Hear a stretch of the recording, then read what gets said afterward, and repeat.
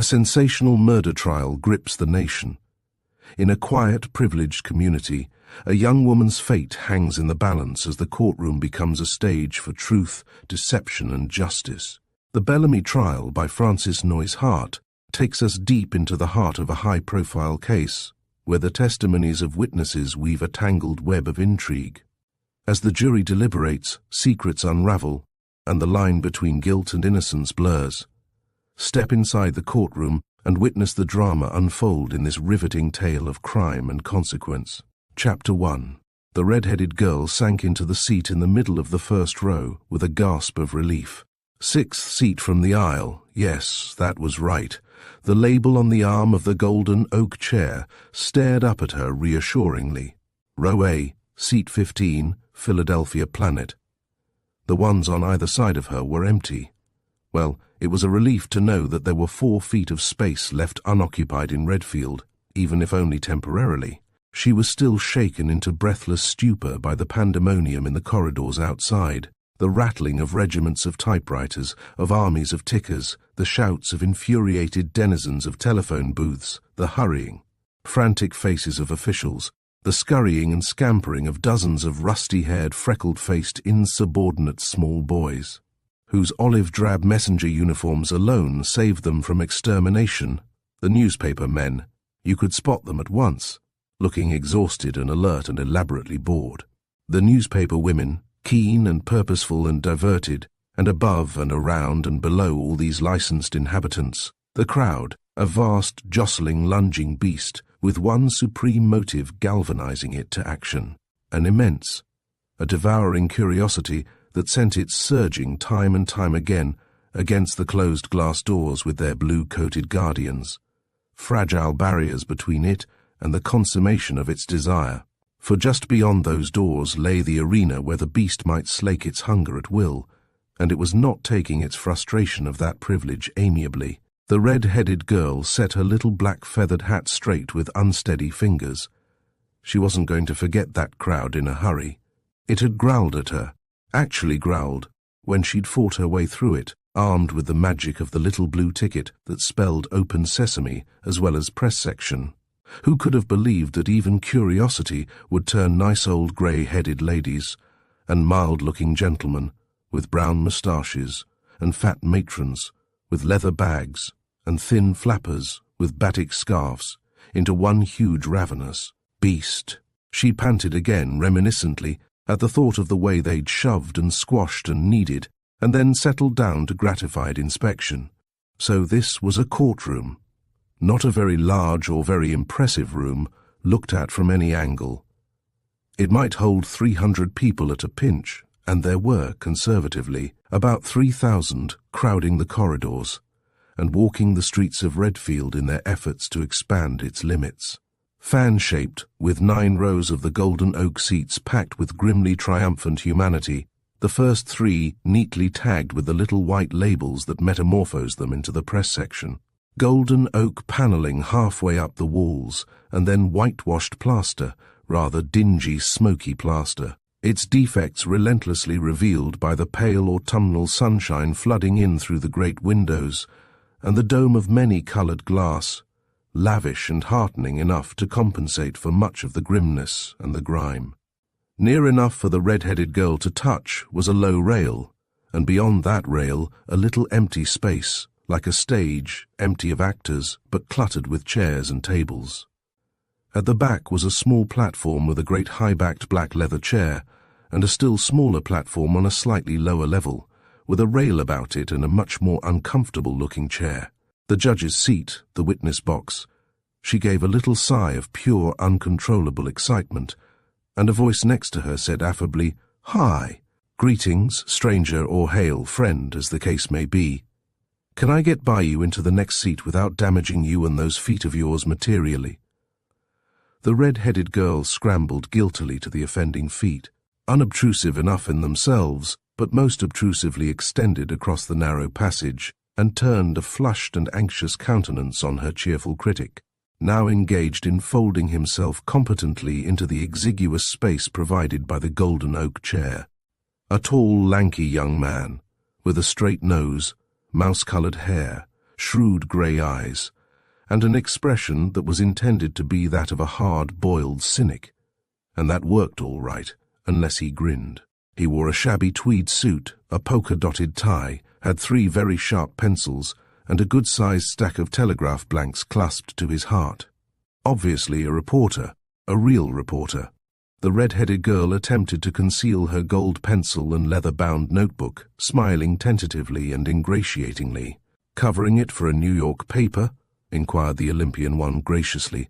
"No," said the red-headed girl humbly, "a Philadelphia one, the Philadelphia Planet. Is yours New York?" Sphere. Doing color stuff?" "Oh, I hope so," replied the red-headed girl so fervently that the reporter looked somewhat startled. "You see, I don't know whether it will have color or not. I'm not exactly a regular reporter." "Oh, you aren't you? Well, if it's no secret, just exactly what are you? A fingerprint expert?" "I'm a writer," said the red-headed girl, looking unusually small and dignified. "This is my first assignment." It was frightful to stammer just when you particularly wanted not to. The real reporter eyed her severely. "A writer, hey? A real honest-to-goodness walking-around writer, with a fountain pen and a great big vocabulary and a world of promise and everything? Well, I'll bet you a hot dog to a soup plate of fresh caviar that about 4 days from now you'll be parading through these marble halls telling the cockeyed world that you're a journalist." "Oh, I wouldn't dare. Do all of you call yourselves journalists?" The reporter looked as though he were about to suffocate. "Get this," he said impressively. "The day that you hear me call myself a journalist, you have my full and free permission to call me well, no, on second thought, a lady couldn't. But if you ever call me a journalist, smile. And if you solemnly swear never to call yourself one, I'll show you the ropes a bit. Because you're a poor, ignorant little writing critter that doesn't know any better than to come to a murder trial. And besides that, you have red hair. Want to know anything?" "Oh," cried the red-headed girl. "I didn't know that anyone so horrid could be so nice. I want to know everything. Let's begin at the beginning. Well, in case you don't know where you are, this is the courtroom of Redfield, county seat of Belchester, 25 miles from the great metropolis of New York. And in case you'd like to know what it's all about, it's the greatest murder trial of the century. About every 2 years, another one of 'em comes along. This particular one is the trial of the people versus Susan Ives and Stephen Bellamy for the willful, deliberate and malicious murder of Madeline Bellamy." "A murder trial," said the red-headed girl softly. "Well, I should think that ought to be about the most tremendous thing in the world." "Oh, you do you?" remarked the reporter, and for a moment it was no effort at all for him to look cynical. "Well, I'll have you called at about 7 tomorrow morning, though it's a pity ever to wake anyone up that can have such beautiful dreams as that. The most tremendous thing in the world, says she. Well. The red-headed girl eyed him belligerently. Well, yourself. Perhaps you'll be good enough to tell me what's more tremendous than murder." "Oh, you tell me," urged the reporter persuasively. "All right, I'll tell you that the only story that you're going to be able to interest every human being in, from the President of the United States to the gentleman who takes away the ashes, is a good murder story. It's the one universal solvent.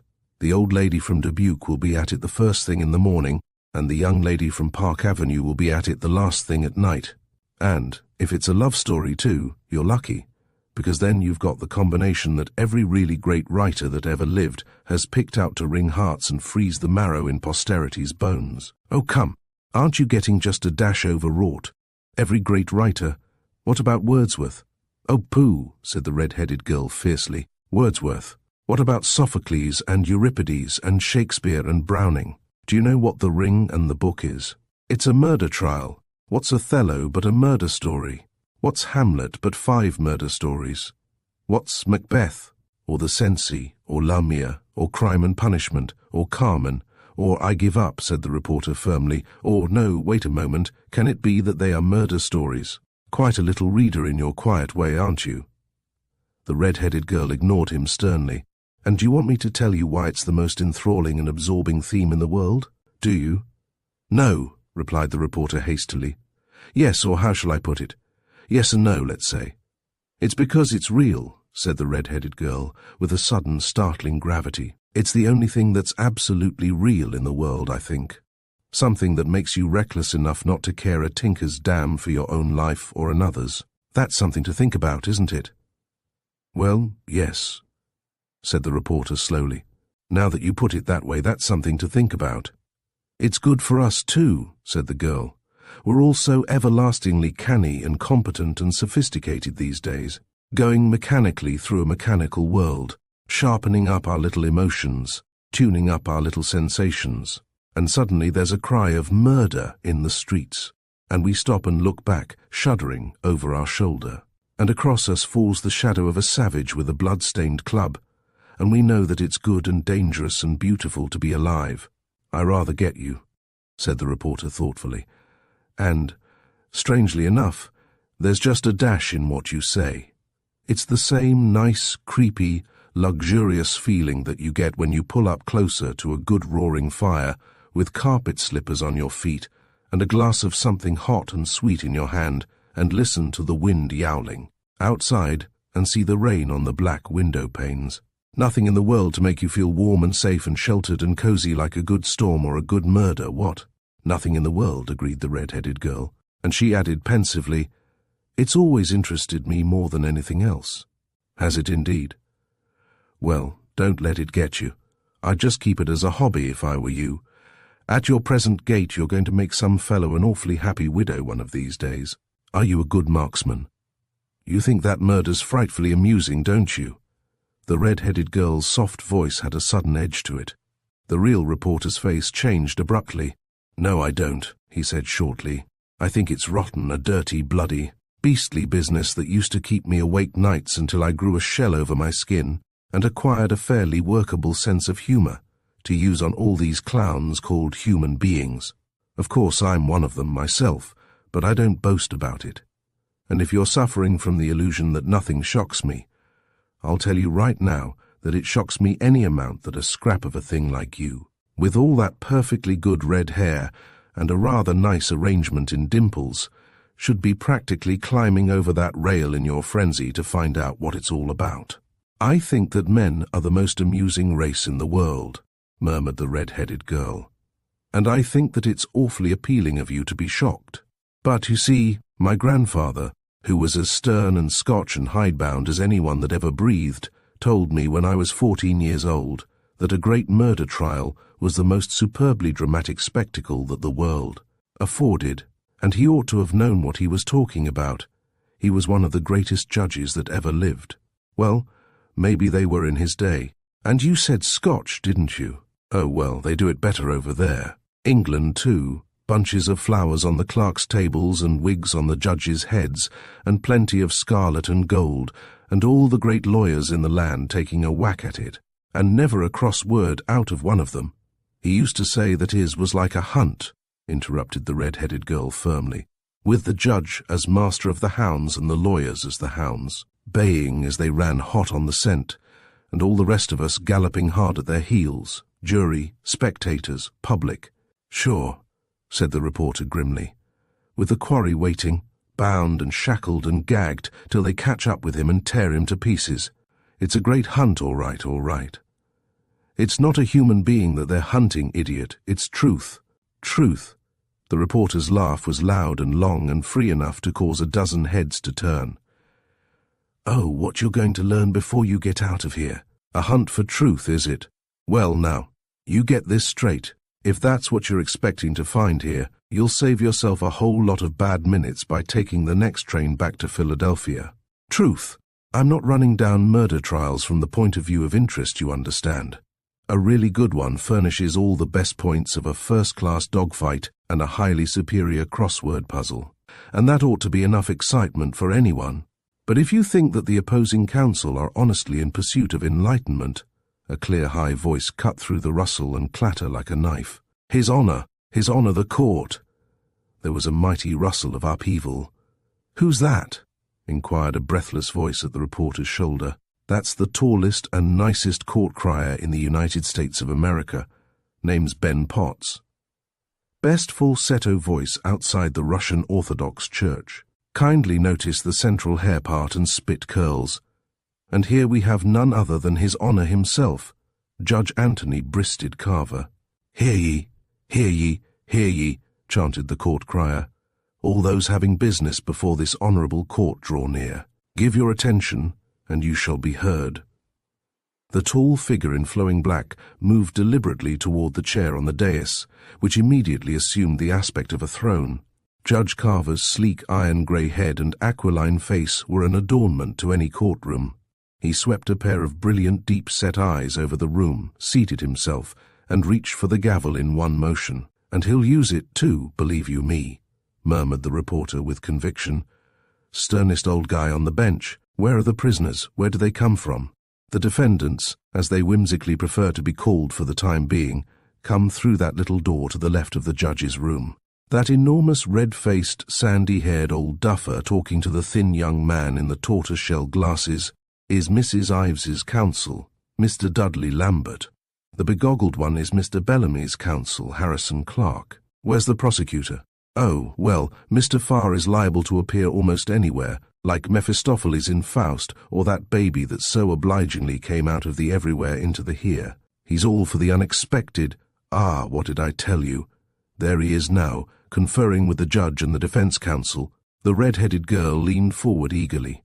The slender individual, leaning with rather studied ease against the railing that hedged in the majesty of the law, suggested a curious cross between a promising light of Tammany Hall and the youngest and handsomest of the Spanish inquisitioners. Black hair that deserved the qualification of raven, a pale regular face that missed distinction by a destructive quarter of an inch, narrow blue eyes, back of which stirred some restless fire, long slim hands. What was there about him that wasn't just right? Perhaps that dark coat fitted him just a shade too well, or that heavily brocaded tie in peacock blue. Well, at any rate, his slim elegance certainly made Lambert look like an awkward, cross, red-faced baby, for all his thatch of greying hair. "Here they come." Even the reporter's level, mocking voice was a trifle tense. The little door to the left of the judge opened, and two people came in, as leisurely and tranquilly as though they were advancing toward easy chairs and a tea table before an open fire. A slight figure in a tan tweed suit, with a soft copper silk handkerchief at her throat, and a little felt hat of the same colour pulled down over two wings of pale gold hair, level hazel eyes under level dark brows, and a beautiful mouth, steady-lipped, generous, sensitive, the most beautiful mouth, thought the red-headed girl, that she had ever seen. She crossed the short distance between the door and the chair beside which stood Mr. Lambert with a light, boyish swing. She looked rather like a boy, a gallant, proud little boy, striding forward to receive the victor's laurels. Did murderesses walk like that? Behind her came Stephen Bellamy, the crape band on his dark coat appallingly conspicuous, only a few inches taller than Sue Ives, with dark hair lightly silvered and a charming, sensitive, olive-skinned face. As they seated themselves, he flashed the briefest of smiles at his companion, a grave, consoling smile, singularly sweet, then turned an attentive countenance to the judge. Did a murderer smile like that? The red-headed girl sat staring at them blankly. "Oh, Lord," moaned the reporter at her side. "Why did that old jackass Lambert let her come in here in that rig? If he had the sense that God gives a dead duck, he'd know that she ought to be wearing something black and frilly and pitiful instead of stamping around in brown leather Oxfords, as though she were headed straight for the first tee instead of the electric chair." "Oh, don't!" The red-headed girl's voice was passionate in its protest. "You don't know what you're talking about. Look, what are they doing now? What's that wheel?" "That's for choosing the jury. It looks as though they were going to start right now." "Yes, they're off. That's the sheriff spinning the wheel. He calls the names. Timothy Forbes." A stocky man with a small shrewd eye and a reddish moustache wormed his way forward. "Number 1, take your seat in the box." "Will it take long?" asked the red-headed girl. "Alexander Petty." "Not at this rate," replied the reporter, watching the progress toward the jury box of a tow-headed little man with steel-bowed spectacles and a suit a little shiny at the elbows. "This is going to be just as rapid as the law allows, I understand. Both sides are raring to go, and they're not liable to touch their peremptory challenges. And they're not likely to challenge for cause either, unless it's a darned good cause. Eliphalet Slocum."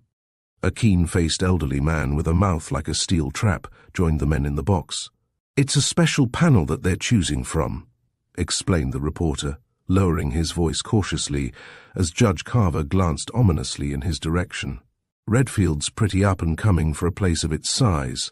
All the obviously undesirables are weeded out, so it saves an enormous amount of time. Caesar Smith." Mr. Smith advanced at a trot, his round, amiable countenance beamingly exposing 3 gold teeth to the pleased spectators. Robert Angostini, a dark and dapper individual with a silky black moustache, slipped quietly by Mr. Smith. "Number 5, take your place in the box." George Hobart, an amiable-looking youth in a brown Norfolk jacket, advanced briskly. "Who's that coming in now?" inquired the red-headed girl in a stealthy whisper. "Where?" "In the witnesses' seats, over in the corner by the window. The tall man with the darling little old lady." The reporter turned his head, his boredom lit by a transient gleam of interest. That's Pat Ives and his mother. She's been subpoenaed by the state as a witness, God knows what for." "I love them when they wear bonnets," said the red-headed girl. "What's he like?" "Pat? Well, take a good look at him. That's what he's like." The red-headed girl obediently took a good look. Black hair, blue eyes, black with pain, set in a haggard, beautiful young face that looked white to the bone, a reckless mouth set in a line of desperation. "He doesn't look very contented," she commented mildly. "And his looks don't belie him," the reporter assured her dryly. "Young Mr. Ives belongs to the romantic school, you know, the guardsman, the troubadour, the rover, and the lover, the duel by candlelight, the rose in the moonlight, the dice, the devil and boots, saddle, to horse and away. The type that muffs it when he's thrown into a show that deals in the crude realism of spilled kerosene and bloody rags and an Italian labourer's stuffy little front parlour. Mix him up with that and he gets shadows under his eyes and 3 degrees of fever and bad dreams. Also, he gets a little irritable with reporters." "Did you interview him?" inquired the red-headed girl in awe-stricken tones. "Well, that's a nice way of putting it," said the reporter thoughtfully. "I went around to the Ives house with 1 or 2 other scientific spirits on the night after Sue Ives and Bellamy were arrested, June 21st, if my memory serves me. We rang the doorbell none too optimistically, and the door opened so suddenly that we practically fell flat on our faces in the front hall. There stood the debonair Mr. Ives, in his shirt sleeves, with as unattractive a look on his face as I've ever seen in my life. 'Come right in, gentlemen,' says he, and he made that sound unattractive too. I'm not mistaken, am I? It's the gentleman of the press that I'm addressing." We allowed without too much enthusiasm that such was indeed the case, and in we came. "Let's get right down to business," he said. "None of this absurd delicacy that uses up all your energy," says he. "What you gentlemen want to know, I'm sure, is whether I was Madeline Bellamy's lover, and whether my wife was her murderess. That's about it, isn't it?" It was just about it, but somehow, the way he put it, it sounded not so good. "Well," said Ives, "I'll give you a good straight answer to a good straight question." "Get to hell out of here," says he, and he yanks the front door open so wide that it would have let out an army. Just as I was thinking of something really bright to come back with, a nice soft little voice in the back of the hall said, "Oh, Pat darling, do be careful. You'll wake up the babies. I'm sure that these gentlemen will come back another time." And Mrs. Daniel Ives trotted up and put one hand on his arm, and smiled a nice, worried, polite little smile at us. And Pat darling smiled too, not so everlastingly politely, and said, "I'm sure they will. I'm sure of it. 4 o'clock in the morning's a good time too." And we decided that was as good a time as any, and we went away from there. And here we are. And if you don't look sharp, they'll have a jury before you understand why I know that Mr. Ives is the romantic type that lets realism get on his nerves. What number is that heading for the box now? Otto Schultz, a cozy white-headed cherub, trotted energetically up. "Number 10, take your place in the box." Josiah Morgan. "Gosh, they'll get the whole panel in under an hour," exulted the reporter. "Look at the fine hatchet face on Morgan, will you? I bet the fellow that tries to sell Josh a lame horse will live to rue the day." Charles Stuyvesant. Charles Stuyvesant smiled pleasantly at the sheriff. his fine iron-grey head and trim shoulders standing out sharply against his overgroomed and undergroomed comrades in the box. Number 12. Take your place in the box. You and each of you do solemnly swear that you will well and truly try Stephen Bellamy and Susan Ives, and a true verdict give according to the law and evidence. So help you God?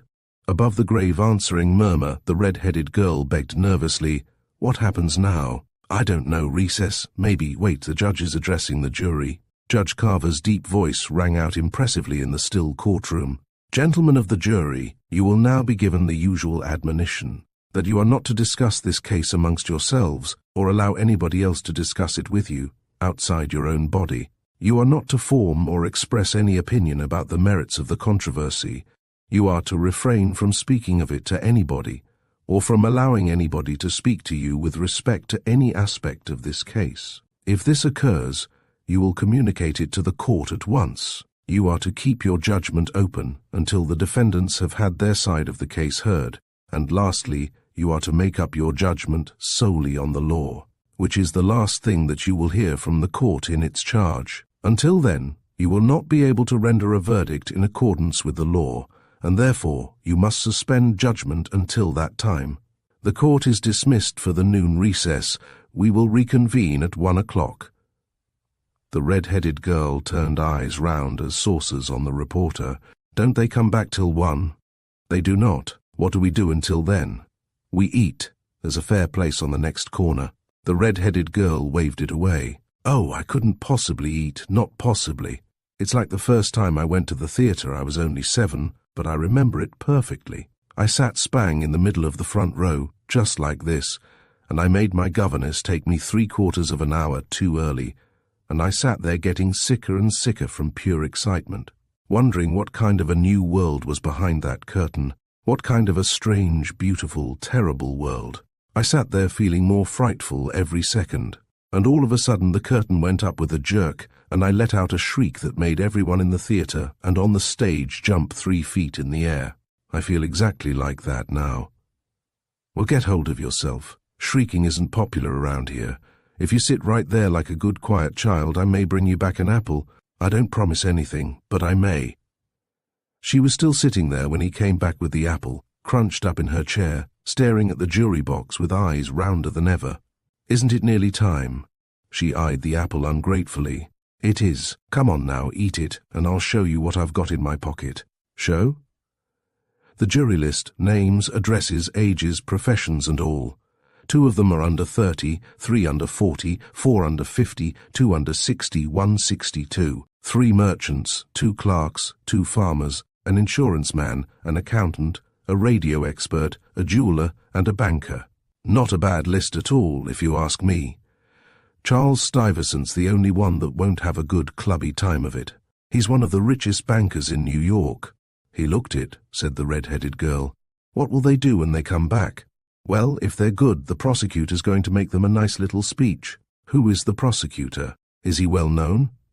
"Mr. Daniel Farr is a promising young lad of about 40 who is extremely well known in these parts, and if you asked him his own unbiased opinion of his abilities, he would undoubtedly tell you that with a bit of luck he ought to be President of these United States in the next 10 years. "And what do you think of him?" "Well, I think that he may be, at that, and I add in passing that I consider that no tribute to the judgment of these United States. He's about as shrewd as they make 'em, but I'm not convinced that he's a very good lawyer. He goes in too much for purple patches and hitting about 3 inches below the belt for my simple tastes. And he works on the theory that the jury is not quite all there, which may be amply justified but is a little trying for the innocent bystander. He goes in for poetry too, not Amy Lowell or Ezra Pound, but something along the lines of, 'I could not love thee, dear, so much, loved I not honour more, and how dear to my heart are the scenes of my childhood.' You know the kind of thing, deep stuff. Is he successful?" "Oh, by all manner of means. 20 years ago he was caddy master at the Rosemont Country Club. 5 years before that he was a caddy there. America, my child, is the land of opportunity. He's magnificent when he gets started on the idle rich. It's all right to be rich if you're not idle or well-born. If you're one of those well-born society devils, You might just as well go and jump in the lake, if you ask Mr. Farr. Does he still live in Rosemont? No, hasn't lived there for 19 years, but I don't believe that he's forgotten one single snub or tip that he got in the good old days. Every now and then you can see him stop and turn them over in his mind. What's Mr. Lambert like? Ah, there is a horse of a different colour, a cart horse of a different colour, if I may go so far. Mr. Dudley Lambert is a lawyer who knows everything that there is to know about wills and trusts and estates, and not another blessed thing in the world. If he's as good now as he was when I heard him in a case 2 years ago, he's terrible. I can't wait to hear him. The red-headed girl looked pale. Oh, then, why did she get him? Ah, thereby hangs a tale. Mr. Lambert was a sidekick of old Curtis Thorne, handled his estate and everything, and being a crusty old bachelor from the age of 30 on, he idolized the Thorne children. Sue was his pet. She still calls him Uncle Dudley, and when the split came between Sue and her father, he stuck to Sue. So I suppose that it was fairly natural that she turned to him when this thing burst. He's always handled all her affairs, and he's probably told her that he's the best lawyer this side of the Rocky Mountains. He believes it. How old is he? 63, plenty old enough to know better. You might take everything that I say about these guys with a handful of salt. It's only fair to inform you that they are anything but popular with the Fourth Estate. The only person that talks less in this world than Dudley Lambert is Daniel Farr. Either of them would make a closed steel trap seem like a chatterbox. Stephen Bellamy's counsel is Lambert's junior partner, and under both his thumbs, he'd be a nice chap if he didn't have lockjaw. Don't they tell you anything at all? Inquired the red-headed girl sympathetically. They tell us that there's been a murder, replied the reporter gloomily. And I'm telling you that it's the only murder that ever took place in the United States of America, where the press has been treated like an orphan child by everyone that knows one earthly thing about it. Not one word of the hearing before the grand jury has leaked out to anyone.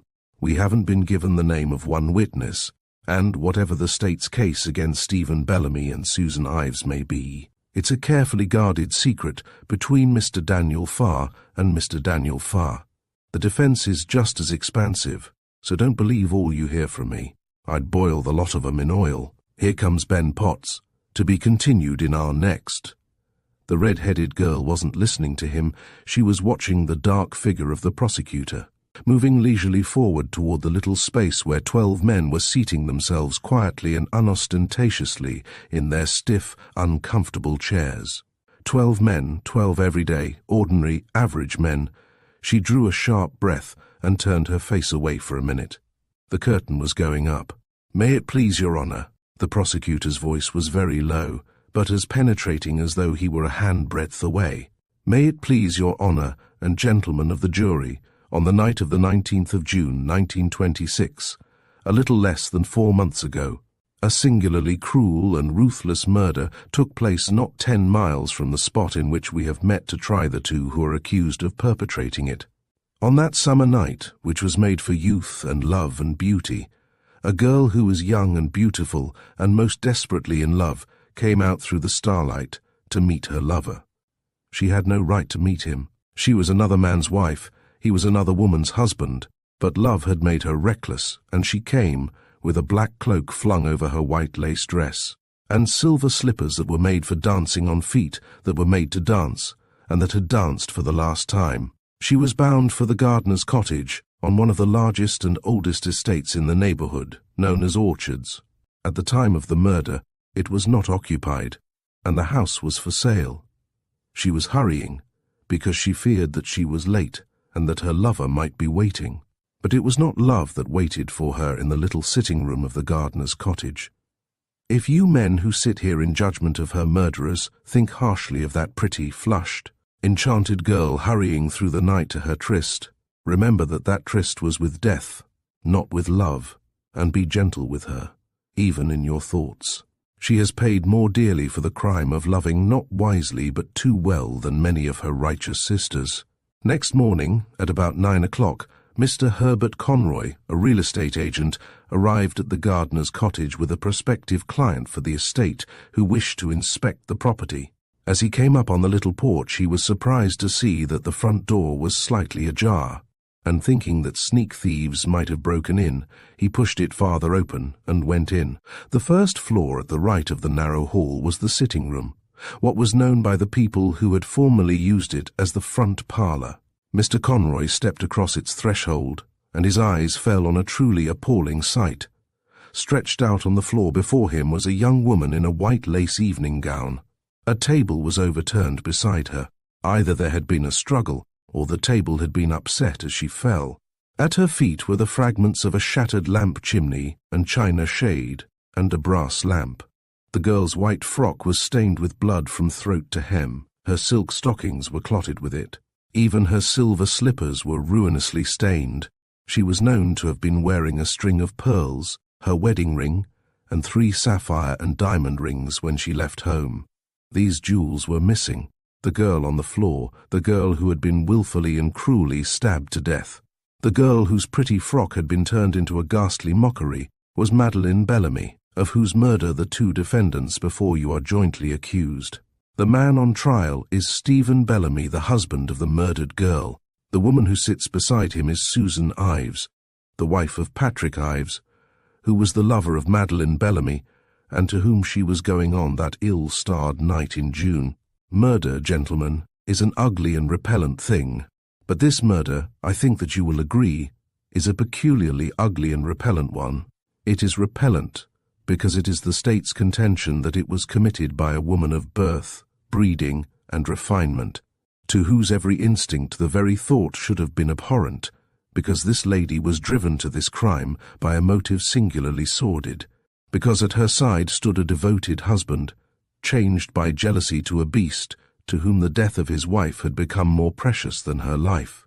It is peculiarly repellent, because we propose to show that these 2, with her blood still on their hands, were cool, collected, and deliberate enough to remove the jewels that she wore from her dead body, in order to make this murder seem to involve robbery as a motive. In order to be able fully to grasp the significance of the evidence that we propose to present to you, it is necessary that you should know something of the background against which these actors played their tragic parts. As briefly as possible, then, I will sketch it for you.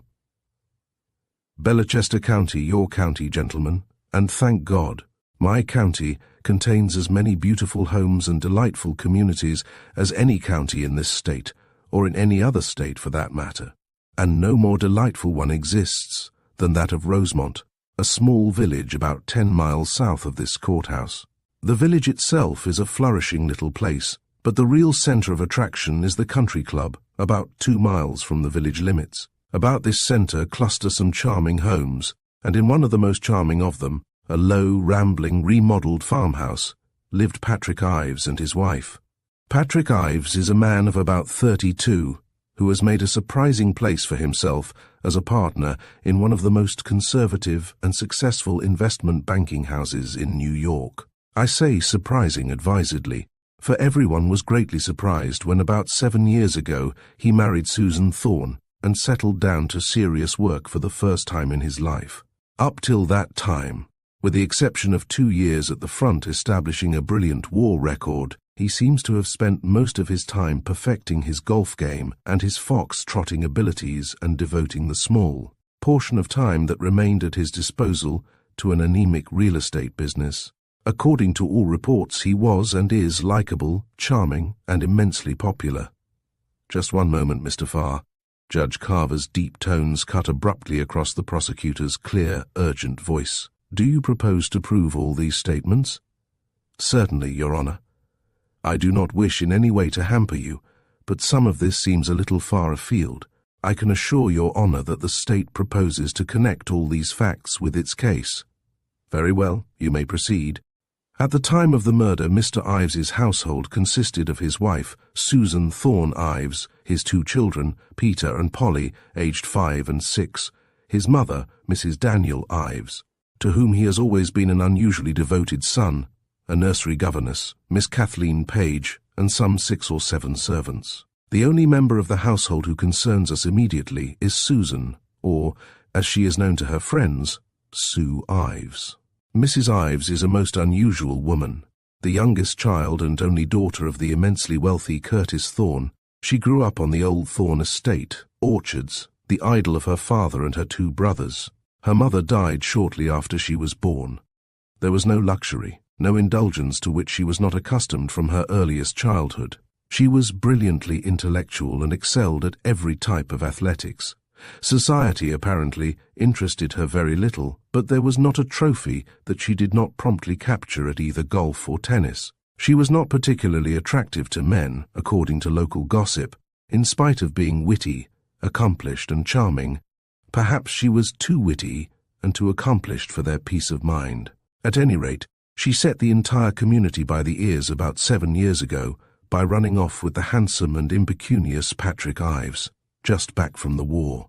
Old Curtis Thorne, who detested Patrick Ives and had other plans for her, cut her off without a cent and died 2 years later without a cent himself, ruined by the collapse of his business during the deflation of.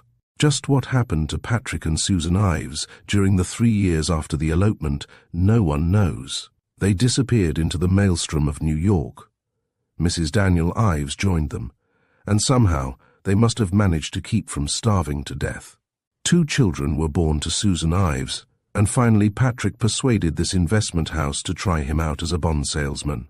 It developed that he had a positive genius for the business, and his rise has been spectacular in the extreme.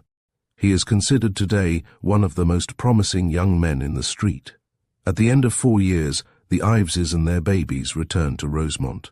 They bought an old farmhouse with some 7 or 8 acres about a mile from the club, remodeled it, landscaped it, put in a tennis court, and became the most sought-after young couple in Rosemont. On the surface they seemed ideally happy. 2 charming children, a charming home, plenty of money, congenial enough tastes. Such things should go far to create a paradise, shouldn't they? Well, down this smooth, easy, flower-strewn and garlanded path, Patrick and Susan Ives were hurrying straight toward hell. In order to understand why this was true, you must know something of 2 other people and their lives. About 1.5 miles from the Ives house was another farmhouse, on the outskirts of the village, but this one had not been remodeled. It was small, shabby, in poor repair, no tennis court, no gardens, a cheap portable garage, a meagre half-acre of land inadequately surrounded by a rickety fence. Everything is comparative in this world. To the dwellers in tenements and slums, that house would have been a little palace. To the dweller in the stone palaces that lined the Hudson, it would be a slum. To Madeline Bellamy, whose home it was undoubtedly a constant humiliation and irritation. Mimi Bellamy. In all likelihood no one in Rosemont had heard her called Madeline since the day that she was christened. Mimi Bellamy was an amazingly beautiful creature. Beauty is a much cheapened and battered word. In murder trials it is loosely applied to either the victim or the murderess if either of them happen to be under 50 and not actually deformed. I am not referring to that type of beauty. Mimi Bellamy's beauty was of the type that in Trojan days launched 1,000 ships, and in these days launches a musical comedy. Hers was beauty that is a disastrous gift, not the commonplace prettiness of a small-town belle, though such, it seems, was the role in which fate had cast her. I am showing you her picture, cut from the local paper, crudely taken, crudely printed, many times enlarged. Yet even all these factors cannot dim her radiance. It was taken shortly before she died, not 2 months before, as a matter of fact. It cannot give the flower-like beauty of her coloring, the red-gold hair, the sea-blue eyes, the exquisite flush of exultant youth that played about her like an enchantment. But perhaps even this cold black-and-white shadow of a laughing girl in a flowered frock will give you enough of a suggestion of her warm enchantment to make the incredible disaster that resulted from that enchantment more credible. It is for that purpose that I am showing it to you now, and to remind you, if you feel pity for another woman, that never more again in all this world will that girl's laughter be heard, young and careless and joyous. I ask you most solemnly to remember that. Mimi Dawson Bellamy was the daughter of the village dressmaker who had married Frederick Dawson, a man considerably above her socially, as he was a moderately successful real estate broker in the village of Rosemont. He was by no manner of means a member of the local smart set, however, and was not even a member of the country club. They lived in a comfortable, unpretentious house a little off the main street. And in the boarding house next to them lived Mrs. Daniel Ives and her son Patrick.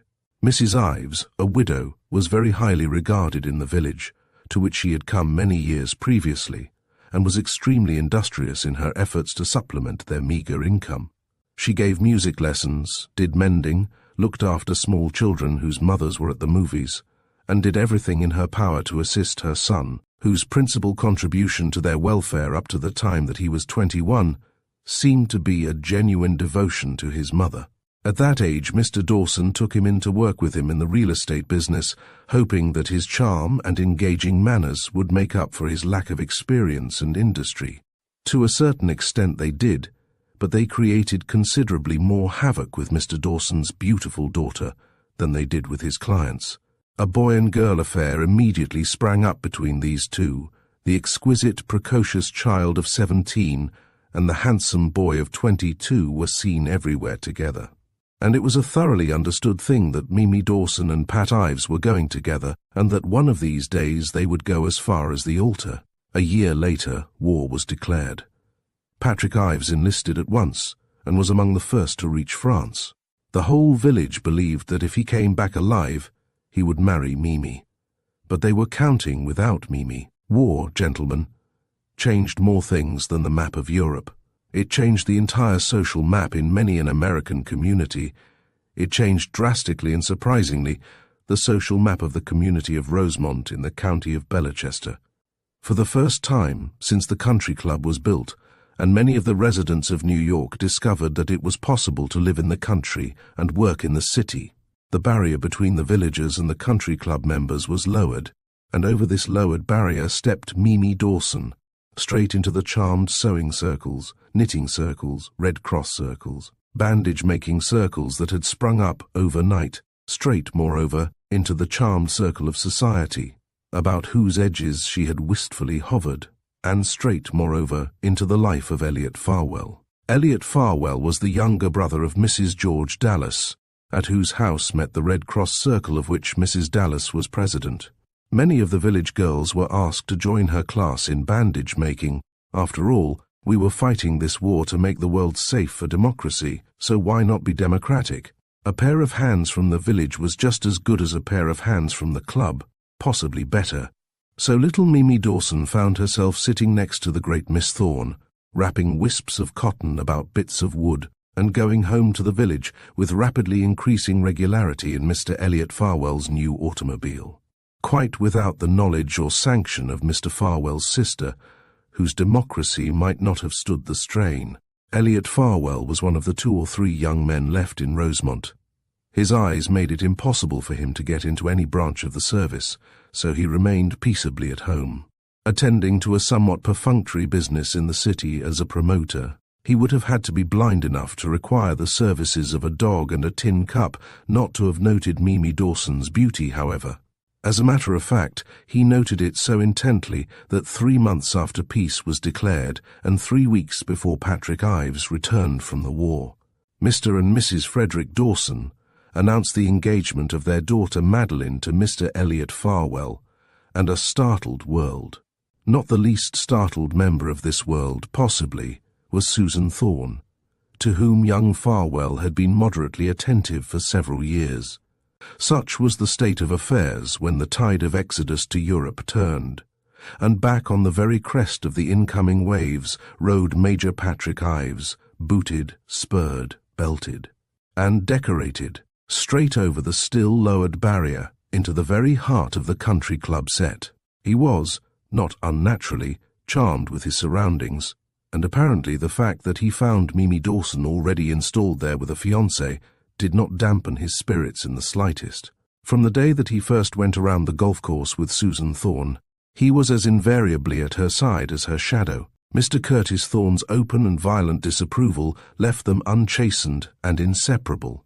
Apparently they found the world well lost, as did Farwell and his fiancée, and into the midst of this idyllic scene, a month or so later, wanders the last of our actors, Stephen Bellamy. Stephen Bellamy was older than these others, 7 years older than Susan Thorne or Patrick Ives, 12 years older than the radiant Mimi. He was the best friend of Susan's elder brother Douglas, and a junior partner of Curtis Thorne. He had done well in the war, as he had in his business, and he was generally supposed to be the best masculine catch in Rosemont, intelligent, distinguished, and thoroughly substantial. It was everybody's secret that Curtis Thorne wanted him for his son-in-law, and he and Elliot Farwell were the nearest approaches to boast that Susan Thorne had had before the war. Within a week of their respective returns, she had lost both of them. The sober, reserved, conservative Stephen Bellamy fell even more violently and abjectly a victim to Mimi Dawson's charms than had Elliot Farwell. The fact that she was engaged to another man who had been at least a pleasant acquaintance of his did not seem to deter Mr. Bellamy for a second. At any rate, the third week in June in 1919 brought 3 shocks to the conservative community of Rosemont that left it rocking for many moons to come. On Monday, after a violent and public quarrel with Farwell, Mimi Dawson broke her engagement to him. On Wednesday, Sue Thorne eloped with Patrick Ives. And on Thursday, Miss Dawson and Mr. Bellamy were married by the Justice of the Peace in this very courthouse. It is a long stride from that amazing week in June to another June, but I ask you to make it with me. In the 7 years that have passed, the seeds that were sown in those far-off days, seeds of discord, of heartbreak, of envy and malice, have waxed and grown into a mighty vine, heavy with bitter fruit, and the day of harvest is at hand, and the hands of the harvesters shall be red. But on this peaceful, sunny summer afternoon of the 19th of June, 1926, those who are sitting in the vine's shadow seem to find it a tranquil and a pleasant place.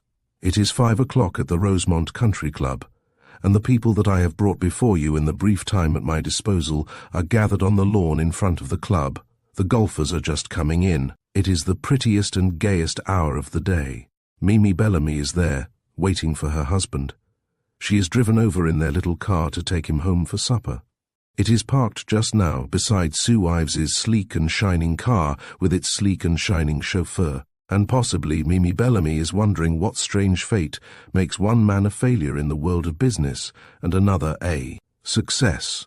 For the industrious and intelligent Stephen Bellamy has never recovered from the setback that he received when Curtis Thorne's business crashed.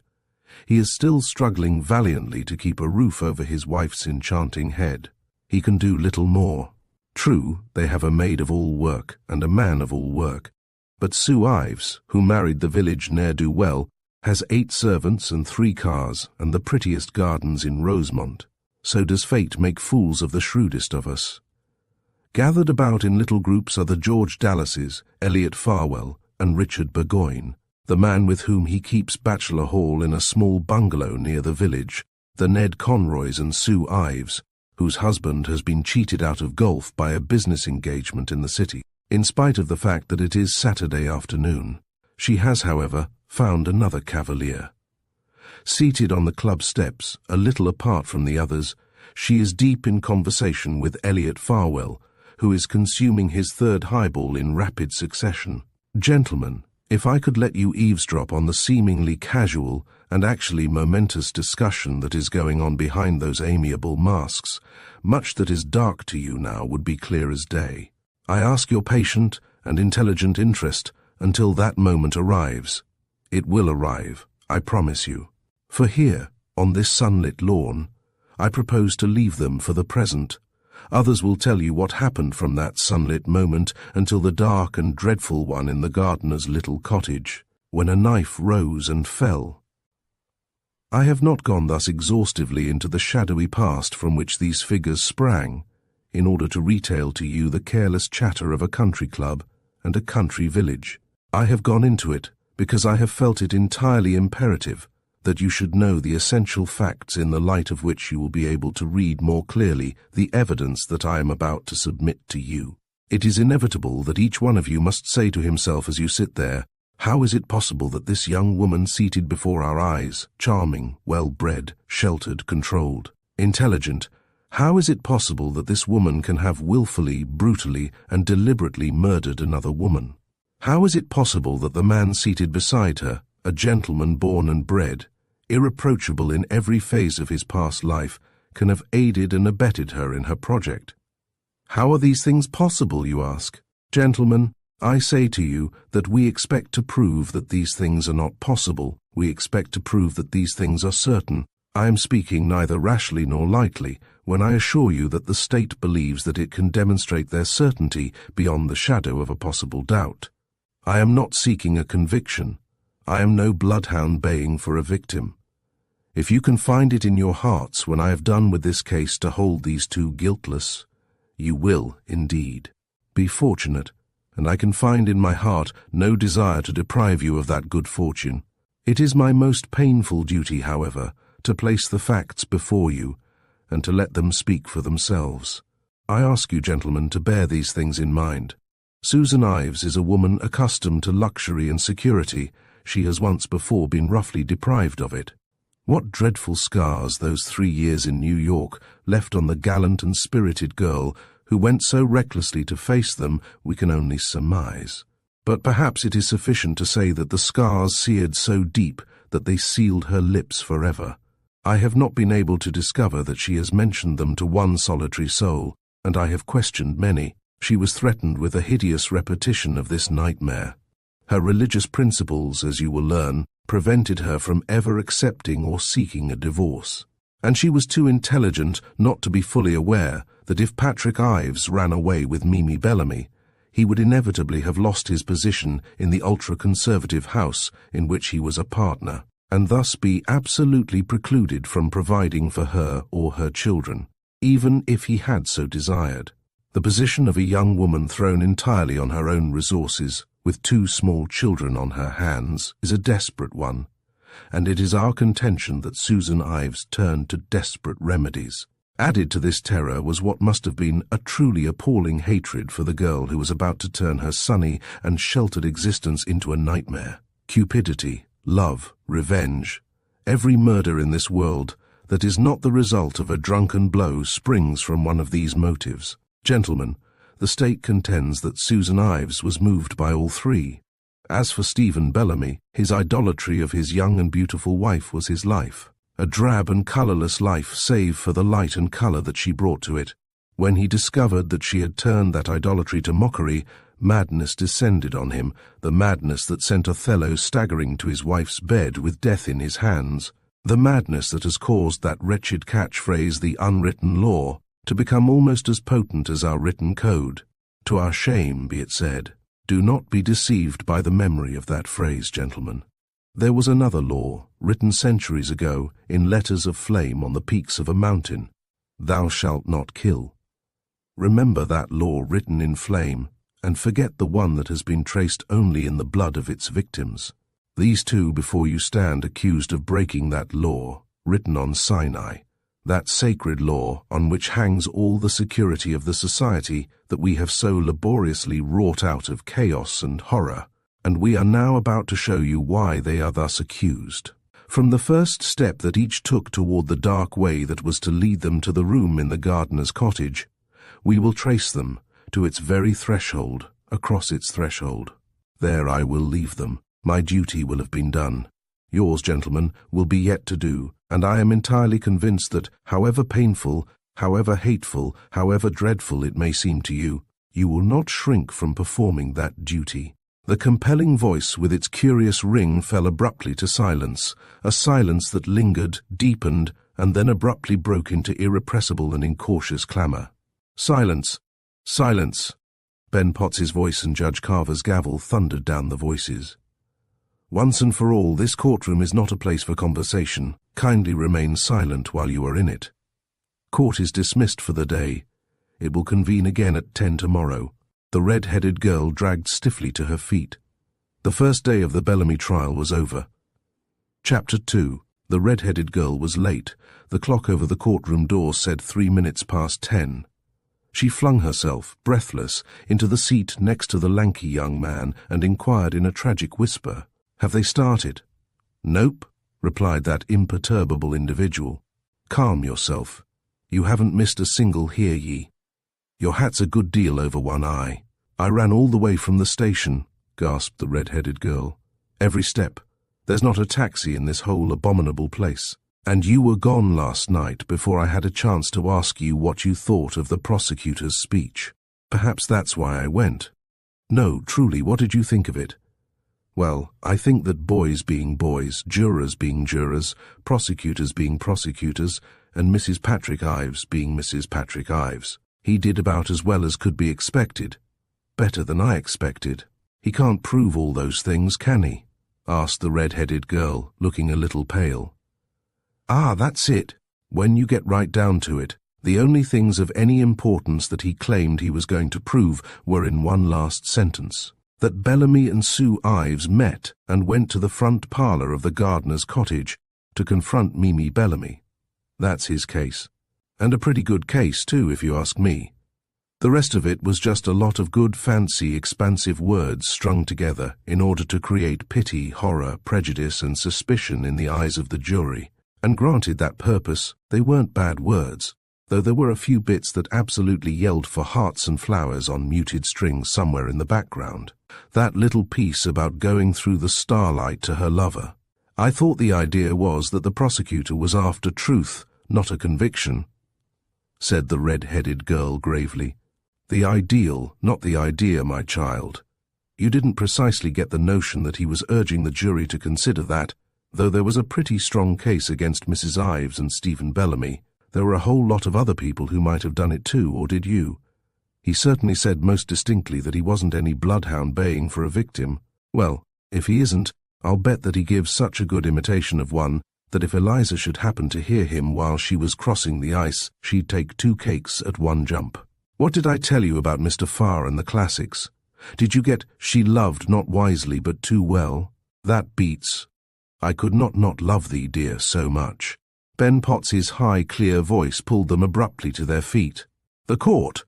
Through the little door behind the dais came the tall figure of Judge Carver, his spacious silks folding him in dignity, rather a splendid figure.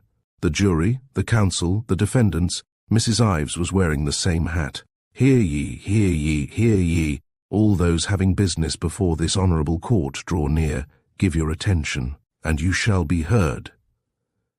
The clear sing-song was drowned in the rustle of those in the courtroom sinking back into their seats. Is Mr. Conroy in court? Mr. Herbert Conroy, intoned the crier. All heads turned to watch the small spare figure hurrying down the aisle toward the witness box. You do solemnly swear that the testimony that you shall give to the court and jury in this case now on trial shall be truth, the whole truth, and nothing but the truth, so help you God? I do. Mr. Conroy's faded blue eyes darted about him quietly as he mounted the stand, as though he were looking for a way out. Mr. Conroy, what is your profession? I am a real estate broker. Is your office in Rosemont? No, sir. My office is in New York. My home, however, is in Briardale, about 3 miles north of Rosemont. Have you the agency of the Thorne Property Orchards? I have. To whom does that property belong? It was left by Mr. Curtis Thorne's will to his 2 sons, Charles and Douglas. Charles was killed in the war, and it therefore reverted to the elder son, Douglas. He is now the sole owner, and he placed it with you to sell. To sell or to rent, preferably to sell. Have you had offers for it? None that we regarded as satisfactory. It was too large a property to appeal to the average man in the market for a country home, as it consisted of more than 80 acres and a house of 24 rooms. On the afternoon of the 19th of June, 1926, however, I showed the photographs of the house to a gentleman from Cleveland who was about to transfer his business to the East. He was delighted with them and made no quibble about the price if the property proved to be all that it seemed. You were in New York at this time? Yes, and a dinner engagement there prevented me from taking him out to Rosemont that afternoon. He was extremely anxious, however, to see it as soon as possible, as he was leaving for the West the following afternoon, so I arranged to take him next morning at 9 o'clock. And did so? And did so. Now will you be good enough to tell us, Mr. Conroy, just what happened when you arrived with this gentleman at Orchards on the morning of the 20th? We drove out from New York in my roadster, arriving at the lodge gates of the property shortly after 9 o'clock, I should say. I was to collect the keys under the doormat at the gardener's cottage, which was halfway between the lodge and the main house. Just a moment, Mr. Conroy. Was the lodge occupied? No, At this particular time, no building on the place was occupied. In Mr. Curtis Thorne's day, the lodge was occupied by the chauffeur and his family, the gardener's cottage by the gardener and his family, and there was another cottage used by a farmer on the extreme western boundary. None of these had been occupied for some time, with the exception of the gardener's cottage, whose occupants had been given a vacation of 2 months in order to visit their aged parents in Italy. Shall I go on? Please. The gardener's cottage is a low 5-room building at a bend of the road, and is practically concealed as you approach it from the main driveway by the very high shrubbery that surrounds it, lilacs, syringa, and the like. There is a little drive that shoots off from the main driveway and circles the cottage, and we drove in there, to the front of the house, and mounted the steps to the front porch, as my client wished to see the interior. Just as I bent down to secure the keys, I was surprised to see that the door was slightly ajar. I picked up the keys, pushed it farther open, and went in, rather expecting that sneak thieves might have preceded me. Mr. Conroy paused for a moment in his steady, precise narrative, his pale face a little paler. Shall I continue? Certainly. On my left was the dining room, with the door closed. On my right, the room known as the parlour. The door was open, but only a small section of the room was visible from the corridor, and it was not until I had crossed the threshold that I realized that something frightful had occurred. In the corner of the room farthest from the door, just a minute, please, was your client with you when you entered the room? He was a step or so behind me, I believe. In the corner of the room was the body of a young woman in a white frock. A small table was overturned beside her, and at her feet was a lamp. The chimney and shade shattered, and some oil spilled on the floor. The smell of the kerosene was very strong indeed. Mr. Conroy looked a little ill, as though the odour of that spilled kerosene was still about him. Was the girl's head toward you, or her feet, Mr. Conroy? Her feet. Her head was resting on the corner of a low fender, a species of steel railing that circled the base of a Franklin stove. Did you notice anything else? Yes, I noticed that there was blood. He glanced about him swiftly, as though he was startled by the sound of the word, and lowered his voice. A great deal of blood. On the dress? Principally on the dress. I believe that there was also a little on the carpet, though I could not be sure of that, but principally it was on the dress. Can you tell us about the dress? Again Mr. Conroy's haunted eyes went wandering. The dress? It was soaked in blood, sir. I think I may say that it was soaked in blood. No, I mean, what kind of a dress was it? An evening dress. Well, I hardly know. I suppose you might call it that. Not a ball gown, you understand, just a thin, lacy dress with the neck cut out a little and short sleeves. I remember that quite well. The lady's arms were bare. The prosecutor, who had been carelessly fingering some papers and pamphlets on the top of a small square box, brushed them impatiently aside and scooped something else out of its depths. Was this the dress, Mr. Conroy? The long screech of Mr. Conroy's chair as he shoved it violently back tore through the courtroom like something human, echoing through every heart. The prosecutor was nonchalantly dangling before the broker's staring eyes a crumpled object, a white dress, streaked and splotched and dotted with that most ominous colour known to the eyes of man, the curious, rusted, sinister red of dried blood. Yes, said Mr. Conroy, his voice barely above a whisper. Yes, that is it. That is the dress. The fascinated eyes of the spectators wrenched themselves from the dress to the two defendants. Susan Ives was not looking at it. Her head was as high as ever, her lips as steady, but her eyes were bent intently on a scrap of paper that she held in her gloved fingers. Apparently Mrs. Ives was deeply interested in the contents. Stephen Bellamy was not reading. He sat watching that handful of lace and blood as though it were Medusa's head, his blank, unswerving eyes riveted to it by something inexorable and intolerable. His face was as quiet as Susan Ives's, save for a dreadful little ripple of muscles about the set mouth, the ripple that comes from clenched teeth, clenched harder, harder still, lest there escape through them some sound not meant for decent human ears. Save for that ripple, he did not move a hairbreadth. Was the blood on this dress dry when you first saw it, Mr. Conroy? No, it was not dry. You ascertained that by touching it? Mr. Conroy's small, neat body seemed to contract farther into itself. No, I did not touch it. It was not necessary to touch it to see that. It was quite apparent. I see. Your Honor, I ask to have this dress marked for identification. It may be marked, said Judge Carver quietly, eyeing it steadily and gravely for a moment before he returned to his notes. Got that? Inquired Mr. Farr briskly, handing it over to the clerk of the court. I offer it in evidence. Are there any objections? Inquired Judge Carver. Your Honor, I fail to see what necessity there is for, the judge cut sharply across Lambert's voice. You are not required to be the arbiter of that, Mr. Lambert. The state is conducting its case without your assistance, to the best of my knowledge. Do you object, and if so, on what grounds? Mr. Lambert's ruddy countenance became a shade more ruddy.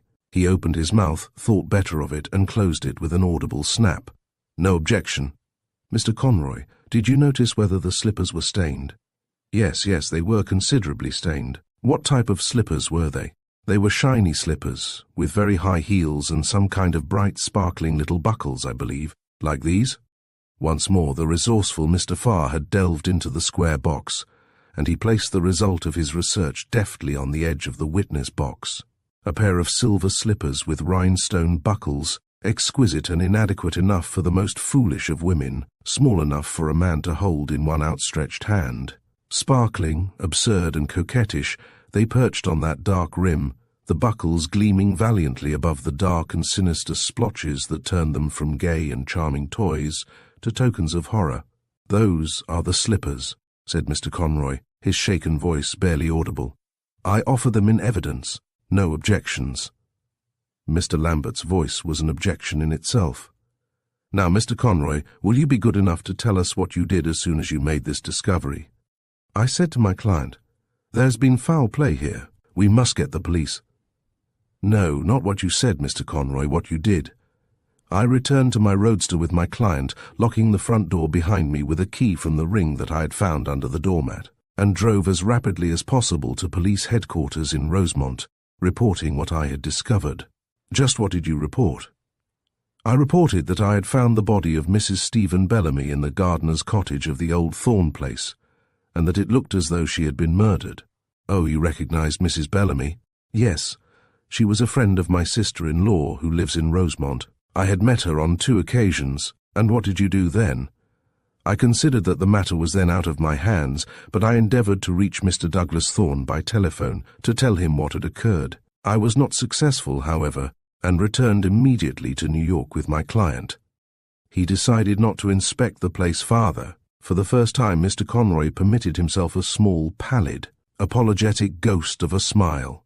Exactly. He decided that under the circumstances he did not desire to go farther with the transaction. It did not seem to him, if I may so express it, a particularly auspicious omen. Well, that's quite comprehensible. Did you notice when you were in this parlour whether Mrs. Bellamy was wearing any jewellery, Mr. Conroy? To the best of my recollection, she was not, sir. You are quite sure of that?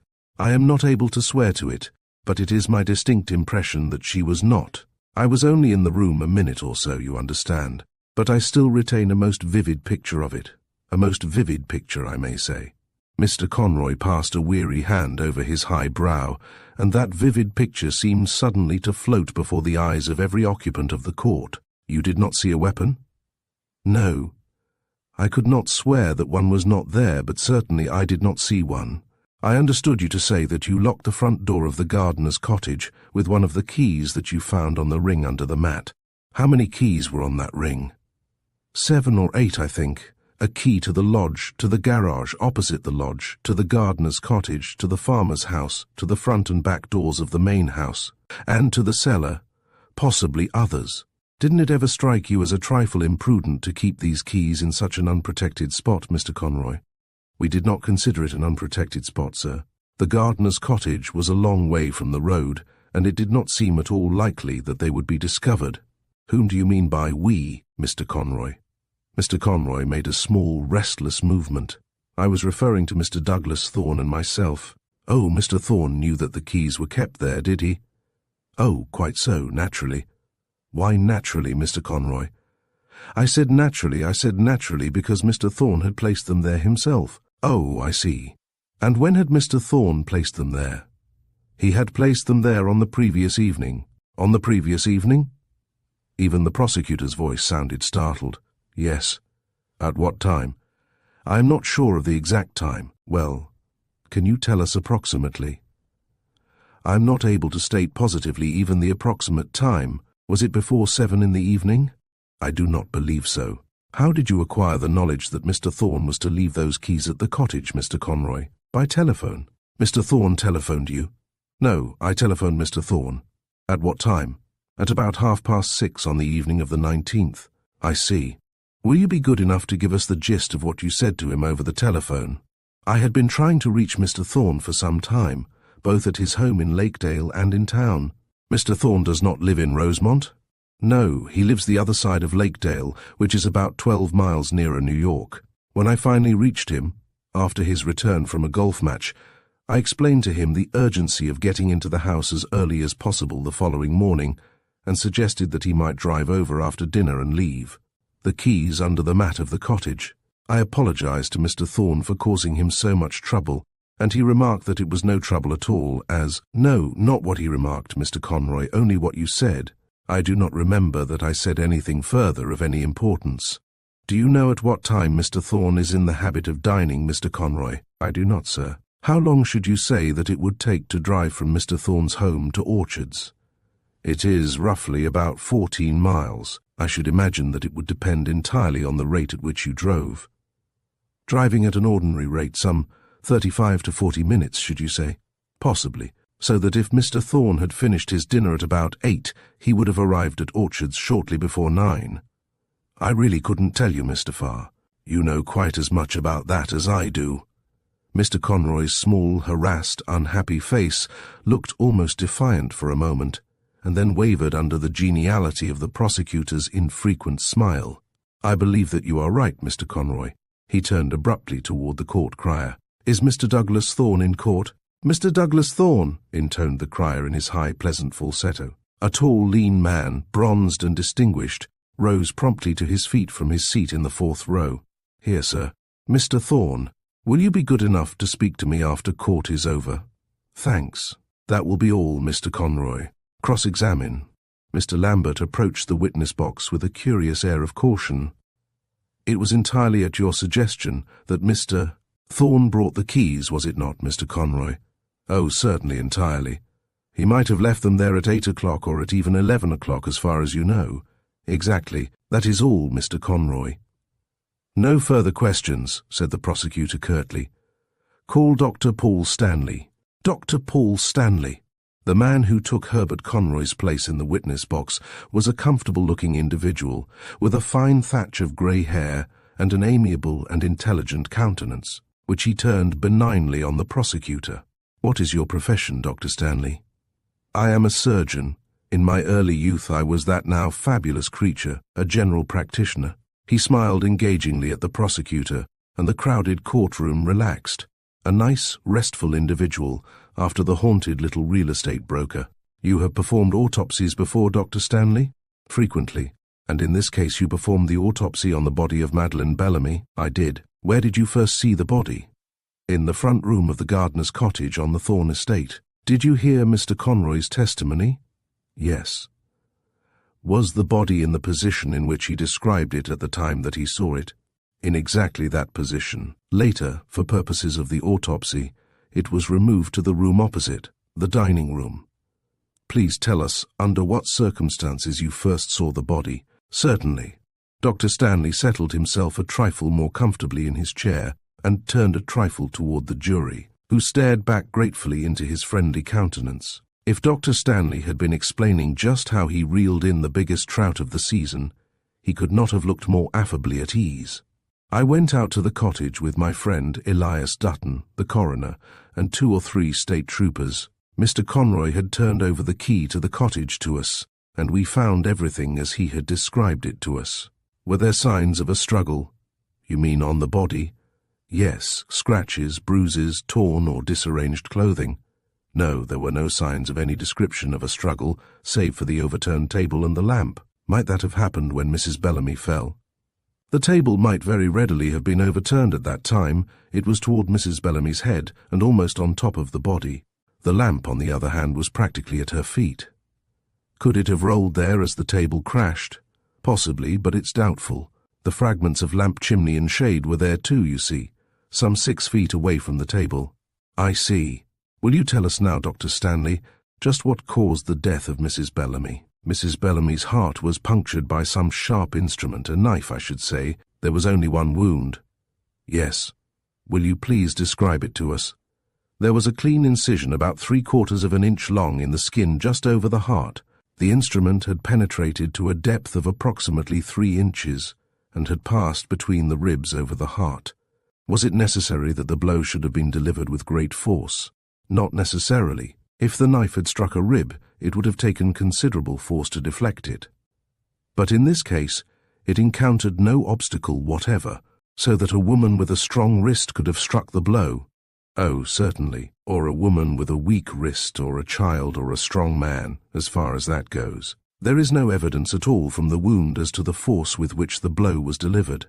I see. Mr. Farr reached casually over to the clerk's desk and handed Dr. Stanley the dreadful rag that had been Madeline Bellamy's white lace dress. Do you recognize this dress, Doctor? Perfectly. Will you be good enough to indicate to us just where the knife penetrated the fabric? Dr. Stanley turned it deftly in his long-fingered, capable hands. Something in that skillful scientific touch seemed to purge it of horror. Averted eyes travelled back to it warily. The knife went through it right here. If you look closely, you can see the severed threads, just here, where the stain is darkest. Exactly. Would such a wound have caused instantaneous death, Doctor, in your opinion? Not instantaneous, no. Death would follow very rapidly, however. A minute or so, a few minutes, the loss of blood would be tremendous. Would the victim be likely to make much outcry, screaming, moaning, or the like? Well, it's a little difficult to generalize about that. In this particular case, there is reason to doubt whether there was any outcry after the blow was struck. What reason have you to suppose that?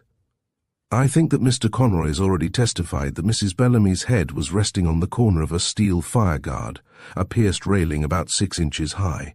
It is my belief that, when she received the blow, she staggered, clutched at the table, and fell, striking the back of her head against the railing with sufficient force to render her totally unconscious. There was a serious abrasion at the back of the head that leads me to draw that conclusion. I see. Was Mrs. Bellamy wearing any jewellery when you saw her, Doctor? A necklace, rings, brooches? I saw no jewellery of any kind on the body. What type of knife should you say was used to commit this murder, Doctor? Well, that's a little difficult to say. There were no marked peculiarities about the wound. It might have been caused by almost any knife with a sharp blade about 3/4 of an inch wide and from 3 to 4 inches long. A sheath knife, a small kitchen knife, a large jackknife or clasp knife, various types, as I say. Could it have been made with this? The prosecutor dropped a small dark object into the doctor's outstretched hand and stood aside so that the jury, galvanized to goggle-eyed attention, could see it better. It was a knife, a large jackknife, with a rough corrugated bone handle. Mr. Lambert bore down on the scene at a subdued gallop. Are you offering this knife in evidence? I am not. Judge Carver leaned forward, his black silk robes rustling ominously. What is this knife, Mr. Farr? This is a knife, Your Honour, that I propose to connect up with the case at a somewhat later stage. At present, I ask to have it marked for identification merely for purposes of the record. You say that you will be able to connect it? Absolutely. Very well, you may answer the question, Dr. Stanley. The doctor was inspecting it gravely, his eyes bright with interest. I may open it? Please do. In the breathless stillness, the little click as the large blade sprang back was clearly audible. Dr. Stanley bent over it attentively, passed a forefinger reflectively along its shining surface, raised his head. Yes, it could quite easily have been done with this. The prosecutor snapped the blade to with an enigmatic smile. Thank you. That will be all. Miss Kathleen Page! Before the ring of that high imperious summons had died in the air, she was there, a demure and dainty wraith, all in grey from the close-feathered hat to the little buckled shoes, a pale oval face that might have belonged to the youngest and smallest of Botticelli's Madonnas, cloudy eyes to match her frock, extravagantly fringed with heavy lashes, a forlorn, coaxing little mouth, sleek coils of dark hair. A murmur of interest rose, swelled, and died under Judge Carver's eagle eye. "Miss Page, what is your present occupation?" "I am a librarian at a branch public library in New York." "Is that your regular occupation?" "It has been for the past 6 months." "Was it previous to that time?" "Do you mean immediately previous?" "At any time previous. I was assistant librarian in White Plains from 1921 to 1925. "And after that?" "During February of 1925 I had a serious attack of flu. It left me in rather bad shape, and the doctor recommended that I try to get some work in the country that would keep me outdoors a good deal and give me plenty of sleep." "And did you decide on any occupation that would fit those requirements?" "Yes, Dr. Leonard suggested that I might try for a position as governess. One of his patients was looking for a temporary governess for her children, and he suggested that I might try that." "And did you?" "Yes." "You were successful?" "Yes." "Who was the patient suggested by Dr. Leonard?" "Mrs. Ives." As though the name were a magnet, the faces in the courtroom swung in a brief half-circle toward its owner. There she sat in her brief tweed skirt and loose jacket, the bright little felt hat pulled severely down over the shining wings of her hair, her hidden eyes riveted on her clasped hands in their fawn-colored gauntlets. At the sound of her name she lifted her head, glanced briefly and levelly at the greedy, curious faces pressing toward her, less briefly and more levelly at the seraphic countenance under the drooping feather on the witness stand, and returned to the gloves. Only the curve of her lips remained for the benefit of those prying eyes, a lovely curve, ironic and inscrutable. The half-circle swung back to the demure occupant of the witness box. "And how long were you in Mrs. Ives's employment?" "Until June 1926. "What day of the month?" "The 21st. "Then, on the night of the 19th of June, you were still in the employment of Mrs. Ives?" "Yes." "Will you be good enough to tell us just what you were doing at 8 o'clock that evening?" "I had finished supper at a little before 8, and was just settling down to read in the day nursery when I remembered that I had left my book down by the sand pile at the end of the garden where I had been playing with the children before supper. So I went down to get it." "Had you any way of fixing the time?" "Yes. I heard the dining room clock strike 8 as I went by. I noticed it especially as I thought, that's 8 o'clock and it's still broad daylight." "Did you see anyone on your way out of the house?" "I met Mr. Ives just outside the nursery door. He had come in late to dinner and hadn't come up to say good night to the children before. He asked if they had gone to bed." "Shall I go on?" "Certainly. I said that they were in bed but not asleep, and asked him please not to get them too excited. He had a boat for little Peter in his hand, and I was afraid that he would get him in such a state that I wouldn't be able to do anything with him at all." "A boat? What kind of a boat?" "A little sailboat, a model of a schooner. Mr. Ives had been working on it for some time. Made it himself, had he?" "Yes. He was very clever at that kind of thing. He'd made Polly a wonderful dollhouse." "Your Honor, try to confine yourself directly to the question, Miss Page." "Yes, Your Honor." The meek contrition of the velvet-voiced Miss Page was a model for all future witnesses. "Was Mr. Ives fond of the children?" "Oh yes, he adored." "I object to that question, Your Honor. The preliminary tossings had resolved themselves into an actual upheaval this time, and all of the 250 pounds of Mr. Lambert were on his feet." "Very well, Mr. Lambert. You may be heard. You object on what grounds?" "I object to this entire line of questioning as absolutely immaterial, incompetent, and irrelevant.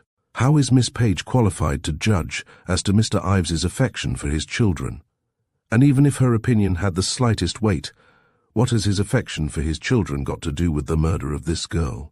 "For reasons which I don't pretend to grasp, the learned counsel for the prosecution is simply wasting the time of this court. You might permit the court to be the judge of that." Judge Carver's fine dark eyes rested somewhat critically on the Protestant bulk before him. "Mr. Farr, you may be heard." "Of course, Your Honor. With all due deference to my brilliant opponent's fireworks, he's talking pure nonsense." "Miss Page is perfectly—" Judge Carver's gavel fell with a crash. "Mr. Farr, the court must ask you once and for all to keep to the matter in hand. Can you connect your question with this case?" "Most certainly. It is the contention of the state that Mrs. Ives realized perfectly that if Mr. Ives decided that he wanted a divorce, he would fight vigorously for at least partial custody of his children, whom, as Miss Page was about to tell us, he adored. Moreover, Mrs. Ives had strong religious objections to divorce. It was therefore essential to her to get rid of anyone who threatened her security if she wanted to keep the children. In order to prove this, it is necessary to establish Mr. Ives's affection, and it ought to be perfectly obvious to anyone that Miss Page is in an excellent position to tell us what that affection was. I maintain that this question is absolutely relevant and material, and that Miss Page is perfectly competent to reply to it. The question may be answered. Exception. Mr. Ives adored the children, and they adored him. He was with them constantly. Was Mrs. Ives fond of them? Objection on the same grounds, Your Honour. The question is allowed. Exception. Oh, yes, she was devoted to them. As devoted to them as Mr. Ives. Now, Your Honour, Judge Carver eyed the impassioned Lambert with temperate interest. That seems a fairly broad question, Mr. Farr, calling for a conclusion. Very well, Your Honour, I'll reframe it. Did she seem as fond of them as Mr. Ives? Oh, quite, I should think, though, of course, Mrs. Ives is not demonstrative. I see, not demonstrative. Cold and reserved, eh? Judge Carver's stern voice cut sharply across Miss Page's pretty, distressed, appealing murmur. Mr. Farr, the court is anxious to give you as much latitude as possible, but we believe that you have gone quite far enough along this particular line. I defer entirely to Your Honour's judgment. Miss Page, was Mrs. Ives with Mr. Ives when you met him coming into the nursery with the boat in his hand? No. Mrs. Ives had already said good night to the children before her dinner. Did Mr. Ives go into the nursery before you went downstairs? He went past me into the day nursery, and I have no doubt that he then went into the night nursery. Never mind that. I only want the facts that are in your actual knowledge. There were 2 nurseries, you say? Yes. Will you be good enough to tell us how they were arranged? The day and night nurseries are in the right wing of the house on the 3rd floor. What other rooms are on that floor? My room, a bathroom, and a small sewing room. Please tell us what the arrangement would be as you enter the front door. Let me see. When you come in through the door, you come into a very large hall that takes up almost all the central portion of the house. The central portion was an old farmhouse, and the wings, that contain all the rooms really, were added by Mrs. Ives. She knocked out the inside structure of the farmhouse and left it just a shell that she made into a big hall 3 stories high, with galleries around it on the 2nd and 3rd floors leading to the bedroom wings. There were 2 staircases at the back of the hall, leading to the right and left of the galleries. I'm afraid that I'm not being very clear, but it's a little confusing. You are being quite clear. Tell us just how the rooms open out as you come through the door. Well, to the right is a small cloakroom and the big living room. It's very large, it forms the whole ground floor of the right wing, in fact. Over it are Mr. and Mrs. Ives's rooms. Did Mr. and Mrs. Ives occupy separate rooms? Oh no, there was a large bedroom, and on one side of it was Mrs. Ives's dressing room and bath, and to the left Mr. Ives's dressing room and bath. On the 3rd floor were the nurseries and my room. On the left downstairs as you came in was a little flower room. A flower room? A room that was used for arranging flowers, you know. Mrs. Daniel Ives used it a great deal. It had shelves of vases and a sink and a big porcelain-topped table. The downstairs telephone was in there too, and, Your Honour, may we ask where all this is leading? Mr. Lambert's tone was tremulous with impatience. You may. The court was about to make the same inquiry. Is this exhaustive questioning necessary, Mr. Farr? Absolutely necessary, Your Honour. I can assure Mr. Lambert that it is leading to a very interesting conclusion, however distasteful he may find both the path and the goal. I will be as brief as possible, I promise. Very well, you may continue, Miss Page. Miss Page raised limpid eyes in appealing deprecation. I'm so frightfully sorry. I've absolutely forgotten where I was. You were telling us that there was a telephone in the flower room. Oh, yes, that is in the first room to the left as you come in. It's really part of the hall. You mean that it has no door? No, it has a door. I simply meant that you came to it before you entered the left wing. It balances the cloakroom on the right-hand side. They're rather like very large closets, you know, except that they both have windows. What are the windows open onto? The front porch. Shall I go on with the rooms? Please, and as briefly as possible. The first room in the left wing is Mr. Ives's study. It opens into the dining room. They form the ground floor of the left wing. Above them are Mrs. Daniel Ives's room and bath, and 2 guest rooms and another bath. Above these on the 3rd floor are the servants' quarters. How many servants were there? Let me see, there were 6, I think, but only the 4 maids lived in the house. Please tell us who they were. There was the cook, Anna Baker, the waitress, Melanie Cordier, the chambermaid, Katie Brian, and Laura Roberts, Mrs. Ives's personal maid and seamstress. They had 4 small rooms in the left wing, 3rd floor. James and Robert MacDonald, the chauffeur and gardener, were brothers and lived in quarters over the garage. Oh, there was a laundress too, but I don't remember her name. She didn't live in the house, only came in 4 days a week. You have described the entire household. Yes. And the entire layout of the house. Yes, well, with the exception of the service quarters. You reached them through a door at the back of the big hall, kitchen, laundry, servants' dining room and pantry, which opened also into the dining room. They ran across the back of the house. Do you want me to describe them further? Thanks, no, we can go on with your story now. Did you see anyone but Mr. Ives on your way to the sandpile? Not in the house. I passed Mrs. Daniel Ives on my way through the rose garden. She always used to work there after dinner until it got dark. She asked me as I went by if the children were asleep, and I told her that Mr. Ives was with them. What did you do then? I found the book in the swing by the sand pile and went back across the lawn to the house. As I was starting up the steps, I heard Mrs. Patrick Ives's voice, speaking from the flower room at the left of the front door. She was speaking very softly, but the window onto the porch was open, and I could hear her distinctly. Was she speaking to someone in the room? No, she was telephoning. I think that I've already said that the downstairs phone is in that room. She was giving a telephone number, Rosemont 200. Were you familiar with that number? Oh, quite. I had called it up for Mrs. Ives several times. Whose number was it, Miss Page? It was Mr. Stephen Bellamy's telephone number. The courtroom pulsed to galvanized attention, its eyes whipping to Stephen Bellamy's tired, dark face. It was lit with a strange, friendly, reassuring smile, directed straight at Susan Ives's startled countenance. For a moment she stared back at him soberly, then slowly the colour came back into her parted lips, which curved gravely to mirror that voiceless greeting. For a long moment their eyes rested on each other before they returned to their accustomed, guarded inscrutability, as clearly as though they were shouting across the straining faces. Those lingering eyes called to each other, "Courage!" You say that you could hear Mrs. Ives distinctly, Miss Page. Very distinctly. Will you tell us just what she said?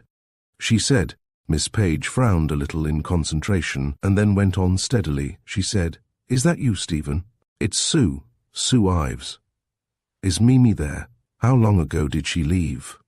Are you sure she went there? No, wait, this is vital. I have to see you at once. Can you get the car here in 10 minutes? No, not at the house. Stop at the far corner of the back road. I'll come through the back gate to meet you. Elliot didn't say anything to you. No, never mind that, just hurry." Is that all that she said? She said goodbye. Nothing else? Nothing else. What did you do then? I turned back from the porch steps and circled the house to the right, going in by the side door and on up to the nursery. Why did you do that? I didn't want Mrs. Ives to know that I had overheard her conversation.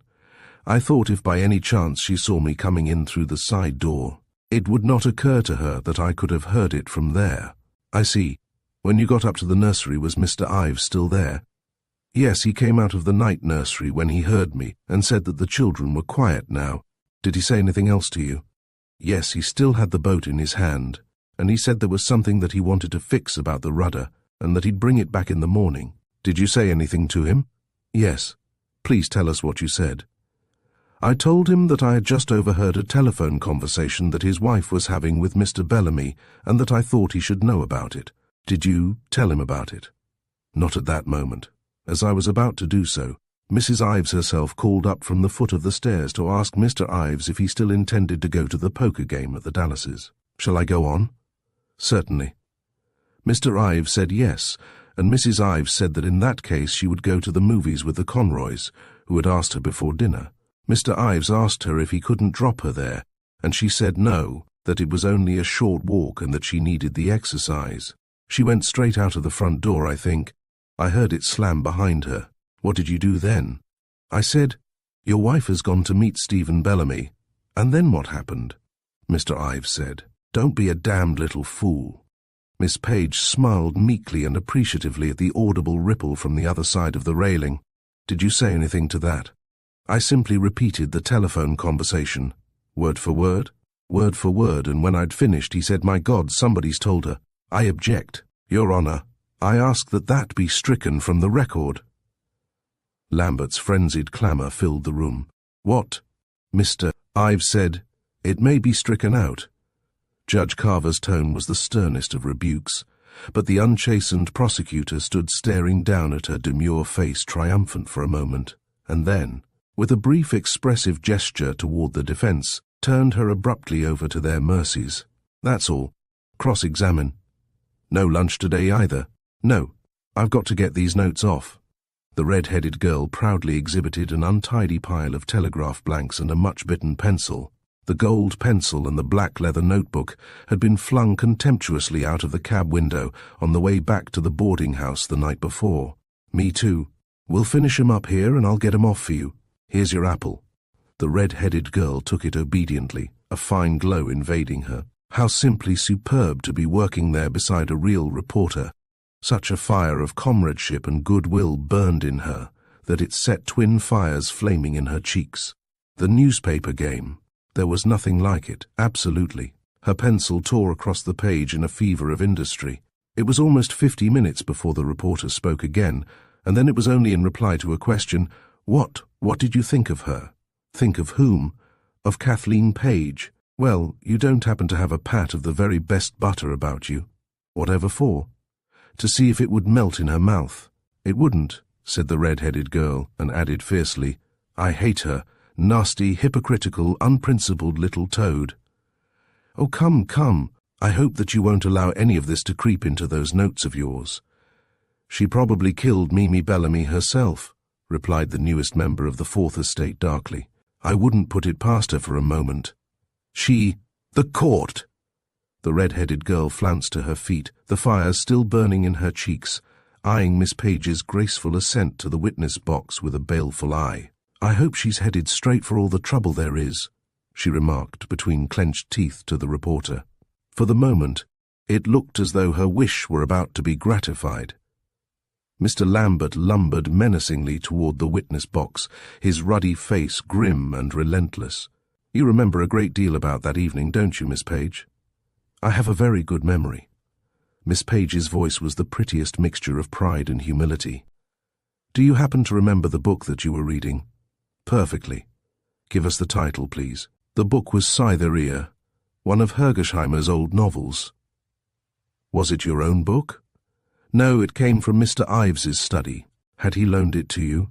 No. Had Mrs. Ives loaned it to you? No one had loaned it to me. I had simply borrowed it from the study. Oh, you were given the run of the books in Mr. Ives's study? I see. Miss Page sat silent, eyeing him steadily, only a slight stain of colour under the clear, pale skin betraying the fact that she had heard him. Were you? Demanded Mr. Lambert savagely, leaning toward her. Was I what? Were you given the run of Mr. Ives's library? I had never stopped to formulate it in that way. I suppose that there could be no possible objection to taking an occasional book. I see. You regarded yourself as one of the family. Oh, hardly that. Did you take your meals with them? No. Spend the evenings with them? No. Miss Page's fringed eyes were as luminous and steady as ever, but the stain in her cheeks had spread to her throat. You resented that fact, didn't you? The prosecutor's voice whipped out of the brief silence like a sword leaping from the scabbard. I object to that question. To paraphrase my learned opponent, what possible relevance has Miss Page's sense of resentment or contentment got to do with the murder of this girl? And, to quote my witty adversary's reply, Your Honour, it has everything to do with it. We propose definitely to attack Miss Page's credibility. We believe we can show that she detested Mrs. Ives and would not hesitate to do her a disservice. Oh, said the prosecutor, with much deliberation, that's what you propose to show, is it? Even the clatter of the judge's gavel did not cause him to turn his head an inch. He continued to gaze imperturbably at the occupant in the box, who, demure and pensive, returned it unswervingly. In the brief moment occupied by the prosecutor's skillful intervention, the flush had faded entirely. Miss Page looked as cool and tranquil as a little spring in the forest. "You may answer the question, Miss Page," said the judge a trifle sternly. "May I have the question repeated?" "I asked whether you didn't resent the fact that you were treated as a servant rather than as a member of the household." "It never entered my head that I was being treated as a servant," said Miss Page gently. "It never entered your head. Not for a moment. You were perfectly satisfied with your situation in every way." "Oh, perfectly. No cause for complaint whatever. None whatever. Miss Page, is this your writing? Don't trouble to read it. Simply tell me whether it is your writing." Miss Page bent docilely over the square of pale blue paper. "It looks like my writing." "I didn't ask you whether it looked like it. I asked you if it was your writing. I really couldn't tell you that. Handwriting can be perfectly imitated, can't it?" "Are you cross-examining me, or am I cross-examining you?" Miss Page permitted herself a small, fugitive smile. "I believe that you are supposed to be cross-examining me." "Then be good enough to answer my question. To the best of your belief, is this your writing?" "It is either my writing or a very good imitation of it." The outraged Mr. Lambert snatched the innocuous bit of paper from under his composed victim's nose and proffered it to the clerk of the court as though it were something unclean. "I offer this letter in evidence." "Just one moment," said the prosecutor gently. "I don't want to waste the court's time with a lot of useless objections, but it seems to me that this letter has not yet been identified by Miss Page, and as you are evidently unwilling to let her read it, for some occult reason that I don't presume to understand, I must object to its being offered in evidence." "What does this letter purport to be, Mr. Lambert?" inquired the judge amiably. Mr. Lambert turned his flaming countenance on the court. "It purports to be exactly what it is, Your Honor, a letter from Miss Page to her former employer, Mrs. Ives. And I am simply amazed at this hocus-pocus about her not being able to identify her own writing being tolerated for a minute. I kindly permit the court to decide what will be tolerated in the conduct of this case," remarked the judge, in a voice from which all traces of amiability had been swept as by a cold wind. "What is the date of the purported letter?" "May 7th, 1925. Did you write Mrs. Ives a letter on that date, Miss Page?" "That's quite a time ago, Your Honor. I certainly shouldn't like to make any such statement under oath. Would it refresh your memory if you were to look over the letter?" "Oh, certainly. I think that you would better let Miss Page look over the letter if you wish to offer it in evidence, Mr. Lambert." Once more Mr. Lambert menacingly tendered the blue square, which Miss Page considered in a leisurely and composed manner, in no way calculated to tranquilize the storm of indignation that was rocking him. Her perusal completed, she lifted a gracious countenance to the inflamed one before her. "Oh, yes, that is my letter." Mr. Lambert snatched it ungratefully. "I again offer this in evidence." "No objection," said the prosecutor blandly. "Now that you have fortified yourself with its contents, Miss Page, I will ask you to reconcile some of the statements that it contains with some later statements of yours made here under oath this afternoon. My dear Mrs. Ives, I would like to call your attention to the fact that for the past 3 nights the food served me has evidently been that discarded by your servants as unfit for consumption. As you do not care to discuss these matters with me personally, I am forced to resort to this means of communication. And I ask you to believe that it is literally impossible to eat the type of meal that has been put before me lately. Boiled mutton which closely resembled boiled dish rags, stewed turnips, and a kind of white jelly that I was later informed was intended to be rice, and a savory concoction of dried apricots. And sour milk was the menu for yesterday evening. You have made it abundantly clear to me that you regard me as a species of overpaid servant, but I confess that I had not gathered that slow starvation was to be one of my duties. Sincerely, Kathleen Page. Kindly reconcile your statement that it had never entered your head that you were being treated as a servant with this sentence. You have made it abundantly clear that you regard me as a species of overpaid servant. That was a silly, overwrought letter written by me when I was still suffering from the effects of a nervous and physical collapse. I had completely forgotten ever having written it. Oh, you had you? Completely forgotten it, eh? Never thought of it from that day to this? Well, just give us the benefit of that wonderful memory of yours once more, and tell us the effect of this letter on your relations with Mrs. Ives. It had a very fortunate effect, said Miss Page, with her prettiest smile. Mrs. Ives very kindly rectified the situation that I was indiscreet enough to complain of, and the whole matter was cleared up and adjusted most happily. What? The astounded monosyllable cracked through the courtroom like a rifle shot. I said that it was all adjusted most happily, replied Miss Page sunnily and helpfully, raising her voice slightly. Actual stupor had apparently descended on her interrogator. Miss Page, you make it difficult for me to credit my ears. Is it not the fact that Mrs. Ives sent for you at once on receipt of that note, offered you a month's wages in lieu of notice, and requested you to leave the following day? Nothing could be farther from the fact. Mr. Lambert's voice seemed about to forsake him at the calm finality of this reply. He opened his mouth twice with no audible results. But at the third effort something closely resembling a roar emerged.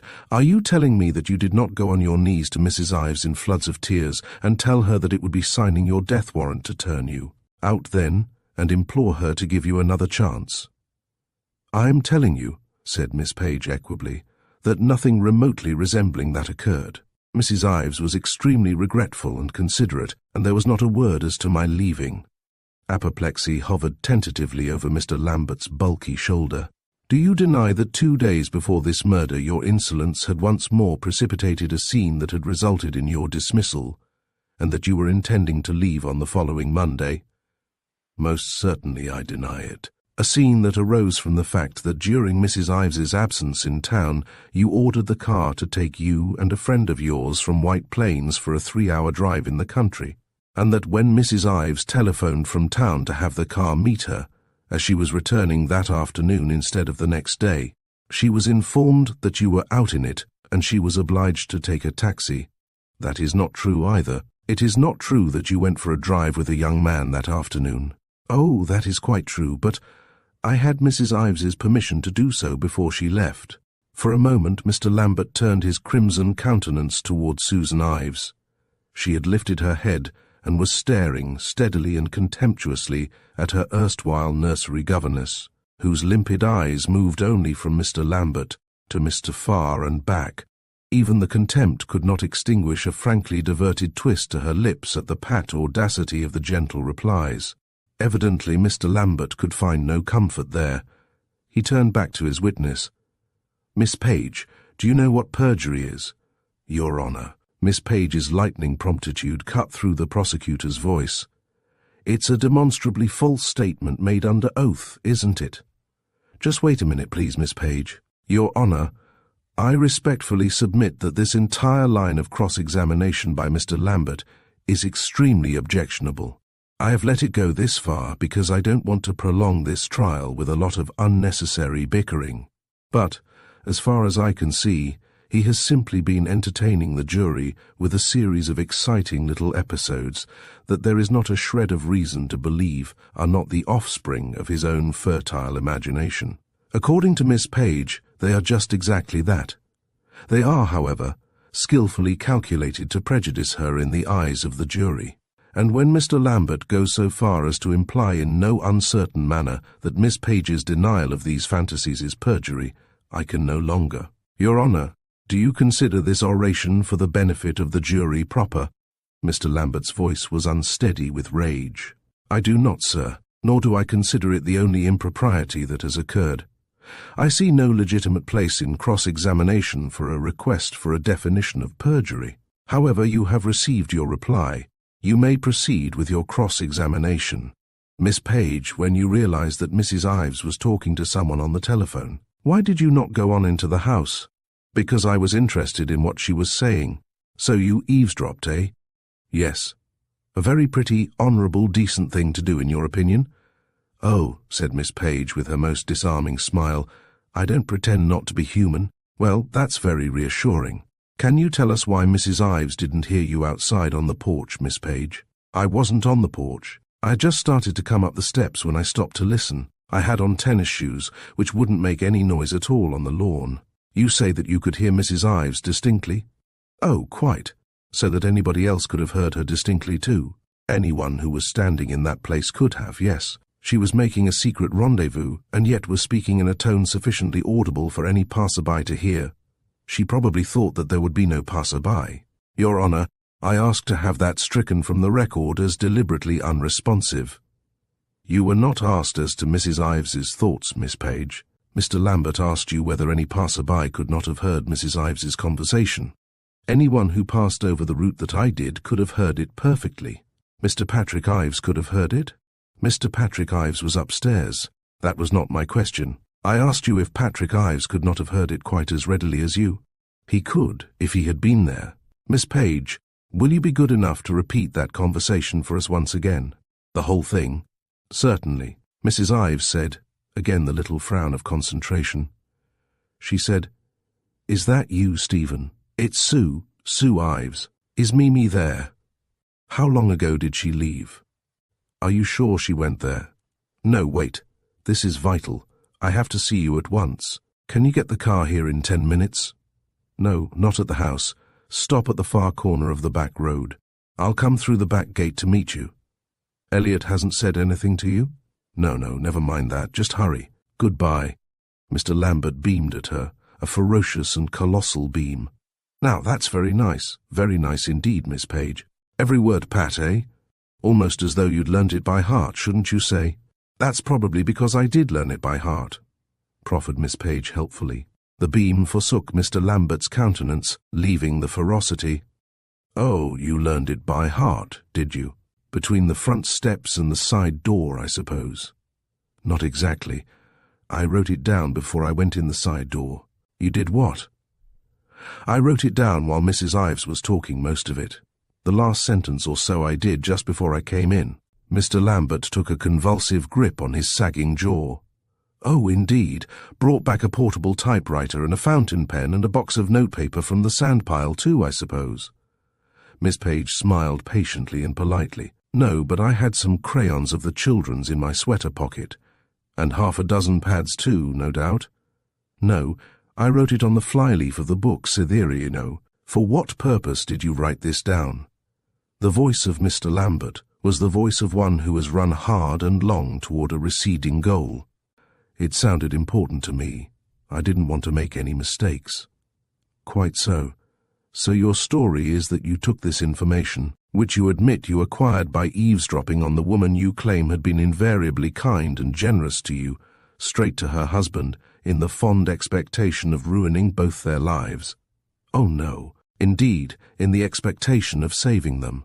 Mr. Ives had been even kinder to me than Mrs. Ives. I was desperately anxious to help them both." "And this was your idea of helping them?" "It was probably a stupid way," said Miss Page humbly, "but it was the only one that I could think of. I was afraid they were planning to elope, and I thought that Mr. Ives might be able to stop them. You see, I hadn't realized then the real significance of the telephone conversation." "What real significance, if you please?" "The fact that someone must have told Mrs. Ives all about Mr. Ives's affair with Mrs. Bellamy before she went out that night," said Miss Page softly. "Your Honour," said the flagging voice. "Your Honour, I ask that that reply be stricken from the record as unresponsive. The court does not regard it as unresponsive. You requested Miss Page to give her final interpretation of the telephone conversation, and she has given it. May I have an exception, Your Honour?" "Certainly." "Then the story that you expect this jury to believe, Miss Page, is that nothing but affectionate zeal prompted you to spy on this benefactress of yours and to bear the glad tidings of her infidelity to her unsuspecting husband, tidings acquired through a reputed conversation of which you were the sole witness and the self-constituted recorder." "I hope that they will believe me," said Miss Page meekly. For one brief moment her ingenuous eyes rested appealingly on the 12 stolid and inscrutable countenances. "And I hope that you are unduly optimistic," said Mr. Lambert heavily. "That is all, Miss Page." "Just one moment," said the prosecutor easily. "Miss Page, when Mr. Lambert asked you whether anyone couldn't have overheard that conversation, he prevented you from explaining why no one was likely to. Let's first get that straight. Where was Mrs. Daniel Ives?" "In the rose garden." "That was where she usually went after dinner, wasn't it?" "Always, I think." She used to work out there for an hour or so until it got dark, because that was the coolest part of the day. Was the rose garden visible from the study? Quite clearly. A window overlooked the little paved terrace that led down into the rose garden, so that it would have been simple for Mrs. Ives to verify whether Mrs. Daniel Ives was in the garden. Oh, quite. Where were the servants apt to be at that time? They would be having their dinner in the back part of the house. They dined after the family. What about Mr. Patrick Ives? Mrs. Ives knew that he had gone upstairs. He told me that she had been helping him to fasten the little pennant on in the study just before he came up. And she thought that you were upstairs too, didn't she? Oh, yes. I was not in the habit of coming down after dinner. I had my meals in the nursery. Did Mr. Ives use the study much? To write or to work in, I mean. I don't know how much he worked in it. He had quite a collection of technical volumes in it, but I don't believe that he did much writing, though. He had a very large, flat-topped desk that he used as a kind of workbench, where he made the boats and dollhouses. Yes. Kept his tools and materials? Yes. Was that desk visible from the door? Yes, it was directly opposite the door into the hall. Would a person going from the flower room to the foot of the nursery stairs pass it? They could not very well avoid doing so. Would the contents of the top of the desk be visible from the doorway? Oh, surely. The study is not a large room.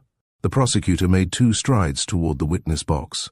Something small and dark and bright glinted for a moment in his hand. Miss Page, have you ever seen this knife before? Very delicately, Miss Page lifted it in her slender fingers, eyeing it gravely and fastidiously. Yes, she said quietly. A little wind seemed to blow suddenly through the courtroom, a little cold, ominous wind. Where? On the desk in Mr. Patrick Ives's study on the afternoon of the 19th of June, 1926. In a voice almost as gentle as her own, the prosecutor said, "That will be all, Miss Page. You may go." And as lightly, as softly as she had come, Miss Page slipped from the witness box and was gone. The second day of the Bellamy trial was over. Chapter 3.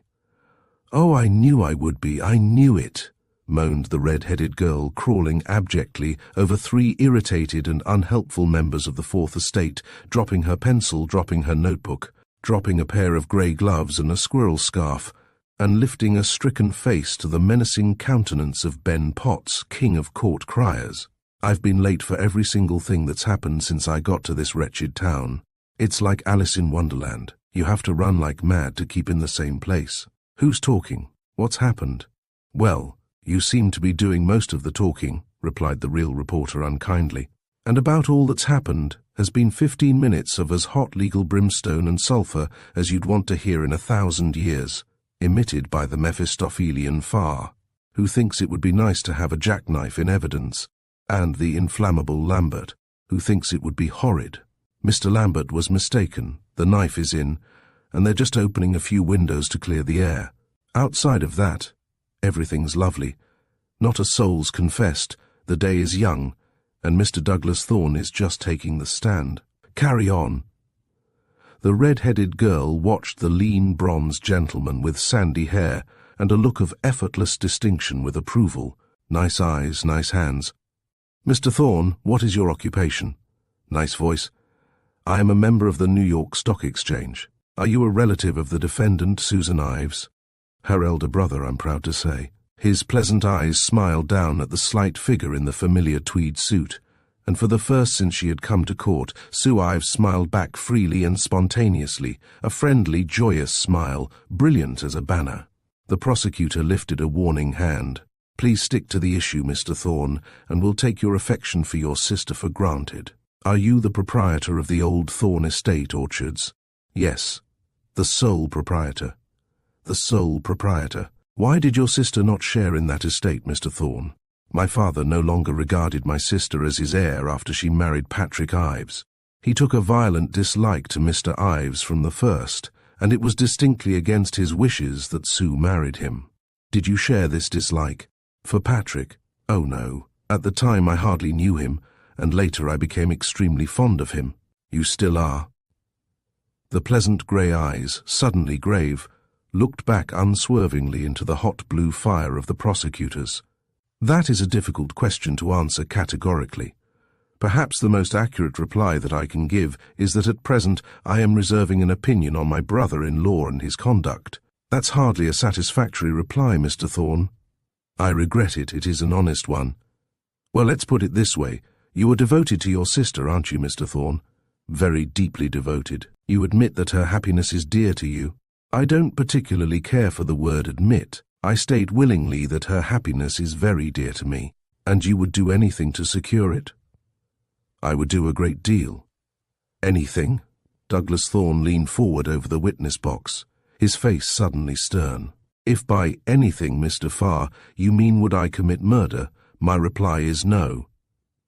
Judge Carver's gavel fell with a crash. That is an entirely uncalled-for conclusion, Mr. Thorne. It may be stricken from the record. Kindly reply to my question, Mr. Thorne. Would you not do anything in order to secure your sister's happiness? No. Once more, Sue Ives's smile flew like a banner. Mr. Thorne, did your sister ever speak to you about her first 2 or 3 years in New York?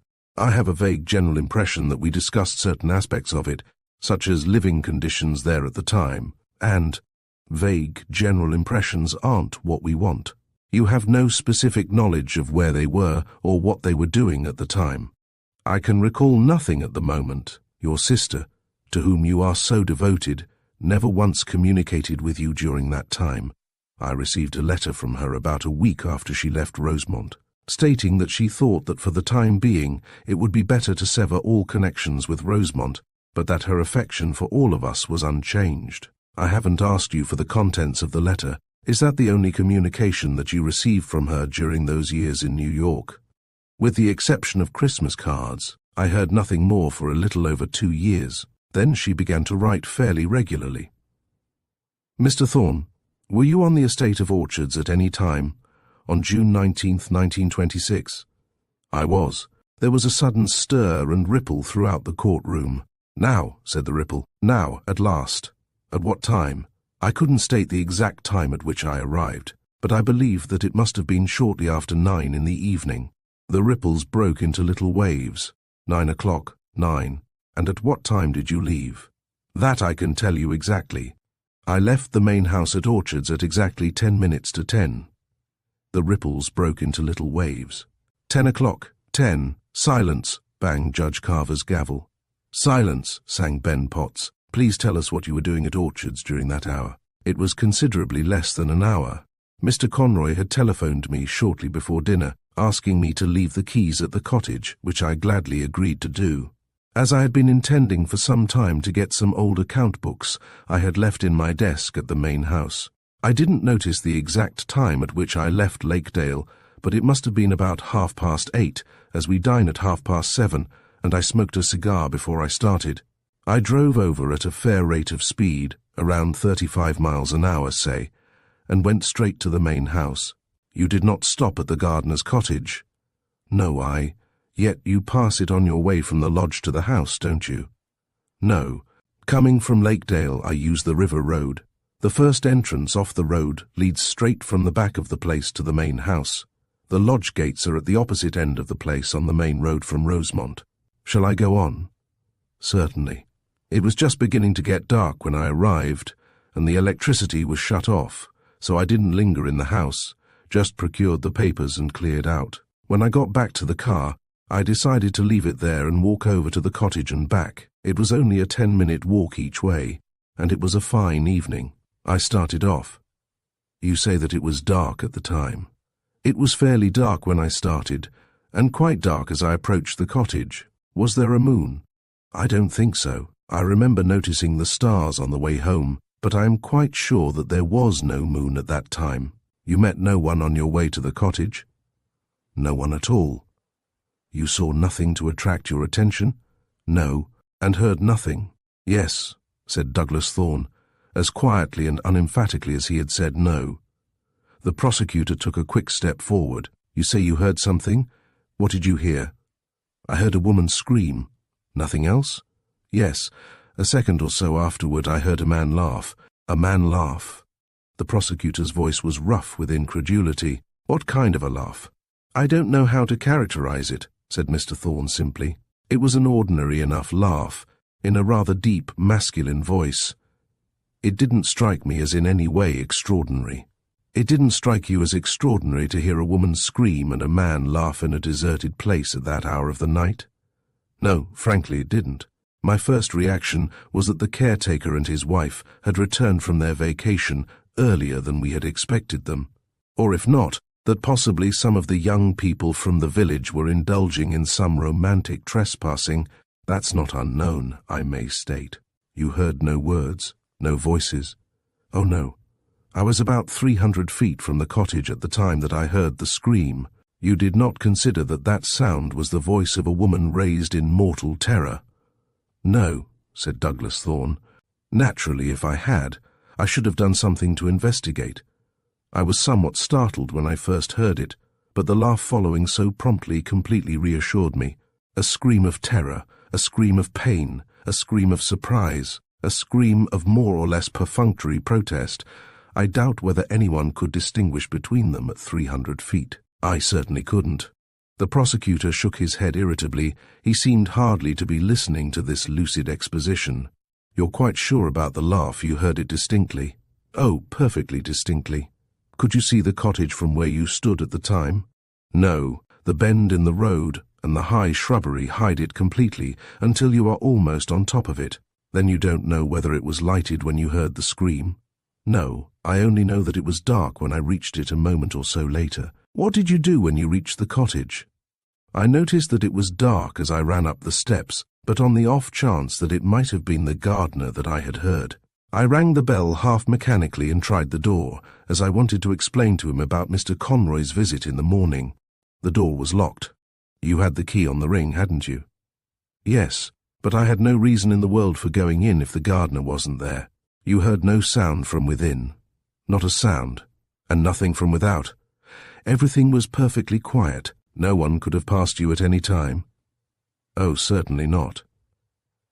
Mr. Thorne, would it have been possible for anyone in the cottage to have heard you approaching? I think that it might have been possible. The night was very still, and the main drive down which I was walking is of crushed gravel. The little drive off it that circles the house is of dirt. I don't know how clear footsteps would be on that, but of course anyone would have heard me going up the steps. I have a vague impression, too, that I was whistling. Could anyone have been concealed in the shrubbery about the house? Oh, quite easily. The shrubbery is very high all about it. But you noticed no one. No one. What did you do after you had decided that the house was empty? I put the keys under the mat as had been agreed and returned to the main house. As I got into my roadster, I looked at my wristwatch by one of the headlights. It was exactly 10 minutes to 10. What caused you to consult your watch? I'd had a vague notion that I might run over to see my sister for a few minutes, as I was in the neighborhood, but when I discovered that it was nearly 10, I changed my mind and went straight back to Lakedale. Mr. Thorne, you must have been perfectly aware when the news of the murder came out the next morning that you had information in your possession that would have been of great value to the state. Why did you not communicate it at once? Douglas Thorne met the prosecutor's gaze steadily, with a countenance free of either defiance or concern. Because, frankly, I had no desire whatever to be involved, however remotely, in a murder case. I was still debating my duty in the matter 2 days later, when my sister and Mr. Bellamy were arrested, and the papers announced that the state had positive information that the murder was committed between 9:15 and 10:15 on the night of the 19th.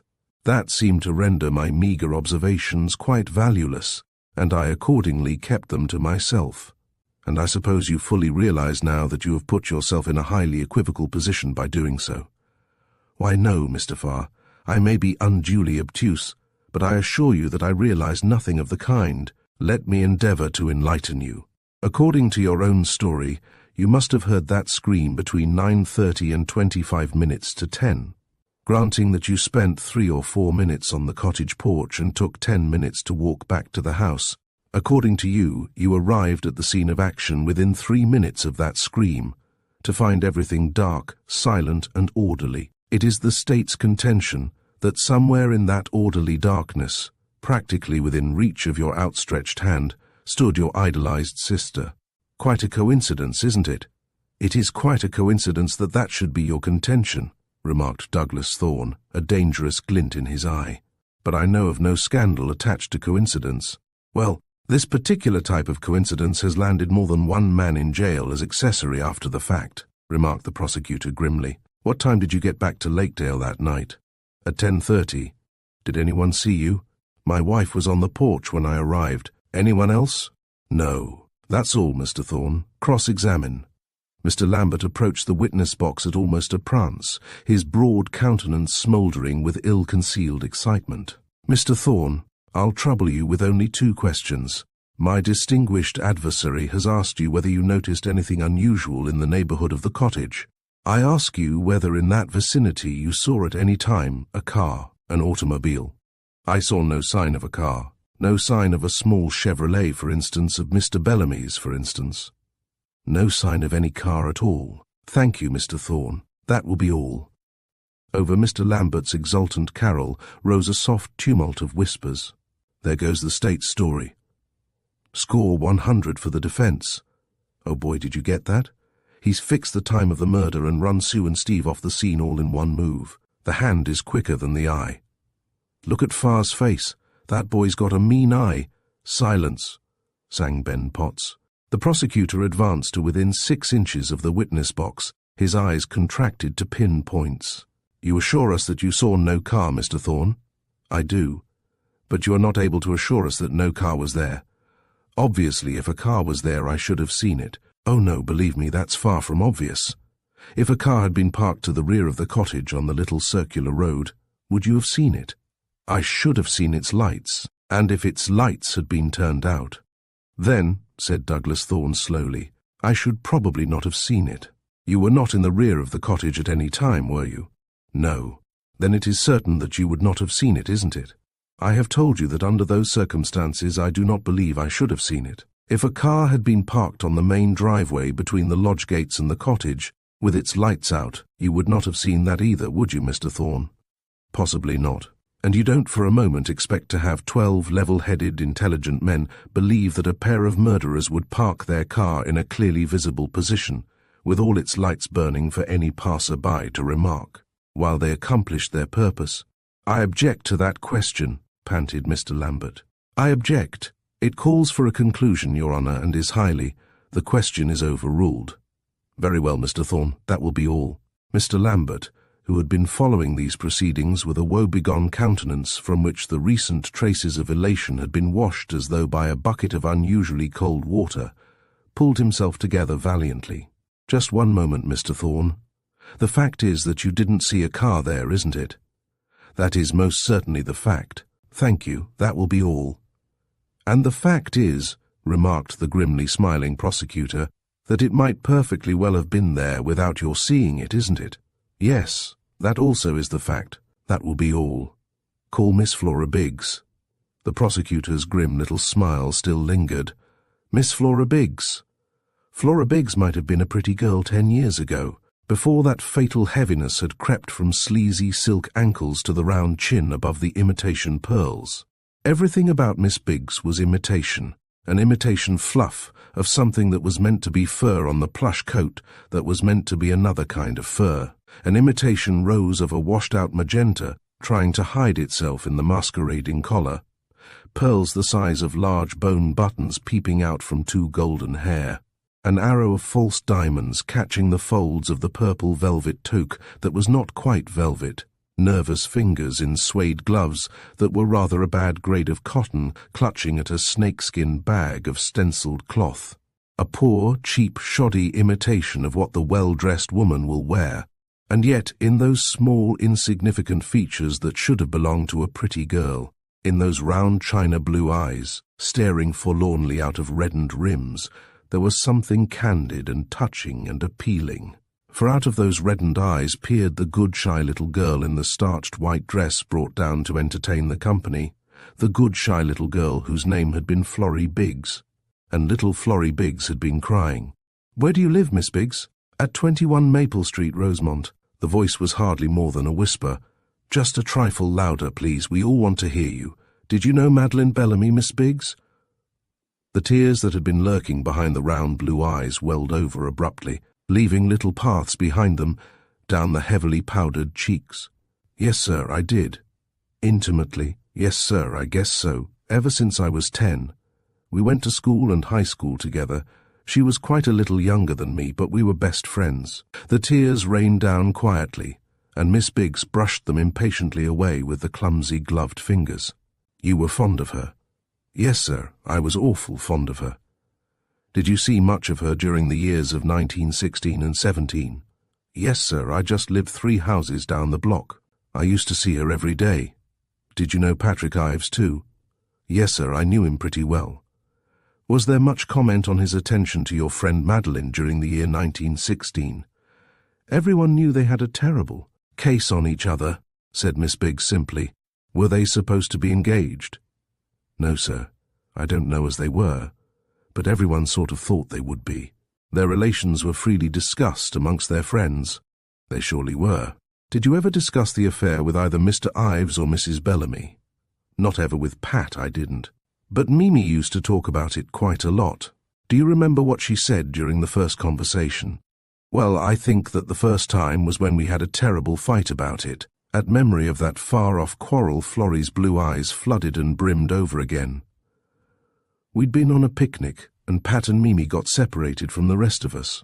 And by we went home without them, and it was awfully late that night when they got back, and I told Mimi that she ought to be carefuler, how she went around with a fellow like Pat Ives, and she got terrible mad, and told me that she knew what she was doing, and she could look after herself, and that I was just jealous and to mind my own business. Oh, she talked to me something fierce." Miss Biggs's voice broke on a great sob, and suddenly the crowded courtroom faded. It was a hot July night in a village street, and the shrill, angry voices of the 2 girls filled the air. Once more, Mimi Dawson, insolent in her young beauty, was telling little Florrie Biggs to keep her small snub nose out of other people's affairs. All the injured woe of that far-off night was in her sob. "Did she speak of him again?" "Oh, yes, sir, she certainly did. She used to speak of him most of the time, after we made it up again, that is." "Did she tell you whether they were expecting to be married?" "Not in just so many words, she didn't, but she used to sort of discuss it a lot, like whether it would be a good thing to do, and if they'd be happy in Rosemont, or whether New York wouldn't work better. You know, just kind of thinking it over." Mr. Farr looked gravely sympathetic. "Exactly. Nothing more definite than that." "Well, I remember once she said that she'd do it in a minute if she was sure that Pat had it in him to make good." "And did you gather from that and other remarks of hers that it was she who was holding back and Mr. Ives who was urging marriage?" "Oh, yes, sir," said Miss Biggs, and added earnestly, "I think she meant me to gather that." There was a warm, friendly little ripple of amusement, at which she lifted startled blue eyes. "Quite so. Now, when Mr. Ives went to France, Miss Biggs, what did your circle consider the state of affairs between them to be?" "We all thought they were sure to get married," said Miss Biggs, and added in a low voice, "Some of us thought maybe they was married already." "And just what made you think that?" Miss Biggs moved restlessly in her chair. "Oh, nothing special, I guess, only they seemed so awfully gone on each other, and Pat was always hiring flivvers to take her off to Redfield and places. They never went much with the crowd anymore, and lots of people were getting married then. You know, war marriages." The soft, hesitant voice trailed off into silence. "I see. Just what was Mr. Ives's reputation with your crowd, Miss Biggs? Was he a steady, hard-working young man?" "He wasn't so awfully hard-working, I guess." The distressed murmur was not too low to reach Patrick Ives's ears, evidently.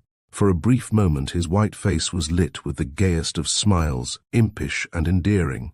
It faded, and the eyes that had been suddenly blue faded too, back to their frozen grey. "Was he popular?" "Oh, everyone liked him fine," said Miss Biggs eagerly. "He was the most popular fellow in Rosemont, I guess. He was a swell dancer, and he certainly could play on the ukulele and skate and do perfectly killing imitations and everything." "Then why did you warn your friend against consorting with this paragon, Miss Biggs?" "Sir, why did you tell Mimi Dawson that she shouldn't play around too much with Pat Ives?" Oh, well, I guess, like she said, I was just foolish, and it wasn't none of my business." "You said, a fellow like Pat Ives, Miss Biggs. What kind of a fellow did you mean? The kind of a fellow who played the ukulele, or did he play something else?" Well, well, he played cards some, poker, you know, and red dog and, well, billiards, you know. He gambled, didn't he? Now, Your Honour, remarked Mr. Lambert heavily, is this to be permitted to go on indefinitely? I have deliberately refrained from objecting to a most amazing line of questions. The court is inclined to agree with you, Mr. Lambert. Is it in any way relevant to the state's case whether Mr. Ives played the ukulele or the organ, Mr. Farr? It is quite essential to the state's case to prove that Mr. Ives has a reckless streak in his character that led directly to the murder of Madeline Bellamy, Your Honour. We contend that just as in those months before the war in the village of Rosemont, so in the year of 1926, he was gambling with his own safety and happiness and honour, and as in those days, with the happiness and honour and safety of a woman as well, with the same woman with whom he was renewing the affair broken off by a trick of fate 9 years before, we contend, yes, well, the court contends that your questioning along these lines has been quite exhaustive enough, and that furthermore it doubts its relevance to the present issue. You may proceed. Very well, Your Honour. When Mr. Ives returned in 1919, were you still seeing much of Miss Dawson? No, sir, said Miss Biggs in a low voice. Not any hardly. Why was that? Well, mostly it was because she was starting to go with another crowd, the country club crowd, you know. She was all the time with Mr. Farwell. Exactly. Did you renew your intimacy at any later period?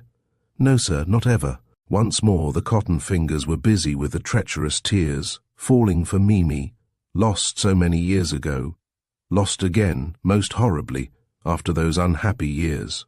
Thank you, Miss Biggs. That will be all. Cross-examine.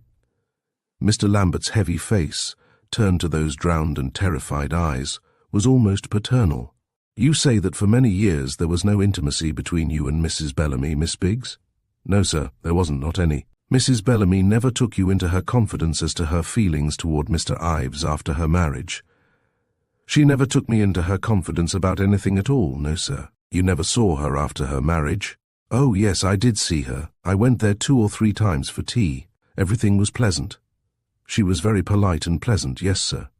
But there was no tendency to confide in you. I didn't ask her to confide in me, said Miss Biggs. I didn't ask her for anything at all, not anything.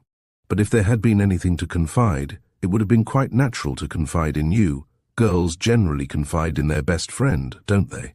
I guess so. And as far as you know, there were no guilty relations between Mrs. Bellamy and Mr. Ives at the time of her death. I didn't know even whether she saw Mr. Ives, said Florrie Biggs. Mr. Lambert beamed gratefully. Thank you, Miss Biggs, that's all. Just one moment more, please. The prosecutor, too, was looking as paternal as was possible under the rather severe limitations of his saturnine countenance. Mr. Lambert was just asking you if it would have been natural for her to confide in you, as girls generally confide in their best friends. At the time of this murder, and for many years previous, you weren't Mrs. Bellamy's best friend, were you, Miss Biggs? No, sir, I guess I wasn't. There was very little affection and intimacy between you, wasn't there? I don't know what you call between us, said Miss Biggs, and the pretty common swollen face was suddenly invested with dignity and beauty. I loved her better than anyone I knew. She was the only best friend I ever had, ever.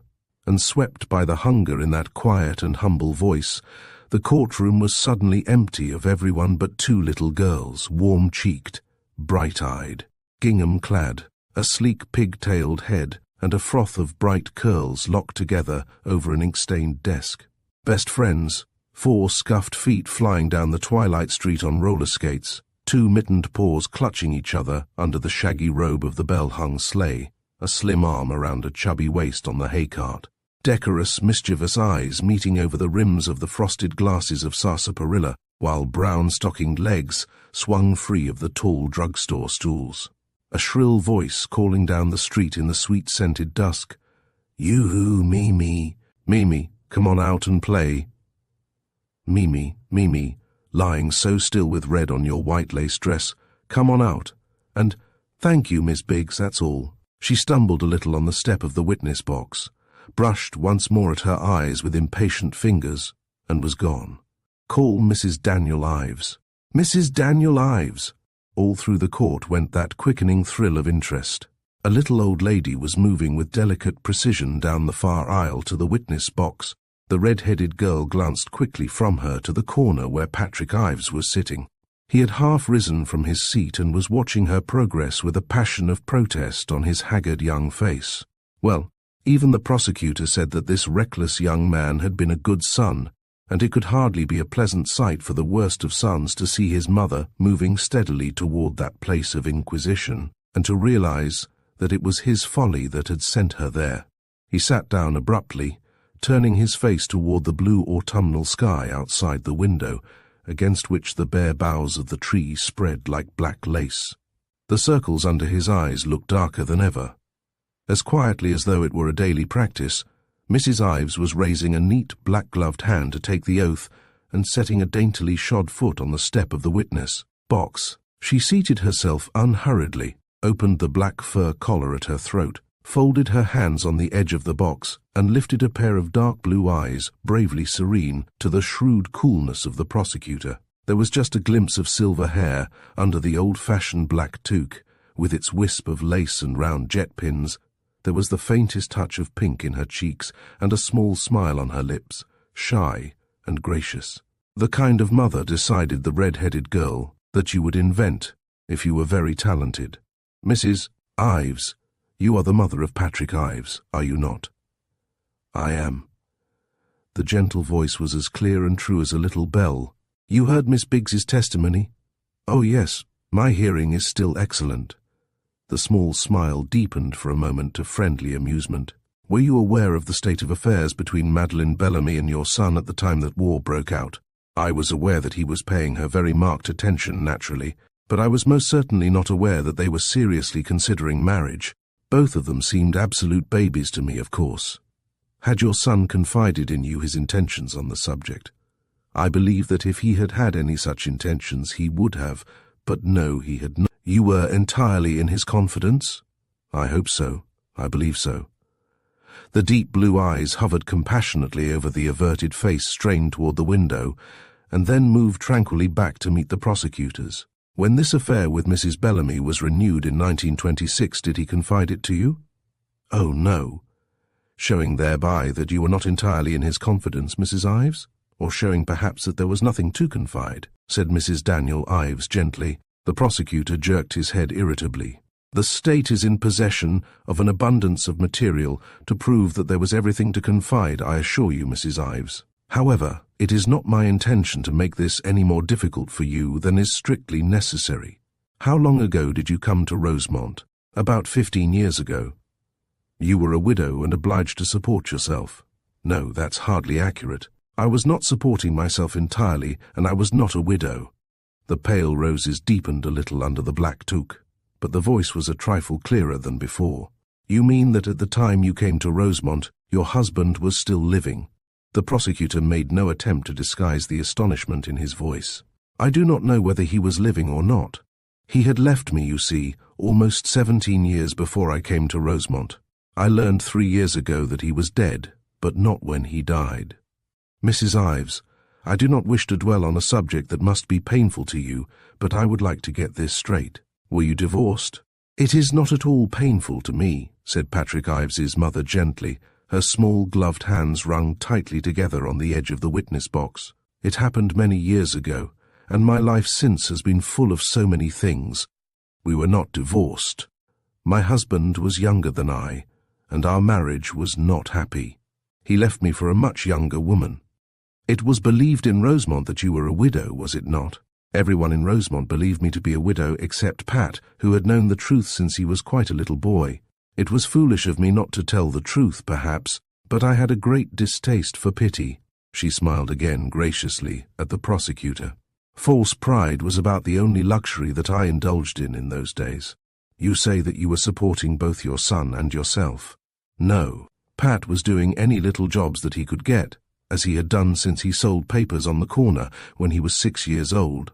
For a moment the smile faded, and she eyed the prosecutor steadfastly, almost sternly, as though daring him to challenge that statement. And for a moment it looked as though he were about to do exactly that. When abruptly he veered. Were you in the garden the night of the 19th of June, Mrs. Ives? In the rose garden, yes. Did you see Miss Page on her way to the sand pile? I believe that I did, although I have nothing that particularly fixes it in my mind. Did you see your daughter-in-law? Yes. For a moment the faintest shadow passed over her face, a shadow of doubt, of hesitancy. A glance went past the prosecutor to the place where her daughter-in-law was sitting, quietly attentive, and briefly, profoundly, their eyes met. The shadow passed. Which way was she going? She was going past the rose garden toward the back gate of the house. Just one moment, Mrs. Ives. What is the distance between Mr. Ives's house and orchards? Well, that depends on how you approach it. By road it must be almost 2 miles, but if you use the little footpath that cuts across the meadows north of the house, it can't be less than 1 mile. Do you know where that path comes out? I believe that it comes out by a little summer house or playhouse on the Thorne estate, far from the gardener's cottage. Oh, no, Miss Page said that it was quite near it, I think. She had been using it to take the children over to the playhouse on several occasions, and as it was quite without Mrs. Ives's knowledge, I spoke to my son about it. Did other members of the household make use of this path? Not to my knowledge. Now, Mrs. Ives, when Mrs. Patrick Ives passed you in the garden, did she speak to you? Yes. Just what did she say? As nearly as I can remember, she said that she was going to the movies with the Conroys, and that she wasn't sure whether she would be back before I got to bed. She added that Pat was going to play poker. Nothing more. That is all that I remember. Did you see her again that night? Yes. Will you tell us when? I saw her twice.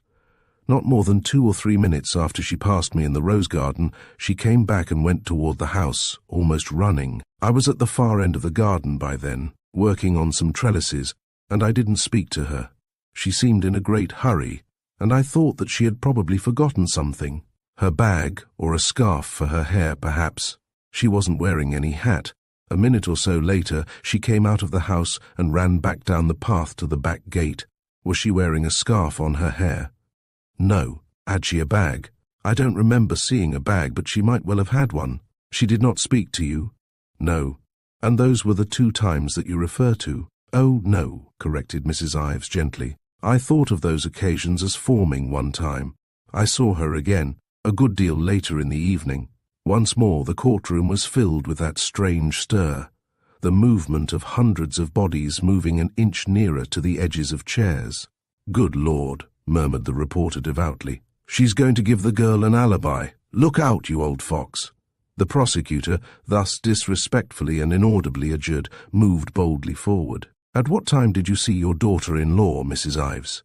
You've got to grant him nerve, continued the reporter, unabashed. Or probably he's betting that the old lady wouldn't perjure herself even to save her son's wife. I'd rather bet it myself. Mrs. Ives, who had been sitting silently studying her linked fingers, raised an untroubled countenance to the prosecutors. But for the first time she spoke as though she were weighing her words. It is difficult for me to give you the exact time, as I did not look at a clock. I had been in bed for quite a little while, however, and had turned out the light. I should say, roughly, that it might have been 10:30. It was quite dark when I came into the house myself, I remember, and I believe that it stayed light at that time until long after 9. It was your habit to work in the garden until it was dark. Yes, gardening is both my recreation and occupation. Mrs. Ives's tranquil eyes smiled at the prosecutor, as though she expected to find in him an understanding soul. Those hours after dinner were a great happiness to me, and often, after it was too dark for any further work, I would prolong them by sitting on a bench in the rose arbor and thinking over work well done. It was generally dark before I came in. And was on the night of the 19th of June? Oh yes, it had been dark for some time. Did you go straight to bed when you came in? No, I stopped for a moment in the flower room to put away the basket with my tools and to tidy up a bit. Gardening is a grubby business. Again that delicate, friendly smile. Just as I was coming out, I saw Melanie, the waitress, turning out the lights in the living room, and I remember thinking that it must be 10 o'clock, as that was the time that she usually did it if the family were not at home. Then I went on up to bed. It wasn't very long after I had turned out the light that I heard the front door close and thought, that must be Sue. It didn't occur to you that it might be your son? Oh, no, Pat never got in before 12 if he was playing cards. You say that you saw Mrs. Ives. Did she come straight up to your room? No, about 5 minutes after I heard the door close, I imagine. My room is in the left wing of the house, you understand, and I always leave my door a little ajar. Sue came to the door and asked in a whisper, "Are you awake, Mother?" I said that I was, and she came in, saying, "I brought you your fruit. I'll just put it on the stand." Was she in the habit of doing that?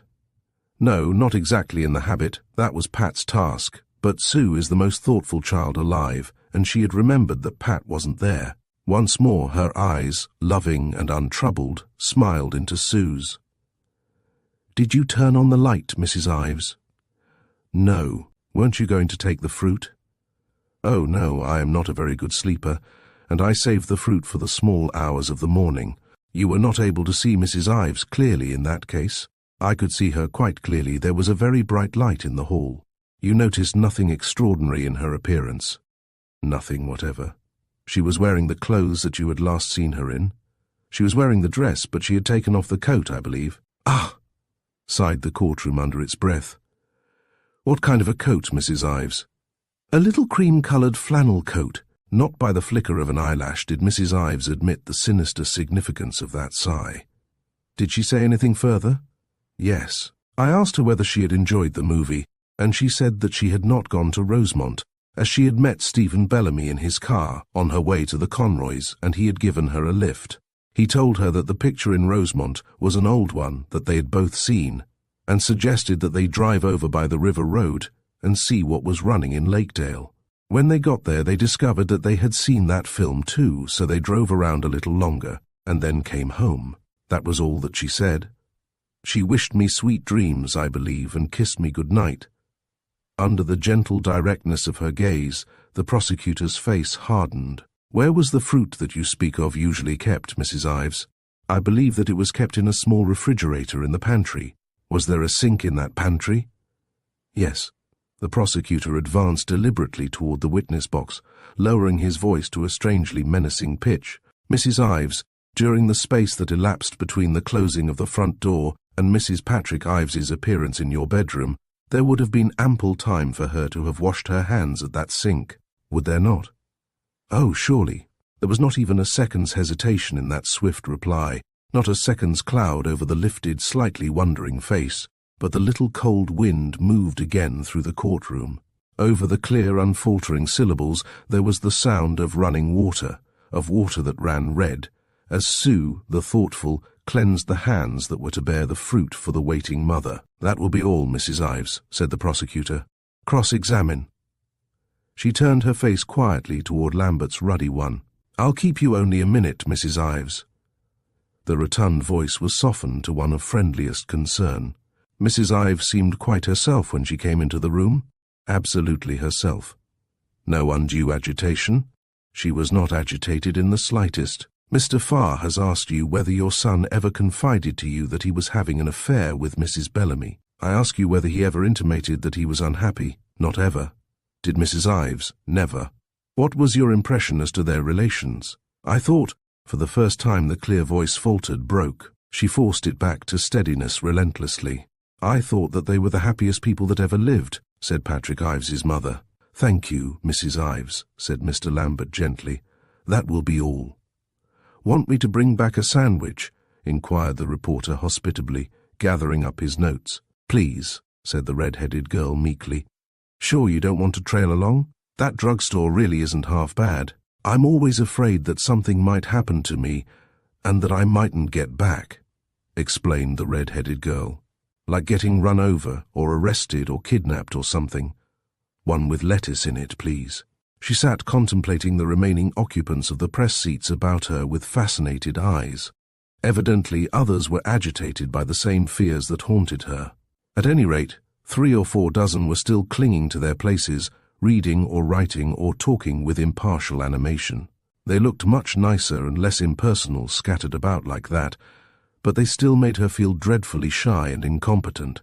They all knew one another so well, they were so casual and self-contained. Hurrying through the corridors, their ribald, salty banter broke over her in waves, leaving her drowned and forlorn. She liked them awfully. That lanky, middle-aged man with the shrewd, sensitive face, jabbering away with the opulent-looking young creature in the sealskin cap and cloak. That Louisville reporter with her thin, pretty face and little one-sided smile. That stocky youngster with the white teeth and the enormous vocabulary and the plaid necklace. That really beautiful girl who looked like an Italian opera singer and swore like a pirate, and arrived every day exactly an hour late in a flame-colored blouse up to her chin and a little black helmet down to her eyebrows. "Here's your sandwich," said the reporter. "2 of 'em, just to show my heart's in the right place. The poisonous-looking pink one is currant jelly, and the healthy-looking green one is lettuce. That's what I call a balanced ration. Fall to." The red-headed girl fell to obediently and gratefully. "I do like the way newspaper people look," she said, when only a few crumbs of the balanced ration remained. 10,000 thanks," said the newspaper man. "Myself, I do like the way lady authoresses look. I mean, I like them because they look so awfully alive," explained the red-headed girl sedately, keeping her eyes on the girl in the flame-colored blouse, lest the cocky young man beside her should read the unladylike interest that he roused in her. "Ah, well, in that case, not more than 1,000 thanks," said the reporter. "And those somewhat tempered. Look alive, do we? There's a glowing tribute for you. I trust that you'll be profoundly ashamed of yourself when I inform you that I meant nothing of the kind when I extolled the appearance of lady authoresses. Dead or alive, I like the way their hair grows over their ears, and their discreet use of dimples, and the useless length of their eyelashes. Meditate on that for a while." The red-headed girl meditated, while both her color and her dimples deepened. At the end of her meditations, she inquired politely, "Is it true that Mr. Bellamy's counsel broke his leg?" "Couldn't be truer. Fell down the subway stairs at 11:45 last night and is safe in the hospital this morning. Lambert's taking over Bellamy's defense. He and those 2 important, worried-looking kids who sit beside him at the desk down there, reading great big enormous law books, and are assistant counsel, whatever that means. Ah, here's Ben Potts. Fine fellow, Ben. We're off. Mr. Elliot Farwell." A thick-set, broad-shouldered individual with hair as slick as oiled patent leather, puffy eyes, and over-prominent blue jowls, moved heavily toward the witness box. An over-gaudy tie that looked as though it came from the 10-cent store and had actually come from France. A waistcoat that made you think vaguely of checks, though it was quite guiltless of them. A handkerchief with an orange and green monogram ramping across one corner, the stuff of which con men and racetrack touts and ham actors and men about town are made. The red-headed girl eyed him severely. Thus she was wont to regard his little brother and big brother at the nightclubs as they leaned conqueringly across little tables, offering heavily engraved flasks to limp chits clad in shoulder straps and chiffon handkerchiefs. "Mr. Farwell, where were you on the afternoon of the 19th of June at about 5 o'clock?" "At the Rosemont Country Club."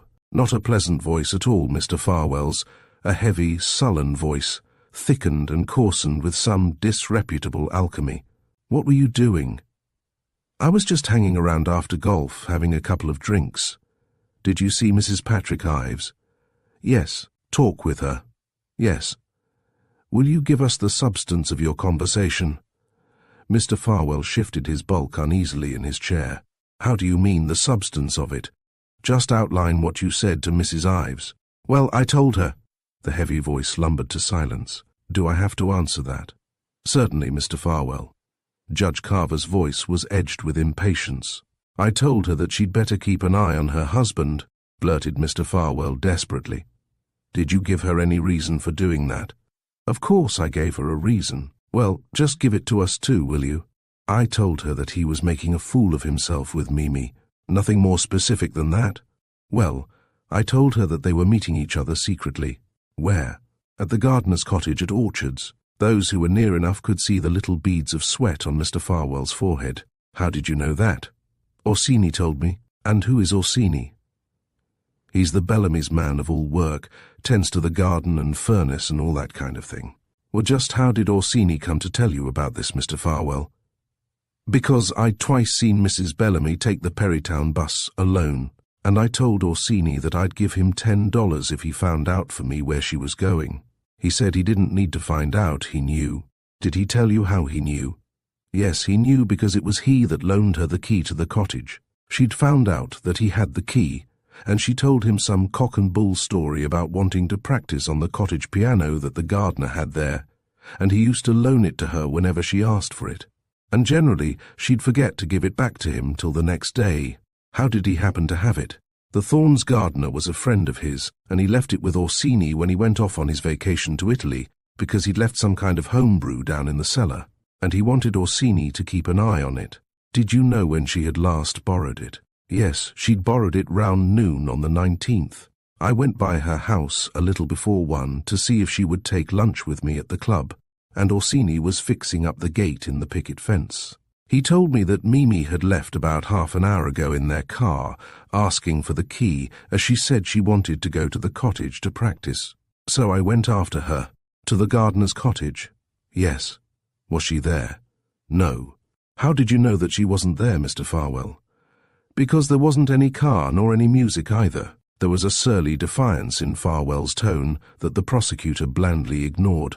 Did you go into the cottage? No, it was locked. What did you do then?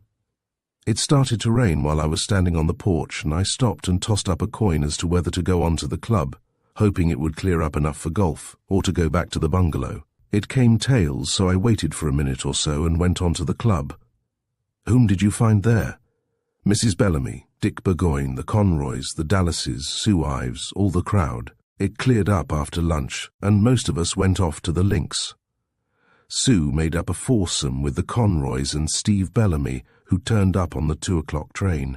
Mimi played around with Burgoyne, and I went with George Dallas. We all got round within a few minutes of each other and sat around, getting drinks and gabbing. Was it then that you told Mrs. Ives about this affair of her husband's? It was around that time. Was Mr. Ives there? No, he telephoned that he couldn't get out till dinner time.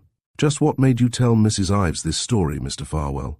Elliot Farwell's heavy jowls became slightly more prominent. Well, I'd had a drink too many, I guess, and I was good and fed up with the whole thing. I thought Sue was a peach, and it made me sick to see what Ives was getting away with. What did Mrs. Ives say? She said that I was out of my head, and I told her that I'd better $1,000 to 5 cents that Mimi and Pat would tell some fairy stories about what they were doing that evening and meet at the cottage. And I told her that I'd waited behind the bushes at the lodge gates the week before when Sue was in New York, and seen both of them go up the drive, Mimi on foot and Ives 10 minutes later in the car. That worried her. She wasn't sure how sober I was, but she cut out telling me I was crazy. He paused, and the prosecutor lifted an impatient voice. Then what, Mr. Farwell? Well, a little while after that, George Dallas came over and said that if Sue wanted him to, he'd stop on the way home and show her how to make the new cocktail that he'd been telling her about, so that she could surprise Pat with it at dinner. And she said all right, and we all piled into our cars and headed for her place, all except Mimi and Bellamy. They'd left a few minutes before because they had dinner early. Did you have any further conversation with Mrs. Ives on the subject? Not anything that you'd call conversation. There was a whole crew jabbering around there at her place. Well, did she mention it again? Oh, well, she came up to me just when I was going. I was looking around for my hat in the hall. And she said, Elliot, don't tell anyone else that you've told me about this, will you? And I said, all right. And she said, promise. I don't want it to get back to Pat that I know until I decide what to do. And so I said, sure, I'd promise. And then I cleared out.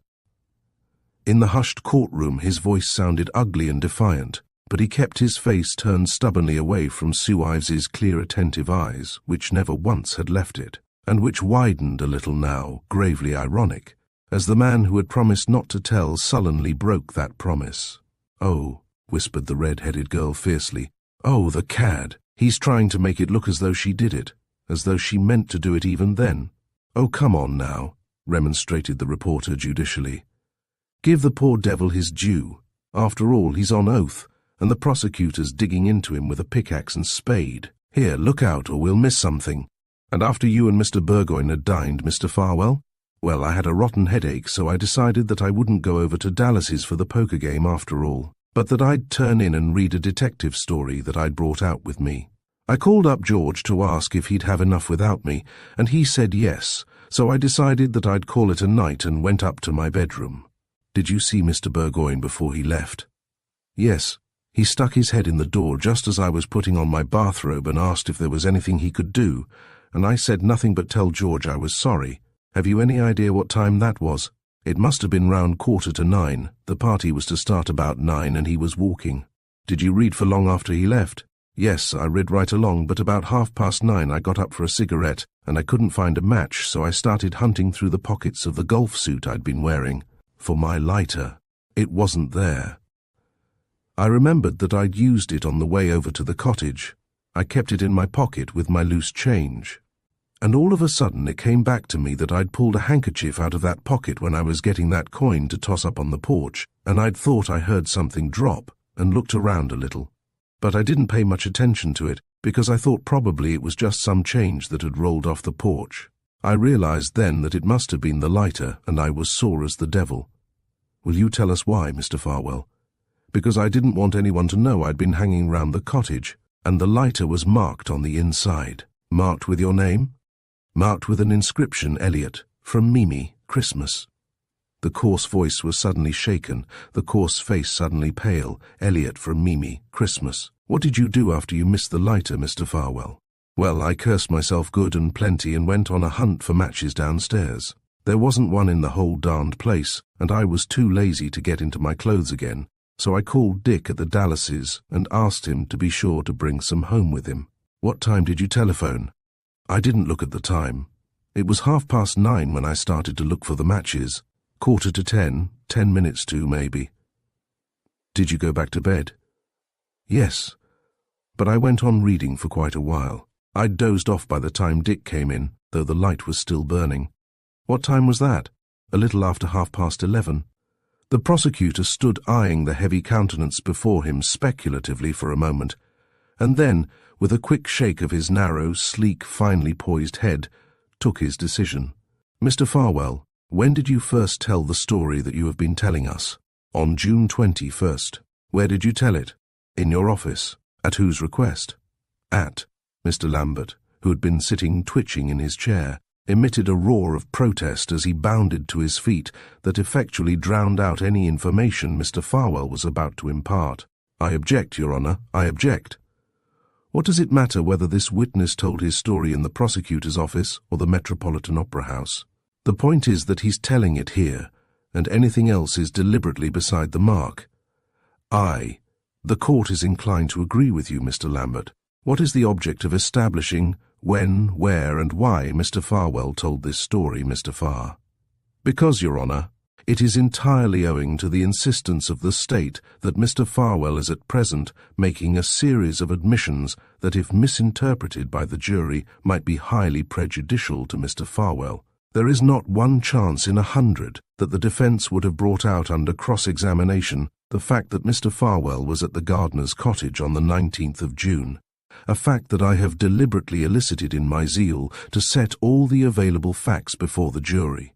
But in common fairness to Mr. Farwell, I think that I should be permitted to bring out the circumstances under which I obtained this information. Judge Carver paraded his fine, keen old eyes meditatively from the ruddy full moon of Mr. Lambert's countenance to the black and white etching of the prosecutor's, cold as ice, for all the fever of intensity behind it, on farther still to the bull-necked and blue-jowled occupant of the witness box. There was a faint trace of distaste in their depths as they returned to the prosecutor. Perhaps it was that distaste that swung back the pendulum. Judge Carver had the reputation of being as fair as he was hard. Very well, Mr. Farr, the court sees no impropriety in having you state those circumstances as briefly as possible. May I have an objection to that, Your Honour? Lambert's face had deepened to a fine claret. Certainly. On the morning of the 21st of June, said Mr. Farr, I asked Mr. Farwell to come to my office. When he arrived, I told him that we had information in our hands that definitely connected him with this atrocious crime, and that I sincerely advised him to make a clean breast of all his movements. He proceeded to do so promptly and told me exactly the same story that he has told you. It came, frankly, as a surprise to me, but it in no way altered or modified the State's case. I therefore decided to put Mr. Farwell on the stand in order to let you have all the facts. Was the information that you possessed connecting Mr. Farwell with the crime the cigarette lighter? Mr. Farr? Inquired Judge Carver gravely. No, Your Honor. It was Mrs. Ives's telephone conversation with Stephen Bellamy, asking whether Elliot had not told him anything. There was no other Elliot in Mrs. Ives's circle of acquaintances. Is the lighter in the possession of the state at present? No, Your Honor, remarked the prosecutor blandly. The state's case would be considerably simplified if it were. His eye rested, fugitive but penetrating, on Mr. Lambert's heated countenance. That is all that you desire to state, Mr. Farr? Yes, Your Honor. No further questions, Mr. Farwell. Cross-examine. What kind of a cigarette lighter was this, Mr. Farwell?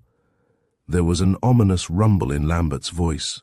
A little black enamel and silver thing that you could light with one hand. They brought a lot of them over from England in 17 and 18. Had anyone ever suggested to you that this lighter might possibly prove a dangerous weapon against you if it fell into the hands of the defense? Inquired Mr. Lambert, in what were obviously intended to be silken tones. No, replied Mr. Farwell belligerently. No one ever told me anything of the kind.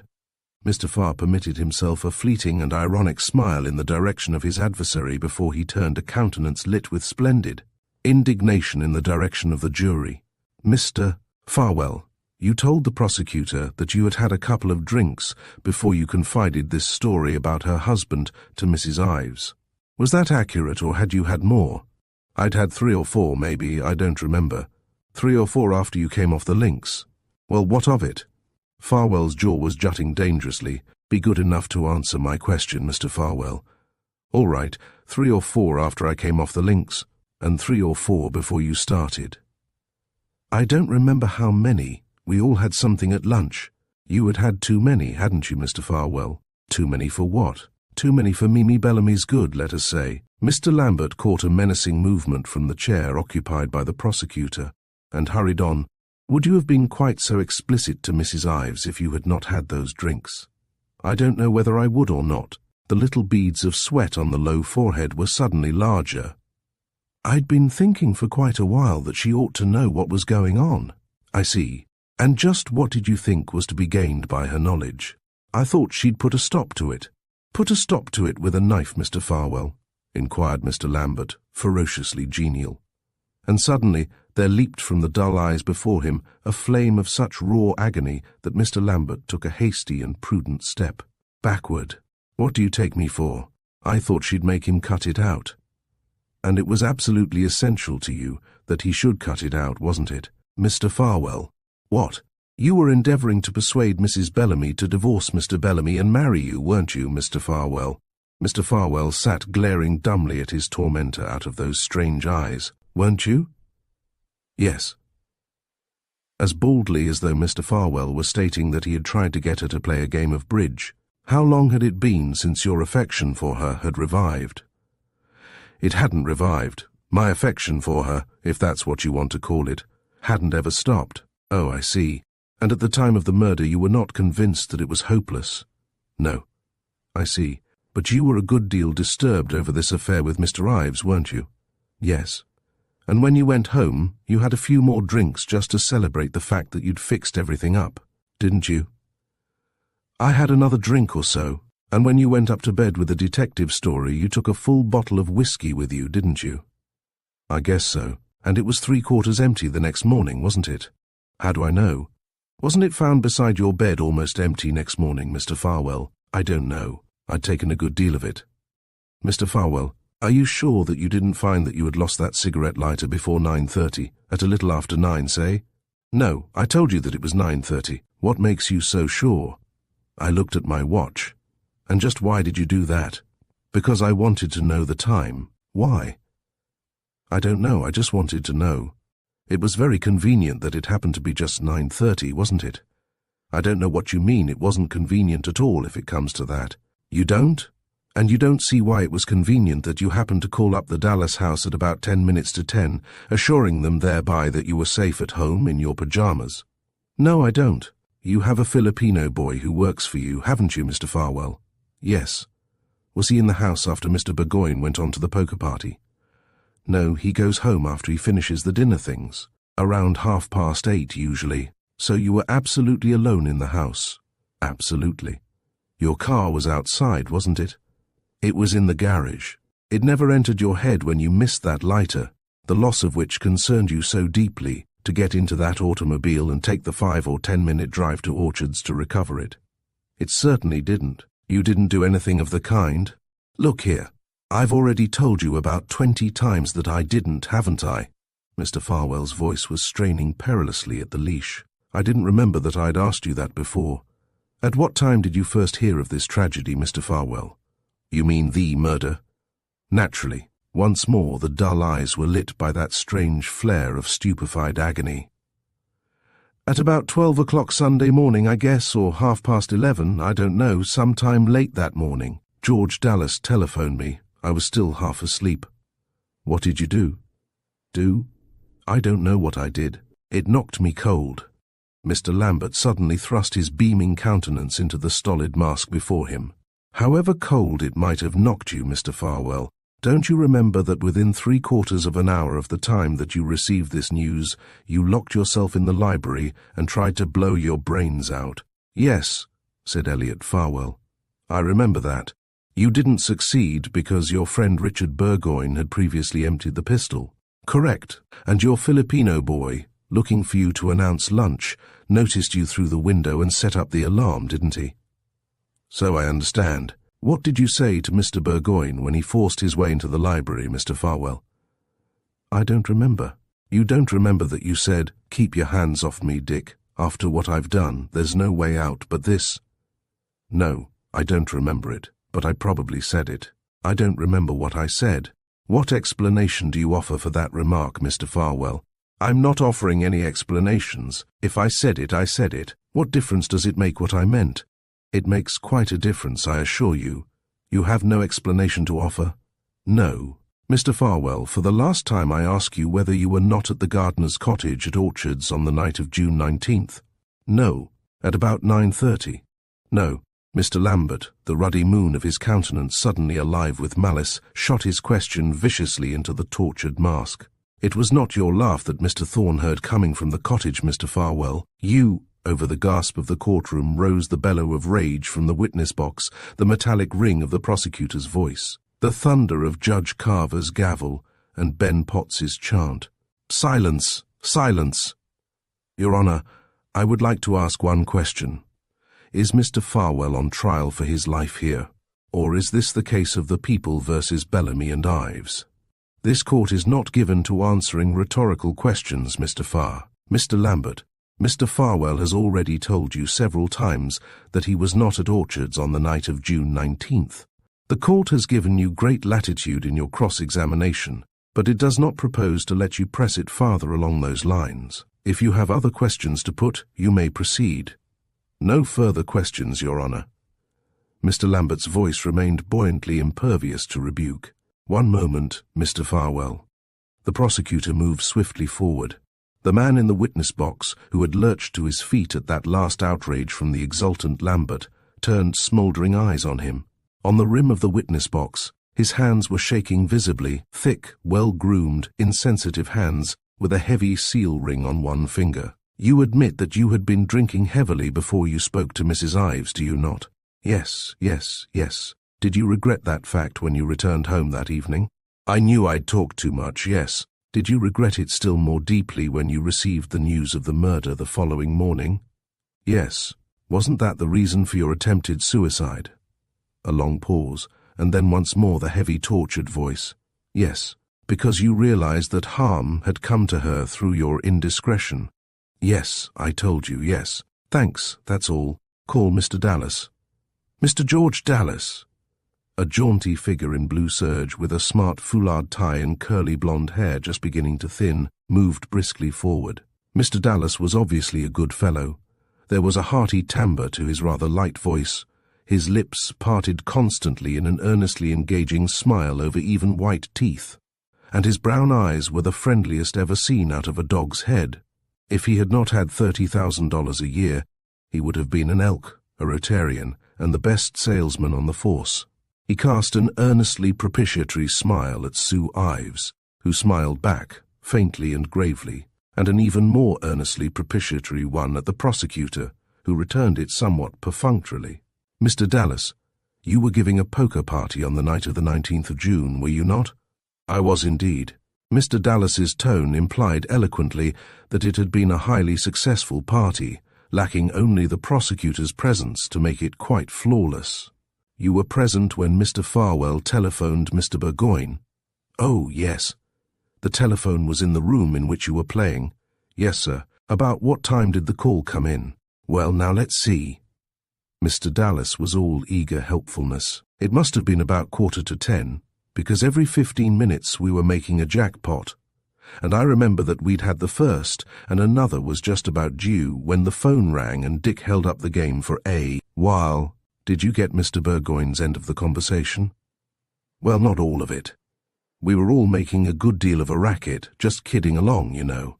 But I heard Dick say, 'Oh, put on your clothes and come over and we'll give you enough of them to start a bonfire.'" "Did Mr. Burgoyne make any comments after he came back?"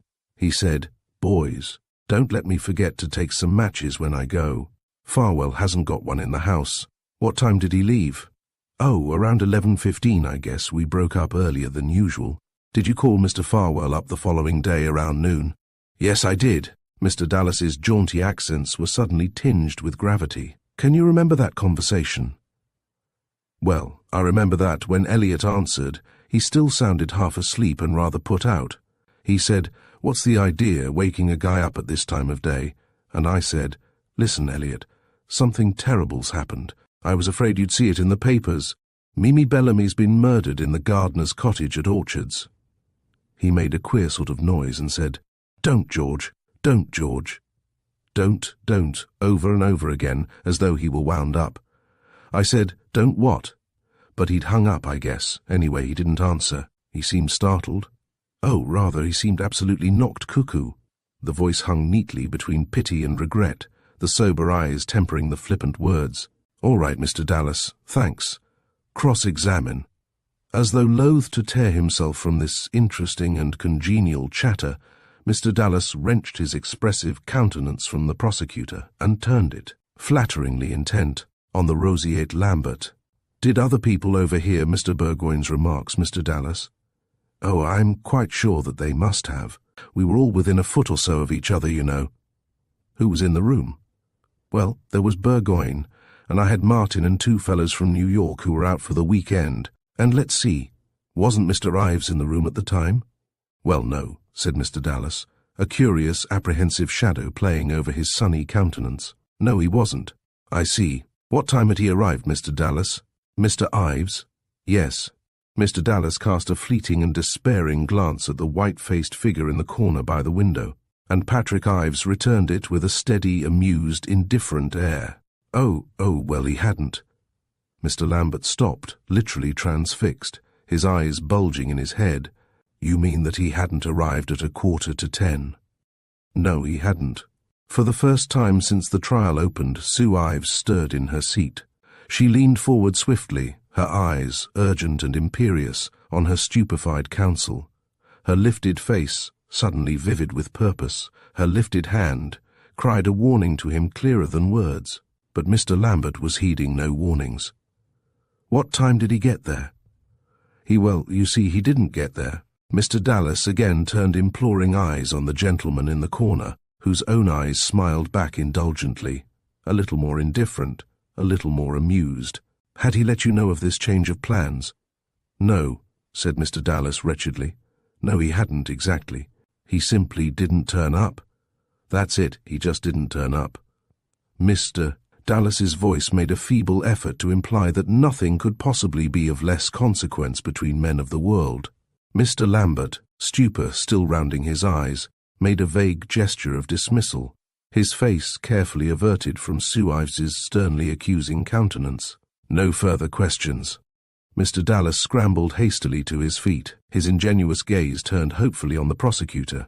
The expression on the prosecutor's classic features, however, was not calculated to reassure the most optimistic.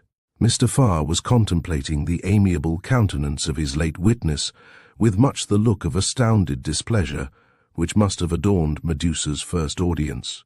He too sketched a slight gesture of dismissal toward the door, and Dallas, eager and docile, followed it. The third day of the Bellamy trial was over. Chapter 4. "Well, this is the time you beat me to it," commented the reporter approvingly. "That's the hat I like too. Want a pencil?" "I always want a pencil," said the red-headed girl, "and I beat everybody to it. I'd rather get here at 6 o'clock than go through that howling mob of maniacs one single time more. Besides, I've been sleeping, so I might as well be here. Besides, I thought that if I got here early you might tell me whether it was Mr. Ives or Mr. Farwell who did it." "Who did what?" "Who killed Mrs. Bellamy." "Oh, Lord," groaned the reporter. "Why is it that every mortal soul at a murder trial spends his life trying to pin the crime on to anyone in the world but the people being tried for it? Talk about juries." "I'm not talking about juries," said the red-headed girl firmly. "I'm talking about Mr. Farwell and Mr. Ives. Don't you think that it was funny that Mr. Farwell was there that day? Oh, comical as all get out. Still and all, I believe that he was there precisely when he said he was. That poor devil was telling the truth." "How do you know?" inquired the red-headed girl respectfully. "Oh, you get hunches at this game when you've been at it long enough. That must be nice. Did you get a hunch about Mr. Ives?" "About Pat Ives? I haven't heard him yet. What did it mean, his not being at that poker game?" "Well, it might have meant anything in the world or nothing. The only thing that's perfectly clear is that it meant that last night was undoubtedly one of wassail and carouse for Uncle Dudley Lambert." "Why?" "My dear child, didn't you see the look of unholy glee that flooded the old gentleman's countenance when he realized that young Mr. Ives hadn't a shadow of an alibi for that eventful evening?" "Well, but why?" "Because the only thing that Uncle Dudley would as soon do as save his angel goddaughter from the halter is to drape one around Pat Ives's neck. He's hated Pat ever since he dared to subject his precious Sue to a life of good, healthy hardship in New York. He's never forgiven him for estranging her from her father. And since he found out that he betrayed her with the Bellamy girl, he's been simply imbecile with rage. And now, through some heaven-sent fluke, he's enabled to put his life in jeopardy. He's almost out of his head. He'd better go a bit warily, however.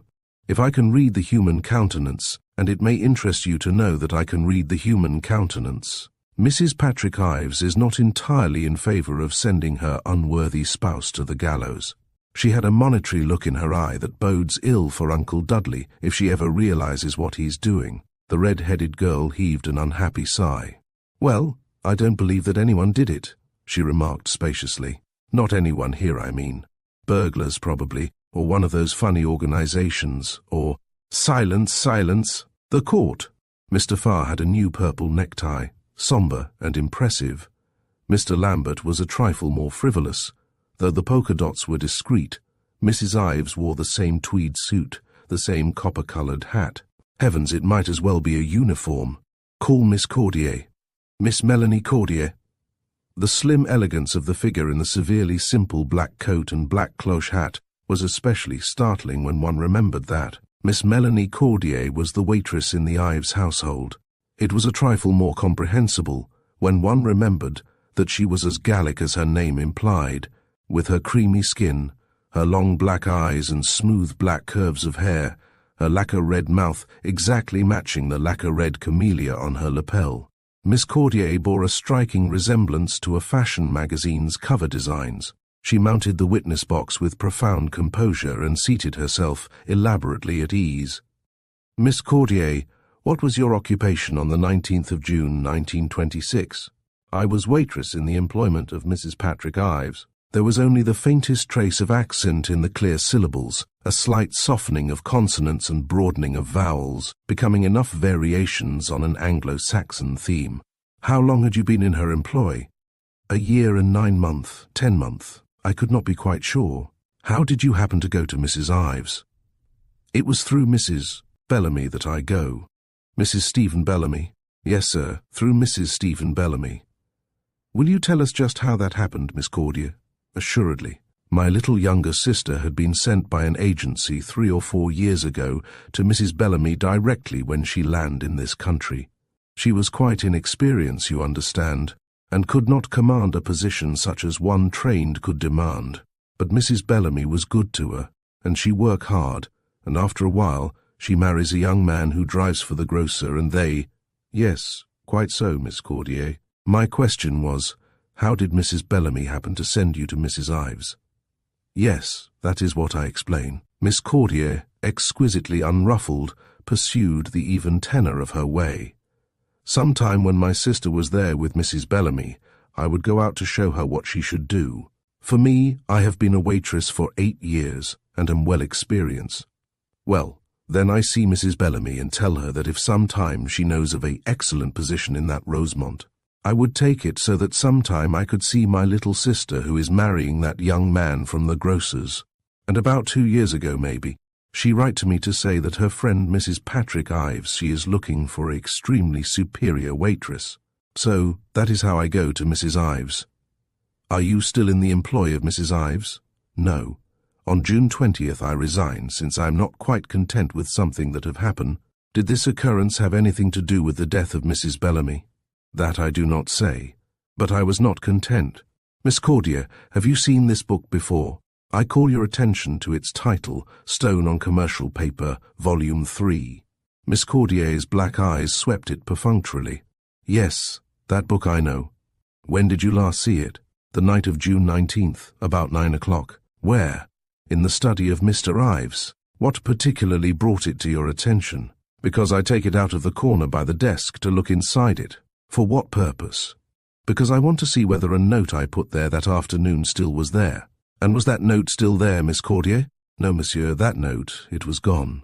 The prosecutor tossed the impressive volume carelessly onto the clerk's desk. I offer this volume in evidence, Your Honor. Any objections? Judge Carver turned an inquiring eye on the bulky figure of Dudley Lambert, hovering uncertainly over the buckram-clad repository of correspondence. Mr. Lambert, shifting from one foot to the other, eyed the volume as though he were endeavoring to decide whether it were an infernal machine or a jewel casket, and with one final convulsive effort arrived at a conclusion. No objection. Miss Cordier, to whom was the note that you placed in the book addressed? It was addressed to Mr. Patrick Ives. Was it written by you? Ah, no, monsieur. Do you know by whom it was written? Yes, monsieur. By whom? By Mrs. Stephen Bellamy. And how did it happen that you were in possession of a note from Mrs. Bellamy to Mr. Ives? It was the habit of Mrs. Bellamy to mail to me letters that she desired to have reached Mr. Ives, without anyone should know. Outside, there would be my name on the envelope. Inside, there would be a more small envelope with the name of Mr. Ives on it. That one I would put in the book. You had been doing this for some time? For some time, yes, 6 months, maybe 8. How many notes had you placed there, to the best of your recollection? Ah, that I am not quite sure. 10, 12, 20, who knows? At first once a month, maybe, that last month, 2 and 3 each week. At what time did you put the note there? Maybe 15 minutes before 7, maybe 20. After 6:30, I know, and not yet 7. Was that your usual habit? Oh, no, monsieur. It was my habit to put them there in the night, when I make dark the house. 6:30, that was a very bad time, because quite easily someone might see. Then why did you choose that time, Miss Cordier? Oh, but I do not choose. You see, it was like this. That night, when MacDonald, the chauffeur, bring in the letters a little bit after 6, this one, it was there for me, in a envelope that was right on it urgent. On the little envelope inside it say urgent, very urgent in letters with lines under them most black. And so I know that there is great haste that Mr. Patrick Ives he should get that letter quick. So I start to go to the study, but there in the hall is all those people who have come from the club, and Mrs. Ives she send me quick to get some canapes. And Mr. Dallas he come with me to show me what he want for the cocktails, limes and honey and all those thing, you know. She looked appealingly at the prosecutor from the long black eyes, and for a moment his tense countenance relaxed into a grim smile.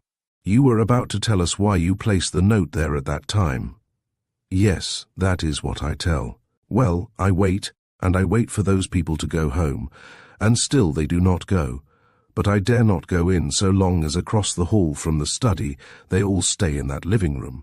But after a while I cannot wait any longer for fear that Mr. Patrick Ives should come and not find that most urgent note. So very quiet I slip in when I think no one look, and I put that note quick in the book, and I start to come out in the hall. But when I get to the door, I see there is someone in the hall, and I step back again to wait till they are gone." "And whom did you see in the hall, Miss Cordia?" "I see in the hall Mr. Elliot Farwell and Mrs. Patrick Ives."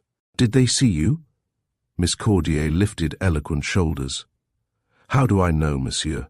Maybe they do, maybe they don't. Me, I cannot tell. I step back quick and listen, and after a while their voices stop, and I hear a door close, and I come out quick through the hall and into the door to the kitchen. Without, I see no one." "Did you hear what Mr. Farwell and Mrs. Ives were saying?"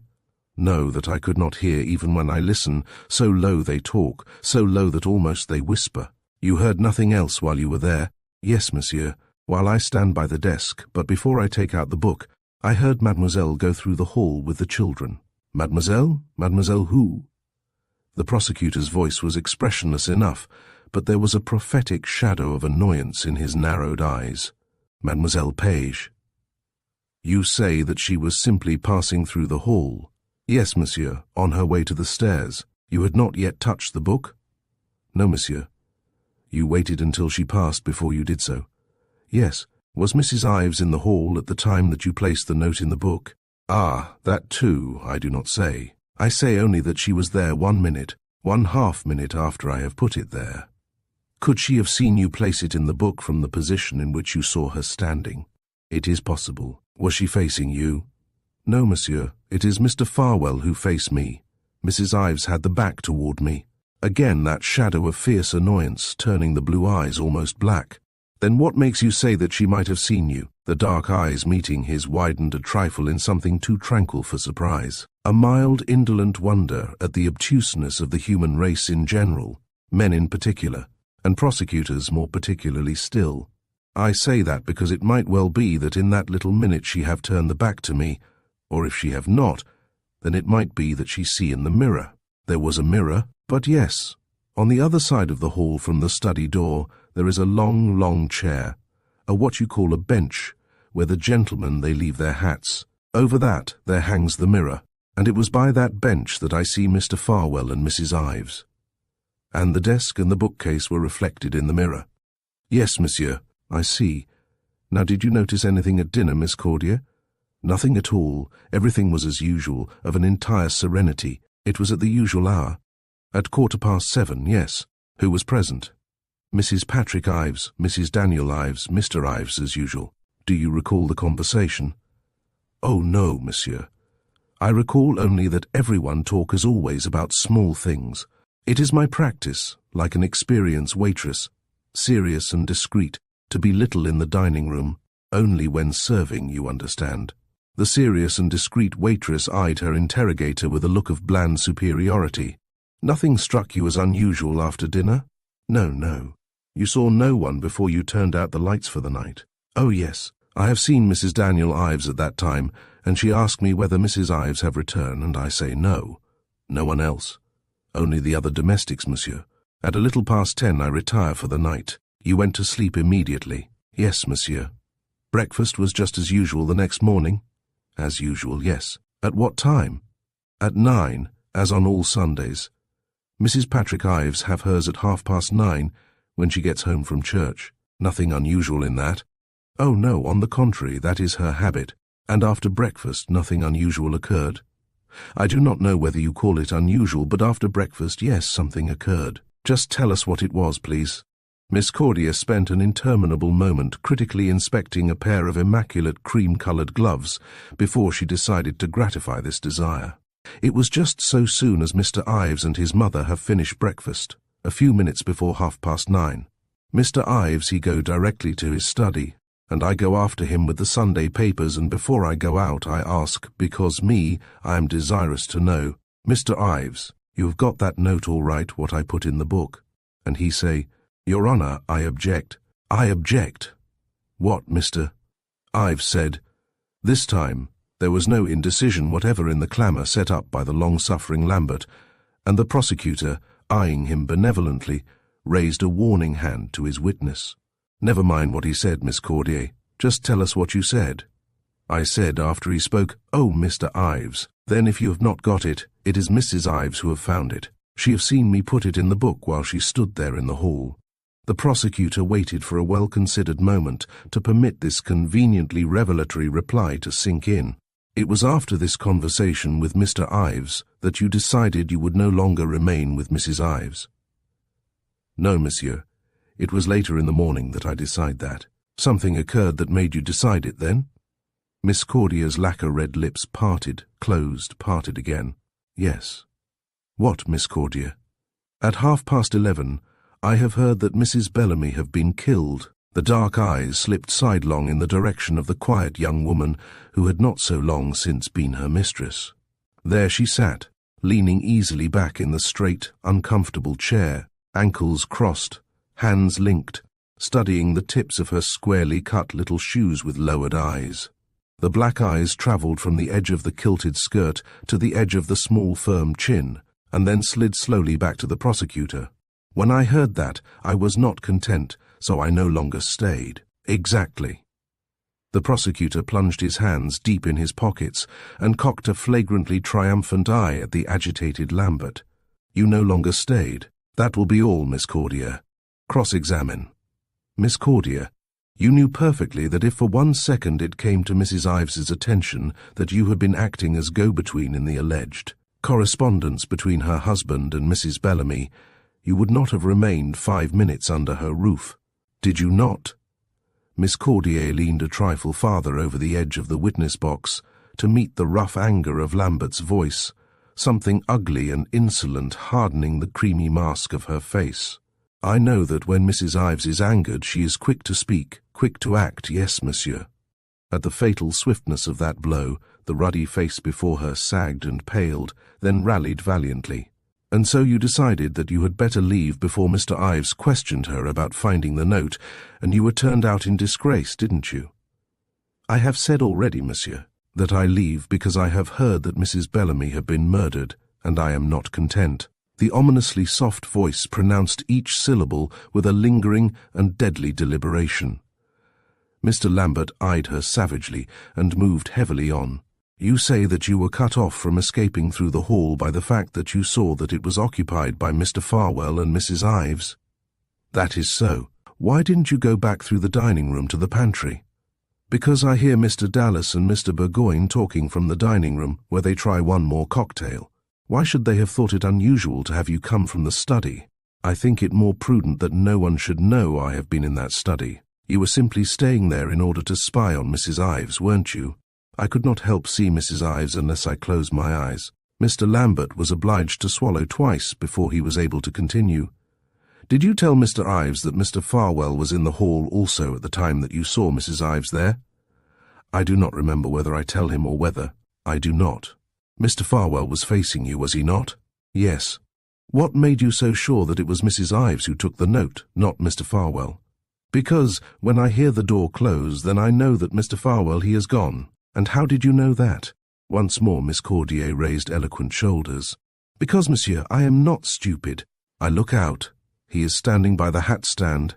I go back. I hear a door close. I look out once more, and he is not there. But that is of the most elementary. You should be a detective instead of wasting your time waiting on tables, commented her courtly interrogator. The plain truth is, isn't it, that anyone in the house might have gone out and closed that door while Mr. Farwell went back to the living room with Mrs. Ives?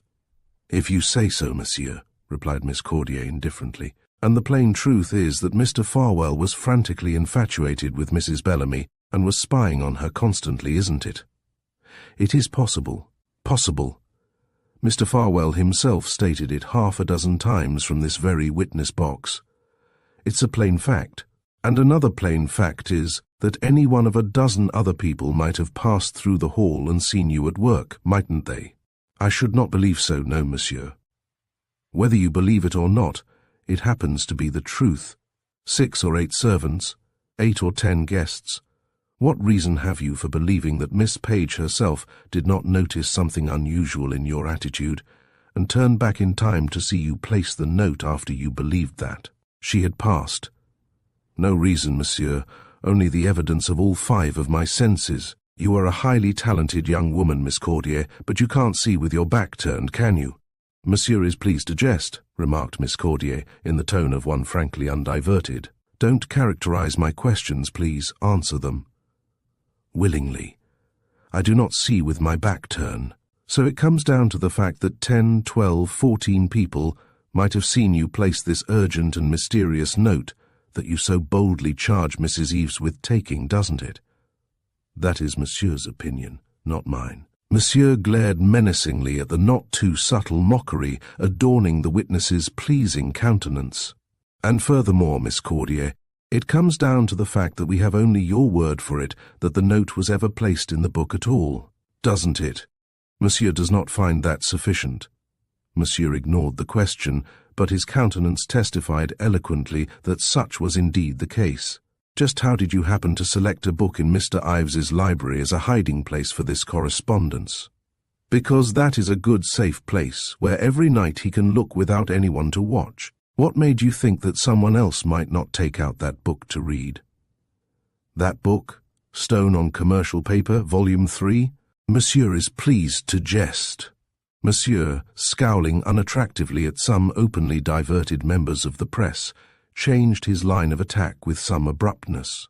Miss Cordier, you know a man called Adolphe Platz, do you not? Miss Cordier's lashes flickered once, twice, of a certainty. Did you see him in the afternoon of the 19th of June? Yes. How did you come to know him? He was for a time chauffeur to Mrs. Ives. Married, wasn't he? Married, yes. Mrs. Platz was a chambermaid in Mrs. Ives's employ. Yes. They left because Mrs. Platz quarrelled with you, did they not? One moment, please. The prosecutor lifted an imperious voice. Are we to be presented with an account of all the backstairs quarrels, past and present, indulged in by Mrs. Ives's domestics? To the best of my belief, my distinguished adversary is entering a field, however profitable and entertaining it may prove, that I have left totally virgin. Does the court hold this proper for cross-examination? The court does not. The question is overruled. I ask an exception, Your Honour. Miss Cordier, when you were turning out the lights that night, did you go into all the downstairs rooms? Into all of them, yes. Did you see Mr. Patrick Ives in any of them? No, monsieur. Sue Ives leaned forward with a swift gesture, a sudden wave of colour sweeping her from throat to brow. Mr. Lambert looked diligently away. You have placed great stress on your skill, experience and training as a waitress, Miss Cordier. Are you a waitress at present? No. Just what is your present occupation? At present I have no occupation. I rest. In the boarding house in Atlantic City where you have been occupied in resting for the past 3 or 4 months, you are not reposing under the name of Melanie Cordier, are you? The black eyes darted toward the prosecutor, who stood leaning, shrewd and careless, over the back of a tilted chair. Is it particularly germane to this inquiry whether Miss Cordier chooses to call herself Joan of Arc if she wants to? He inquired. I propose to attack the credibility of this witness, said Mr. Lambert unctuously. I propose to prove by this witness that while she is posing here as a correct young person and a model servant, she is actually living a highly incorrect life as a supposedly married woman. Miss Cordier, I ask you whether for the past 3 months you have not been passing as the wife of Adolphe Platz, having persuaded him to abandon his own wife. In the pale oval of her face the black eyes flamed and smoked. And I tell you no, no, and again no, monsieur. You do not go under the name of Mrs. Adolphe Platz. I do not persuade him to abandon that stupid doll, his wife. Long before I knew him he was tired and sick of her.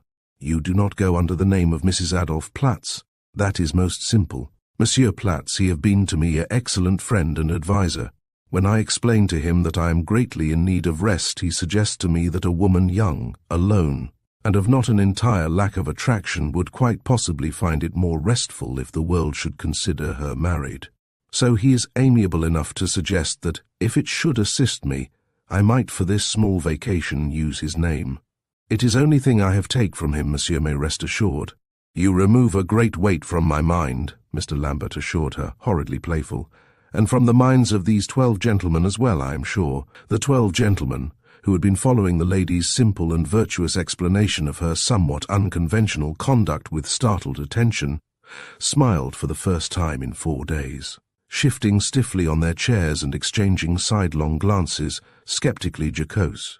It is a pleasure to all of us to know that such chivalry as Mr. Platts has exhibited is not entirely extinct in this wicked workaday world. I hardly think that we can improve on your explanation as to why you are known in Atlantic City as Mrs. Adolphe Platts, Miss Cordier. That will be all." The prosecutor, who did not seem unduly perturbed by these weighty flights of sarcasm, continued to lean on his chair, though he once more lifted his voice. "You had saved quite a sum of money during these past years, hadn't you, Miss Cordier?" "Yes, monsieur. It proved ample for your modest needs on this long-planned and greatly needed vacation, did it not?" "More than ample, yes. Mr. Platts had left his wife some time before these unhappy events caused you to leave Mrs. Ives, hadn't he?" "Of a surety, monsieur. That's all, thank you, Miss Cordier." Miss Cordier moved leisurely from the stand, chic and poised as ever, disdaining even a glance at the highly gratified Lambert, and bestowing the briefest of smiles on Mr. Farr, who responded even more briefly. Many a lady, trailing sable and brocade from an opera box, has moved with less assurance and grace than Mrs. Ives's one-time waitress, the temporary Mrs. Adolphe Platts. The eyes of the courtroom, perplexed, averted, and faintly disturbed, followed her balanced and orderly retreat, the scarlet camellia defiant as a little flag. "Call Miss Roberts." "Miss Laura Roberts." Miss Laura Roberts also wore black, but she wore her black with a difference. A decent, sober, respectful apparel for a decent, sober, respectful little person. Miss Roberts, comely, rosy-faced, grey-eyed, fawn-haired, and soft-voiced, had all the surface qualifications of an ideal maid, and she obviously considered that those qualifications did not include scarlet lips and scarlet flowers. Under the neat black hat her eyes met the prosecutor's shyly and bravely. "Miss Roberts, what was your occupation on June 19th, 1926?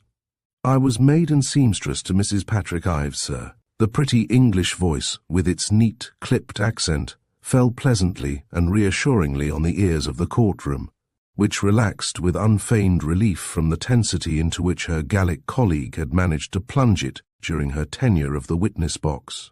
"Did you see Mrs. Ives on the evening of the 19th? "Not after dinner, no, sir. I asked her before dinner if it would be quite all right for Cook and me to go down to the village to church that night, and she said quite, and not to bother about getting home early, because she wouldn't be needing me again. So, after church, we met two young gentlemen that we knew and went across to the drugstore and had some ices, and sat talking a bit before we walked home, so that it was well on to 11 when we got in, and all the lights were out except the one in the kitchen, so I knew that Mrs. Ives was in bed." "What time did you leave the house for church, Miss Roberts?" "Well, I couldn't exactly swear to it, sir, but it must have been around 8:30, because service was at 9, and it's a good bit of a walk, and I do remember hurrying with dinner so that I could turn down the beds and be off." "Were you chambermaid in the household as well as seamstress maid?" "Oh, no, sir, only it was the chambermaid's night off, you see, and then it was my place to do it." "I see. So on this night you turned down all the beds before 8:30? "Yes, sir, all but Miss Page's, that is. That wasn't included in your duties?" "Oh, yes, sir, it was. But that night when I got to the day nurse's door it was locked, and when I knocked, no one didn't answer at first. And then Miss Page called out that she had a headache and had gone to bed already." Miss Roberts hesitated and looked down at the prosecutor with honest, troubled eyes. "Nothing extraordinary about that, was there?" "Well, yes, sir, there was. You see, when I was coming down the hall I heard what I thought were voices coming out of those rooms and crying, and I was afraid that the little girl was having more trouble with her ear.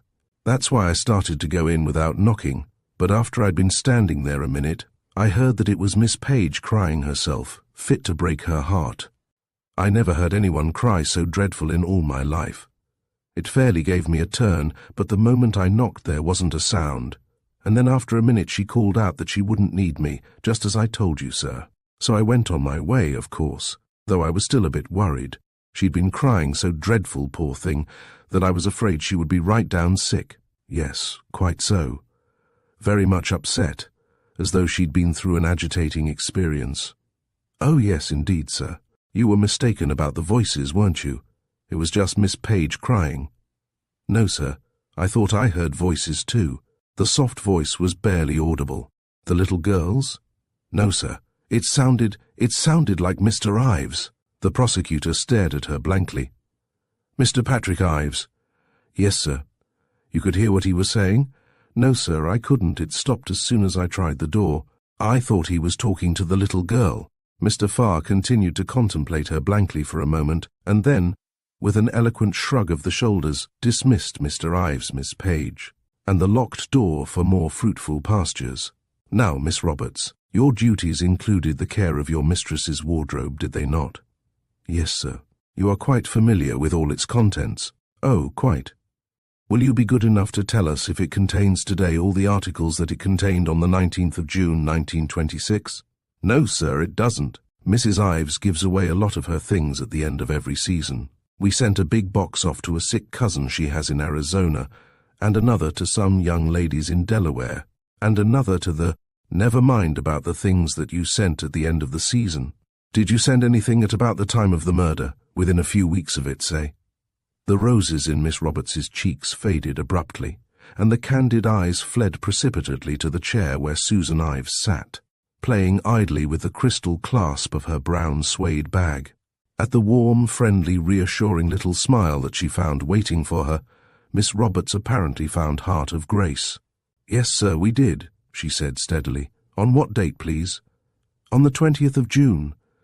The courtroom drew in its breath sharply, a little sigh for its lost ease, and moved forward the inch that separated suspense from polite attention. To whom was the package sent? It was sent to the Salvation Army. What was in it? Well, there were 2 old sweaters and a Swiss dress that had shrunk quite small, and a wrapper and some blouses and a coat. What kind of a coat, Miss Roberts? A light flannel coat, a kind of sports coat you might call it, said Miss Roberts clearly. But those who craned forward sharply enough could see the knuckles whiten on the small, square, capable hands. Cream-coloured flannel.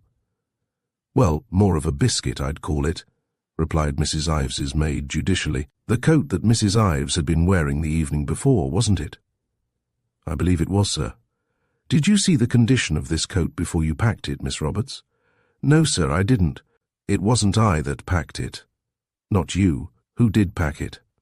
Mrs. Ives packed it herself. Ah, I see. In that sudden white light of triumph, the prosecutor's face was almost beautiful, a cruel and sinister beauty, such as might have lighted the face of the youngest Spanish Inquisitionist as the stray shot of a question went straight to the enemy's heart. It was Mrs. Ives who packed it. How did it come into your hands, Miss Roberts? The package, sir? Certainly, the package. It was this way, sir. A little before 8 Sunday morning, Mrs. Ives's bell rang, and I went down to her room. She was all dressed for church, and there was a big box on her bed. She said, I rang for you before, Roberts, but you were probably at breakfast. Take this down to MacDonald and tell him to mail it when he gets the papers. The post office closes at 9:30. Was that all that she said? Oh, no, sir. She asked me for some fresh gloves, and then she said over her shoulder like as she was going out, It's those things that I was getting together for the Salvation Army. I put in the coat I was wearing last night too. I absolutely ruined it with some automobile grease on Mr. Bellamy's car. Nothing more?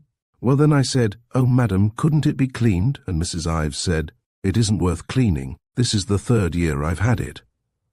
Then she went out, sir, and I took it down and gave it to MacDonald. Was it addressed? Oh, yes, sir. How? Just Salvation Army Headquarters, New York, NY. No address in the corner as to whom it came from? Oh, no, sir. Mrs. Ives never. Be good enough to confine yourself to the question. You are not aware yourself of the exact nature of these stains, are you, Miss Roberts? Yes, sir, I am, said the pink-cheeked Miss Roberts firmly. They were grease stains. What? The prosecutor's startled voice skipped half an octave. Didn't you distinctly tell me that you didn't see this coat? No, sir, no more I did. It was Mrs. Ives that told me they were grease stains. The prosecutor indulged in a brief bark of mirth that indicated more relief than amusement. Then, as I say, you are unable to tell us of your own knowledge. No, sir, replied Miss Roberts, a trifle pinker and a trifle firmer. Mrs. Ives told me that those stains were grease stains. So I am certainly able to say of my own knowledge that it was absolutely true if she said so. There was something in the soft, sturdy voice that made the grimy courtroom a pleasanter place. Sue Ives's careless serenity flashed suddenly to that of a delighted child. Stephen Bellamy's fine, grave face warmed and lightened. The shadows lifted for a moment from Pat Ives's haunted eyes. There was a grateful murmur from the press, a friendly stir in the jury. The quiet-eyed, soft-voiced, stubborn little Miss Roberts was undoubtedly the heroine of the moment.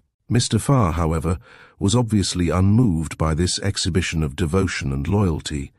He permitted more than a trace of annoyance to penetrate his clear, metallic voice. "That's all very pretty and touching, naturally, Miss Roberts. But from a crudely legal standpoint, we are forced to realize that your statement as to the nature of the stains has no weight whatever. It is a fact, is it not, that you never laid eyes on the stained coat that Mrs. Ives sent out of her house within a few hours of the time that this murder was committed?" "Yes, sir, that is a fact." "No further questions, Miss Roberts. Cross-examine." "It is a fact, too, that Mrs. Ives frequently sent packages in just this way, isn't it, Miss Roberts?" inquired Mr. Lambert mellifluously. "Oh, yes, indeed, she did. Often and often." "Was she in the habit of putting her address on packages sent to charitable institutions?" "No, sir. She didn't want to be thanked for her charities, not ever." "Precisely. That's all, Miss Roberts, thanks. Call Orsini. Luigi Orsini."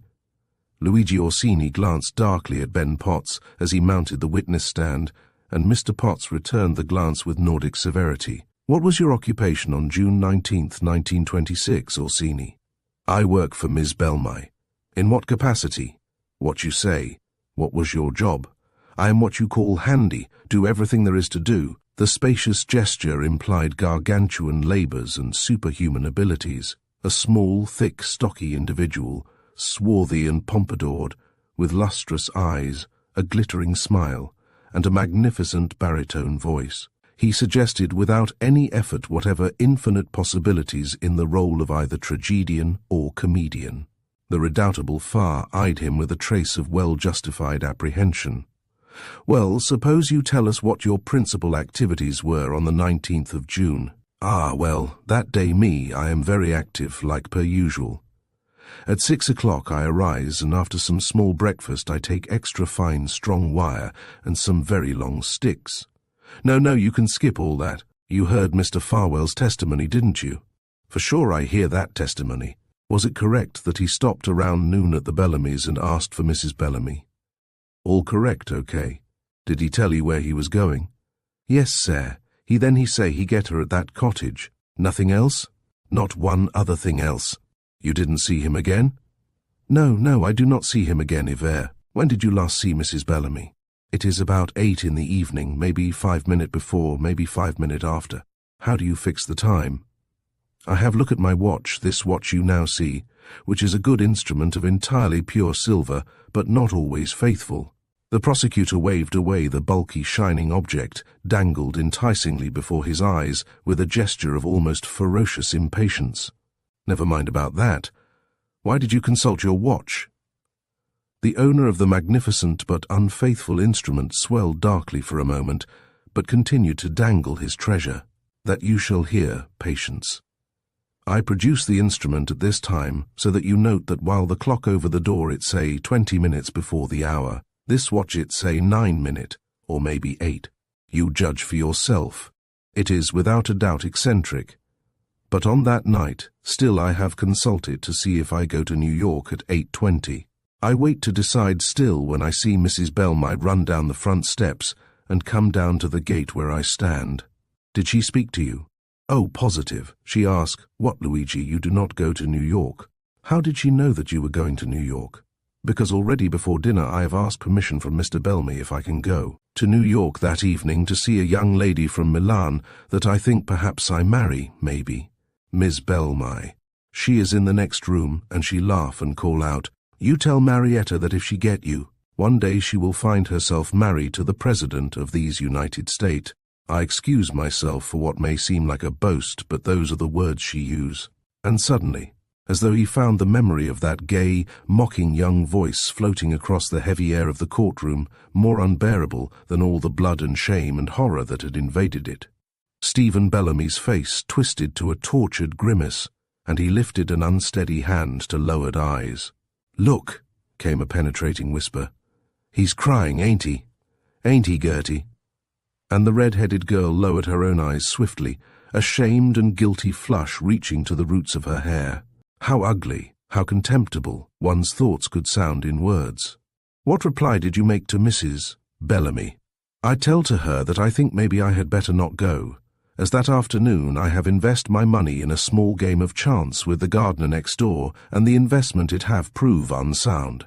I say that how if I go to New York to see my young lady, it is likely that I must request of her the money to return back to Rosemont, and me, who am proud, I find that indelicate. So, Miss Bellamy," she laugh out and look quick in the little bag that she carry and give me $3, to make the course of true love run more smooth, she say. And then she call back over her shoulder, "Better hurry, Luigi, or you miss that train."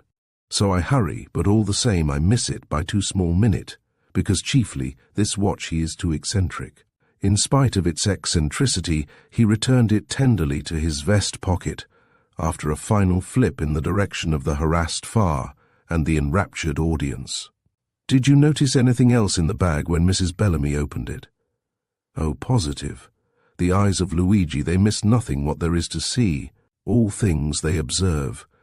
In that bag of Miss Bellamy there are stuff in 2, 3 letters, I don't know for sure, maybe 4, but they make that small little bag bulge out so, very tight, like that." Mr. Orsini's eloquent hands sketched complete rotundity. "You never saw Mrs. Bellamy again?" "Not hiver, no more, not hiver." For a moment the warm blood under the swarthy southern skin seemed to run more slowly and coldly. But after a hasty glance at the safe, reassuring autumn sunlight slanting across the crowded room, the colour flowed boldly back to cheek and lip. "You say that you missed the train to New York. What did you do then?" "Then I curse myself good all up and down for a fool that is a fool all right, and I go back to my room in the garage and get into my bed and begin to read a story in a magazine that call itself Honest Confession about a bride what—" "Never mind what you were reading. Did you notice anything unusual on your return?" "Well, maybe you don't call it nothing unusual, but I notice that the car of Mr. Bellamy is no longer in the garage. That make me surprise for a minute, because I have heard Mr. Bellamy tell Nellie, the house girl, that it is all right for her to go home early to her mother, where she sleep, because he will be there to answer the telephone if it should ring. But all the same I go on to bed. I just think he changed his mind maybe." "What time did you get back to the garage?" "At 22 minutes before 9 I am in my room, that I verify by the alarm clock that repose on the top of my bureau, and which is of an entire reliability. I note it expressly, because I am enraged that I have misses the train by so small an amount. Orsini, do you know what kind of tires Mr. Bellamy was using on his car?" "Yes, sir, that too I know. There are 3 old tires of what they call Royal Cord make, 2 on back and 1 on front. On the left front one is a good new Silvertown cord, what I help him to change about a month before all these things have happened. For spare, he carry a all-new Ajax, and that is all there is." "You're perfectly sure that the Ajax wasn't on?" "Oh, surest thing." "When did you last see the car?" "When I go down to the gate, round 7:30. "And the Ajax was still on as a spare?" "That's what. Did you see Mr. Bellamy again on the evening of the 19th? "Yes, that evening I have seen Mr. Bellamy again." "At what time?" "At 10:05. "Was he alone?" "No, with him there was a lady." "Did you recognize her?" "Yes, sir, I have recognized her." "Who was this lady, Orsini?"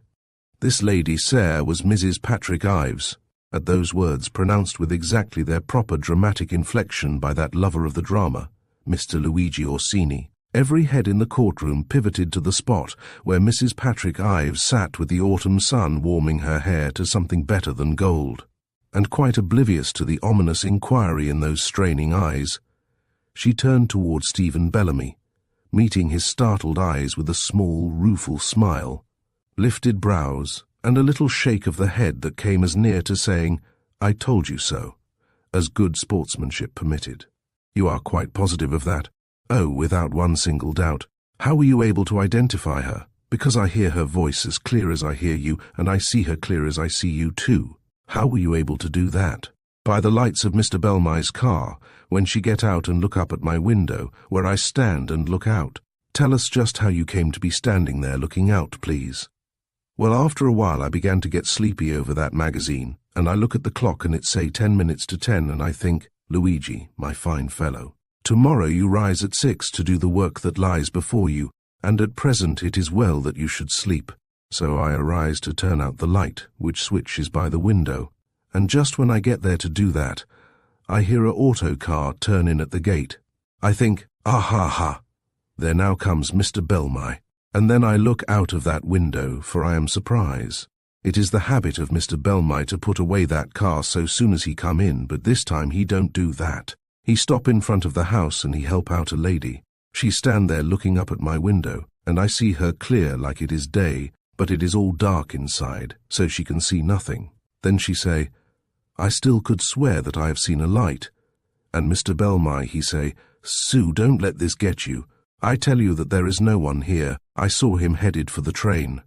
Maybe perhaps it was the shine from our own lamps what you see. Come on. And she say, maybe, but I could swear. And then I don't hear any more because they go into the house. And me, I stand there like one paralyzed. Because always I have believed Mr. Bellamy to be a man of honor who love. Yes. Never mind that. Did you see them come out? Yes, that I see too.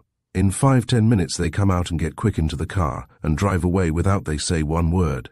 They start off very fast so that the car it jump. Do you know at what time Mr. Bellamy returned that night? No, because then I wake only half up from sleep when I hear him drive that car into the garage, and I do not turn to look at the clock. It was some time later. Some time, yes. But whether 1 hour, 3 hours, 5 hours, that I cannot say. What I am not sure of like my life, that I do not say. Exactly, very commendable. That's all, thanks. Cross-examine. Orsini wheeled his lustrous orbs in the direction of Mr. Lambert, whose ruddy countenance had assumed an expression of intense inhospitality, though he managed to inject an ominous suavity into his ample voice. With those vigilant and all-seeing eyes of yours, Mr. Orsini, were you able to note the garments that Mrs. Bellamy was wearing when she went past you at the gate? Oh, positive. A white dress, all fluffy, and a black cape, quite thin, so that almost you see through it. Not quite, maybe, but almost. Any hat.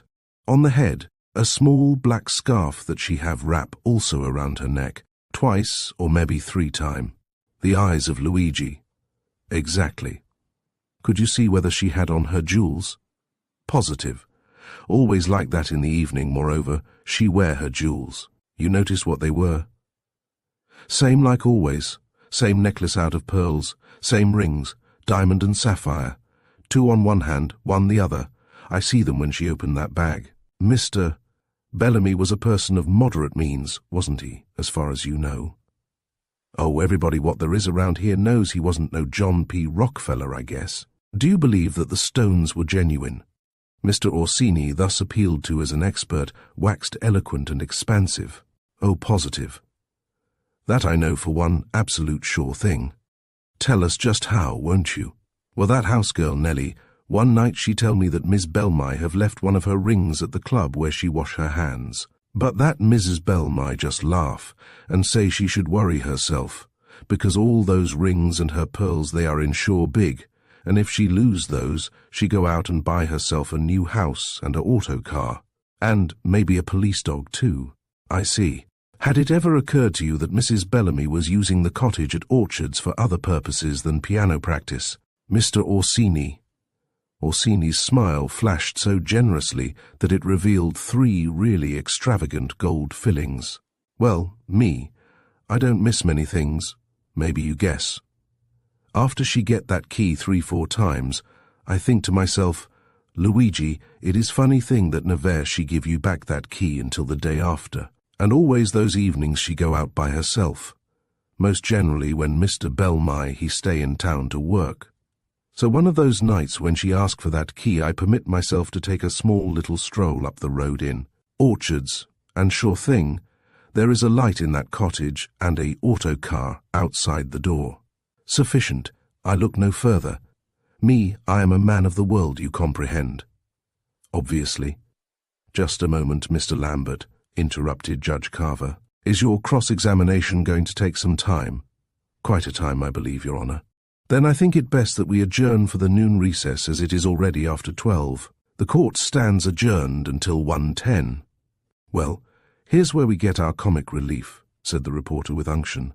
"That son of sunny Italy is going to give us an enviable imitation of a three-ringed circus and a bag of monkeys before he and Lambert get through with each other. Or I miss my guess. He's got a look in his eye that is worth the price of admission alone. What's your mature opinion of him?" "I think that he's beguiling," said the red-headed girl somewhat listlessly. Little shadows were under her grey eyes, and she curled small, limp paws about a neglected notebook. Something in the drooping shoulders under the efficient jacket suggested an exhausted baby in need of a crib and a bottle of hot milk and a firm and friendly tucking in. She made a half-hearted effort to overtake an enormous yawn that was about to engulf her, and then surrendered plaintively. "Bored?" inquired the real reporter, his countenance illuminated by an expression of agreeable surprise. "Bored?" cried the lady beside him, in a voice at once scornful and outraged. "Bored? I'm half destroyed with excitement. I can't sleep any more. I go back to the boarding house every night and sit up in front of a gas stove with an orange and magenta comforter over my shoulders that ought to warm the dead, writing up my notes until all hours, and then I put a purple comforter over my knees and a muffler over my nose, and get an apple and sit there alternately gnawing the apple and my fingers and trying to work out who did it until even the cats stop singing under my window and the sky begins to get that nice, appealing slate color that's so prettily referred to as dawn. And even then I don't know who did it." "Don't you indeed?" inquired the reporter severely, looking irritated and anxious. "Haven't you any sense at all, you little idiot? Listen, I know a place just 2 blocks down where you can get some fairly decent hot soup. You go and drink about a quart of it, and then trot along home and turn in. And I'll do your notes for you tonight so well that your boss will double your salary in the morning. And if you're very good and sleep 18 hours, I may tell you who did the murder." The red-headed girl, who had shuddered fastidiously at the offer of fairly decent soup, eyed him ungratefully as she extracted a packet of salted peanuts from the capacious pouch that served her as handbag, commissary, and dressing table. "Thank you kindly," she said. "My boss wrote me 2 special delivery letters yesterday to say that I was doing far the best stuff that was coming up out of Redfield, far. He said that the 3 clippings that I sent him of your stuff showed promise. He did, honestly. I think that soup's terrible, and this is the first time in my life that I've been able to stay up as late as I pleased without anyone sending me to bed. I'm mad about it. Have some peanuts?" "No, thanks," said the reporter, rising abruptly. "Anything I can get you outside."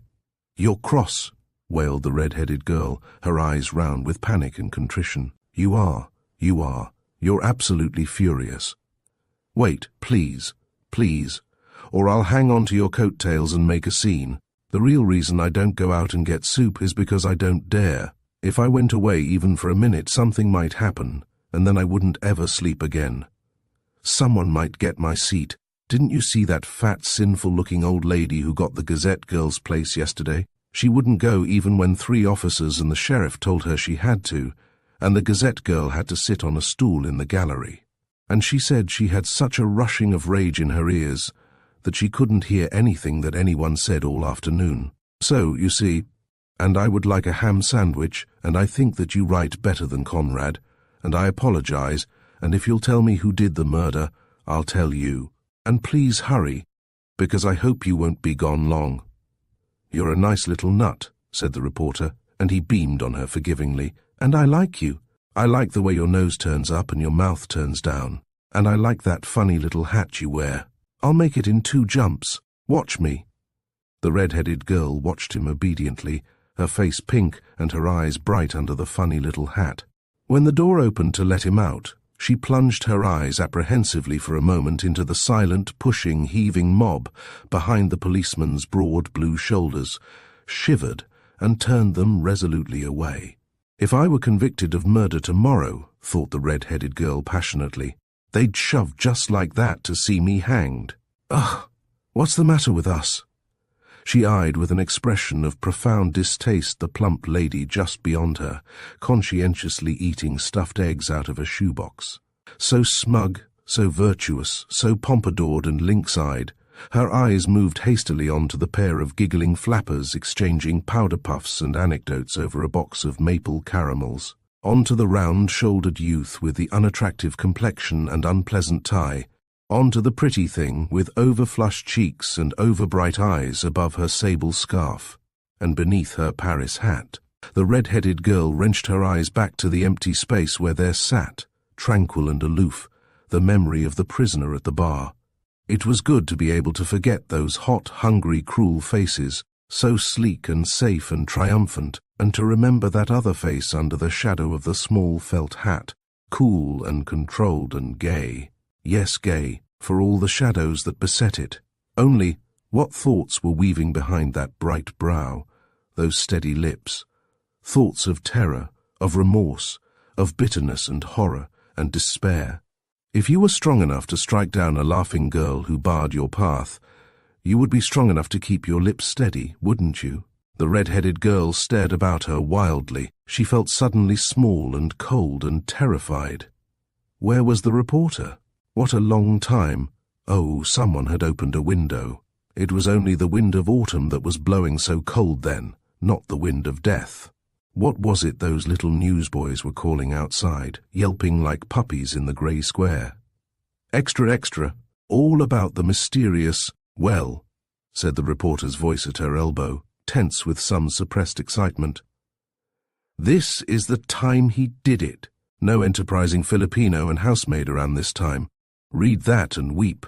Across the flimsy sheet of the Redfield Home News it ran in letters 3 inches high, ex-fiancé of murdered girl blows out brains. Prominent clubman found dead in garden at 11:45 this morning. I've got a peach of a story started over the wires this minute, said the reporter exultantly. Here, boy, rush this stuff and beat it back for more. I couldn't get your sandwich. Well, said the red-headed girl in a small, awed voice. Well then, that means that he did it himself, doesn't it? That means that he couldn't stand it any longer because he killed her, doesn't it?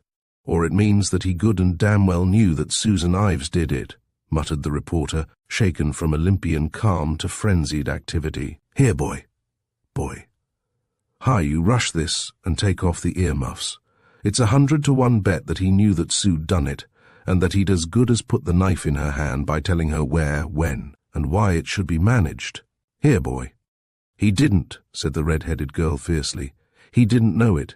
How could? The court, sang Ben Potts. How could he know whether she— Silence, intoned Ben reprovingly. Mr. Orsini and Mr. Lambert were both heading purposefully for the witness box. Now you've just told us, Mr. Orsini, that you were able to see Mrs. Ives's face when you looked down from your window in the garage, as clearly as you see mine. Can you give us an idea of the approximate distance from the garage to the house? Positive. The distance from the middle of the garage door to the middle of the front porch step? It is. He glanced earnestly at a small slip of paper, hitherto concealed in one massive paw, and divulged a portion of its contents to his astounded interrogator. It is 47 feet 5 inches and 1/2 inch. What? Mr. Orsini contemplated with pardonable gratification the unfeigned stupor that adorned the massive countenance now thrust incredulously forward. Also, I can now tell you the space between the front gate and the door, 143 feet and 1/4 of an inch, he announced rapidly and benevolently. Also from the fence out to the road, 11 feet 9 inch and a. Judge Carver's gavel fell with a crash over the enraptured roar that swept the courtroom. One more demonstration of this kind, and I clear the court. This is a trial for murder, not a burlesque performance. You, sir, answer the questions that are put to you when they are put. What's that object in your hand? Mr. Orsini dangled the limp yellow article, hopefully under the judge's fine nose. The instrument with which I make the measure, he explained, all modest pride. What you call a measure of tape. The card on which I make the notes as well. Judge Carver schooled his momentarily shaken countenance to its customary rigidity and turned a lion-tamer's eye on the smothered hilarity of the press. The demoralized Lambert pulled himself together with a mighty effort. A junior counsel emitted a convulsive snort. Only Mr. Farr remained entirely unmoved. Pensive, nonchalant, and mildly sardonic, he bestowed a perfunctory glance on the measure of tape and returned to a critical perusal of some notes of his own, which he had been studying intently since he had surrendered his witness to his adversary.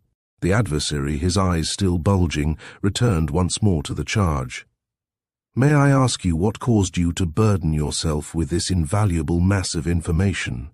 "Surest thing you may ask. I do it because I am well familiar with the questions what all smart high-grade lawyers put when in the court. Like, could you then tell us how high were those steps? And how many were those minutes? And how far were those walls?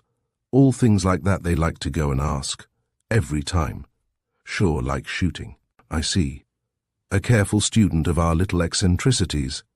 How has it happened that your crowded life has afforded you the leisure to make so exhaustive a study of our habits? Once again, more slow, suggested the student affably. How have you happened to become so familiar with court life? Oh me, I am not so familiar with it as that. Once, twice, that is enough for one who know how to use his eyes and ear. More is not necessary. No, as you say, once or twice ought to be enough. It's a pity that you found it necessary to extend your experience. Orsini, have you ever been in jail? Who, me? The glittering smile with which Mr. Orsini was in the habit of decorating his periods was not completely withdrawn, but it became slightly more reticent. His lambent eyes roved reproachfully in the direction of Mr. Farr, who seemed more absorbed than ever in his notes. In what kind of a jail, you mean? Mr. Lambert looked obviously disconcerted. I mean jail. Any kind of a jail. Was it up on a hill, perhaps, this jail? Inquired his victim helpfully. On a hill? What's that got to do with it? How should I know whether it was on a hill? A high hill, maybe, with trees all about it. Once more Orsini's hands were eloquent. All right, all right. Were you ever in a jail on a hill with trees around it? Orsini gazed blandly into the irate and contemptuous countenance thrust toward him. No, sir, he replied regretfully. If that jail was up on a hill with trees around it, then I was not in that jail. Once more the courtroom, reckless of the gavel, yielded to helpless and hilarious uproar, and for this time they were spared. One look at Mr. Lambert's countenance, a full moon in the throes of apoplexy, had undermined even Judge Carver's iron reserves. The gavel remained idle while he indulged himself in a severe attack of coughing behind a large and protective handkerchief. The red-headed girl was using a more minute one to mop her eyes when she paused, startled and incredulous. Across the courtroom, Patrick and his wife Susan were laughing into each other's eyes. For one miraculous moment, the gay and carefree comrades of old. For one moment. And then, abruptly, memory swept back her lifted veil, and they sat staring blankly at the dreadful havoc that lay between them, who had been wont to seek each other in laughter. Slowly, painfully, Sue Ives wrenched her eyes back to their schooled vigilance, and after an interminable breath, Pat Ives turned his haunted ones back to the window, beyond which the sky was still blue. Only in that second's wait, the red-headed girl had seen the dark flush sweep across his pallor, and the hunger in those imploring eyes. Frantic and despairing, as those of a small boy who had watched a beloved hand slam a heavy door in his face. Why, he loves her, thought the red-headed girl. He loves her dreadfully. Those few scattered seconds when laughter and hope and despair had swept across a court, how long they seemed, and yet they would have scantily sufficed to turn a pretty phrase or a platitude on the weather. They had just barely served to give the portly Lambert time to recover his breath, his voice, and his venom, all three of which he was now proceeding to utilize simultaneously and vigorously. I see. You're particular about your jails, like them in valleys, do you? Now be good enough to answer my question without any further trifling. What question is that? Have you ever been in jail? Mr. Orsini's expression became faintly tinged with caution, but its affability did not diminish. When? He inquired impartially. When? Any time. Will you answer my question? Thus rudely adjured, his victim yielded to the inevitable with philosophy, humor, and grace. Not any time, no, that is to exaggerate. But sometimes, yes. I do not deny that sometimes I have been in jail. Under the eyes of the entranced spectators, Mr. Lambert's rosy jowls darkened to a fine, deep, full-bodied maroon. You don't deny it, eh? Well, that's very magnanimous and gratifying. Very gratifying indeed. Now will you continue to gratify us by telling us just why you went to jail? Mr. Orsini dismissed his penal career with an eloquent shrug. Ah, well, for what thing do you not go to jail in these days? If you do not have money to pay for fine, it is jail for you. You drink beer what is 2 3/4. You shake up some dice where you think nobody care. You drive 9 1/2 mile over a bridge where it's say 8 1/2. That will do, Orsini. In 1911, did you or did you not serve 8 months in jail for stealing some rings from a hotel room? Ah, that is one dirty lie, one dirty plant is put on me. I get that. From under the swarthy skin of the erstwhile suave citizen of the world, there leaped, sallow with fury, livid with fear, the Calabrian peasant, ugly and vengeful, chattering with incoherent rage. Lambert eyed him with profound satisfaction. Yes, naturally, it always is. Very unfortunate our jails are crowded with these errors. It's true, too, isn't it, Orsini, that less than 3 weeks before the murder you told Mr. Bellamy that the reason you hadn't asked your little Milanese friend to marry you was that you couldn't afford to buy her an engagement ring? Just one moment, Orsini. The prosecutor's low voice cut sharply across the thick, violent stammering.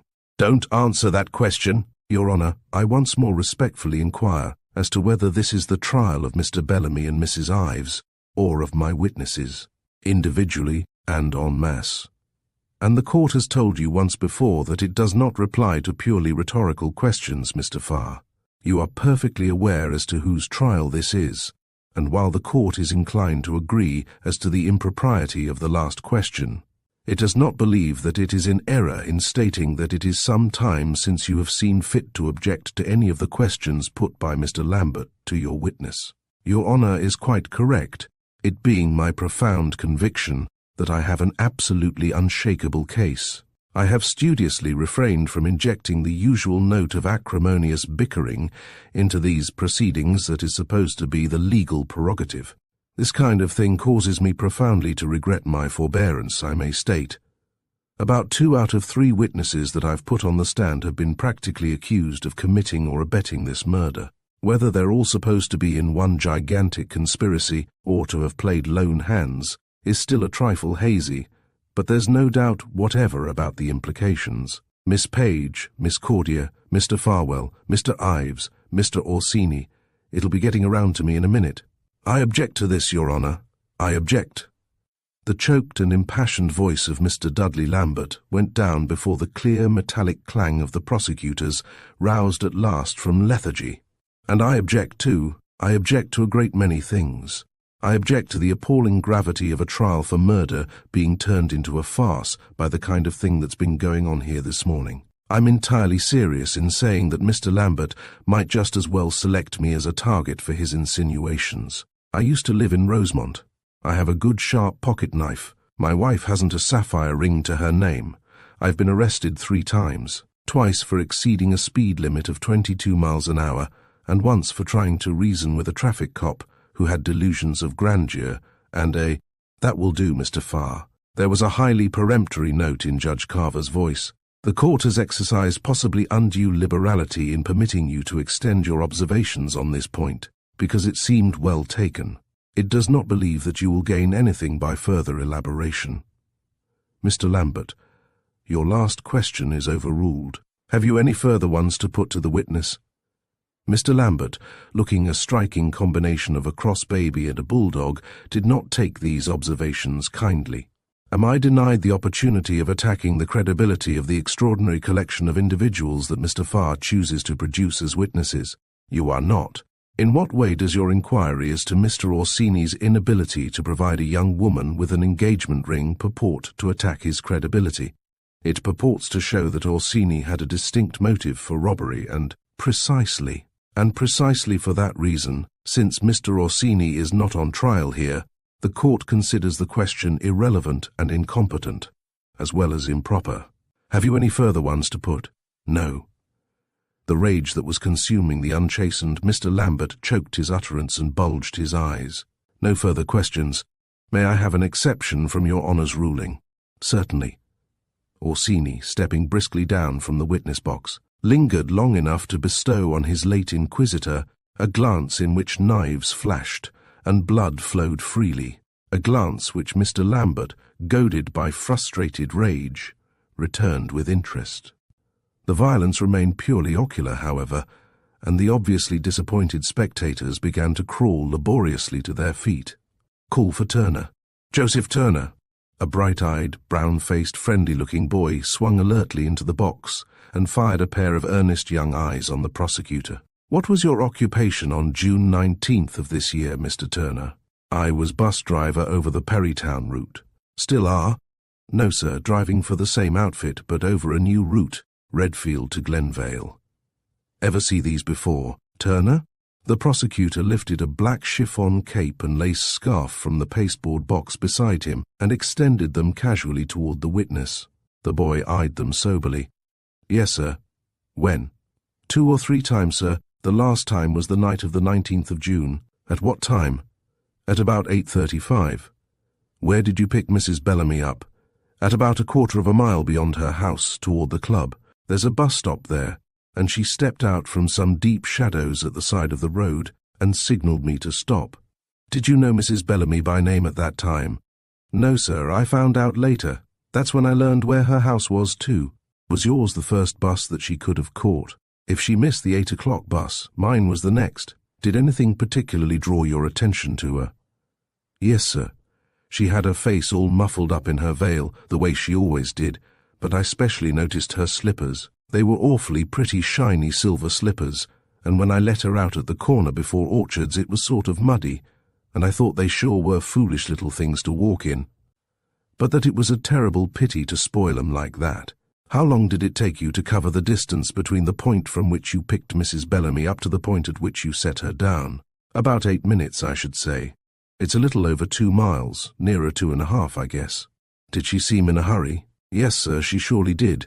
When she got out at the Orchards corner, she started off almost at a run. I pretty nearly called to her to look out or she'd trip herself, but then I decided that it wasn't none of my business, and of course it wasn't."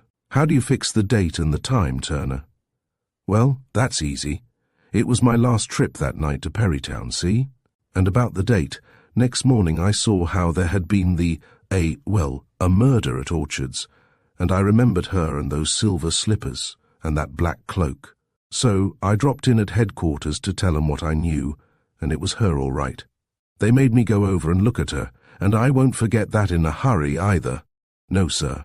The boy who had driven her to Orchard set his lips hard, turning his eyes resolutely from the little black cloak. "I got 'em to change my route the next day," he said, his pleasant young voice suddenly shaken. "You say that you had driven her over several times before?" "Well, 2 or 3 times, I guess, all in that last month, too. I only had the route a month." "Same time, 8:30. "That's right, 8:30. Anything in particular call your attention to her?" "Well, I should think she'd have called anyone's attention to her," said Joe Turner gently. "Even all wrapped up like that, she was prettier than anything I ever saw in my whole life." And he added more gently still, "about 20 times prettier."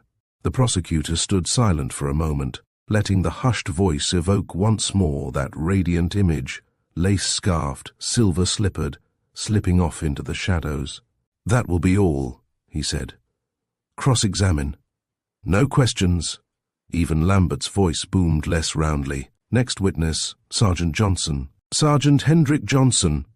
Obedient to Ben Potts's lyric summons, a young gentleman who looked like a Norse god inappropriately clothed in grey whipcord and a Sam Brown belt strode promptly down the aisle and into the witness box. "Sergeant Johnson, what was your occupation on the 19th of June, 1926?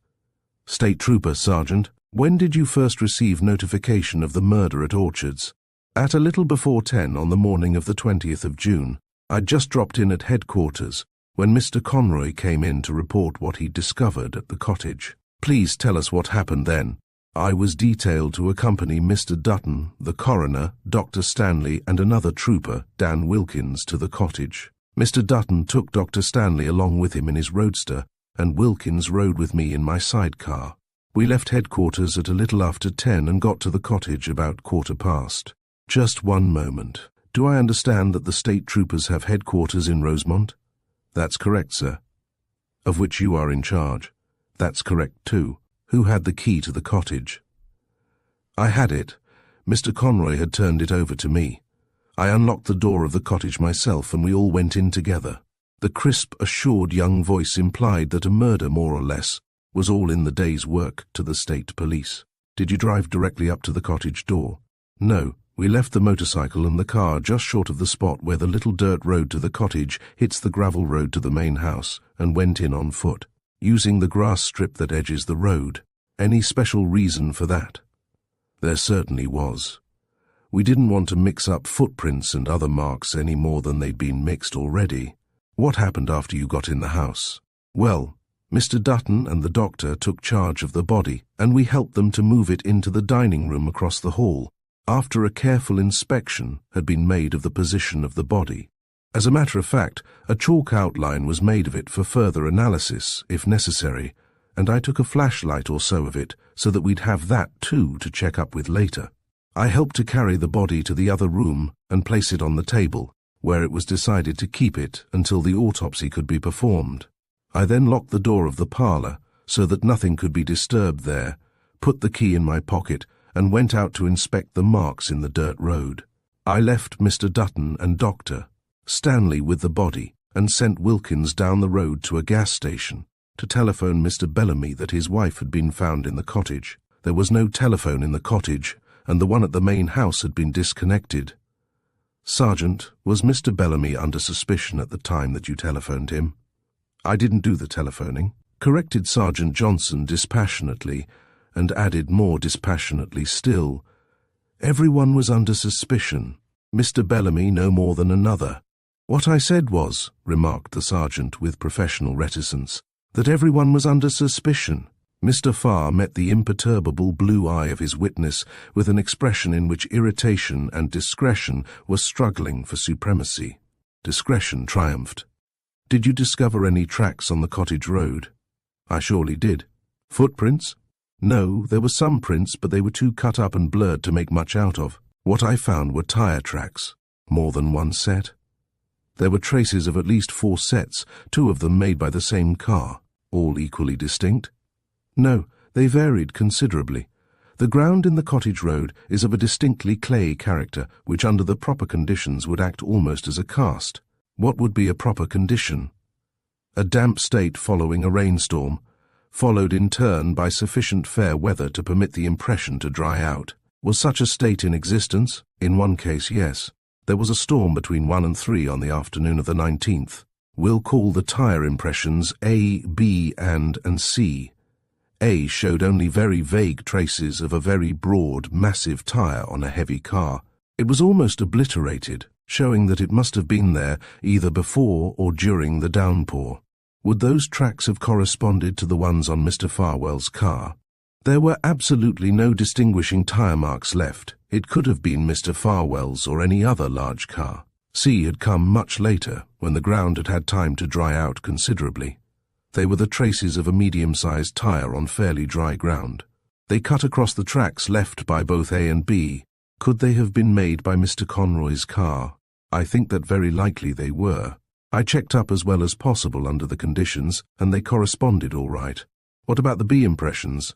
Both the B impressions were as sharp and distinct as though they had been made in wax. They were made by the same car, judging from the soil conditions, at an interval of an hour or so. We made a series of tests later to see how long it retained moisture.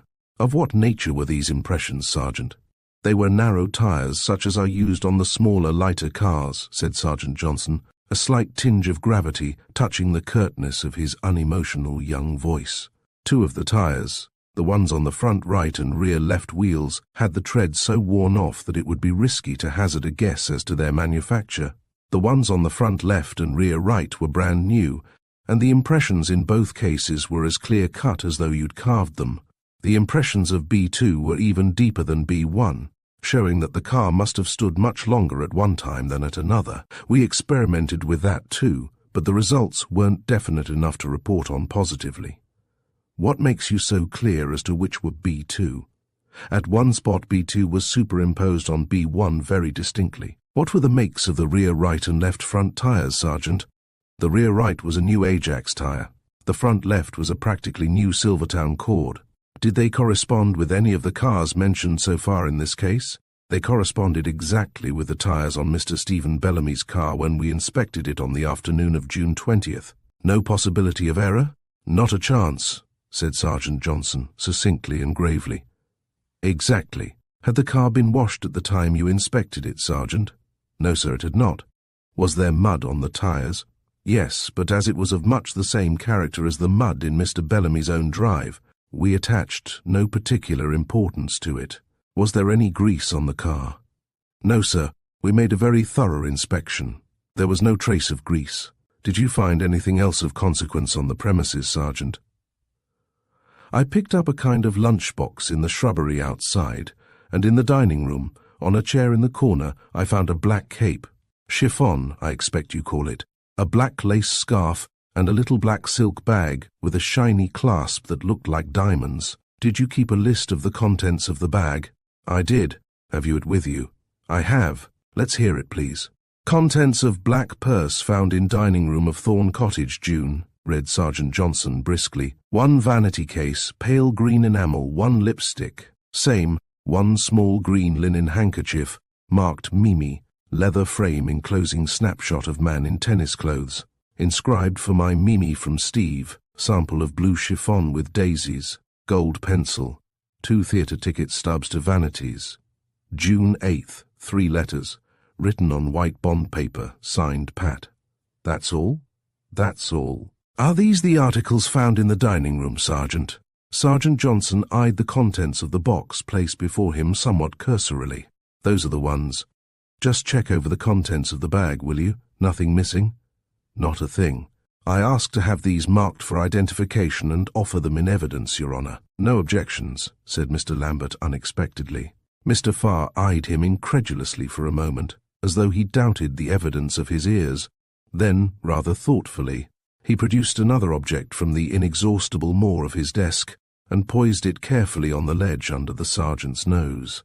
It was a box, a nice shiny tin box, painted a cheerful but decorous maroon, the kind of a box that good little boys carry triumphantly to school, bursting with cookies and apples and peanut butter sandwiches. It had a neat handle and a large, beautiful early English initial painted on the top. Did you recognize this, Sergeant? Yes. It's a lunchbox that I picked up back of the shrubbery to the left of the Orchards cottage. Had it anything in it? It was about 3/4 empty. There was a ham sandwich and some salted nuts and dates in it, and a couple of doughnuts. What should you say that the initial on the cover represented? I shouldn't say, remarked the sergeant frankly. It's got too many curlicues and doodads. It might be a D, or it might be P. Or then again, it mightn't be either. So far as you know, it hasn't been identified as anyone's property. No, sir. It might have been left there at some previous date. Well, it might have been, but the food seemed pretty fresh, and there were some new twigs broken off, as though someone had pressed way back into the shrubbery.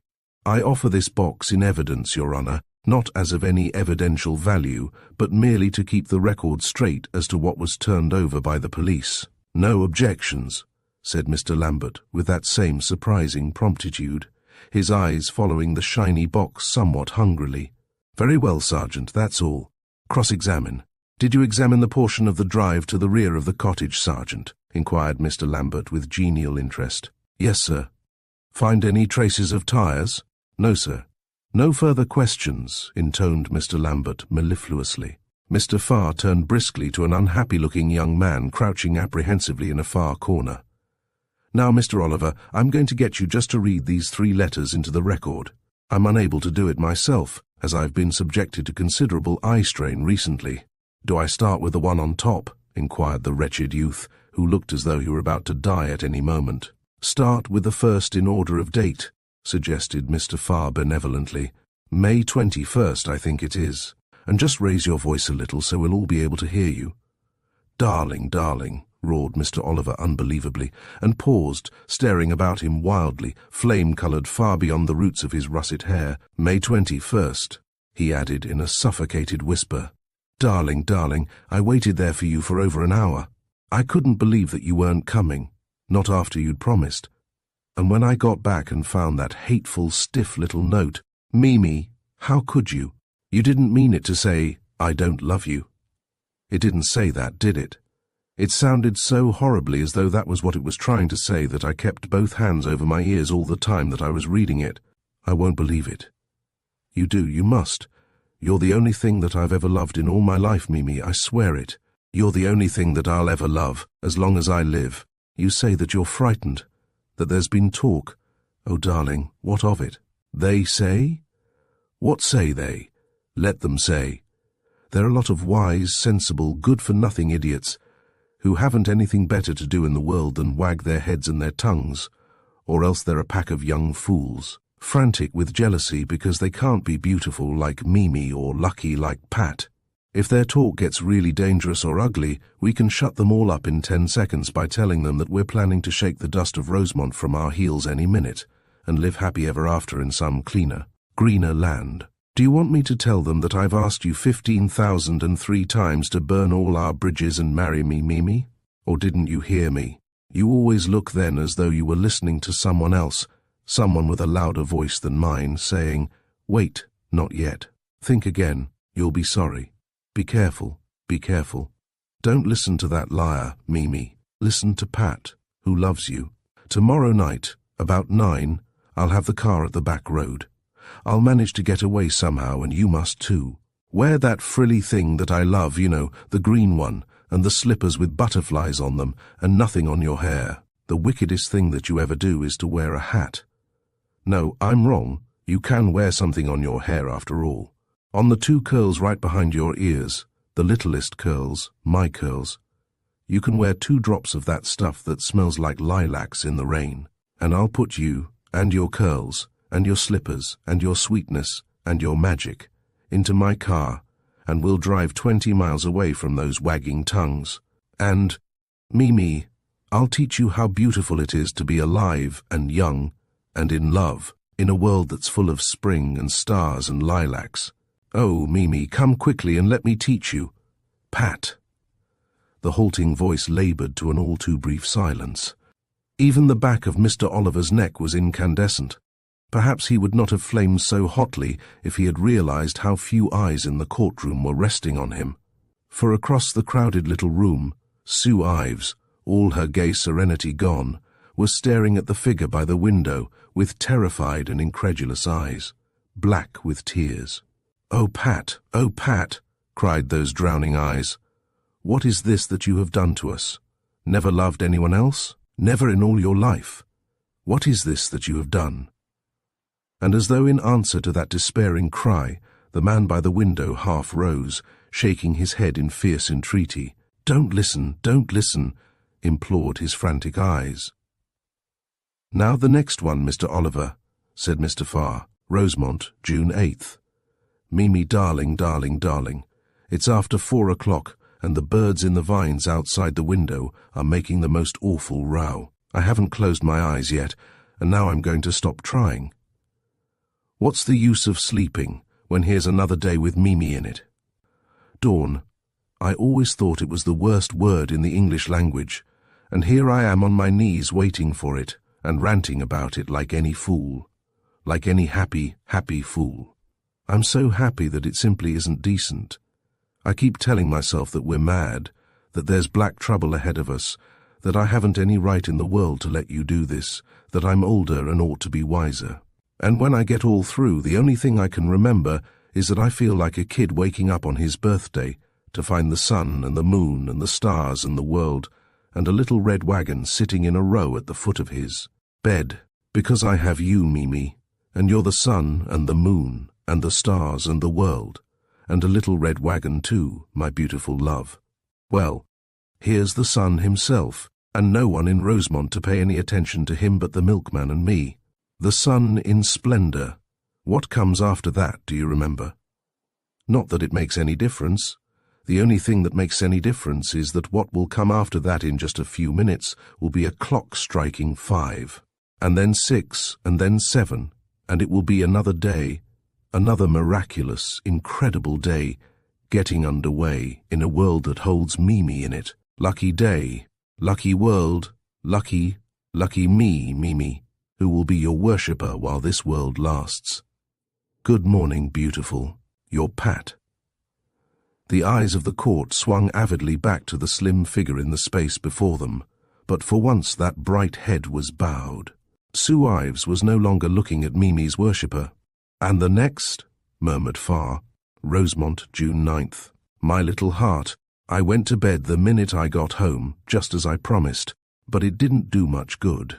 I did go to sleep for a bit, but it was only to dream that you were leaning over me again with your hair swinging down like two lovely clouds of fire, and saying over and over in that small, blessed voice, that voice that I'd strained to hear from under 3 feet of sod, "It's not a dream, love, it's not a dream, it's Mimi, who's yours and who's sweeter than all the dreams you'll dream between here and heaven. Wake up, she's waiting for you, how can you sleep?"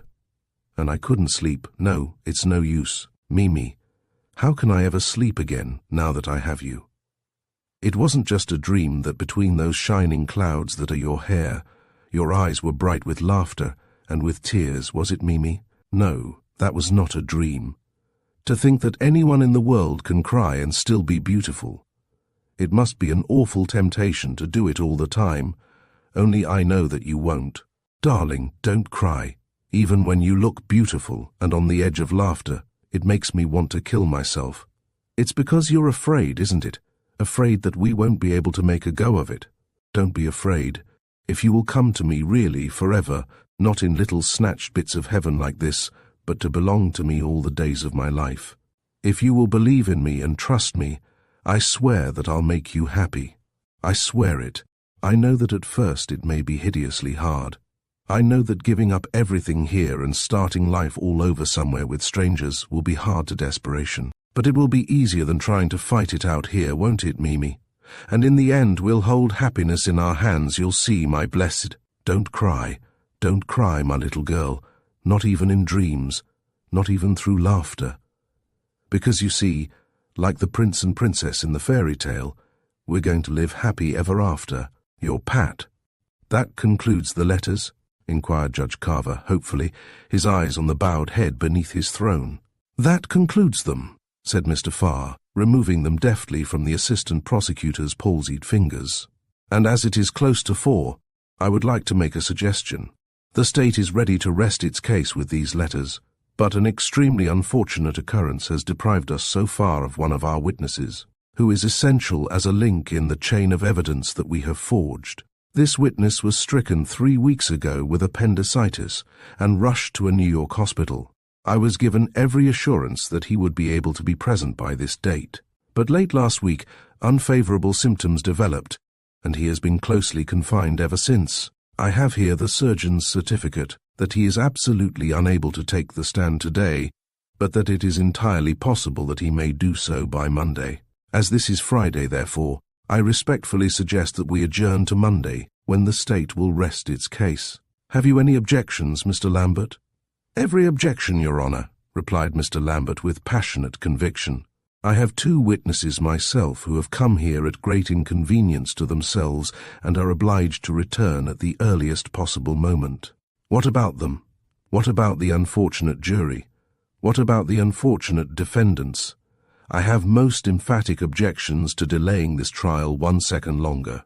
Then I can only suggest that the trial proceed and that the state be permitted to produce its witness as soon as is humanly possible, in which case the defense would necessarily be permitted to produce what witnesses it saw fit in rebuttal.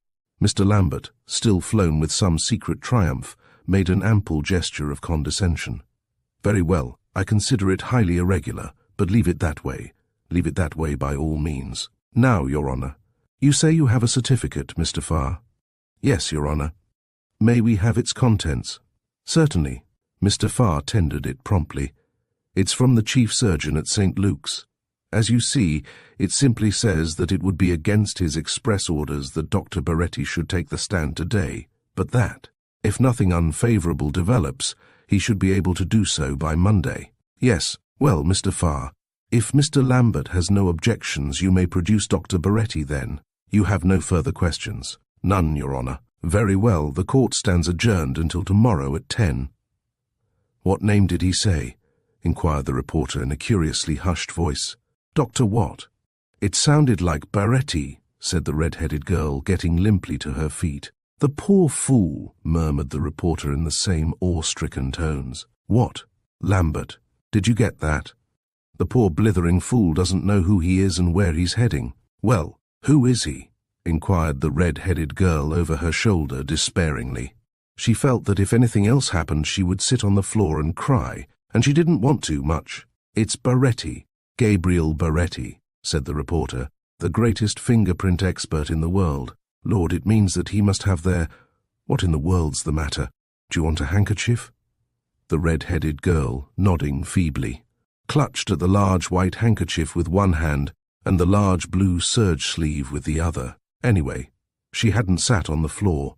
The 4th day of the Bellamy trial was over. Chapter 5. He couldn't look so cocky and triumphant and absolutely sure of himself as that if he didn't actually know that everything was all right, explained the red-haired girl in a reasonable but tremulous whisper, keeping an eye in desperate need of reassurance on the portly and flamboyant Lambert, who was prowling up and down in front of the jury with an expression of lightly won victory on his rubicund countenance and a tie that boasted actual checks under a ruddy chin. Every now and then he uttered small, premonitory booms.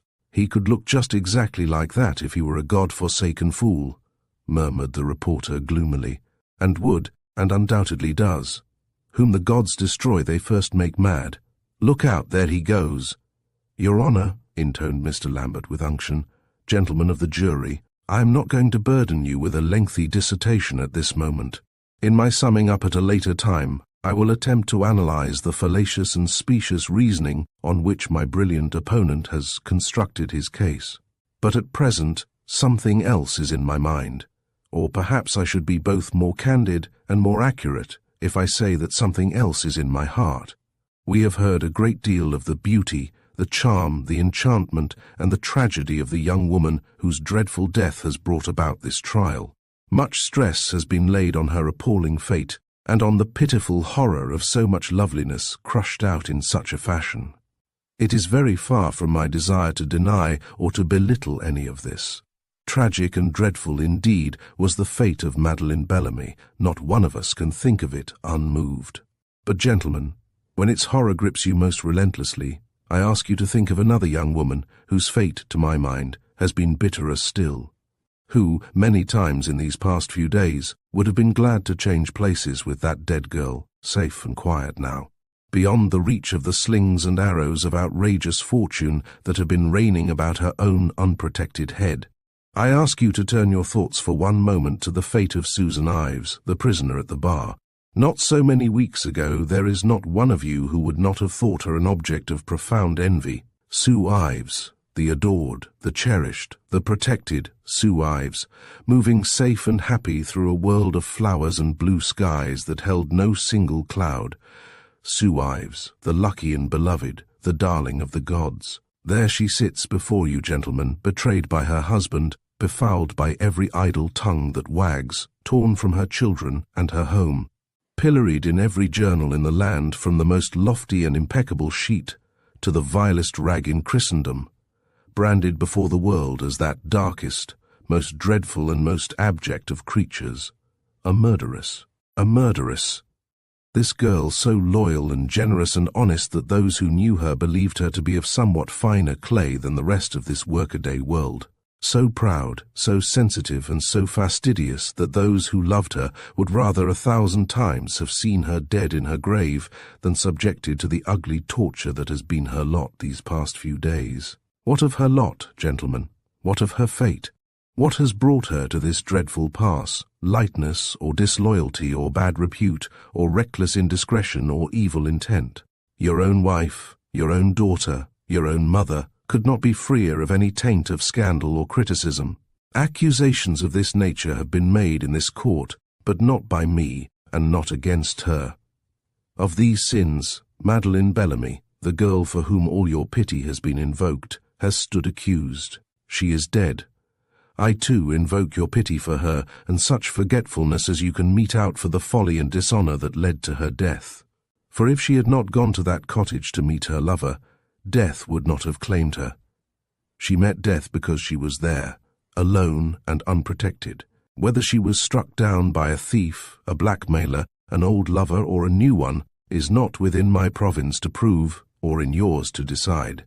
My intent is only to show you that so slight is the case against Susan Ives and Stephen Bellamy, that a stronger one could be made out against half a dozen people that have been paraded before you in order to defame her. What is this case against her?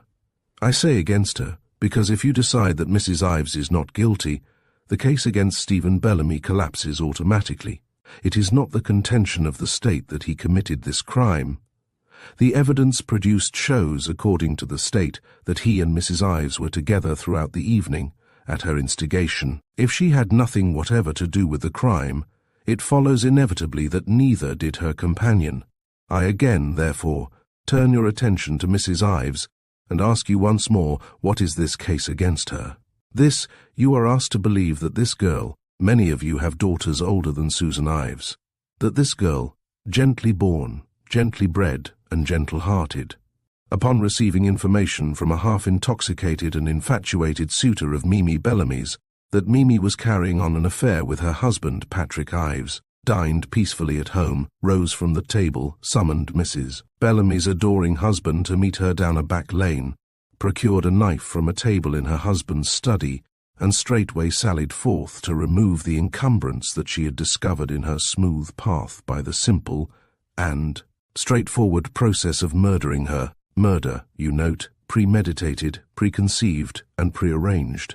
Roughly, an hour and a half elapsed between the time that Susan Ives set out and the moment that the scream fixes as that of the murder. Presumably some of that time was occupied in convincing Mr. Bellamy of the excellence of her scheme, and some of it in idle conversation. The time must have been occupied somehow.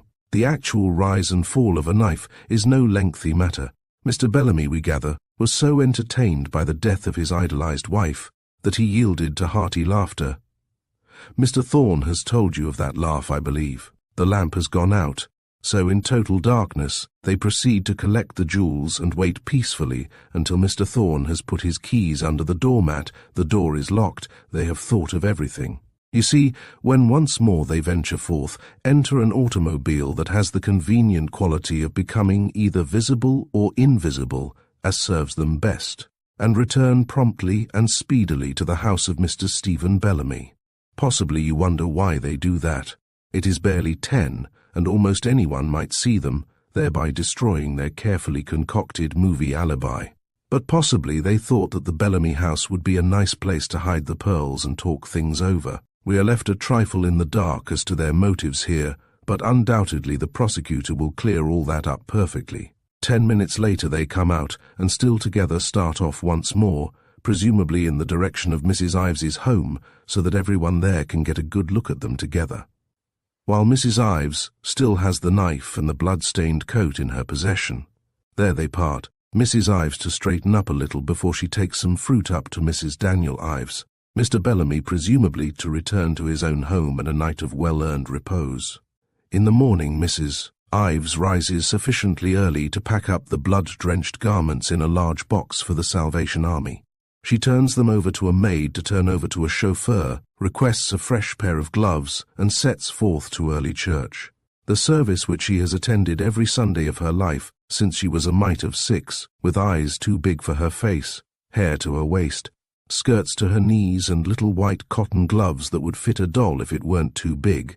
The prosecutor leaves her there telling her God that last night she had had to kill a girl who was liable to make a nuisance of herself before she got through by cutting down Sue Ives's monthly income considerably. Of course, it all may seem a trifle incomprehensible to us, but it's undoubtedly perfectly clear to God and the prosecutor. I think that that is a fair and accurate statement of the state's case, though Mr. Farr undoubtedly can, and will, make it sound a great deal more plausible when he gets at it.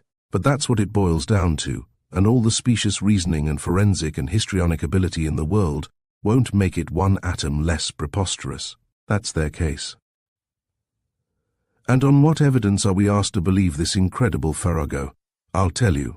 We have the word of a hysterical and morbidly sensitive girl with a supposed grievance that she overheard a telephone conversation.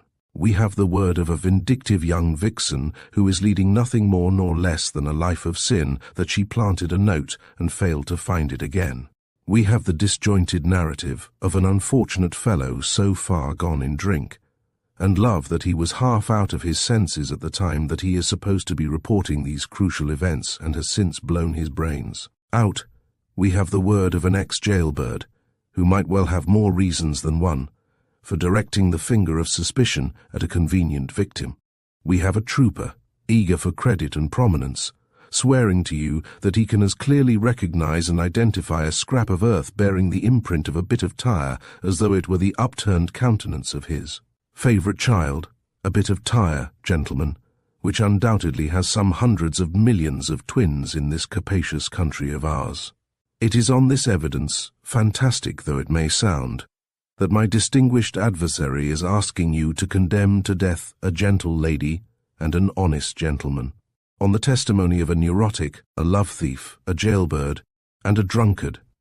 These are plain words to describe plain truths. I propose to produce witnesses of unimpeachable record to substantiate every one of them. It is, frankly, a great temptation to me to rest the case for the defense here and now, because in all honesty, I cannot see how it would take any 12 sane men in this country 5 consecutive minutes to reach and return a verdict of not guilty. Remember, it does not devolve on me to prove that Susan Ives and Stephen Bellamy are innocent, but on the state to prove that they are guilty. If they have proved that these two are guilty, then they have proved that I am. I believe absolutely that one is not more absurd than the other. On that profound conviction I could, I say, rest this case. But there is a bare possibility that some minor aspects of the case are not so clear to you as they are to me. There is a passionate desire on my part to leave not one stone unturned in behalf of either of my clients. And there is also, I confess, a very human desire to confront and confound some of the glib crew who have mounted the steps to that stand day after day, somewhat too greatly concerned to swear away 2 human lives. It will not be a lengthy and exhausting performance, I promise. 4 or 5 honest men and women will suffice, and you will find, I believe, that truth travels as fast as light. Nor shall I produce the hundreds upon hundreds of character witnesses that I could bring before you to tell you that of all the fine and true and gallant souls that have crossed their paths, the most gallant, the finest and the truest is the girl that this very sovereign state is asking you to brand as a murderess. In the case of the People versus Susan Ives, I shall call only one character witness into that box, Susan Ives herself. And if, after you have listened to her, after you have seen her, after you have heard her tell her story, you do not believe that society and the law and the people themselves, clamoring for a victim, have made a frightful and shocking error, it will be because I am not only a bad lawyer, but a bad prophet as well. Gentlemen, it is my profound and solemn conviction that whatever I may be as a lawyer, I am in very truth a good prophet. I don't believe he's a bad lawyer, said the red-headed girl breathlessly. He's a good lawyer. He is. He makes everyone see just how ridiculous the case against them is. That's being a good lawyer, isn't it? That's making a good speech, isn't it? He's a pompous old jackass, said the reporter unkindly. But he loves his Sue, and he did just a little better than he knows how. Not so good at that either. You don't make a case ridiculous by jeering at it. Call Mrs. Platts, boomed the oblivious object of his strictures. Mrs. Adolph Platts. Mrs. Platts, minute and meek, with straw-coloured hair and straw-coloured lashes, and a small pink nose in a small white face, advanced toward the witness stand with no assurance whatever. Mrs. Platts, what was your position on June 19th, 1926? I was chambermaid waitress with Mrs. Alfred Bond at Oyster Bay. Had you been formerly in the employ of Mrs. Patrick Ives? Yes, sir, I was, for about 6 months in 1925. I just did chamber work there, though. Was your husband there at the time? Yes, sir. Adolph was there as what you might call a useful man. He helped with the furnace and garden and ran the station wagon, things like that. How long had you been married? Not very long, sir, not a year quite. Mrs. Platts's lips were suddenly unsteady. Mrs. Platts, why did you leave Mrs. Ives's employ? Do I have to answer that, sir? I should very much like to have you answer it. Was it because you were discontented with your work? Oh, no, indeed, it wasn't that. Nobody in this world could want a kinder mistress than Mrs. Ives. It was because of Adolf. What about Adolf, Mrs. Platts? It was because, she shook her head despairingly, fighting down the shamed, painful flush. I don't like talking about it, sir. I'm not one for talking much. I know. Still, the only thing that can help any of us now is truth. I'm sure that you want to help to give us that. Yes, sir, I do. All right, then. It was because of the way Adolf was carrying on with Mrs. Ives's waitress, Melanie. How did you know that? Oh, I think they wanted me to know it, said Adolf Platts's wife, her soft voice suddenly hard and bitter. He was more like a lunatic over her than a sane, grown-up man, he was indeed. I caught him kissing her twice, once in the pantry and once just behind the garage. They wanted me to catch them. What did you do when you made this discovery? The first time I didn't do anything. I was too scared and sick and surprised. I didn't know men did things like that. You know, not the men you married. Not decent ones that were your brother's best friends. Like Adolf. Other men might, but not them. I didn't do anything but cry some at night. But the next time I saw them, I wasn't so surprised, and I was mad right through to my bones. I jumped right in and told both of them what I thought of them. And then I went right straight to Mrs. Ives and told her I was leaving the minute she could get someone else, and I told her why too. I told her she could keep Adolf, but not me. What happened then? Then she sent for Melanie and Adolf, and they both said it wasn't so. Your Honor. Never mind what anyone said, Mrs. Platts, just tell us what happened. I couldn't do that without telling you what we were all saying, sir. We were all talking at once, you see, and— Yes. Well, suppose you just tell us what happened as a result of this conference. Adolf and I left, sir. I wouldn't have stayed no matter what happened after all that. Not with me a laughingstock of all those servants for being such a dumbbell about what was going on. And Mrs. Ives didn't want Adolf without me, so he came too. There wasn't any way Mrs. Ives could tell which of us was speaking the truth, so she didn't try.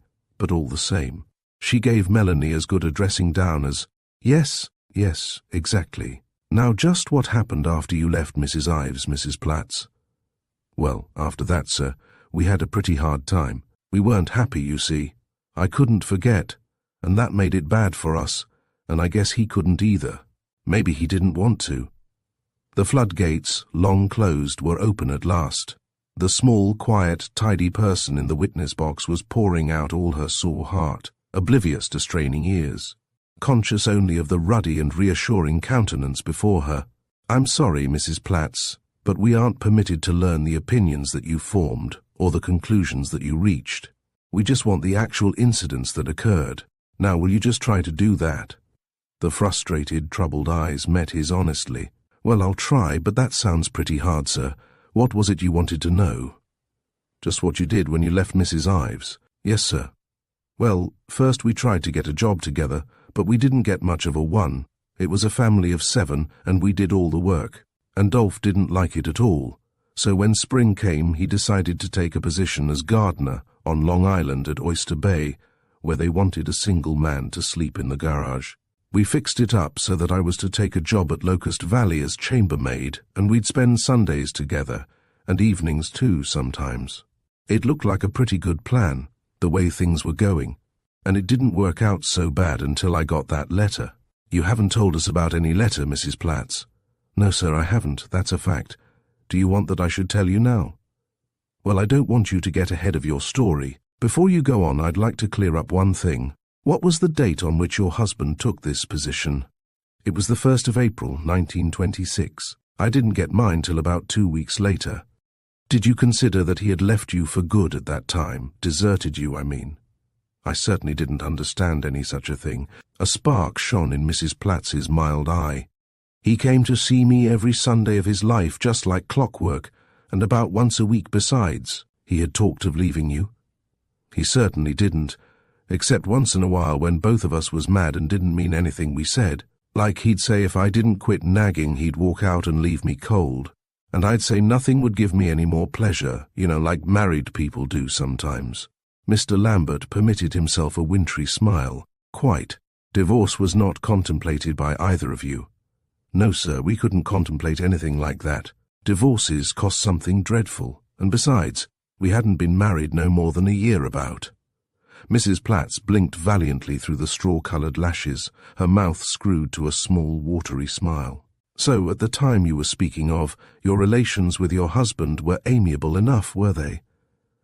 Yes, sir. I don't have any complaints to make. Everything was nicer than it had been since the fall before. What changed your relations? Mrs. Platts, the painful flush mounting once more, fixed her eyes resolutely on the little patch of floor between her and Mr. Lambert. It was that, just a little louder, please. We all want to hear you, you know. It was that waitress of Mrs. Ives. She sent for him to come back. How do you know that? Well, I'll tell you how I know it. Mrs. Platts leaned forward confidentially. It was good, said her quick, eager voice. After all these weary months of silence, it was good to find a friend to listen to this ugly story. This was the way. Sunday evening came around and he hadn't never turned up at all. Sunday of what date? Sunday, June 20th, sir. I didn't know what in the world to make of it. But Tuesday morning, what do I get but a letter from Dolph saying that, have you still got that letter? Yes, sir. Have you got it with you? Yes, sir. Mrs. Platts dipped resourcefully into her shiny black leather bag and produced a soiled bit of blue notepaper. This is the original document? Oh, yes, sir. In your husband's handwriting? Yes. Your Honour, I ask to have this note marked for identification, after which I offer it in evidence. Just one moment, Your Honour. May I ask on what grounds the correspondence of the Platts family is being introduced into this case? If Your Honour will permit me, I'll explain why these documents are being introduced, remarked Mr. Lambert briskly. They are being introduced in order to attack the credibility of one of the prosecutor's star witnesses. They are being introduced in order to prove conclusively and specifically that Miss Melanie Cordier is a liar, a perjurer, and a despoiler of homes. I again offer this letter in evidence. I shall have another one to offer later. Judge Carver eyed the blue scrap in Mr. Lambert's fingers with an expression of deep distaste. You say that this proves that the witness was guilty of perjury? I do, Your Honour. Very well. It may be admitted. Mr. Farr permitted himself a gesture of profound annoyance, hastily buried under a resigned shrug. Very well, Your Honour. No objection. The envelope containing this letter is postmarked Atlantic City, June 20th, 1926, remarked Mr. Lambert with unction. It says, Dear Frida, well, you will be surprised to get this, I guess, and none too pleased either, which I am not blaming you for. The fact is that I have decided that we had better not see anything more of each other, because Melanie and we have decided that we can't get along any longer without each other, and so she has come to me, and I have got to look after her. The reason that I did not come to see you this weekend was that I went out to Rosemont to see her, and she had got in wrong with Mrs. Ives, and she was in a dreadful state about this Mrs. Bellamy being killed. And she is very delicate, so I'm going to see that she gets a good rest. I hope that you will not feel too bad, as this is the best way.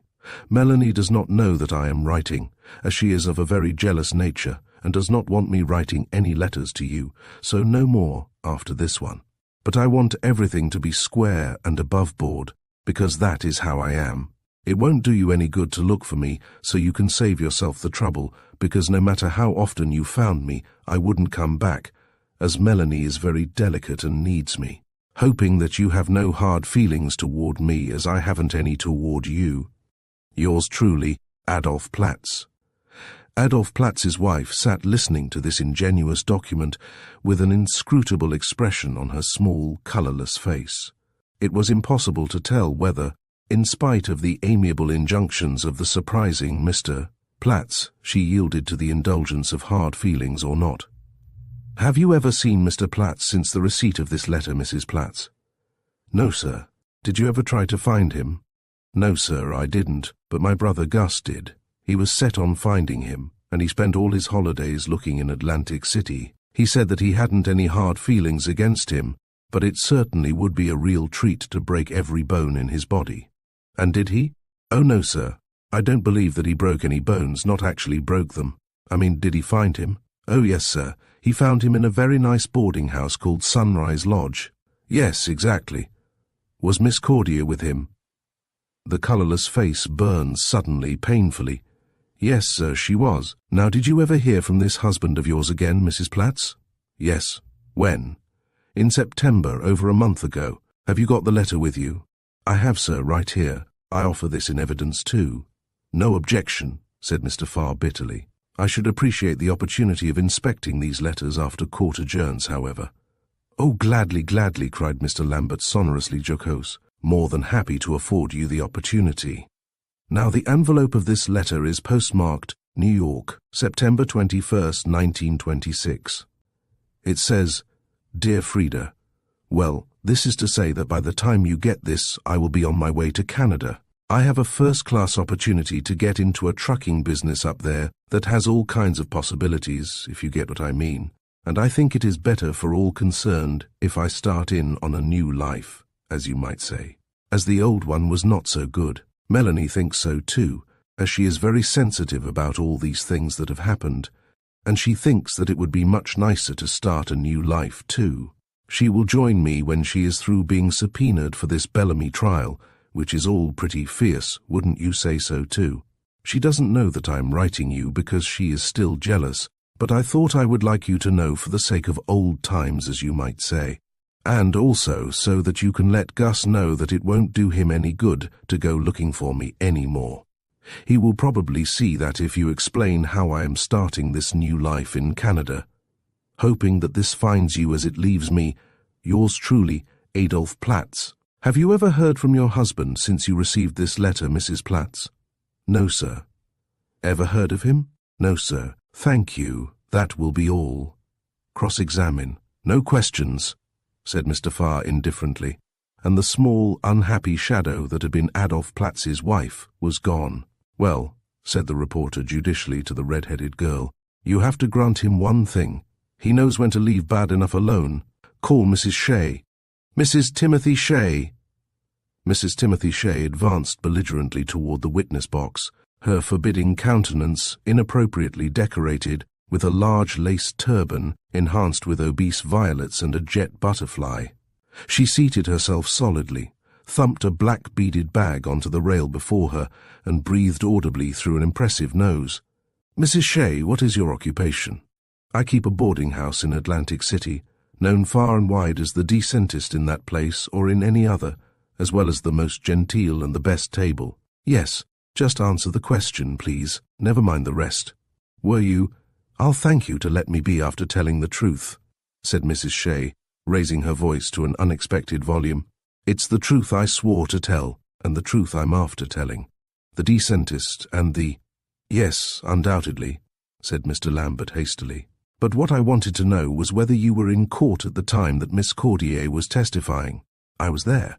It will be a long day before I forget that day, and you may well say so. Had you seen her before? Had I seen her before? Inquired Mrs. Shea with a loud and melodramatic laugh. Every day of my life for close on 3 months, mincing around with her eyes on the ground and her nose in the air as fine as you please. More shame to her. Did you know her as Miss Cordier? I did not. Under what name did you know her? Under the name she gave me and every other living soul in the place, the name of Mrs. Adolphe Platts, that ought to have burned the skin off her tongue to use it. She and Mr. Platts lived with you as man and wife. Well, I ought to have lived in this world long enough to know that no man and his wife would go on forever playing the lovesick fools like those two, remarked Mrs. Shea grimly. But I thought they were new-wed and would soon be over it. Was Mr. Platts staying with you regularly? 7 days and nights of the week. Did he pay you regularly? He did that. Did he seem to have a regular profession? Well, that's all whether you'd call bootlegging a regular profession. Now, Your Honour, remonstrated Mr. Farr, who had been following this absorbing recital with an air of possibly fictitious boredom. I don't want to indulge in any legal hair-splitting, but surely a line should be drawn somewhere when it comes to this type of baseless slander and innuendo. Do I understand that you have evidence of Mr. Platts's activities? Inquired Judge Carver severely. The evidence of 2 eyes and 2 ears and a nose, remarked Mrs. Shea with spirit. Goings and comings and doings such as— That will do, Mrs. Shea. The question hardly seems material. It is excluded. You may take your exception, Mr. Lambert. Mr. Lambert, thus prematurely adjured, stared indignantly about him and returned somewhat uncertainly to his task. Is it a fact that Mr. Platts's relationship with Miss Cordier during their sojourn under your roof was simply that of a friend? Fact, Mrs. Shea snorted derisively. 'Tis a black-hearted lie off a black-hearted baggage. Friend, indeed. That will do, Mrs. Shea, said Judge Carver ominously. Mr. Lambert, I request you to keep your witness in hand. It is my endeavour to do so, replied Mr. Lambert with some sincerity and much dignity. I will be greatly obliged, Mrs. Shea, if you omit any comments or characterizations from your replies. Will you be good enough to give us the day when you first discovered that Mrs. Cordier and Mr. Platts were not married? September 17th. Have you any way of fixing the date? You may well say so. Wasn't it 6 years since Tim Shea died? And didn't that big tall Swede come roaring down there saying that the two of them was no more married than Jackie Coogan and the Queen of Spain, and that he was going to beat the life out of his dear brother-in-law, Mr. Adolph Platts? And didn't he go and do it without so much as by your leave or saving your presence, and in the decentest and— Madam! Judge Carver's tone would have daunted Boadicea. And are those what you call comments and characterizations? Inquired Mrs. Shea indignantly. Well, God save us all. That will be all, thank you, Mrs. Shea, said Mr. Lambert hastily. Cross-examine. No questions, said Mr. Farr with simple fervour. Mrs. Shea, looking baffled but menacing, moved forward with a majestic stride, leaving the courtroom in a state of freely expressed delight. Across the hum of their voices boomed Mr. Lambert's suddenly impressive summons. Mr. Bellamy, will you be good enough to take the stand? Very quietly he came, the man who had been sitting there so motionless for so many days, for them to gape their fill at, moving forward now, to afford them better fare. Dark-eyed, low-voiced, courteous and grave, he advanced toward the place of trial with an unhurried tread. In the lift of his head there was something curiously and effortlessly noble, thought the red-headed girl. Murderers should not hold their heads like that. Mr. Bellamy, where were you on the night of June 19th at 9:30 o'clock? The proverbial drop pin would have made a prodigious clatter in the silence that hovered over the waiting courtroom. I was in my car on the River Road, about a mile or so from Lakedale. You were not in the neighbourhood of the Thorn Estate orchards? Not within 10 miles. 12, perhaps, would be more accurate. Was anyone with you? Yes, Mrs. Patrick Ives was with me. You have a way of fixing the time? I have. I will ask you to do so later. Will you tell us now at what time you left the Rosemont Country Club?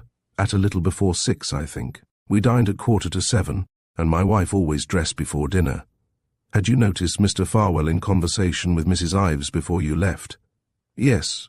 My wife had called my attention to the fact that they seemed deeply absorbed in a conversation on the club steps. Just how did she call your attention to it? She said, "Oh, look, Elle's got another girl." Did you make any comment on that?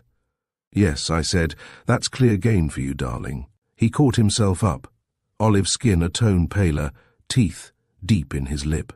I said, "That's clear gain for you, but a bit hard on Sue." You were aware of Mr. Farwell's devotion to your wife? Behind Stephen Bellamy's tragic eyes someone smiled, charming, tolerant, ironic, and was gone. It was impossible to be unaware of it. Mr. Farwell was candour itself on the subject, even with those who would have been more grateful for reticence. Your wife made no attempt to conceal it? To conceal it? Oh no. There was nothing whatever to conceal. His infatuation for Mimi was common property. She laughed about it, though I think that sometimes it annoyed her. Did she ever mention getting a divorce in order to marry Farwell? A divorce? Mimi? His eyes, blankly incredulous, met Mr. Lambert's inquiring gaze. After a moment he said slowly and evenly, "No, she never mentioned a divorce. If she had asked for one, would you have granted it to her?" "I would have granted her anything that she asked for, but you would have been surprised." Stephen Bellamy smiled with white lips. Surprised is rather an inadequate word. He sought for one more adequate, failed, and dismissed it with an eloquent motion of his hands. I should have been more, well, astounded than it is possible for me to say. So you had no inkling that your wife was contemplating any such action? Not the faintest, not the— Once more he pulled himself up. and after a moment's pause he leaned forward. That too sounds ridiculously inadequate. I should like to make myself quite clear. Apparently I haven't succeeded in doing so. I believed my wife to be completely happy. You see, I believed that she loved me. He was pale enough now to gratify the most exigent reporter of emotions, but his pleasant, leisurely voice did not falter. And it was the ruddy Lambert, not he, who seemed embarrassed. Yes, quite so, naturally. I wished simply to establish the fact that you were not in her confidence as to her, attitude toward Mr. Ives. Now, Mr. Bellamy, I am going to ask you to tell us as directly and concisely as possible just what happened from the time that you and Mrs. Bellamy finished dinner that evening up to the time that you retired for the night. I did not retire for the night. I beg your pardon? I said that I did not retire for the night. Sleep was entirely out of the question, and I didn't care to go up to my room. Naturally, quite so. I will reframe my question. Will you be good enough to tell us what occurred on the evening of June 19th from the conclusion of dinner to, say, 11 o'clock? I will do my best. I'm afraid that I haven't an especially good memory for details. Mimi had said on the way home from the club that she had told the Conroys that she would join them after dinner at the movies in Rosemont. Quite a party were going, and I asked if they were going to stop by for her. She said no, that she had arranged to meet them at the theatre, as there was no room in their car. I suggested that I drive her over, and she said not to bother, as I'd have to walk back because she wanted to keep the car. But I told her that I didn't mind the walk, and that I wanted to pick up some tobacco and a paper in the village. After dinner we went out to the garage together. The self-starter hadn't been working very well, and just as I got it started, Mimi called my attention to the fact that one of the rear tires was flat. She asked what time it was, and when I told her that it was 5 minutes to 8, she said that there wouldn't be time to change the tire, but that if she hurried she could catch the Conroys and make them give her a lift, even if they were crowded. They lived only about 5 minutes from us. North of you or south of you, Mr. Bellamy? North of us, away from the village, toward the club. I wanted to go with her, but she said that it would be awkward for me to get away if I turned up there, and it was only a 5-minute walk in broad daylight, so then I let her go. He sat silent, staring after that light, swift figure, slipping farther away from him, farther still. You did not accompany her to the gate. Stephen Bellamy jerked back those wandering eyes. I beg your pardon? You didn't accompany her to the gate? No. I was looking over the tire to see whether I could locate the damage. I was particularly anxious to get it in shape if I could, because we were planning to motor over next day to a nursery in Lakedale to get some things for the garden, some little lilacs and flowering almonds and some privet for a hedge that He broke off abruptly, and after a moment said gently, I beg your pardon, that's got absolutely nothing to do with it, of course. What I was trying to explain was that I was endeavouring to locate the tire trouble. In a minute or so I did. You ascertained its nature? Yes. There was a cut in it, a small, sharp cut about 1/2 inch long. Is that a usual tire injury?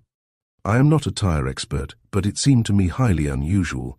I didn't give it much thought, however, except to wonder what in the world I'd gone over to cause a thing like that. I was in a hurry to get it fixed, as I said, and I remembered that I'd seen Orsini standing by the gate as we went by to the garage. I went out to ask him to get me a hand, but he'd started down the road toward Rosemont. I could see him quite a bit off, hurrying along, and I remembered that we'd given him the evening off. So I went back to the garage, took my coat off, and got to work myself. I'd just got the shoe off when I heard, Just a minute, Mr. Bellamy. Did you see Mrs. Bellamy again when you went to the gate? Oh no, she'd been gone several minutes, and in any case there is a jog in the road 200 or 300 feet north of our house that would have concealed her. Completely. She was headed in the general direction of Orchards. In the direction of Orchards, yes. It was along this route that the Perrytown bus passed. Yes. Please continue. As I was saying, I had succeeded in getting the shoe off when I heard the telephone ringing in the library of our house. I dropped everything and went in to answer it, as there was no one else in the house. Who was on the telephone, Mr. Bellamy? It was Sue, Mrs. Ives. She wanted to know if Mimi was at home. Will you give us the conversation to the best of your recollection? Yes. I said that she was not, that she had gone to the movies in Rosemont with the Conroys. Mrs. Ives asked how long she had been gone. I told her possibly 10 or 15 minutes. She asked me if I was sure that she had gone there, and I said perfectly sure, and asked her what in the world she was talking about. She said that it was essential to see me at once, and asked if I could get there in 10 minutes. I said not quite as soon as that, as I was changing a tire, but that I thought that I could make it in 15 or 20. She asked me to meet her at the back road, and then she asked me if Elliot had said anything to me. I said, "Sue, for God's sake, what's all this about?" And she said never mind, to hurry or something like that, and rang off before I could say anything more. What did you do next, Mr. Bellamy? Well, for a minute I didn't know what to do. I was too absolutely dumbfounded by the entire performance. And then, quite suddenly, I had a horrible conviction that something had happened to Mimi, and that Sue was trying to break it to me. I felt absolutely mad with terror, and then I thought that if I could get Mrs. Conroy on the telephone, there was just a chance that they mightn't have left yet, or that maybe some of the servants might have seen Mimi come in, and could tell me that she was all right. Anyway, I rang up, and Nell Conroy answered the phone and said no, that Mimi hadn't turned up, and that anyway they had told her not to meet them till 8:30, because the feature film didn't go on till then. I said that Mimi must have made a mistake, that she'd probably gone to the theatre. Something, anything, I don't remember. All that I do remember is that I rang off somehow and stood there literally sweating with terror, trying to think what to do next. I remember putting my hand up to loosen my collar and finding it drenched. I'd forgotten all about Sue. All I could remember was that something must have happened to Mimi, and that she might need me, and that I didn't know where she was. And then I remembered that Sue had told me to hurry, and that she could explain everything. I tore out to the garage and went at the new tire like a maniac. It didn't take me more than about 8 minutes to get it on, and not more than 3 or 4 more to get over to the back road, where I was to meet Sue. I didn't pay much attention to speed limits. Just where is this road, Mr. Bellamy? Well, I don't know whether I can make it clear. It's a connecting road out of Rosemont between the main highway, the Perrytown Road, you know, and a parallel road about 5 miles west, called the River Road, that leads to Lakedale. It runs by about a quarter-mile back of the Ives house. Did you arrive at this back road before Mrs. Ives? No. Mrs. Ives was waiting for me when I got there. I asked her whether she had been there long, and she said only a minute or two. I asked her then whether anything had happened to Mimi. She said, "What do you mean happened to her?" I said an accident of any kind, and added that I'd been practically off my head ever since she had telephoned. As I had called up the Conroys and discovered that she wasn't there, Sue said, "So Elliot was right." She had been standing by the side of the car talking, but when she said that, she looked around her quickly and stepped into the seat beside me. She said, "I'd rather not have anyone see us just now. Let's drive over to the River Road. Mimi hasn't been hurt, Steve. She's gone to meet Pat at Orchards." I was so thunderstruck and so immensely, so incalculably relieved that Mimi wasn't hurt that I laughed out loud. "That sounds ridiculous, but it's true." I laughed, and Sue said, "Don't laugh, Steve. Mimi's having an affair with Pat. She's been having one for weeks. They don't love us. They love each other." I said, "That's a damn silly lie. Who told it to you, Elliot Farwell? Were you driving at the time that this conversation took place?" "Oh yes, we were well up the back road. I'd started the minute she asked me to." "Shall I go on? Please. Do you want the whole conversation?" "Everything that was said as to the relations of Mrs. Bellamy and Mr. Ives." "Very well. She told me that unfortunately it was no lie, that for several weeks they had been using the gardener's cottage at Orchards for a place of rendezvous, and that Farwell had even seen them going there. I said that it made no difference to me whatever what Farwell had seen, that I wouldn't believe it if I had seen it myself. I asked her if Farwell hadn't been drinking when he told her this, and she said yes, that unless he had been, he wouldn't have told her. I asked her if she didn't know that Elliot Farwell was an abject idiot about Mimi, and she said, "Oh, Stephen, not so abject an idiot as you who won't even listen to the truth that you don't want to hear." I said, "I'll listen to anything that you want to tell me, but truth isn't what you hear, it's what you believe. I don't believe that Mimi doesn't love me." She said, "Where is she now, Steve?" And I said, "At the movies. She probably met someone on the road who gave her a lift, or else she decided to walk straight there, as she knew that the Conroy's car would be crowded. She said, "She's not at the movies. She's waiting for Pat in the gardener's cottage." I said, "And has Pat gone to meet her?" And she said, "No, this time he hasn't gone to meet her." I said, "What makes you think that?" Sue said. "I don't think it, I know it." I said, "Oh yes, he was going to Dallas's to play poker, wasn't he?" And after a moment she said, "Yes, that's where he said he was going. I happen to know that there's been a slip in their plan to meet tonight." Then she told me that she believed they were planning to run away, and that the reason she had wanted to see me was to tell me that she would never give Pat a divorce as long as she lived, and she thought if I told Mimi that before it was too late it might stop her. We'd reached the river road by this time, and were well on our way to Lakedale, and I said, "Sue, we've talked enough nonsense for tonight. I'll tell you what we'll do. We're running low on gas, and when we get to Lakedale, we'll get some, turn around and head back for Rosemont. We can see whether the movies are out as we go through the village, and if they aren't, you can come back to our house and wait for a minute or so until Mimi gets there. Then you can put the whole thing up to her and take your punishment like a lady when you find what a goose you've been. Is that a bargain?" And she said, "All right, that's a bargain." We'd been driving pretty slowly, so that it was after 9 when we got into Lakedale. There were 2 or 3 people ahead of us at the gas station. Saturday night, you know, and Sue was very thirsty, so we asked the man at the gas pump if he could get her some water, and he did. I noticed him particularly, because he had the reddest hair that I've ever seen on a human being. We were at the station about 10 minutes, and I looked at my watch just as we left. It said 20 minutes past 9. "Was your watch correct, Mr. Bellamy?" "Absolutely. I check it every day at the station." "How long a drive is it from Lakedale to Rosemont?" "Under half an hour, it's around 9 miles. And to Orchards from Lakedale? It's close to 12. Orchards is about 3 miles north of Rosemont." "Quite so. Now will you be good enough to continue with your story?" We hardly talked at all on our way back to Rosemont. I remember that Sue asked whether we wouldn't get there before the film was over, and I said, "Probably." But as a matter of fact, we didn't. We got to Rosemont at about 5 minutes to 10, and the theatre was dark. There were no cars in front of it, and the doors were locked. I said, "She'll probably be at the house," and Sue said, "If she isn't, I think that it will look decidedly queer to have me dropping in there at this time of night." I said, "There'll be no one there to see you. Nellie's gone home to her mother, and Orsini went to New York at 8:15. It takes only 3 or 4 minutes from the theatre to the house." And just as we started to turn in at the gate, Sue said, "You're wrong, there's a light in the garage." I looked up quickly, and there wasn't a sign of a light.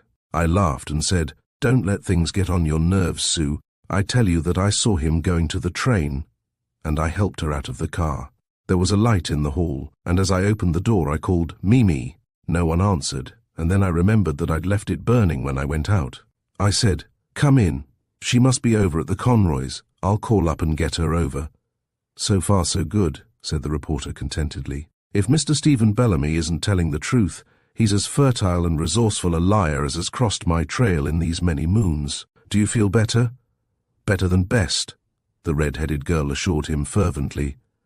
"Only I wish that Bellamy girl had died a long time ago." "Do you indeed?"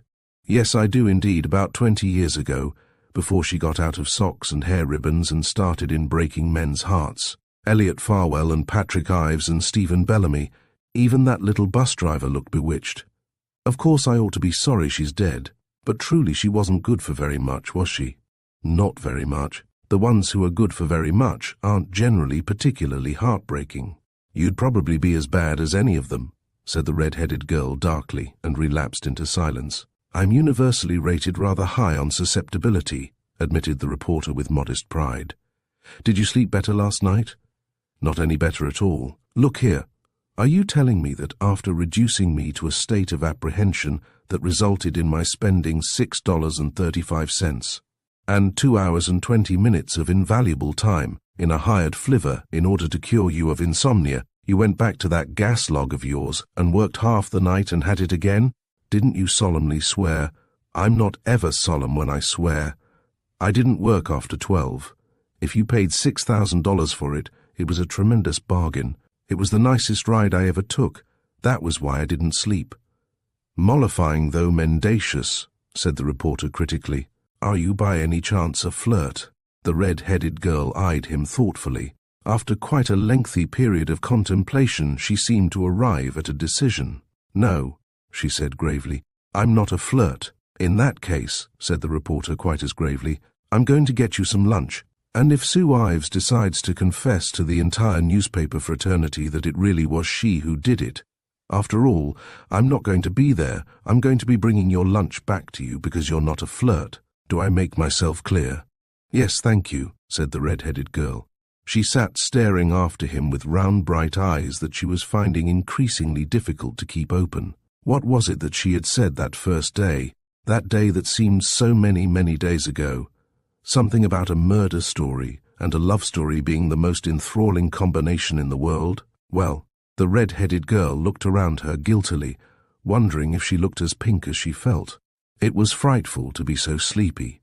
It was frightful and ridiculous not to be able to sleep any more because of the troubles and passions of half a dozen people that you'd never laid eyes on in your life, and didn't really know from Adam and Eve, or Cain and Abel were better, perhaps. What's he to Hecuba or Hecuba to him? What indeed? She yawned despairingly. No, but that wasn't true. You did know them 100 times, 1,000 times better than people that lived next to you all the days of their lives.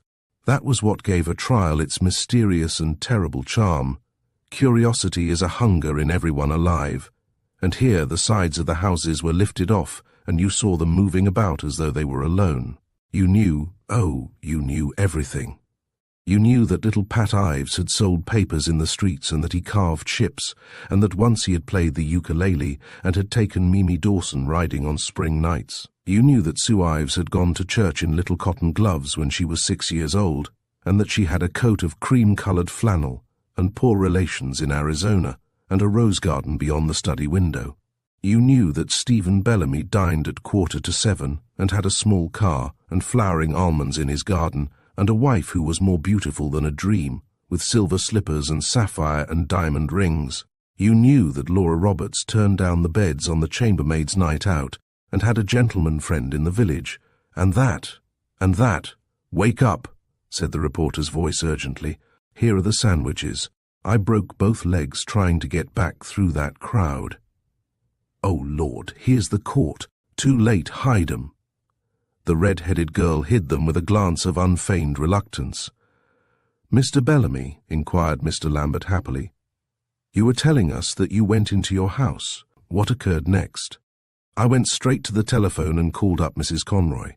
She answered the telephone herself, and I said, 'Can I speak to Mimi for a moment, Nell?' She said, 'Why, Steve, Mimi isn't here.' The show got out early, and we waited for about 5 minutes to make sure that she wasn't there. I thought that she must have decided not to come. I said, 'Yes, that's what she must have decided,' and I rang off. That same terror had me again. I felt cold to my bones. I said, 'She's not there. I was right the first time. Something's happened to her.' Sue said, 'Of course she's not there. She went to the cottage.' I said, 'But you say that Pat didn't go. She'd never wait there 2 hours for him. Maybe we'd better call up Dallas and make sure he's there.' The even voice hesitated, was silent.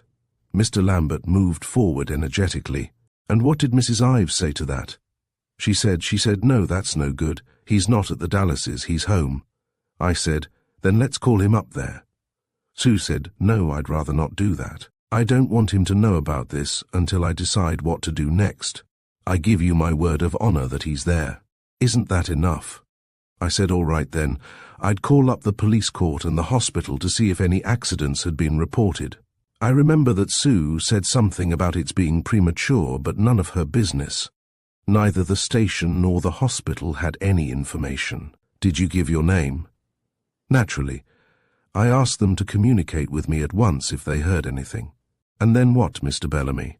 Then, after that, I don't remember much. All the rest of it was sheer nightmare. I do remember Sue saying that we might retrace the route that Mimi started over toward the Conroys, on the bare chance that she had had some kind of collapse at the roadside. But that was no good, of course, and finally we decided that there was nothing more to do till morning and that I'd better get Sue home. I drove her back to the house. "To your house?" No, the Ives house. I dropped her at the front gate. I didn't drive in. I asked her to let me know if Pat was there, and she said that if he were, she'd turn on the light in the study twice. I waited outside by the car for what seemed 100 years, and after a long time, the light in the study went on once, and off, and on again, and off, and I got in the car and drove away. What time was that, Mr. Bellamy? I'm not sure, about 11:15 perhaps. Mrs. Ives had asked me what time it was when we stopped at the gate. It was shortly after 10:30. Did you go straight home? Not directly, no. I drove around for quite a bit, but I couldn't possibly tell you for how long. It's like trying to remember things in a delirium. But it was only after you heard that Mrs. Bellamy had not been at the movies that you were reduced to this condition. Before that, everything is quite clear. Oh, quite. And you are entirely clear that at the time fixed for the murder, you and Mrs. Ives were a good 10 miles away from the gardener's cottage at Orchards. Nearer 12 miles, I believe. Thank you, Mr. Bellamy, that will be all. Cross-examine.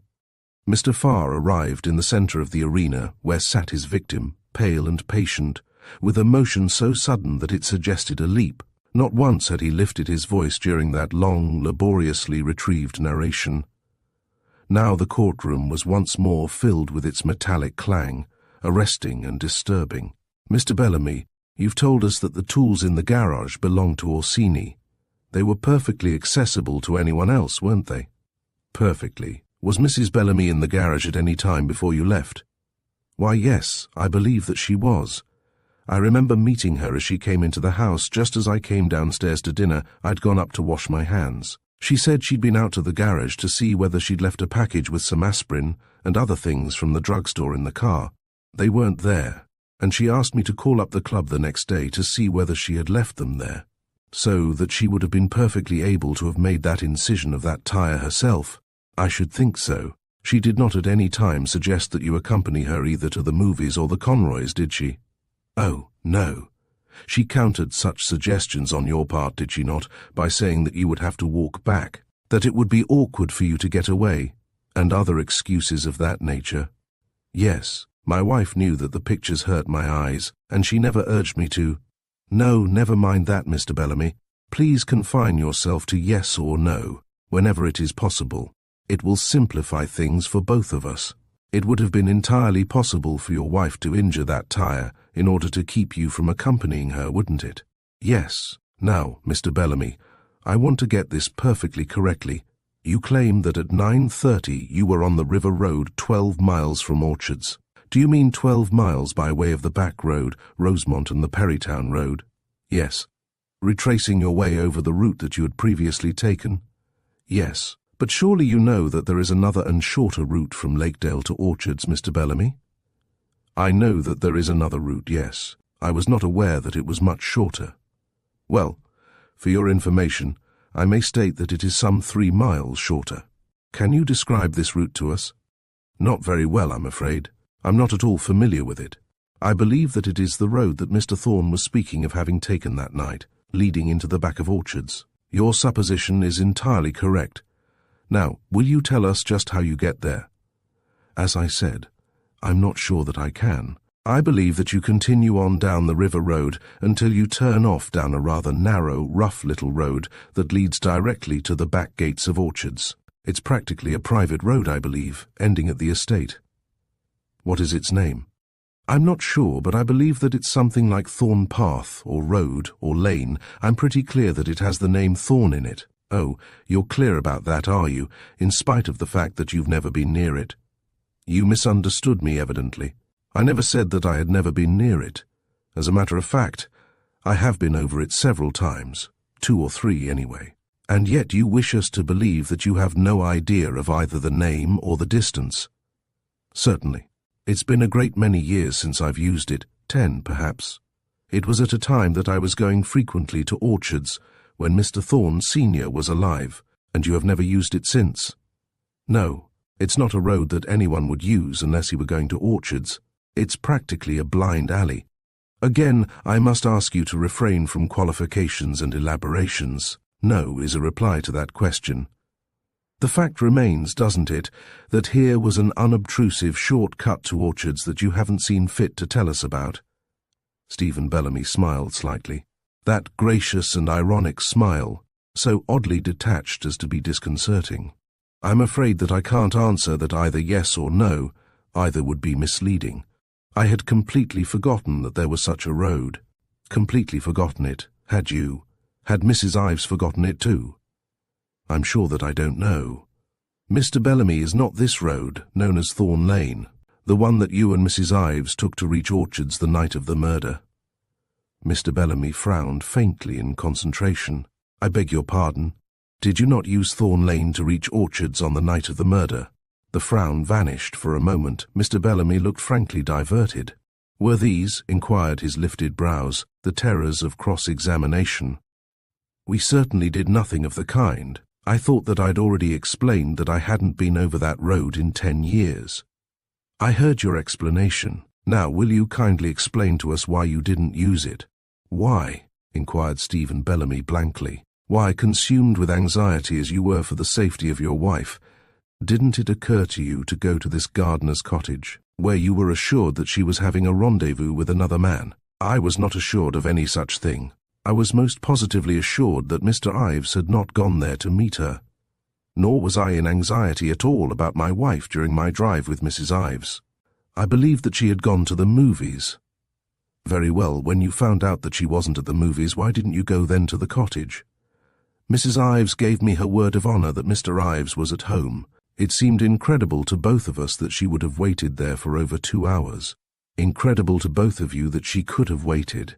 I thought you wished us to believe that you had such entire confidence in her love for you that you were perfectly convinced that she had never been near the cottage. The whitened lips tightened resolutely. I did not believe that she had been.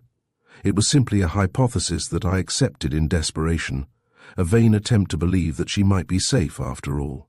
It would have consoled you to know that she was safe in the gardener's cottage with Patrick Ives. I would have given 10 years of my life to have believed that she was safe and happy anywhere in the world. Your honor meant nothing to you. My honor? What had my honor to do with it? Do you not consider that when a man's wife has betrayed him, his honor is involved and should be avenged? I believe nothing of the kind. My honor is involved only by my own actions, not by those of others. You would have let her go to her lover with your blessing. Something flared in the dark eyes, turned to the prosecutor's mocking blue ones, and died. I did not say that, said Stephen Bellamy evenly. Judge Carver leaned forward abruptly. Mr. Bellamy is entirely correct, he said sternly. He said nothing of the kind. I regret that I seem to have misunderstood him, said the prosecutor with ominous meekness. You would have prevented her. I would have begged her to try to find happiness with me. And if that had not succeeded, you would have prevented her. How could I have prevented her? The prosecutor took a step forward and lowered his voice to that strange pitch that carried farther than a battle cry. Quite simply, Mr. Bellamy. As simply as the person who drove that knife to Madeleine Bellamy's heart prevented her joining her lover, as simply as that. Judge Carver's gavel fell with a crash. Let that remark be stricken from the record. Stephen Bellamy's head jerked back, and from somewhere an arm flashed out to catch him. He motioned it away, steadying himself carefully with an iron grip on the witness box. His eyes, the only things alive in his frozen face, met his enemy's unswervingly. I did not drive that knife to her heart. His voice was as ominously distinct as the prosecutor's. But you did not raise a hand to prevent it from striking? I could not raise a hand. I was not there. You did not raise a hand? Your honor! Bellamy's eyes swung steadily to the clamorous and distracted Lambert. Please, I'd rather answer. I have told you already that I was not there, Mr. Farr. If I had been, I would have given my life, gladly, believe me, to have prevented what happened. Farr turned a hotly incredulous countenance to Judge Carver's impassive one. Your honor, I ask to have that stricken from the record as deliberately unresponsive. It is not strictly responsive, conceded his honor dispassionately. However, the court feels that you had already received a responsive answer, so were apparently pressing for an elaboration. It may remain. I defer to your honor's opinion, said Mr. Farr in a tone so far from deferential that his honor regarded him somewhat fixedly. Mr. Bellamy, what reason did Mrs. Ives give you for believing that Mr. Ives was at home? She did not give me a reason. She gave me her word of honor. You did not press her for one. No, I considered her word better than any assurance that she, Your Honor, I have repeatedly requested the witness to confine himself to yes and no. I ask with all deference to have the court add its instructions to that effect. Confine yourself to a direct answer whenever possible, Mr. Bellamy. You are not permitted to enter into explanations. Very well, Your Honor. Nothing was said about an intercepted note, Mr. Bellamy? No. You were perfectly satisfied that she had some mysterious way of ascertaining that he had not gone out at all that evening? Yes. But at some time during the evening that assurance on your part evaporated. I don't follow you. I'll be clearer. By the time you reached Mrs. Ives's home, I believe that you've told us that that was at about 10:30. Your confidence in her infallibility had so diminished that you suggested that she signal to you if Mr. Ives were actually there. I believe that that was her suggestion. After she had given you her word of honor that he was there. Yes. You wish that to be your final statement on that subject. Wait a moment. He looked suddenly exhausted, as though he had been running for a long time. I told you that things were very confused from the time that I found that Mimi hadn't gone to the movies. I'm trying to get it as straight as possible. It was some time after we had left my house, after 10, I mean, and before we got to hers, that I suggested there was just a chance that she was mistaken and that Pat had gone to meet her after all.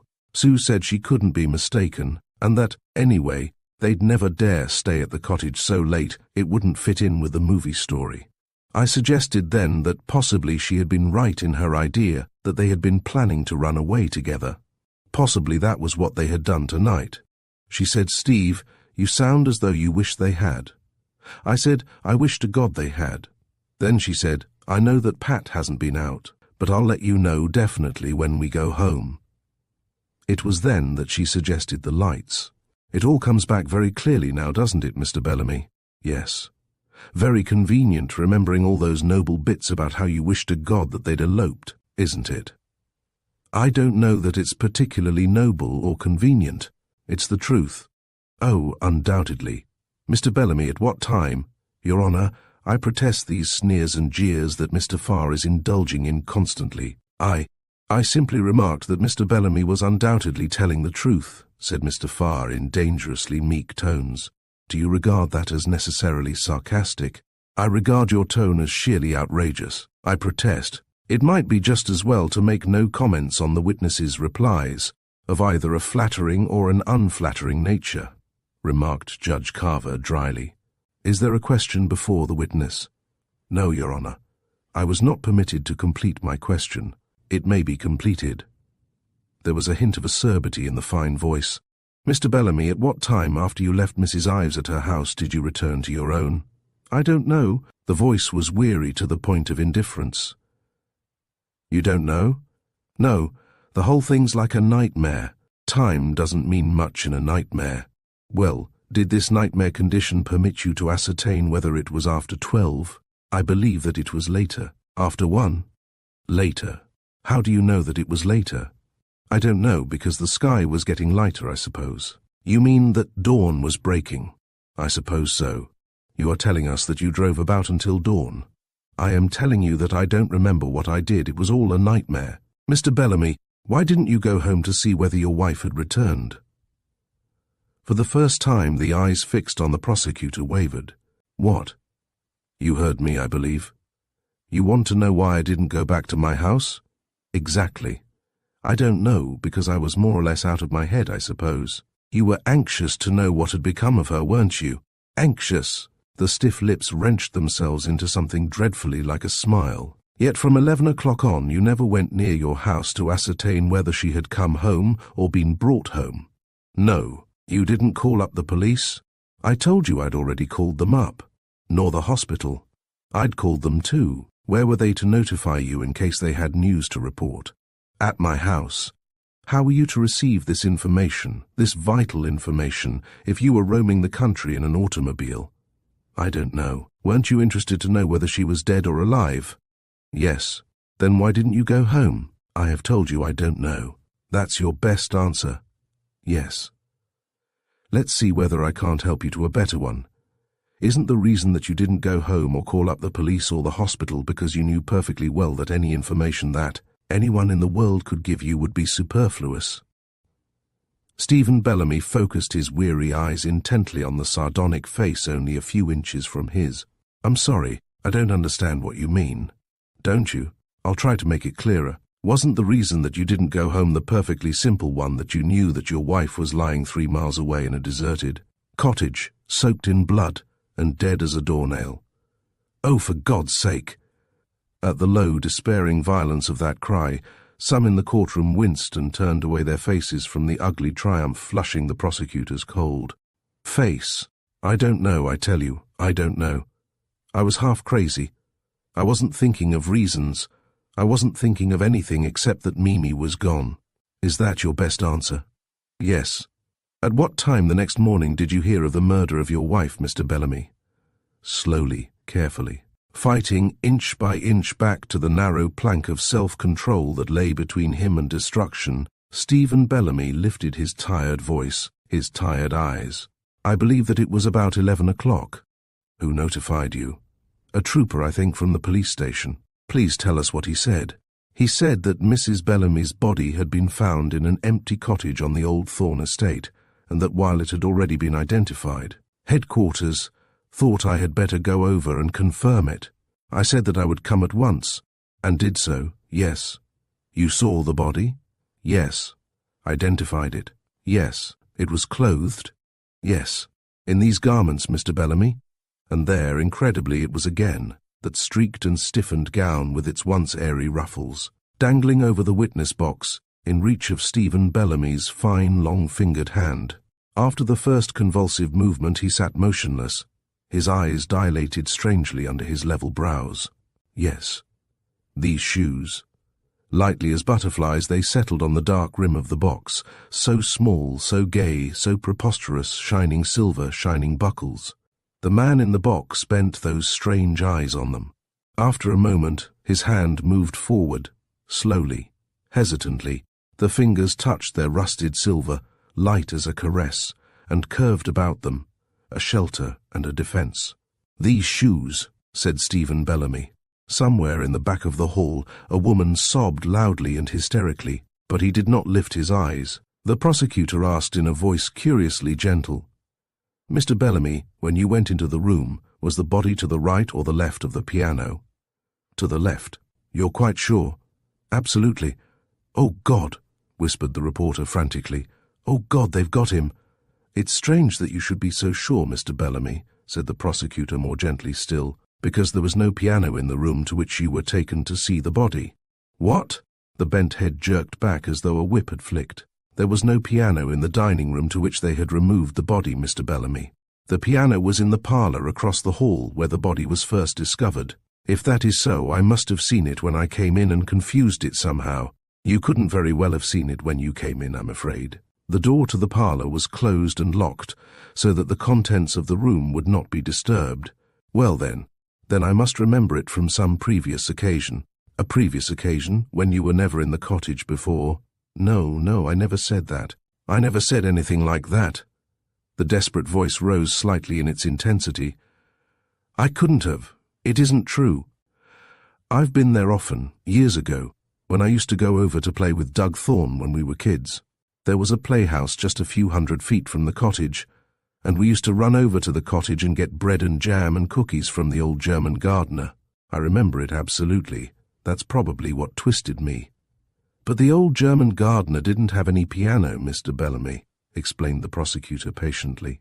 "Don't you remember that Orsini particularly told us how the Italian gardener had just purchased it for his daughter before they went off on their vacation? It couldn't have been the old German gardener." The red-headed girl was weeping noiselessly into a highly inadequate handkerchief. "Horrid, smirking, disgusting beast," she intoned in a small, fierce whisper. "Horrid, no? Well then," said the dreadful, hunted voice, "probably Mimi told me about it." "She, Mrs. Bellamy?" There was the slightest inflection of reproach in the soothing voice. "Mrs. Bellamy told you that her body was lying to the left of the piano as you entered the room? It isn't just the piano, you see. I'm afraid that you're getting a little confused. It's the position of the body in relation to the piano. You're quite correct about the position, of course. Quite. But won't you tell us how you were so sure of it?" "Wait, please," said Stephen Bellamy very clearly and distinctly. "You're quite right about the fact that I'm confused. I can see perfectly that I'm making an absolute mess of this. It's principally because I haven't had any sleep since God knows when, and when you don't sleep, you—" "Mr. Bellamy, I'm sorry that I can't let you go into that. Will you answer my question?" "I can't answer your question, but I can tell you this, Mr. Farr. I can tell you that as God is my witness, Susan Ives and I had nothing more to do with this murder than you had. Your Honor, Your Honor." "Be silent, sir." Judge Carver's voice was more imperious than his gavel. "You are completely forgetting yourself.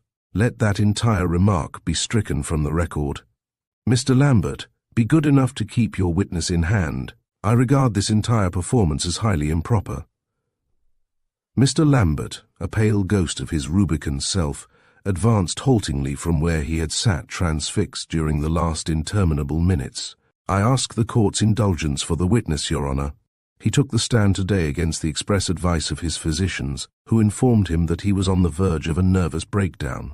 As it is now almost 4, I ask that the court adjourn until tomorrow, when Mr. Bellamy will again take the stand if the prosecutor wishes to continue the cross-examination." Judge Carver leaned forward, frowning.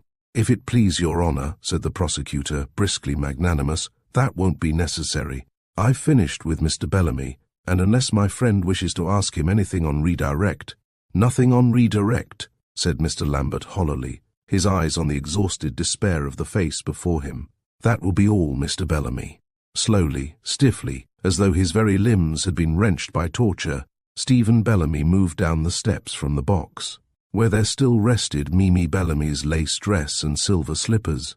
When he stood a foot or so from his chair, he stopped for a moment, stared about him wildly, turning on the girl seated a little space away a look of dreadful inquiry. There she sat, slim and straight, with colour warm on her cheeks and bright in her lips, smiling that gay, friendly smile that was always waiting just behind the serene indifference of her eyes. And painfully, carefully, Stephen Bellamy twisted his stiffened lips to greet it, turned his face away, and sat down. Even those across the courtroom could watch the ripple in his cheeks as his teeth clenched, unclenched, clenched. "If Your Honor has no objection," the prosecutor was saying in that smooth new voice, "the witness that I spoke of yesterday is now in the court. He is still under his doctor's orders, but he had an unusually good night, and is quite able to take the stand. He is anxious to do so, in fact, as he is supposed to get off for a rest as soon as possible. His testimony won't take more than a few moments." "Very well, let him take the stand. Call Dr. Baretti. Dr. Gabriel Baretti."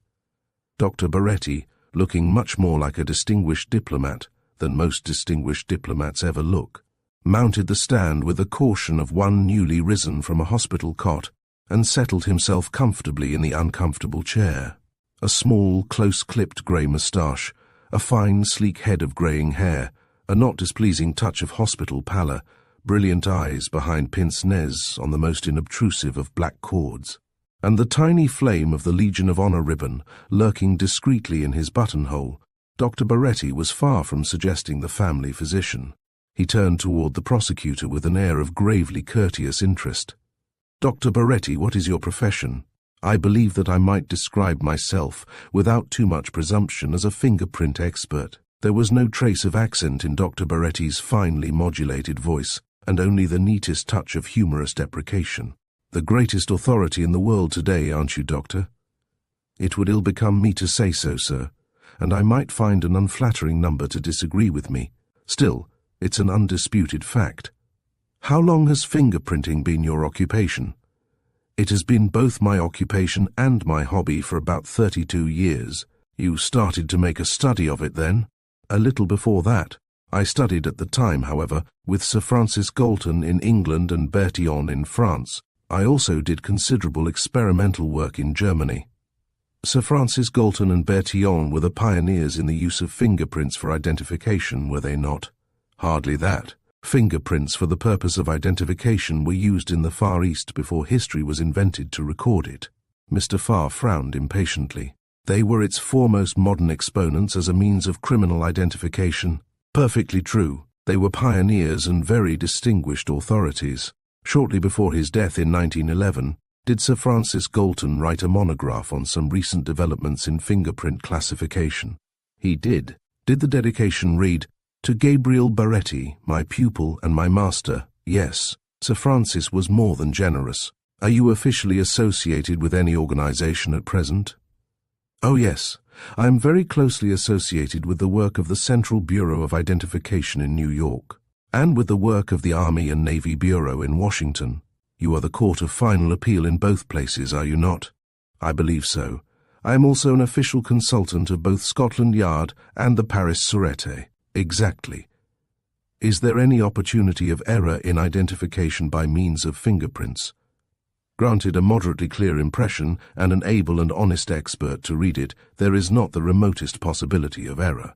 The prints would be identical. Oh no, no two prints are ever identical. The pressure of the finger and the temperature of the body cause infinite, minute variations, but they do not interfere with identification. No more than the fact that you raise or lower your voice alters the fact that it is your voice. Precisely. Now, Dr. Baretti, I ask you to identify these two photographs and to tell us what they represent. Dr. Baretti took the two huge cardboard squares with their sinister black splotches and inspected them gravely. The jury, abruptly and violently agog with interest, hunched rapidly forward to the edges of their chairs. From over Mr. Farr's shoulder came an old, shaken voice, the voice of Dudley Lambert, empty of its erstwhile resonance as a pricked drum.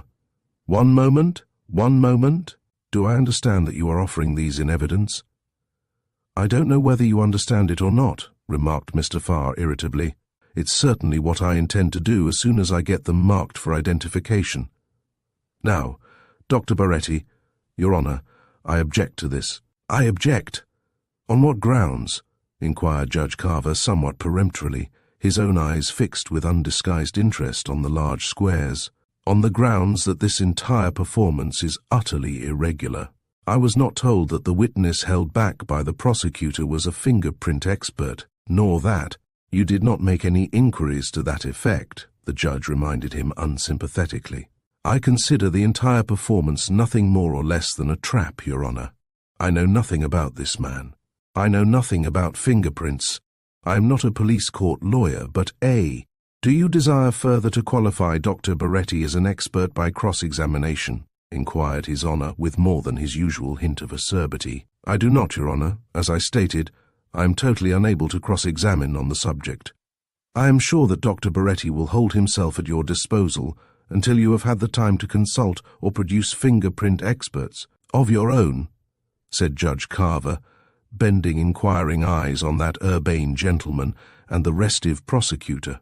"Oh, by all means," said Mr. Farr. "1 day, 2 days, 3 days, we willingly waive cross-examination until my distinguished adversary is completely prepared. May I proceed, Your Honor?" "You may." "They represent 2 greatly enlarged sets of fingerprints, enlarged some 50 to 60 times. Both the photographs and the initialed enlargements are in the lower left-hand corners, by my photographer and myself." "Both made at the same time?" "The photographs were made at the same time, yes." No, were the fingerprints themselves?" "Oh no, at quite different times. The set at the right is a photograph of official prints made especially for our file. The one at the left, sometimes known as a casual print, was obtained from a surface at another date entirely." "A clear impression?" "A remarkably clear impression.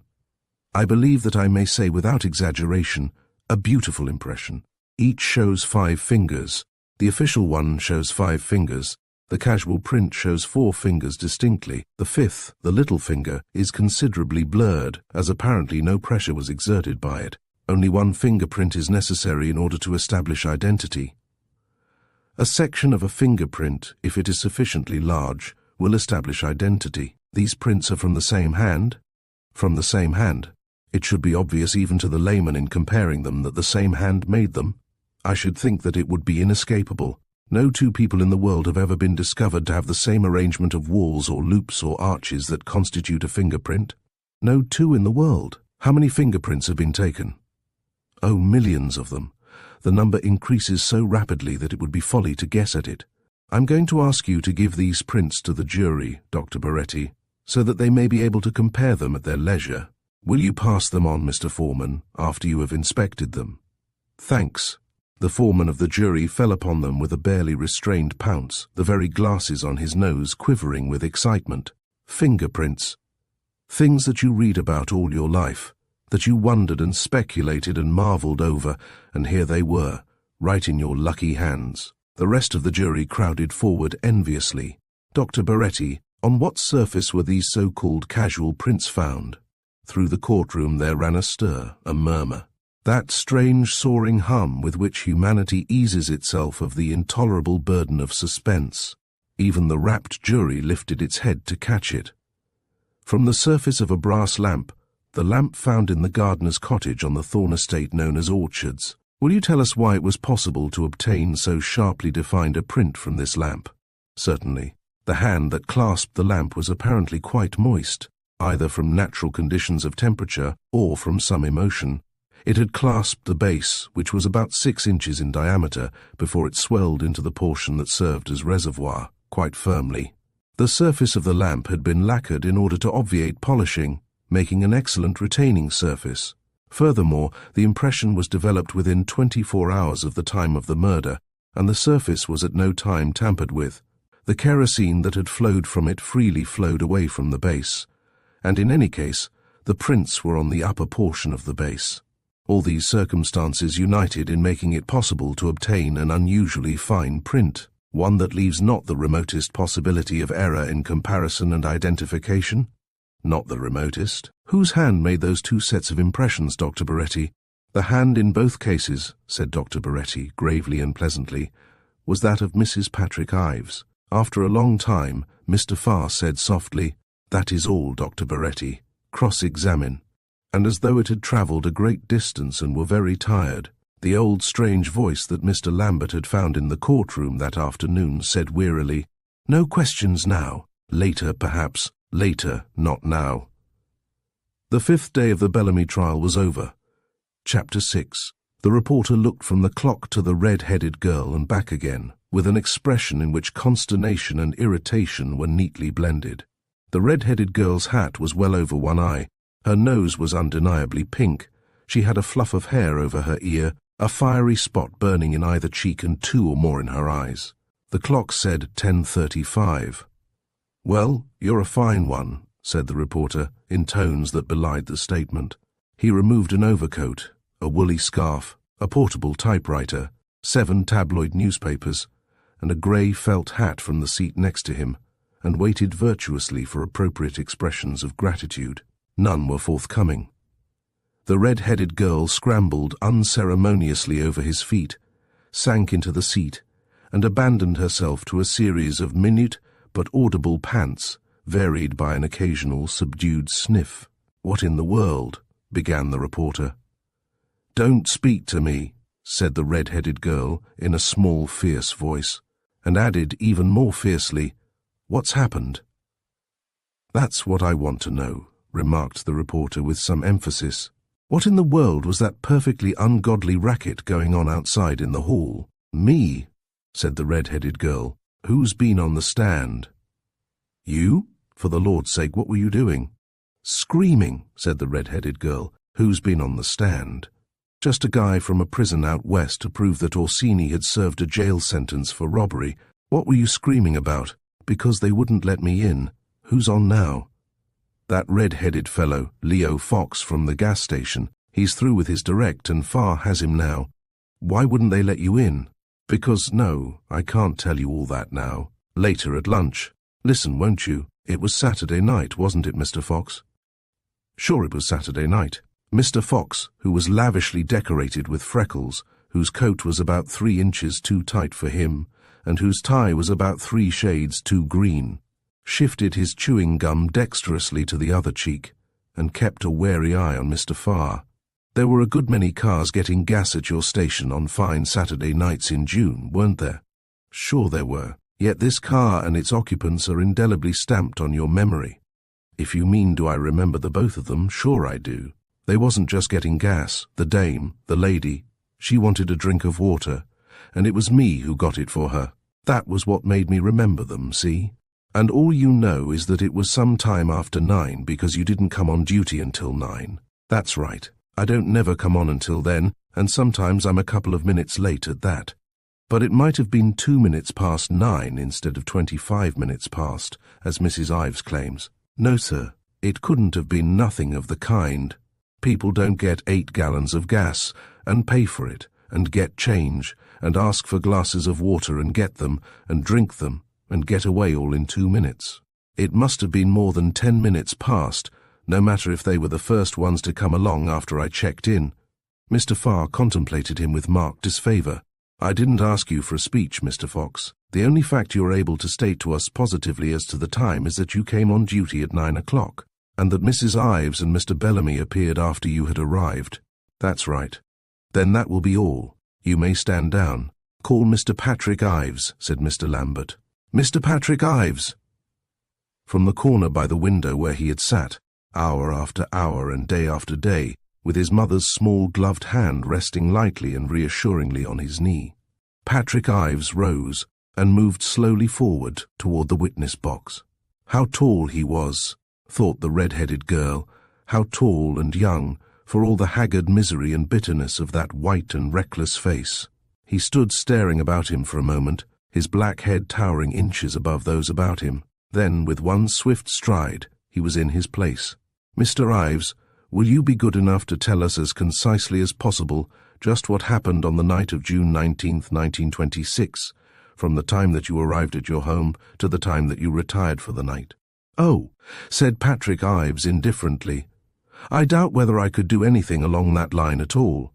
I have a notoriously bad memory, and I'd simply be faking a lot of stuff that wouldn't do either of us any good. Besides, most of that ground has been gone over by other witnesses, hasn't it? The casual insolence of the conversational tone had had the effect of literally hypnotizing Mr. Lambert, Mr. Farr, and the redoubtable Carver himself into a state of stupefied inaction. As the voice ceased, however, all three emerged from coma into violent energy. It was difficult to tell which of the three was the more profoundly moved, though Mr. Lambert's protestations were the most piercing. Fortified by his gavel, however, Judge Carver managed to batter the rest into silence. Let that answer be stricken from the record. It is totally improper, Mr. Ives. This is not a debating society. You will kindly refrain from expressing your opinions on any subject whatsoever, and will confine yourself to the briefest replies possible. If Mr. Lambert will put a definite question to me, I'll see whether I can give him a definite answer, replied Mr. Ives, looking entirely unchastened and remotely diverted. Very well, said Lambert, choking with ill-concealed wrath. Will you be so kind as to tell us whether anything out of the ordinary occurred during that evening, Mr. Ives? No. Before dinner? No. After dinner? No.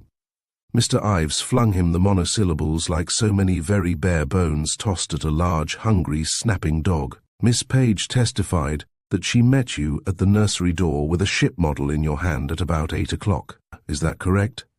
Yes. When did you see her again? About a quarter of an hour later. Was her testimony as to what followed correct? Oh, it was correct enough as far as it went. It went further than she told us. Considerably, said Mr. Ives, a grimly reminiscent smile flitting across his haggard young face. In what direction?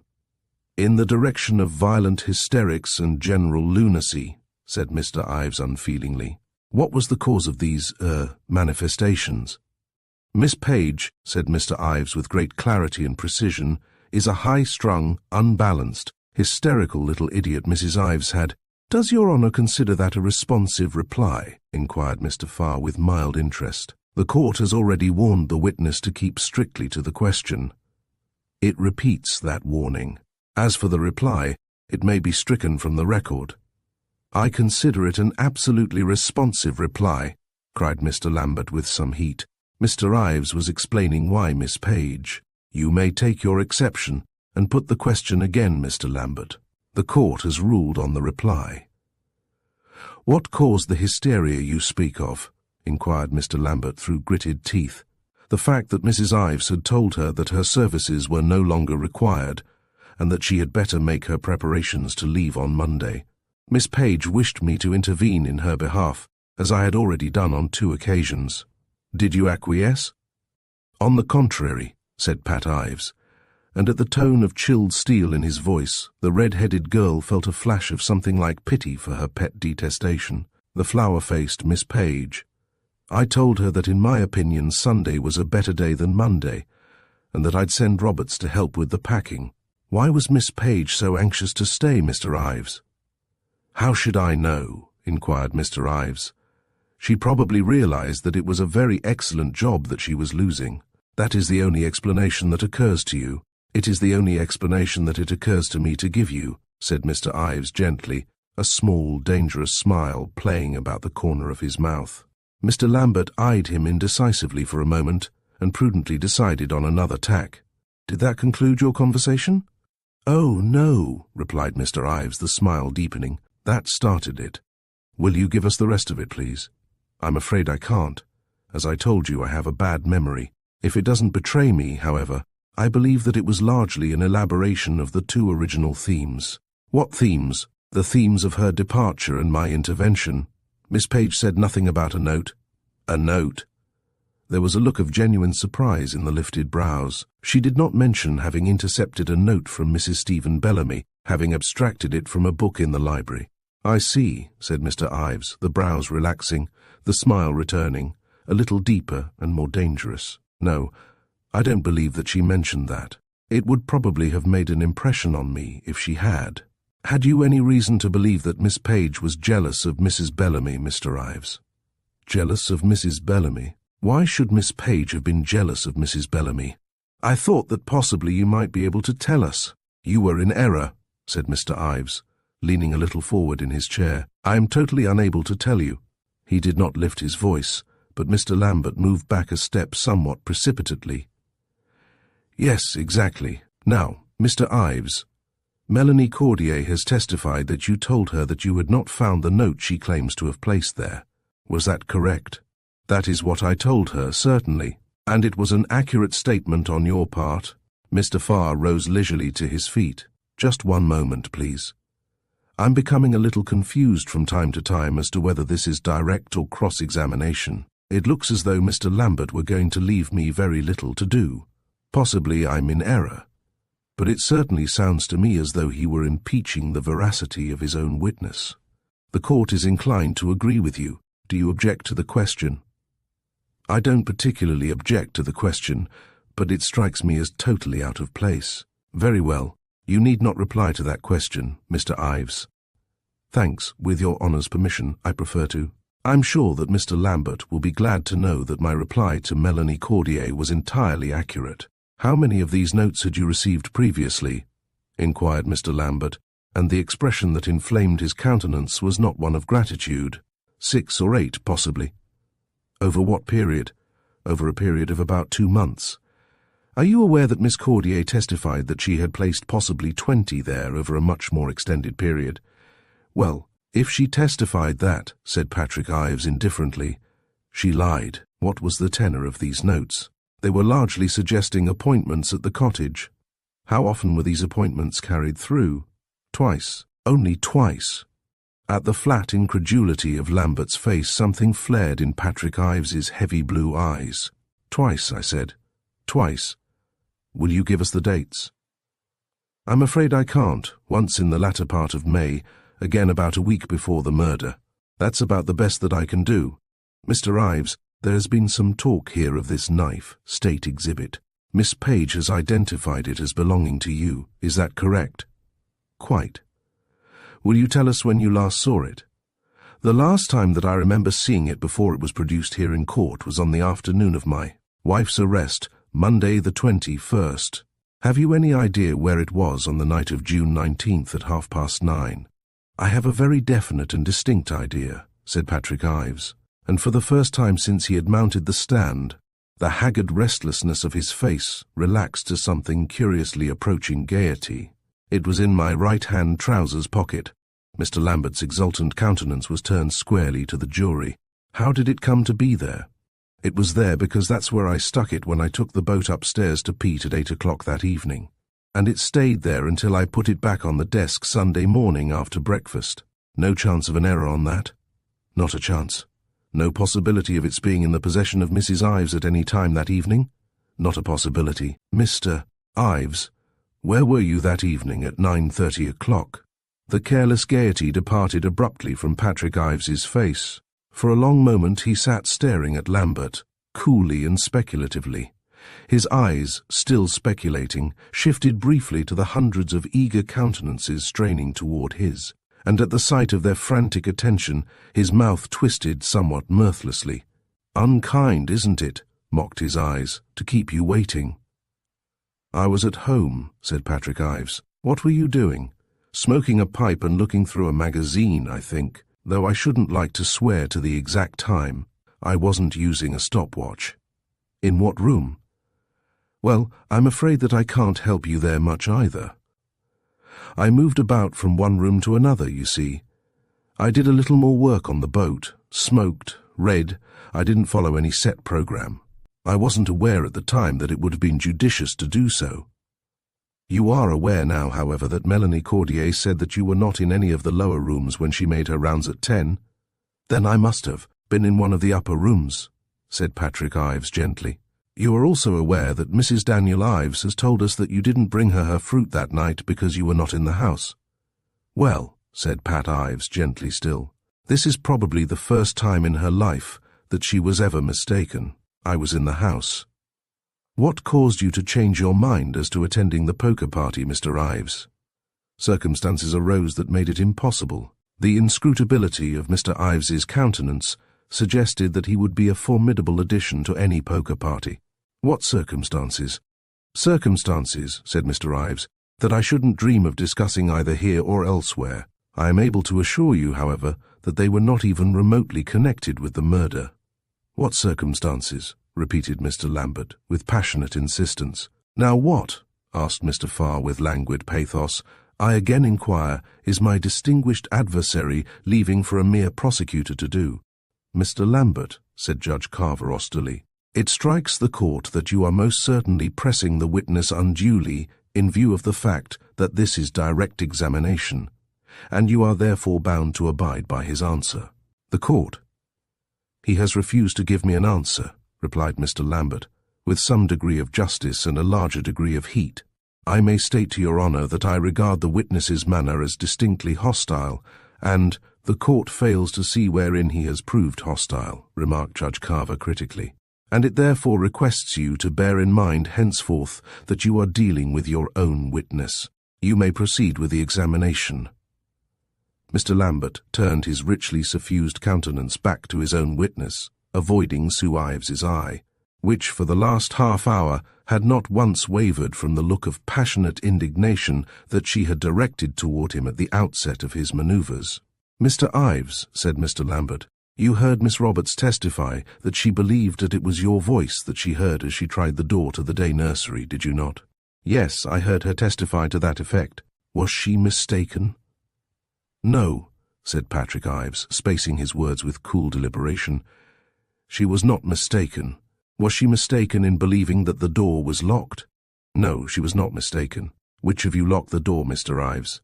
"If you will tell me what that has to do with the murder of Mimi Bellamy," said Mr. Ives with even greater deliberation, "I will tell you who locked the door. You refuse to answer my question?" "Most assuredly I refuse to answer your question." "Your Honour," choked the frenzied Lambert, "the court also fails to see what the question has to do with the case," said Judge Carver, in a tone by no means propitiatory. "It is excluded. Proceed." "It is being made practically impossible for me to proceed in any direction," remarked Lambert, in a voice unsteady with indignation. "Impossible. Mr. Ives, all that any occupant of that room had to do in order to get out of the house was to unlock that door and go, wasn't it?" "Absolutely all," acquiesced the hostile witness cordially. "No one would have been likely to see either one or the other or both depart, would they?" "I think it highly unlikely. No one saw either you or Miss Page in the house between 9 and 10, did they?" "Not a soul, not a single solitary soul," said Mr. Ives, and his voice was almost blithe. "How long would it take to get from your house to the cottage at Orchards?" "On foot?" "On foot, yes. Oh, 10–15 minutes perhaps. There's a short cut across the fields behind the house that comes out close to there."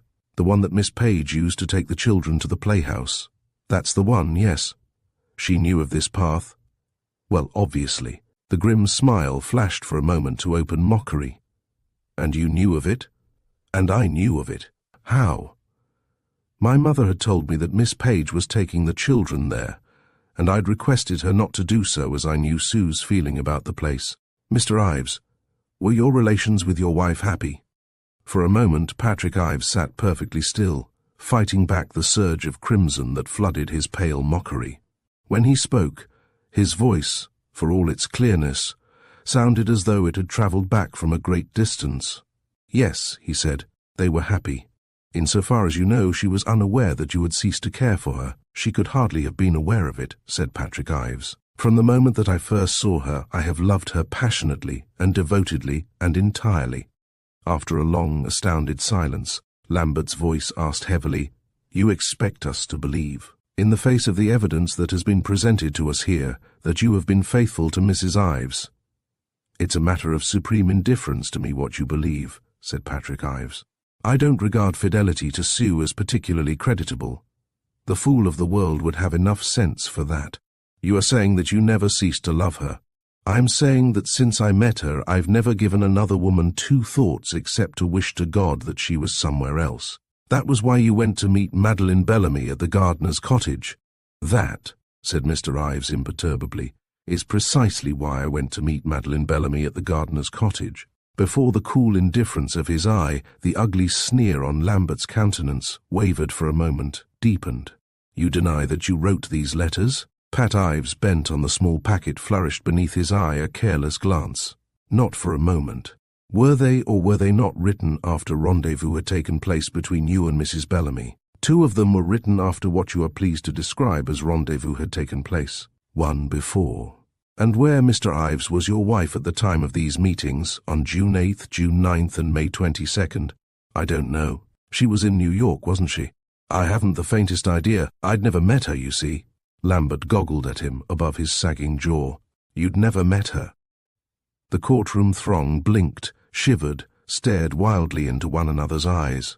No, that wasn't what he had said. That couldn't be what he had said. Or perhaps he was going mad before their eyes, sitting there with those reckless eyes dark in his white face. No, those letters were written in 1916. I didn't meet Sue until the spring of. Ha! Exhaled Lambert in a great breath of contemptuous relief. Written in, eh? And may I ask why Mrs. Bellamy was carrying them around in her bag-in? You may ask, Pat Ives assured him. And what's more, I'll tell you. She was selling them to me. Selling them to you? What for? For $100,000, said Patrick Ives. Over the stupefied silence of the courtroom soared Lambert's incredulous voice. You expect us to believe that? I wish to the Lord you'd stop asking me that, said his witness with undisguised irritation. It's not my business to decide what you'll believe or what you won't believe. What I'm telling you is the truth. It is your contention that these letters of yours, which you now claim were written in, were being used for purposes of blackmail by Mrs. Bellamy. You choose your own words, said Pat Ives. Personally, I'd chose prettier ones. Mimi undoubtedly considered that I would be getting value received in the letters. She was right. She also may have considered that I owed her something. She was right again. You owed her something? I owed her a great deal for not having married me, said Pat Ives. As she didn't, I owe her more happiness than most men even dream of. Lambert made a sound that strongly suggested a snort. Very pretty indeed. What it comes down to, however, is that you accuse this dead girl, who is not here to defend herself, of deliberately stooping to blackmailing the man she loved for a colossal sum of money. That's it, isn't it? Well, hardly. She didn't love me, of course. She never loved anyone in her life but Steve. She told me that she wanted the money because she thought that he was sick, that he was working himself to death and getting nothing out of it. She was going to persuade him that an aunt in Cheyenne had left her the money, and that she wasn't happy here, and that they ought to start out again in a place that she'd heard of in California. She had it all worked out very nicely. One moment, Mr. Ives. Judge Carver lifted an arresting hand. As it is after 12, the court will at this time take its customary recess for luncheon. We will reconvene at 1:15. The reporter viewed the recessional through the doors behind the witness box with an expression of unfeigned diversion. "Watch Uncle Dudley," he adjured the red-headed girl. "He's not going to have any luncheon. He's going to stay right here where nobody can get at him to give him any unwelcome instructions before he gets through with Mr. Patrick Ives. There, what did I tell you?"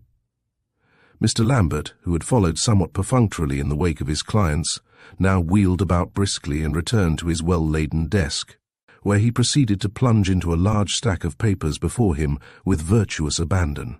He apparently found them of the most absorbing interest, although from time to time he permitted himself a slightly apprehensive glance at the closed door.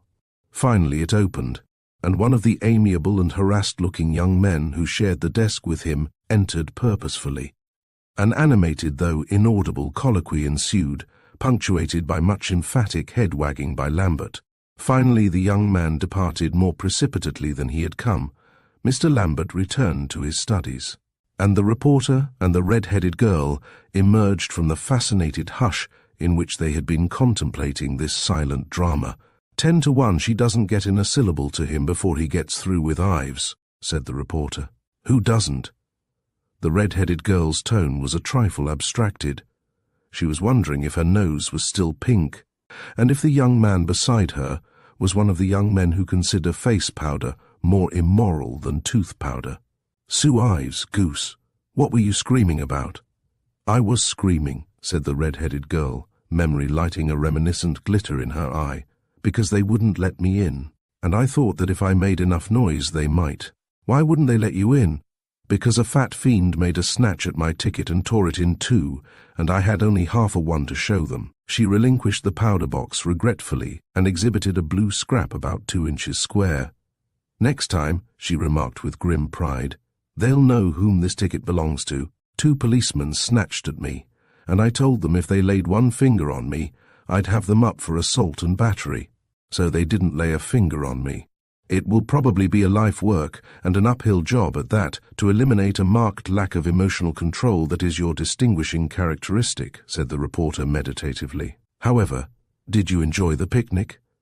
"I adored it," said the emotionally uncontrolled young woman beside him. "It was a fair picnic," conceded the reporter, "and for a person whose height should be measured in inches rather than feet, you're a very fair hiker. Too bad there's only one Sunday to a trial. You have rather a knack with bacon sandwiches, too. How are you with scrambled eggs?" "Marvelous," said the red-headed girl frankly. "Though, if things keep up the way they've been going this morning, we're liable to have another trial started before this one is over. The People versus Patrick Ives, I can see it coming." "You don't think he did it, do you?" inquired the red-headed girl anxiously. "Oh, when it comes to murder trials, I don't think. But I'll tell you this, if Steve Bellamy didn't do it, he thinks that Pat Ives did, and if Pat didn't, he thinks that Sue did, and I don't envy any of them their thoughts these days. Ah, here we are again. Mr. Ives, do I understand that you were perfectly willing to pay $100,000 for 2 or 3 letters that you protest are perfectly innocent?" "I don't protest anything of the kind. I think they're damned incriminating letters, just exactly the kind of stuff that a sickening, infatuated, fatuous young fool would write. And you're flattering me when you say that I was perfectly willing. It took me about 2 months to get even moderately resigned to the situation, and at that I didn't regard it with marked favor. Still, you were willing to pay $100,000 to keep the letters out of your wife's hands. $500,000 if I could put my hands on it, to keep pain and sorrow and ugliness out of her way. You were not convinced then that she would accept your story as to when the letters were written." "I didn't want her to know that they had ever been written. I'd never told her of the degree of intimacy that had existed between Mimi and myself." "Exactly. Now Miss Cordier had told us that the notes from Mrs. Bellamy had been increasing in frequency at the time of the murder. Is that true?" "Yes, I'd have about 3 in 10 days. Her demands were becoming more insistent?" "Considerably." Again that small grim smile, curiously unsuggestive of mirth. "So that it had become essential for you to do something at once if you were to prevent these letters from reaching your wife. It was necessary for me to produce the money at once, if that is what you mean. Don't trouble to analyze my meanings, if you please. Just answer my question." Patrick Ives's eyes narrowed slightly. Your question was ambiguous, he commented without emphasis. I asked you if it was not imperative for you to act promptly in order to prevent these letters from reaching your wife. It's still ambiguous. As I said before, however, it was necessary to pay for the letters pretty promptly, and I brought out the money on the night of the 19th with that end in view. Oh, said Lambert, in a heavily disconcerted voice. You brought it out, did you? In what form? I got it out of my safety box at noon, 85,000 in Liberty bonds and 15 in municipal bonds. Did anyone know that you were doing this? Naturally not. Where did you place this sum on your return, Mr. Ives? Well, I put it first in the back of the desk drawer in my study just before dinner. I intended to put it upstairs in a wall safe behind a panel in my dressing room. But while I was looking through it in the study to make sure that it was all there, Sue called to me from the hall that our guests were going, and I went out on the porch to say goodbye to them. We didn't go upstairs before dinner, so that I didn't get a chance to transfer them until later in the evening. No one knew they were in the house. Not so far as I know. What did you do with them subsequently? I returned them to my safety deposit box on Monday at noon. Anyone know of that transaction? Not a soul. So you are the only person able to attest that you ever had any intention of paying that money to Mrs. Bellamy. Well, whom do you want better? Inquired Pat Ives agreeably. Mr. Lambert bestowed on him an enigmatic smile that was far from agreeable. Did this sum represent a substantial portion of your capital? It certainly would be no exaggeration to say that it made a large dent in it. You say that it had taken you a long time to decide to pay it. A moderately long time. 2 months. Why didn't you take it to Mrs. Bellamy that evening, Mr. Ives? I had no appointment with her. She was to let me know if she was able to get away and at what time. It didn't occur to you to look in the book to see whether there was a note. It most assuredly did occur to me. I went in for that specific purpose at the time that Sue called me from the hall. So that you didn't look? Oh yes, I did look when I came back 5 minutes later. There was no note. Aha, said Mr. Lambert, and the red-headed girl, watching with horrified eyes the reckless progress of young Mr. Ives across the spread nets, made a mechanical note that never except in a book had she heard a human being say aha before. So you looked in the book, did you? And there was no note, was there? Right both times, said Mr. Ives. Now that's very interesting, beamed Mr. Lambert. Very interesting indeed. But if there had been a note in that book, you'd have found it, wouldn't you? Well, not being a blithering idiot, that's a fairly safe proposition. And if you had found it, you would have gone to the rendezvous, wouldn't you? I'd certainly have made every effort to. Cancelling your poker engagement? Presumably. Taking the shortcut across the fields? I don't know how I'd have gone. It's slightly academic, isn't it? And in that gardener's cottage you would have found waiting for you the unfortunate girl with those letters that it was so vitally necessary for you to obtain.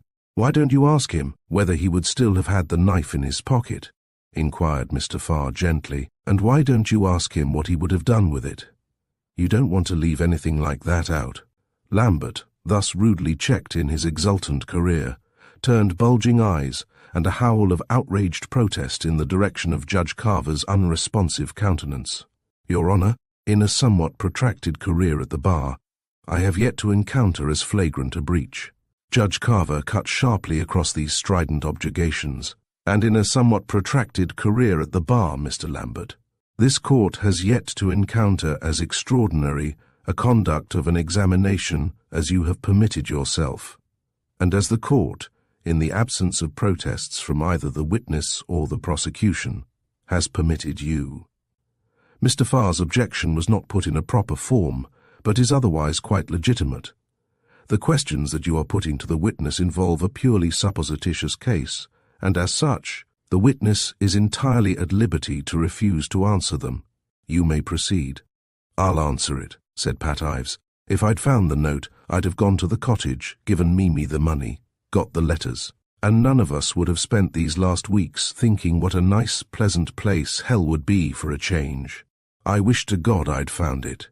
Is that what you wanted to know? It was very far indeed from what Mr. Lambert wanted to know. However, he turned a wary eye on the jury, who were contemplating soberly and not too sympathetically the bitter, insolent face of the young gentleman in the witness box. Flippancy was obviously an evil stench in their nostrils. Mr. Lambert rattled the letters still clenched in his hand reminiscently. "There are 2 or 3 things in these letters that I'd like to have you reconcile with the statement that they were written in 1916. First, what does it mean, Mr. Ives, when you say, 'I keep telling myself that we're mad, that there's black trouble ahead of us, that I haven't any right in the world to let you do this'? Do what, Mr. Ives?"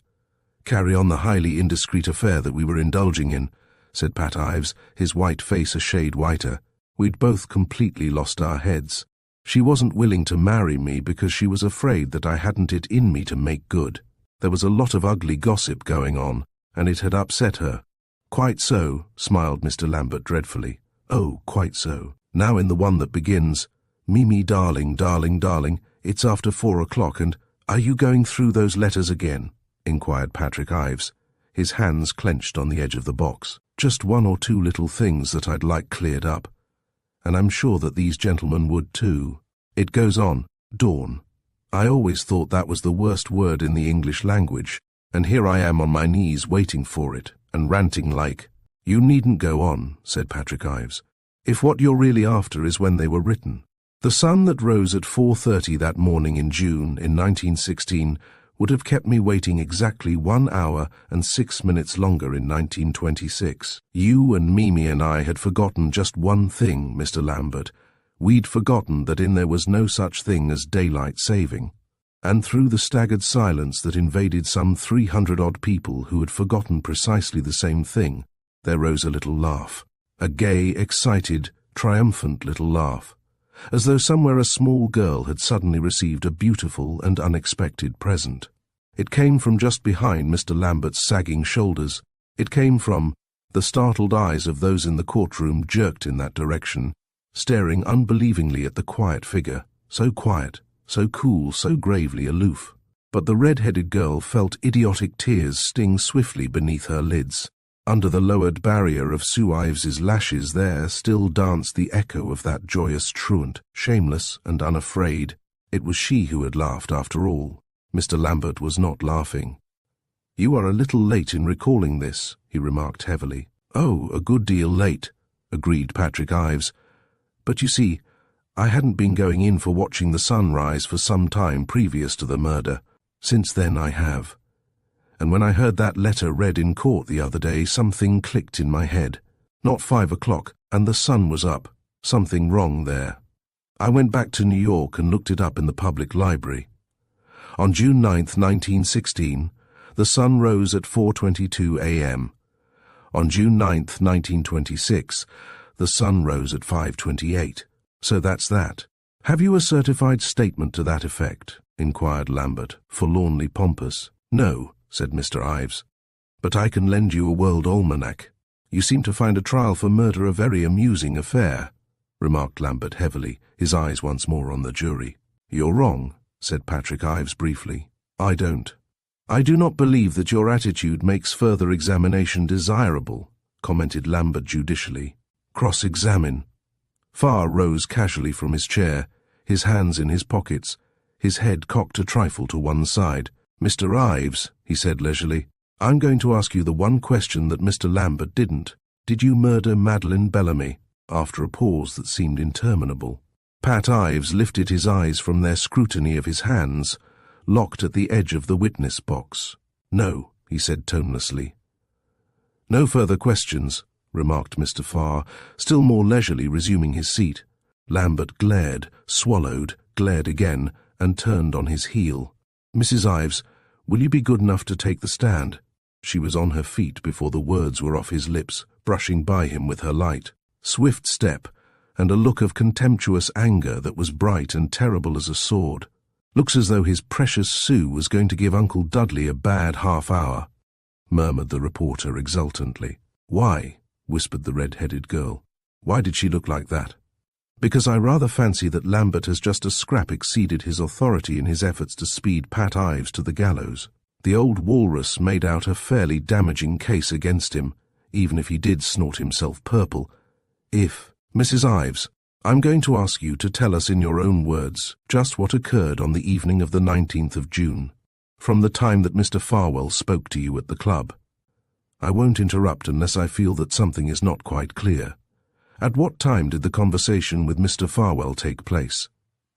She looked so small sitting there, so small and young and fearless, with her dark, bright eyes and her lifted chin and the pale gold wings of her hair, folded under the curve of the little russet hat. She had no colour at all, not in her cheeks, not in her lips. "It was a little after 5, said Sue Ives, and the red-headed girl gave a sigh of sheer delight. Once or twice in a lifetime, a voice like that falls on our lucky ears, a voice clear and fresh as running water, alive and beautiful and effortless. The girl in the box did not have to lift it a half-tone to have it penetrate to the farthest corner of the gallery. We got in from the links just at 5, and Elliot came up and asked me if he could bring me something to drink. I said yes, and when he came back, he suggested that we go over and sit on the steps, as he had a splitting headache, and everyone was making a good deal of a racket. We hadn't been there more than 5 minutes before he told me." "Before he told you what?" prompted Lambert helpfully. "Before he told me that Pat was having an affair with Mimi Bellamy." She did not vouchsafe him even a glance, but kept the clear, stern little face turned squarely to the 12 attentive ones lifted to hers. "At first I thought that it was simply preposterous nonsense. I told him so. Everyone knew that Elliot was absolutely out of his head over Mimi, and I thought that he really was going a little mad. I could see that he'd been drinking, of course, and I wasn't even as angry as I ought to have been, because he was so unhappy, dreadfully unhappy. And then he said that he'd spied on them, that he'd seen them go to the cottage together. Well, that was different.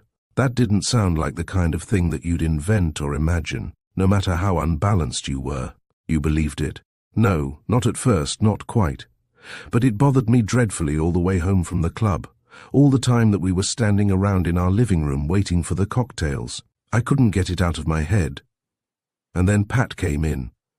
She paused, frowning a little at the memory of that sick perplexity. "You say that Mr. Ives came in?" "Yes, he was looking dreadfully tired and excited. No, that's not the word. Keyed up, different.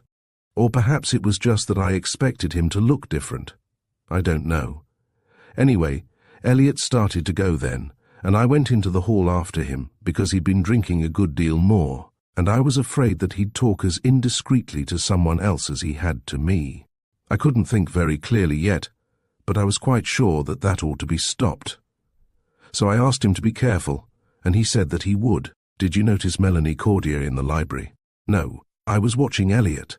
He looked so wretchedly unhappy that I was really worried about him. Well, anyway, he went off without even saying goodbye, and I went back toward the living room. Just as I came up to it, I heard George Dallas say, 'We can count on you for the poker party tonight, can't we?' And Pat said, 'I'll surely try to make it, but don't count on me.' Something inside my head went click, and all the pieces in the puzzle fell into place. I walked straight into the room and up to where he was standing. He'd gone over to the table and was pouring out another of those new cocktails. Everyone was making a dreadful racket, laughing and talking. I said, 'Nell Conroy wanted us to go to the movies tonight. Don't you think that it would be rather fun?' And he said, 'Sorry, but I told George that I'd run over for a poker game. Tell Nell that you'll go, and then I won't worry about you being lonely.' I said, 'That's a good idea.' And Pat said, 'Be back in a minute. I have some papers I want to get rid of.' He went across the hall. I could hear his steps. I felt just exactly as though I'd taken poison, and I stood there waiting for it to begin to work. Someone came up to me to say goodbye. I think it was the Conroys. And then everyone else began to go too, the way they always do. I started to go out to the porch with them, and while I was passing through the hall, I saw Pat standing by the desk. He was looking at some papers in his hand. I went on toward the porch, calling back over my shoulder that everyone was leaving.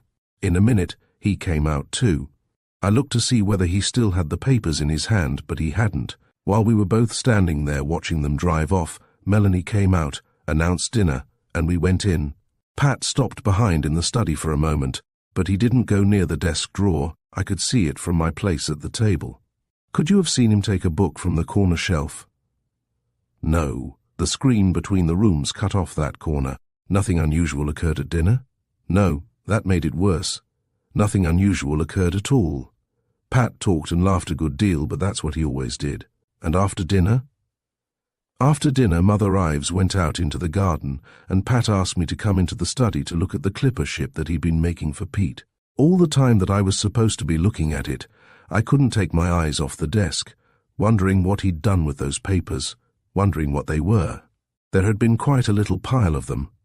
After a while, I couldn't stand it any longer, and I said, "If you want to say good night to Pete and Polly, you'll have to hurry. They ought to be asleep by now." He said, "Lord, that's true." He snatched up the boat and started for the door, and I called after him, "I'm not coming." I kissed them good night before dinner. I waited until I heard his footsteps on the stairs. She paused for a moment, pushing the bright hair back from her brow as though she found it suddenly heavy. And then Mrs. Ives. "Then," said Sue Ives steadily, "I did something disgusting. I searched the desk. I pushed the door to, so that none of the servants could see me if they passed through the hall, and I hurried like mad. I don't know exactly what I expected to find, but I thought that maybe those papers were letters from Mimi.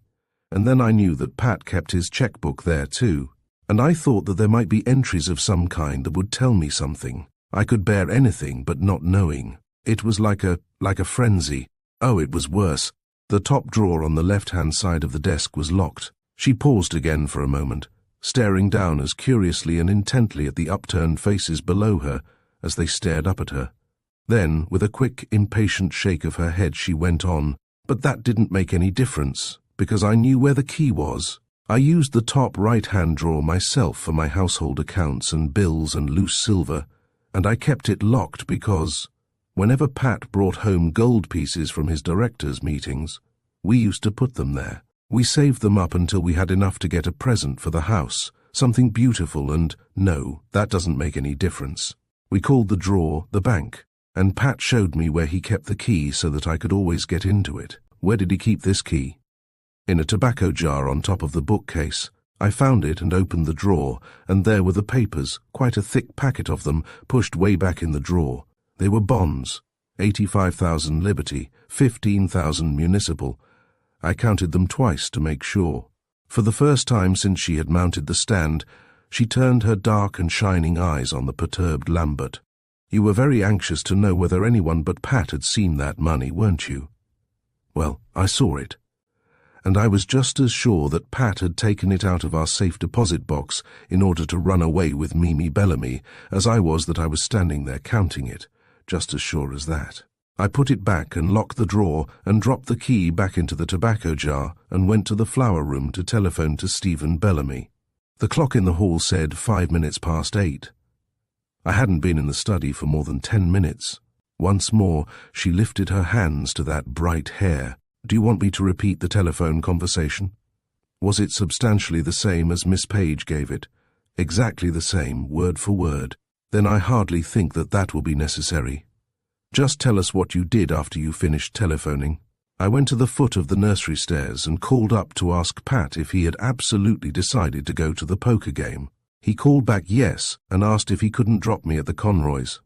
I told him that I'd rather walk. I got that flannel coat out of the closet and started off for the gate at the back of the house that led to the back road. I was almost running. Had you planned any course of action?" "No, I hadn't any definite plan, but I knew that I had to get to Stephen and make him stop Mimi, and that every minute was precious. Just as I got to the gate, I noticed that a wind had sprung up, quite a cold wind, and I remembered that Mother Ives had told me at dinner that Polly's ear had been hurting her, and that she slept right by the window where that wind would blow on her. So I turned back to the house to tell Miss Page to be sure to put a screen around the head of her crib. I saw Mother Ives at the far end of the rose garden, but I thought that it would take as long to call her and explain as it would to do it myself. So I ran onto the house, and I was halfway up the nursery stairs before I heard Pat's voice. I thought he was talking to the babies, and I hurried up the last few steps. I was almost at the nursery door when I heard another voice, Kathleen Page's. It wasn't coming from the nursery, it was coming from her room. She was saying, "Don't let her send me away from you, don't. All I want—" "Your Honor," Farr's warning voice was hardly swifter than Judge Carver's. "I am afraid that you cannot tell us what you heard, Mrs. Ives. I cannot tell you what I heard Kathleen Page saying." The wonder in the clear, incredulous voice penetrated the farthest corner of the courtroom. "No, Simply confine yourself to what you did. Did? I did nothing whatever. I could no more have moved a step nearer to the door than if I had been nailed to the floor. She was crying dreadfully, in horrid little pants and gasps. It was absolutely sickening. Pat said, "Keep quiet, you little lunatic. Do you want—" "Mrs. Ives, the court has already warned you that you are not able to tell us what was said." "Why am I not able to tell you what was said?" "I told you what we said downstairs." Judge Carver leaned toward her, his black sleeves flowing majestically over the edge of the rail. No objection was raised as to that conversation. Mr. Farr objects to this and the court sustains him. For your own sake, the court requests you to conform promptly to its rulings. For a moment, the two pairs of dark eyes met in an exchange of glances more eloquent than words. A look of grave warning and one of fearless rebellion. "I do not understand your rules. What am I permitted to tell of the things that I am asked to explain?" "Simply tell us what you did after you heard the voices in the room." "Very well, I will try again." I stood there for a moment, staring at the door to the day nursery. The key was on the outside so that the babies couldn't lock themselves in. I don't remember moving, but I must have moved, because suddenly I had the doorknob in my hand. I jerked it toward me and slammed the door so hard that it nearly threw me off my feet. "The key." "Yes, yes," cut in Lambert, his face suffused with a sudden and terrifying premonition. "We needn't go too much into all these details, you know. We want to stick to our story as closely as possible. You didn't say anything, did you?" "No." "Just went on downstairs to meet Stephen Bellamy, didn't you?" "No." "You did not?"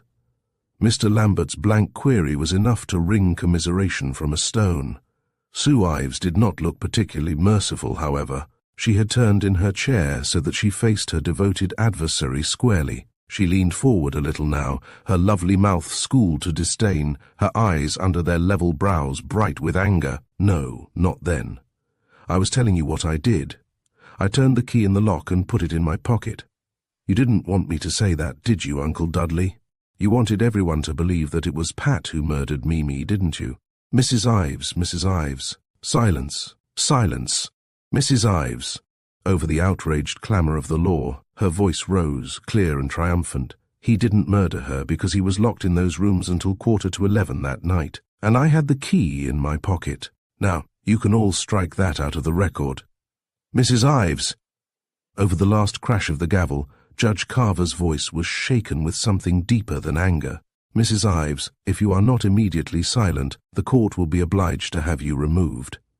"Removed?" She was on her feet in an instant, poised and light. "You wish me to go? I wish you to get yourself in hand immediately. You are doing yourself untold injury by pursuing this line of conduct.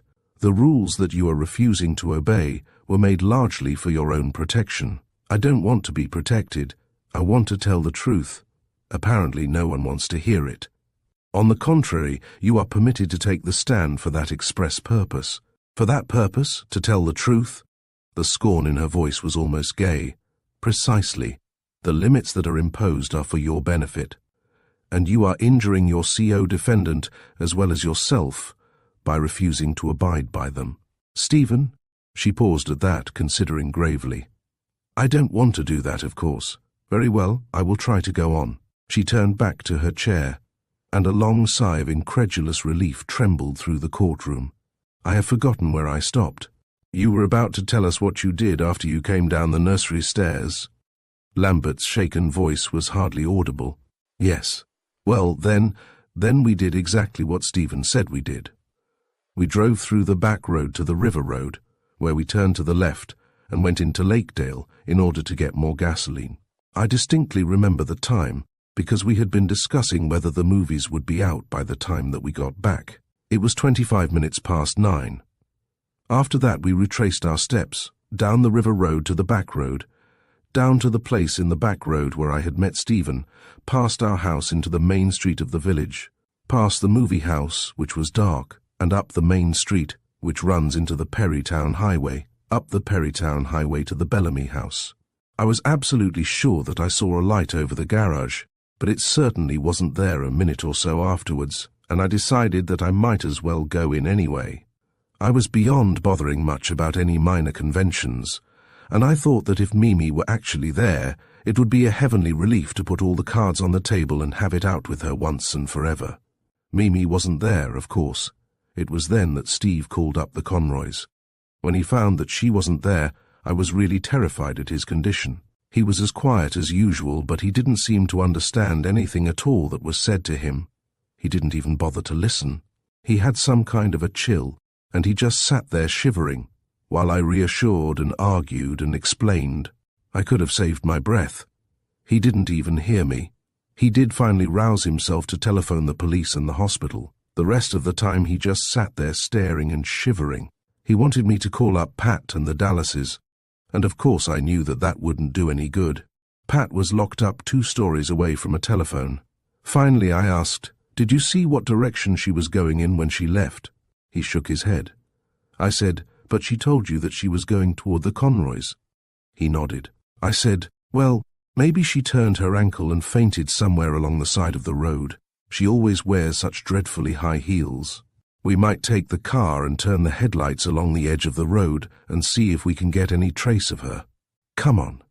I knew that that was perfect nonsense, but I was desperate, and I thought that there was just a chance that it might rouse him.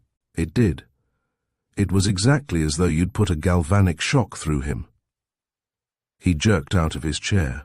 He was out in the hall without even waiting to look back at me, and I had to run to get to the car before he started it. We got off with such a jerk that it nearly threw me out of the car, and I was really afraid that he was going to dash us against one of the gateposts. I said, "If we're going to find Mimi, Steve, we must go slowly, mustn't we? We must look carefully." He said, "That's right," and after that we literally crept all the way to the Conroys. How far was that? Oh, not far, not half a mile, just a little way. It wasn't until after we got past their entrance that we decided that. She paused for a moment. Her eyes dilated strangely in her small, pale face. Then she wrung her hands together more closely, as though in that hard contact she found comfort, and continued steadily in her low voice. We decided that we might as well go on. Lambert, paler than she, said just as steadily, "Might as well go on where, Mrs. Ives?" "Go on to the gardener's cottage at Orchards," said Susan Ives. In the grey light of the courtroom, the faces of the occupants looked grey too, sharpened, fearful, full of an ominous unease. More than one of them glanced swiftly over a hunched shoulder at the blue-coated guardians of the door, and then back again, with somewhat pinched and rueful countenance, at the slight occupant of the witness box. The figure sat so quietly there in the gathering shadows, to many who watched it seemed that there slanted across her lifted face another shadow still, the shadow of the block, of the gallows, of the chair. "Is she confessing?" asked the red-headed girl in a small, colourless voice. "Wait," said the reporter. "God knows what she's doing." Judge Carver leaned suddenly toward Lambert. "Mr. Lambert, it is already considerably past 4. Is this testimony likely to continue for some time?" "For some time, Your Honour." "In that case," said Judge Carver gravely, "the court considers it advisable to adjourn until 10 tomorrow. Court is dismissed." The small figure moved lightly down from the witness stand into the deeper shadows. Deeper still, she was gone. The 6th day of the Bellamy trial was over. Chapter 7. The reporter cast an anxious eye at the red-headed girl. "You've been crying," he said accusingly. The red-headed girl looked unrepentant. "Of all the little idiots, what's Sue Ives to you?" "Never mind," said the red-headed girl with dignity. "I can cry if I want to. I can cry all night if I want to. Keep quiet. Here she is. Mrs. Ives, what made you decide to go on to the cottage?" Lambert's voice was very gentle. "I think that it was Stephen's idea, but I'm not absolutely sure. I was at my wit's end by this time, you see. But I believe that it was Steve who suggested that maybe she had been taken ill, or perhaps even fallen asleep at the cottage. I remember agreeing that it was stupid of us not to have thought of that before. At any rate, we both agreed to go on to the cottage." She stopped again and sat for a moment, locking and unlocking her fingers, her eyes fixed on something far beyond the courtroom door. "What time did you arrive at the cottage?" "At about 10:15, I believe. 20 minutes past, perhaps. It isn't more than a 5-minute drive." We drove the car up through the lodge gates and then turned off the little dirt road to the cottage. We drove it right up to the front steps, and then I said, "It's no good. There's no light in the place. She isn't here." Steve said, "Maybe she left a note saying where she was going," and I said, "That's perfectly possible. Let's go in and see." He helped me out, and just as we got to the door, I said, "Well, we'll never know. The place will be locked, of course." Steve had his hand on the doorknob, and he pushed it a little. He said, "No, it's open. That's queer." I said, "Probably she thought that he might come later," and he opened the door and we went in. She sat staring with that curious, intent rigidity at that far-off spot beyond the other closed door, and the courtroom followed her glance with uneasy eyes. And then? Yes. And then when we got in, there wasn't any light, of course. Steve asked, "Do you know where the switch is?" And I told him there isn't any switch. Douglas has always been talking about putting electricity in these cottages, but he never has. Steve said, "Well, there must be a light somewhere," and I said, "Oh, of course there is. There always used to be an old brass lamp here in the corner by the front door, let's see." It was right there on the same table. There were matches there too, and I struck one of them and lit it. Steve had stepped by me into the room. He was standing by the door, and he stood aside to let me pass. There was a little breeze from the open door, and I had put up one hand to shield the light and keep it from flickering. I was looking at the piano, because I'd never remembered seeing a piano there before. I was halfway across the room before I... The voice shuddered slowly away to silence. After a long pause, Lambert asked, "Before you did what, Mrs. Ives?" She gave a convulsive start, as though someone had let fall a heavy hand across the nightmare. "Before I saw her."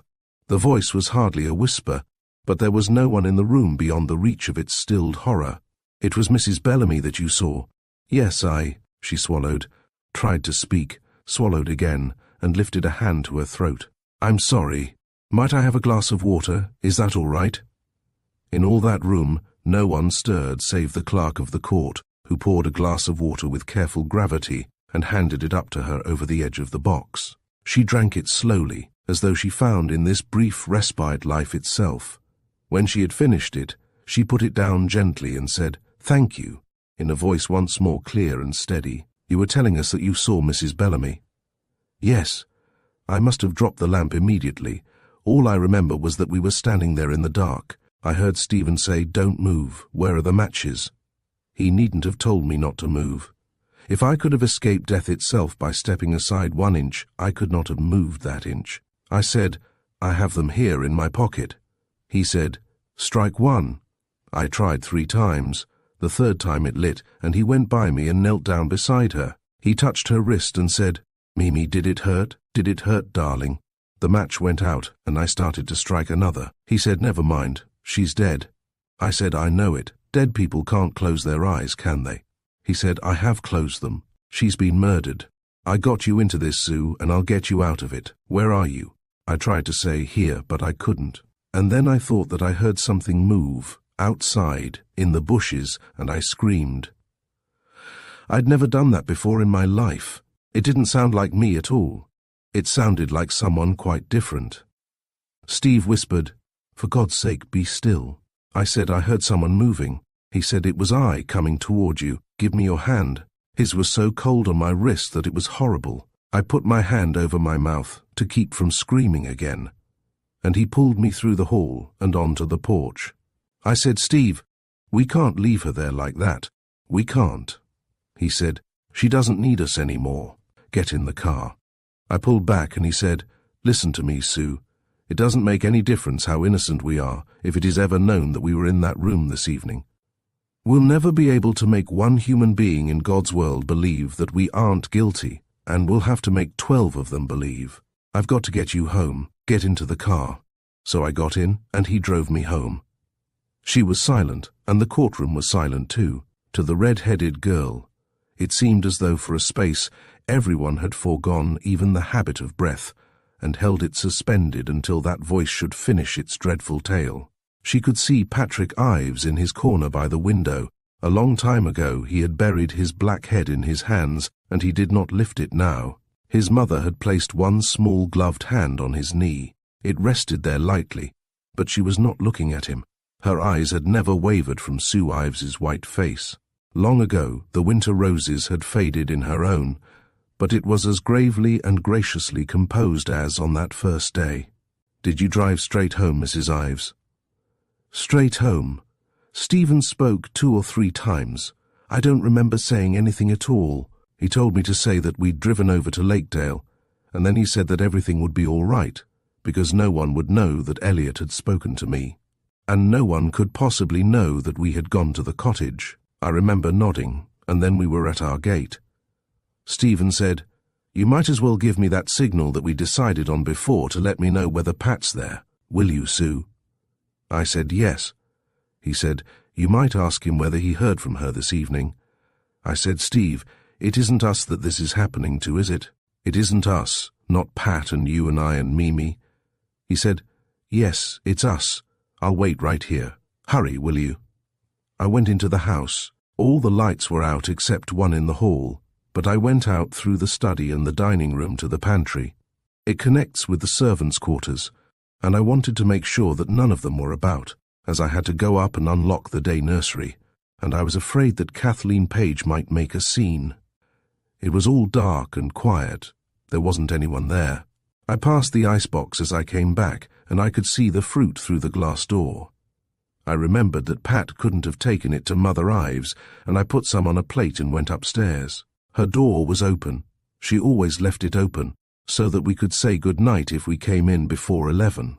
"Were you with her long?" "Oh no, only a minute. I told her that Steve and I had driven over to Lakedale instead of going to the movies and kissed her good night. Then I went around the gallery and on up to the nursery wing. I unlocked the door and pushed it open, but I didn't go in. Pat was sitting by the table, reading.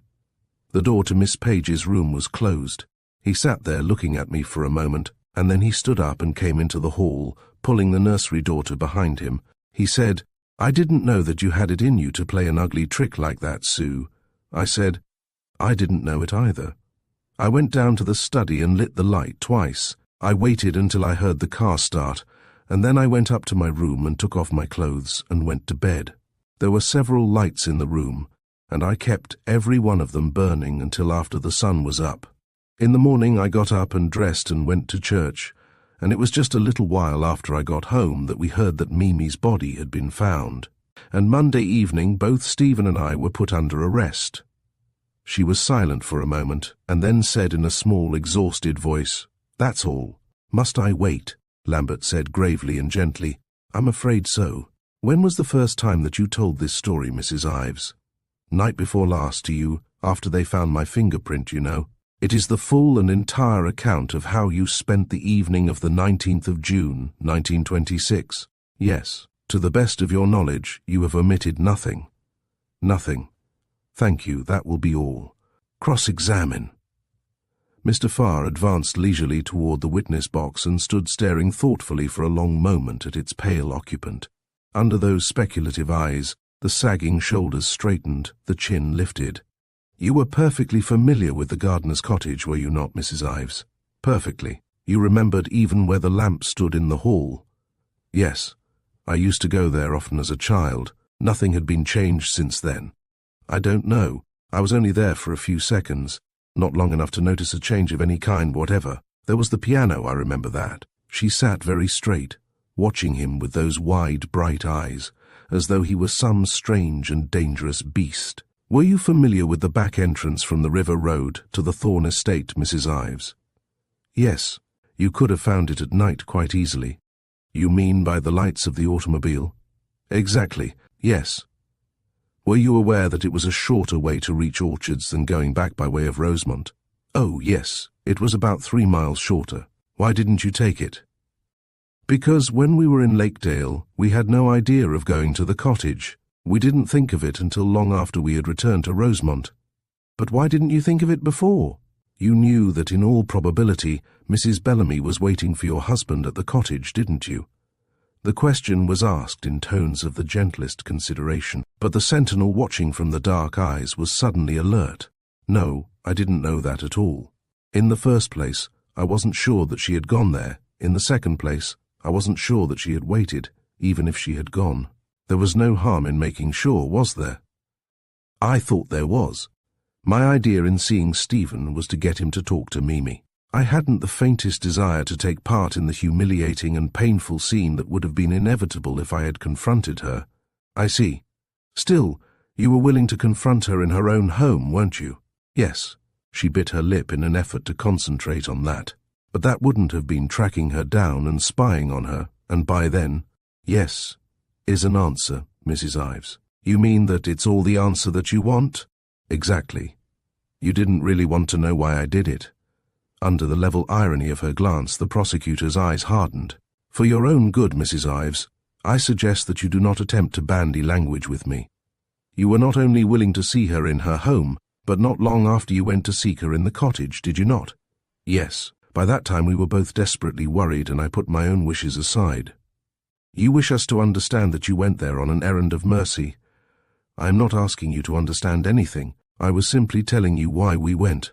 Exactly. Now, when you got to the cottage, Mrs. Ives, you say there was no light. There was no light, but you fortunately remembered that this lamp was in the hall. Fortunately, repeated Susan Ives slowly. I remembered that there was a lamp in the hall. How long has it been since you were at Orchards? I have not been there since my marriage, not for 7 years. How long since you were in the cottage? I'm not sure, possibly a year or so before that. Were you a child 9 years ago? A child? I was over 20. I thought you told us that it was as a child that you went to the cottage. I went occasionally after I was older. I was very fond of the old gardener and his wife. They were German and very sensitive after the outbreak of the war. We all used to go down from time to try to cheer them up. Very considerate indeed, another errand of mercy. But about this lamp now that you remembered so providentially after 9 years, you are quite sure that it wasn't in the front parlour? Absolutely sure. It couldn't have been standing on the little table that was overturned by Mimi Bellamy's fall. How could it possibly have been standing there? I was asking you. You are perfectly sure that it wasn't standing on that table lighted when you came in? I see. The unwavering eyes burned brighter with that clear disdain. I didn't quite understand. You mean, am I lying, don't you? I have told you the truth. The lamp was on the table in the hall. Your Honour, I ask to have that reply stricken from the record as unresponsive. It may be stricken from the record to the point where the witness says, the lamp was on the table in the hall. Judge Carver stared down with stern, troubled eyes at the clear, unflinching face lifted to his. Mrs. Ives, the court again assures you that you do yourself no service by such replies, and that they are entirely out of order. It requests that you refrain from them. I will try to, Your Honour. Mrs. Ives, you have told us that when you were standing in darkness you heard a sound that frightened you. Was it someone trying the door? Oh, no, the door was open. It wasn't anything as clear as that.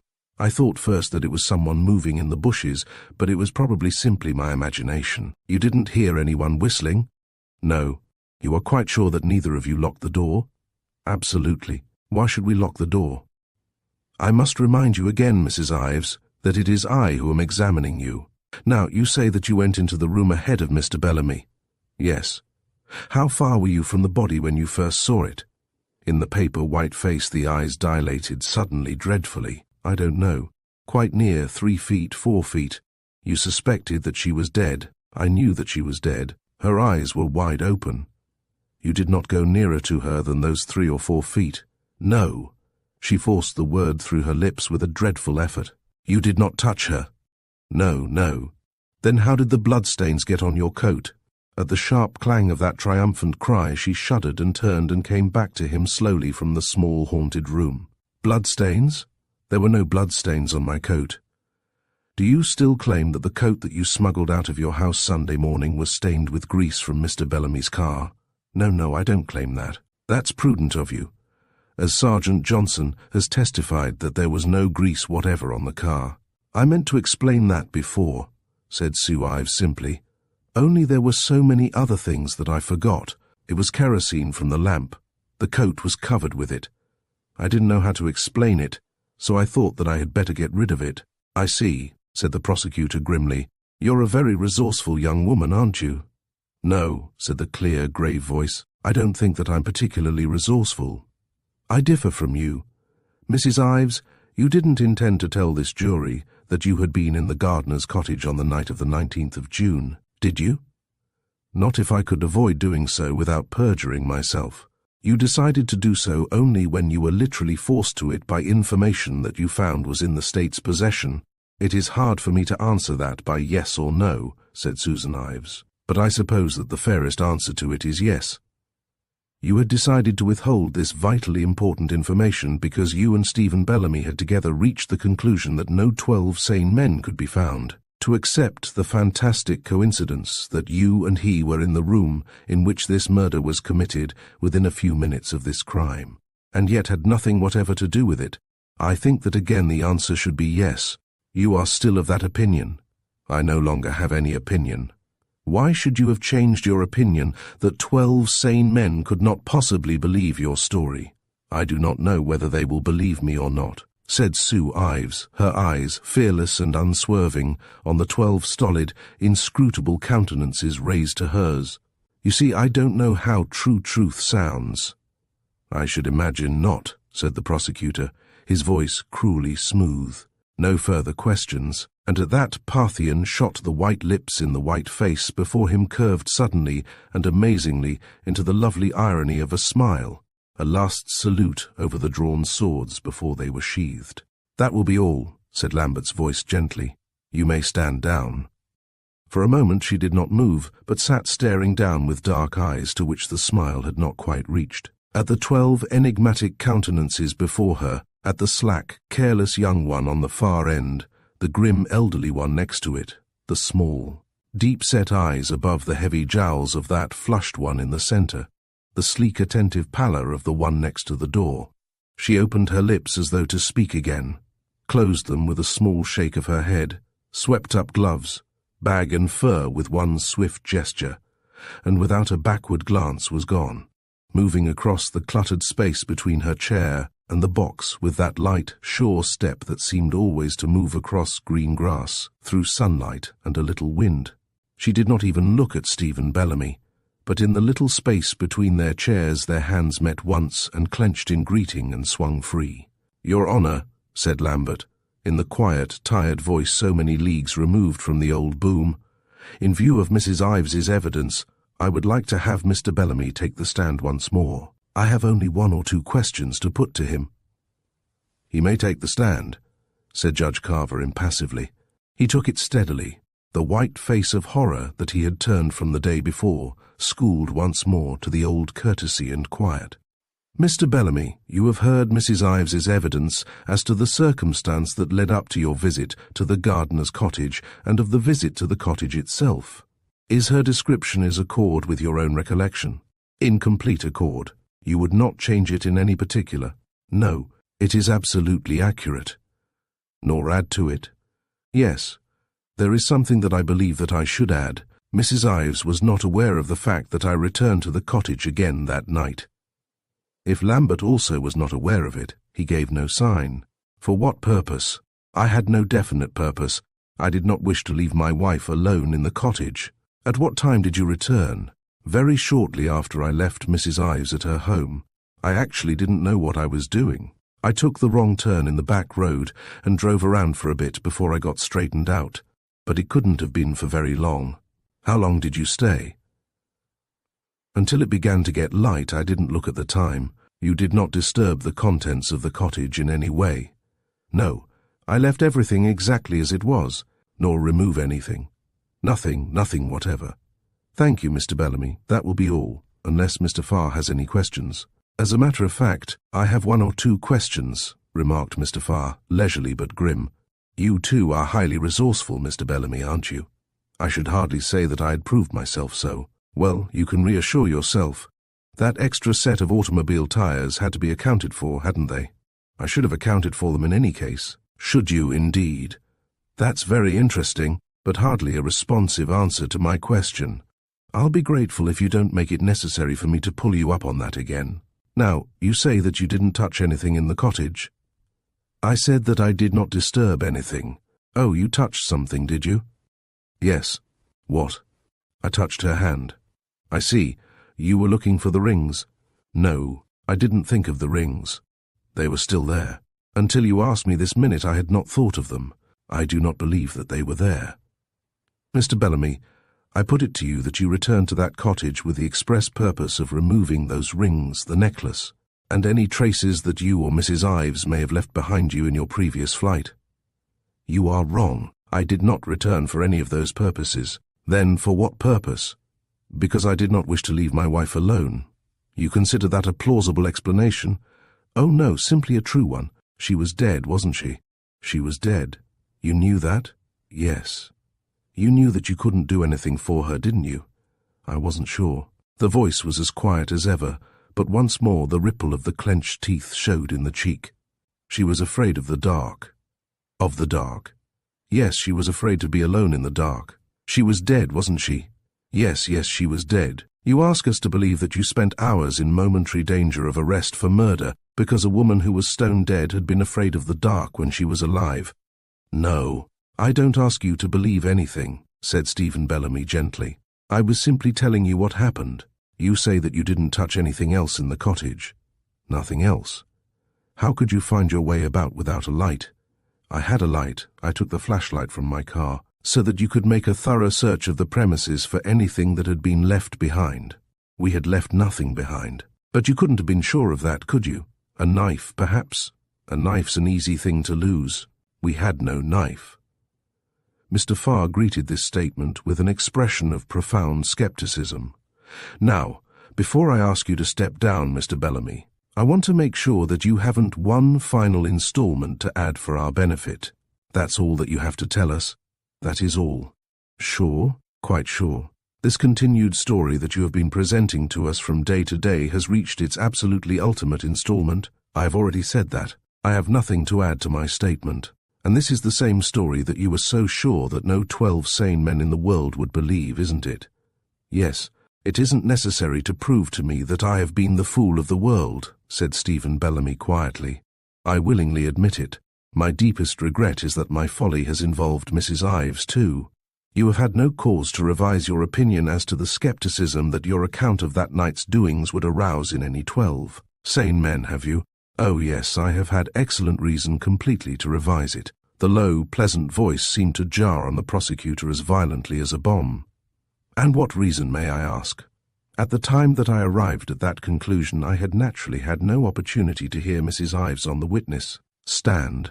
Now that I have, it seems absolutely impossible to me that anyone could fail to believe her. That must be extremely reassuring for you, remarked Mr. Farr, in a voice so heavily charged with irony that it came close to cracking under the strain. That will be all, thank you, Mr. Bellamy.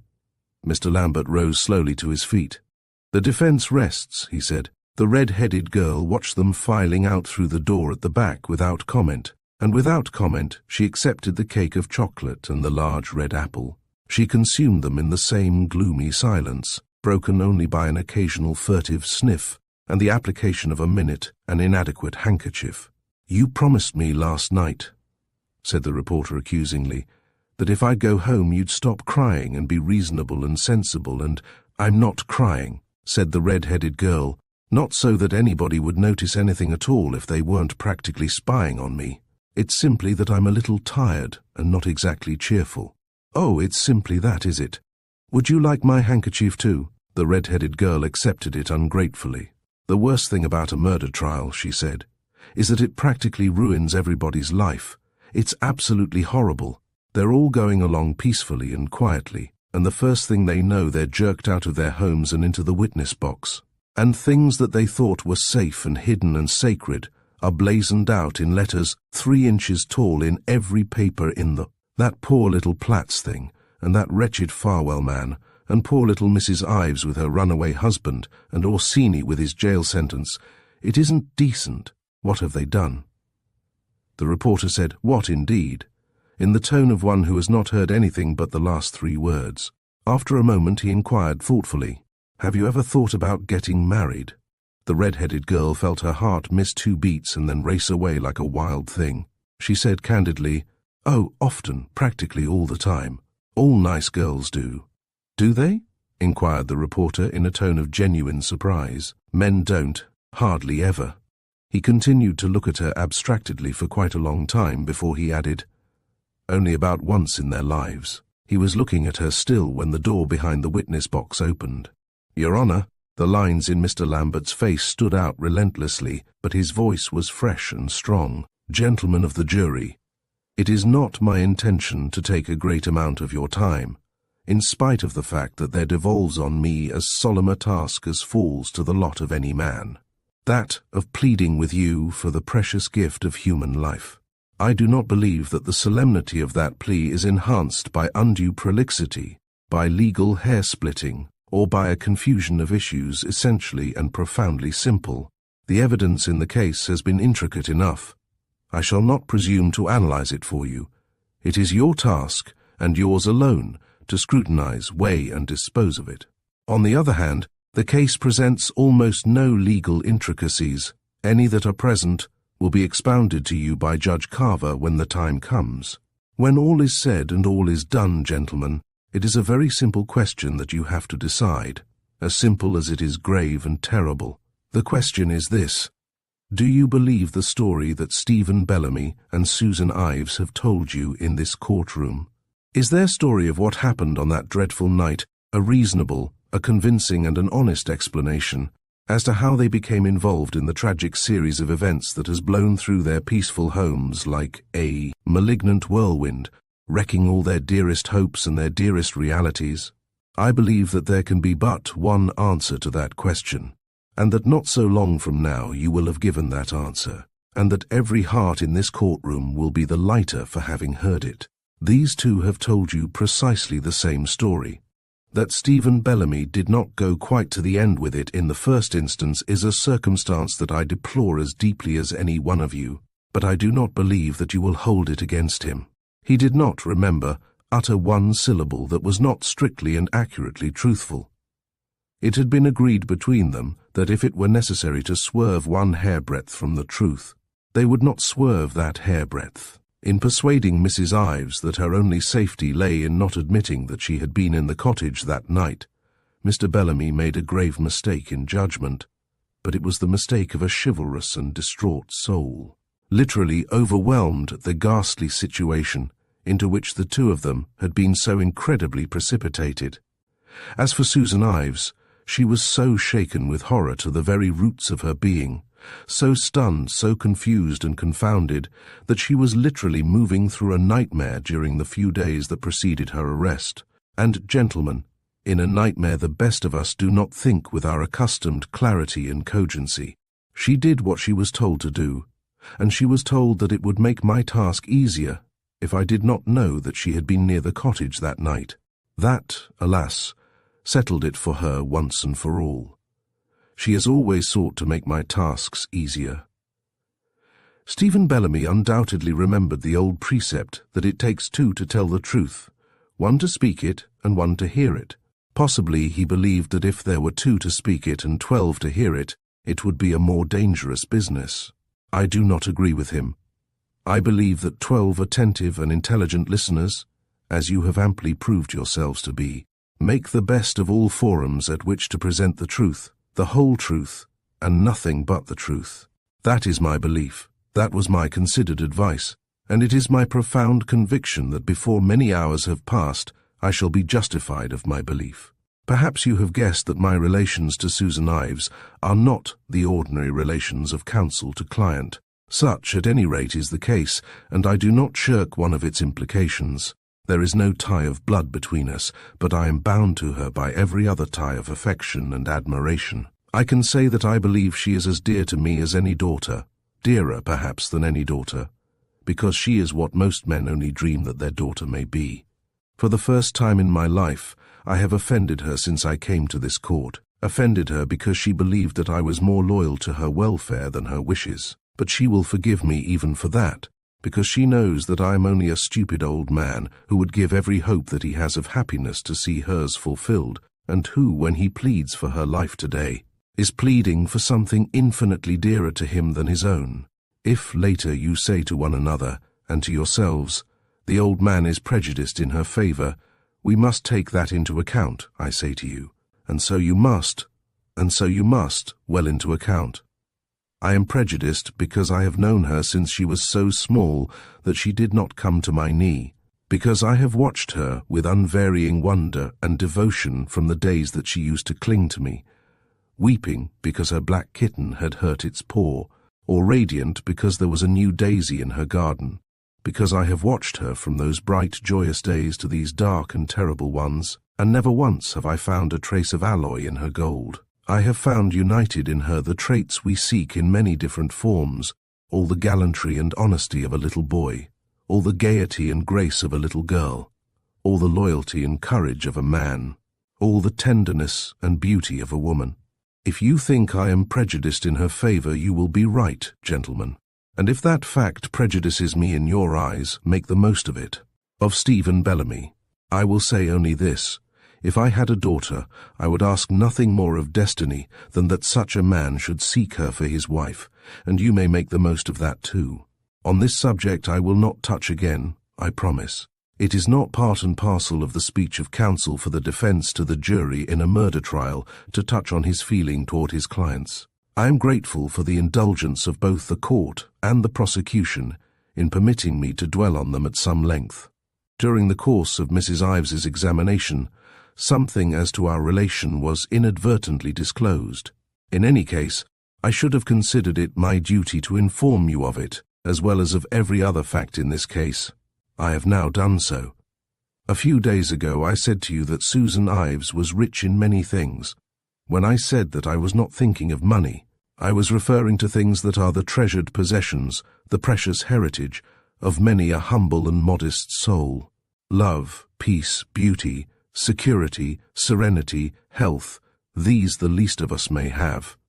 As I have said, I am pretty close to being an old man now, and in my time I have heard much talk of class feeling and class hatred. I have even been told that it is difficult to get justice for the rich from the poor, or mercy for the poor from the rich. I believe both these statements to be equally vile and baseless slanders. In this great country of which you and I are proud and privileged citizens, we are all rich, rich in opportunity and in liberty, and there is no room in our hearts for grudging envy, for warped malice. We do not say, this woman is rich, she has breeding, she has intelligence and culture and position, therefore she is guilty. We do not say, this man is a graduate of one of our greatest universities. 5 generations of his ancestors have owned land in this country and have lived on it honorably and decently. Gentlefolk of repute and power in their communities, he is the possessor of a distinguished name and a distinguished record, therefore he is a murderer. We do not say that. No, you and I and the man in the street say, it is impossible that 2 people with this life behind them, and a richer and finer one before them, should stoop to so low and foul a weapon as an assassin's knife and a coward's blow in the dark. But even in the strictly material sense of wealth, Mrs. Ives is not a wealthy woman. I should like, in the simple interests of truth, to dispel the legends of a marble heart moving through marble halls that has been growing about her. She has lived for several happy years in what you have heard described to you as a farmhouse, a simple, unpretentious place that she made lovely with bright hangings and open fires and books and prints and flowers. If you had rung her doorbell before that fatal day in June, no powdered flunkey would have opened it to you. It might have been opened by Mrs. Ives herself, or by Mr. Ives's mother, or by a little maid in a neat dark frock and a white apron. Whoever had opened it to you, you would have found within a charming and friendly simplicity that might well cause you a little legitimate envy. You would have found nothing more. Sue Ives had what all your wives have, I hope: flowers in her garden, babies in her nursery, sunshine in her windows. With these any woman is rich, and so was she. As for Stephen Bellamy, he had no more than any good clerk or mechanic, a little house, a little car, a little maid of all work to help his pretty wife. That much for the legend of pride and pomp and power and uncounted millions that has grown up about these two. In the public press, this legend has flourished extravagantly. It is of little concern to you or to any of us, save in so far as the preservation of truth is the concern of every one of us. The story that you have heard from the lips of Mrs. Ives and Mr. Bellamy is a refutation of every charge that has been brought against them. It is a fearless, straightforward, circumstantial and coherent account of their every action on the evening of that terrible and momentous night. Granted that every witness produced by the state here, in order to confound and confuse them, has spoken the absolute and exact truth, a somewhat extravagant claim, some of you may feel. Granted even that, however, still you will find not one word of their testimony that is not perfectly consistent with the explanation of their actions that evening offered you by the defendants. Not only does the state's testimony not conflict with ours, it corroborates it. The overheard telephone conversation, the knife from the study, the stained flannel coat, the visit to Stephen Bellamy's house, the tire tracks in the mud outside the cottage, the fingerprints on the lamp within. There is the state's case, and there also, gentlemen, is ours. These sinister facts, impressive and terrible weapons in the state's hands, under the clear white light of truth, become a very simple, reasonable and inevitable set of circumstances, fully explained and fully accounted for. The more squarely you look at them, the more harmless they become. I ask you to subject them to the most careful and severe scrutiny. Entirely confident as to the result, the state will tell you, undoubtedly, that in spite of what you have heard, the fact remains that Susan Ives and Stephen Bellamy had the means, the motive, and the opportunity to commit this crime. It is our contention that they had nothing of the kind. No weapon has been traced to either of them. It would have been to all intents and purposes physically impossible for them to reach the gardener's cottage. Execute this murder and return to Stephen Bellamy's house between the time that the gasoline vendor saw them leave Lakedale and the time that Orsini saw them arrive at Mr. Bellamy's home. A scant 40 minutes, according to the outside figures of their own witnesses, not quite 25 according to ours. But take the absolute substantiated 40-minute limit from 2.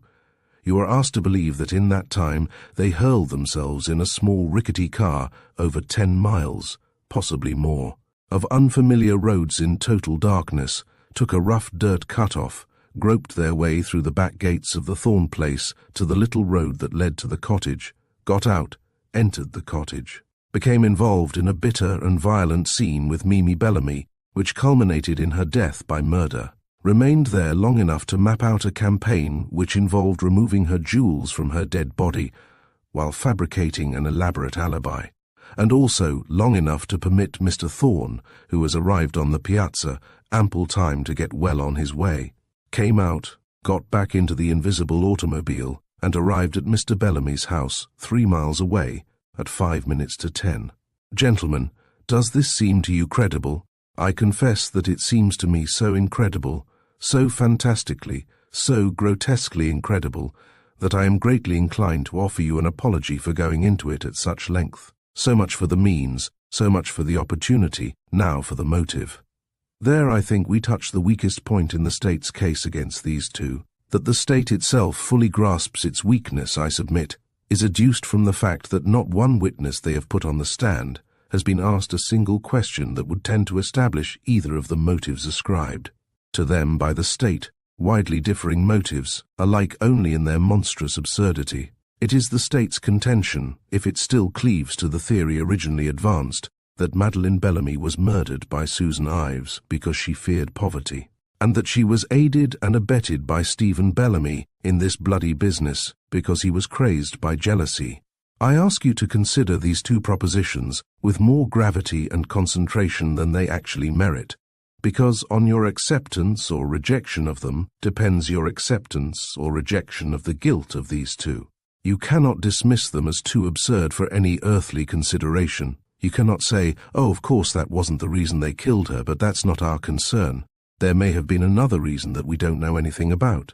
No, fortunately for us, you cannot do that. These, preposterous as they are the only motives suggested. They are the least preposterous ones that the state could find to submit to you. If you are not able to accept them, the state's case crumbles to pieces before your eyes. If you look at it attentively for as much as 30 seconds, I believe that you will see it crumbling. What you are asked to believe is this, that for the most sordid, base, mercenary and calculating motives, the desire to protect her financial future from possible hazard. Susan Ives committed a cruel, wicked, and bloody murder. For 2 hours you listened to Susan Ives speaking to you from that witness box. If you can believe that she is sordid, base, calculating, mercenary, cruel, and bloody, I congratulate you. Such power of credulity emerges from the ranks of mere talent into those of sheer genius. Stephen Bellamy, you are told, was her accomplice, driven stark, staring, raving mad by the most bestial, despicable, and cowardly form of jealousy. You have heard Stephen Bellamy, too, from that witness box, telling you of the anguish of despair that filled him when he thought that harm had befallen his beloved. If you can believe that he is despicable, cowardly, bestial, and mad, then undoubtedly you are still able to believe in a world tenanted by giants and fairies and ogres and witches and dragons. Not one of them would be so strange a phenomenon as the transformation of this adoring, chivalrous, and restrained gentleman into the base villain that you are asked to accept. The state's case, gentlemen, it crumbles, does it not? It crumbles before your eyes. Means, motives, opportunity, look at them steadily and clearly, and they vanish into thin air. If means, motives, and opportunity constitute a basis for an accusation of murder, this trial might well end in several arrests that would be as fully justified as the arrests of Susan Ives and Stephen Bellamy. I make no such accusations. I am strong and sure and safe enough in the proved innocence of these two to feel no need of summoning others to the bar of justice. That is neither my duty nor my desire, but it would be incompatible with a desire for abstract truth, not to point out that far stronger hypothetical cases might be made out against several whose paths also have crossed the path of the ill-starred girl who died in that cottage. We come as close to establishing as perfect an alibi as it is likely that innocent people, little suspecting that one will be called for, would be able to establish. What alibi had practically anyone who has appeared against these two for that night? The knife that Dr. Stanley described to you might have been one of various types, such a knife as might have been well discovered in a tool chest, in a kitchen drawer, in the equipment of a sportsman. You have analyzed the motives ascribed to the defendants. I submit that, taken at random, 3 somewhat solider motives might be robbery, or blackmail, or drunken jealousy. When one possible witness removes himself to Canada, when another takes his life, they are safely out of reach of our jurisdiction, but not beyond the scope of our speculations. I submit that these specifications are at least fruitful of interest. Abandoning them, however, I suggest to you that that girl, young, beautiful, fragile, and unprotected in that isolated cottage with jewels at her throat and on her fingers, was the natural prey of any nameless beast roving in the neighborhood. One who had possibly stalked her from the time that she left her house, one who had possibly been prowling through the grounds of this deserted estate on some business, sinister or harmless. Ostensibly this was a case of murder for robbery. It remains still the simplest and most natural explanation. Too simple and too natural by half for a brilliant prosecutor, an ambitious police force, and frenzied public, all clamoring for a victim. Well, they have had their victims. I hope that they do not sleep worse at night for the rest of their lives when they think of the victims that they selected. 2 things the state has made no attempt to explain: who it was that stole the note from Patrick Ives's study, and who it was that laughed when Madeleine Bellamy screamed. Whoever took the note, it was not Susan Ives. She had no possible motive in denying having taken it. She freely admitted that she searched the study for some proof of her husband's duplicity, and she also admitted that Elliot Farwell had informed her that he believed her husband was meeting Madeleine Bellamy at the cottage that very night. The note, which we presume was making a rendezvous, would in no way have added to her previous information. Any one of 6 or 8 servants or 6 or 8 guests may have intercepted it. Whoever did so knew when and where Madeleine Bellamy was to be found that night.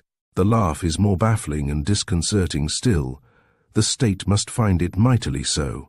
It will be instructive to see whether they are going to ask you to believe that it was uttered by Stephen Bellamy as he saw his wife fall. In my opinion, only a degenerate or a drunken monster would have chosen that moment for mirth. Possibly it is Mr. Farr's contention that he was both. Providentially, That is for you and not for him to decide. The state has still another little matter to explain to your satisfaction. According to its theory, Stephen Bellamy and Susan Ives arrived at the scene of the crime in a car, in Mr. Bellamy's car.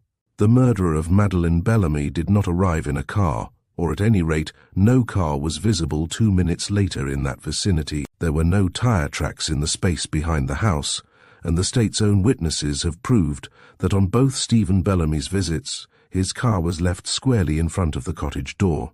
If someone left an unlighted car parked somewhere down the main drive, as the state contends, it was not he. His car would have been clearly visible to any human being who approached the cottage. It will, as I say, be instructive to see how the state disposes of this vital fact. I have touched on these matters because I have desired to make clear to you 2 or 3 factors that are absolutely incompatible with any theory that the state has advanced. If they are to be disposed of in the most remotely plausible fashion, some other theory must be evolved, and I believe that you will agree with me that it is rather late in the day to produce another theory. I have not touched on them, and I wish to make this perfectly clear, on the ground that they are in no way necessary to our defense. That defense is not dependent on such intriguing details as who took the note or who laughed, or whether the murderer approached his goal on foot or in a car. The defense that I advance is simple and straightforward and independent of any other circumstances. Of all the things that I have said to you, there is only one that I hold it essential that you carry in the very core of your memory when you leave this room on as solemn an errand as falls to the lot of any man. This only, that the sole defense that I plead for Stephen Bellamy and Susan Ives is that they are innocent, as entirely and unequivocally innocent as any man of you in whose hands rests their fate, that this foul and brutal murder was against their every wish, hope, or desire, that it is to them as ghastly, as incredible, and as mysterious as it is to you. That, and that only, is their defense. It is not my task, as you know, as in time Judge Carver will tell you, to prove them innocent. It is the state's to prove them guilty. A heavy task they will find it, I most truly believe. But I would have you find them something more than not guilty. That is the verdict that you may render with your lips, but with your hearts I ask you to render another more generous and ungrudgingly. Innocent, a lovely, valiant, and fearless word, a word untainted by suspicion or malice. A verdict that has no place in any court, but I believe that all who hear your lips pronounce not guilty will read it in your eyes. I pray that they may. I said to you that when you left this room, you would be bound on the most solemn of all errands. I say to you now that when you return, you may well be bound on the most beautiful one imaginable. You will return in order to give life to 2 who have stood in the shadow of death. Life.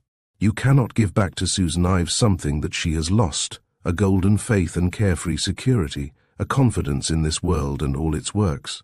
You cannot give back to Stephen Bellamy the dead girl who was his treasure and delight, about whose bright head clustered all his dreams.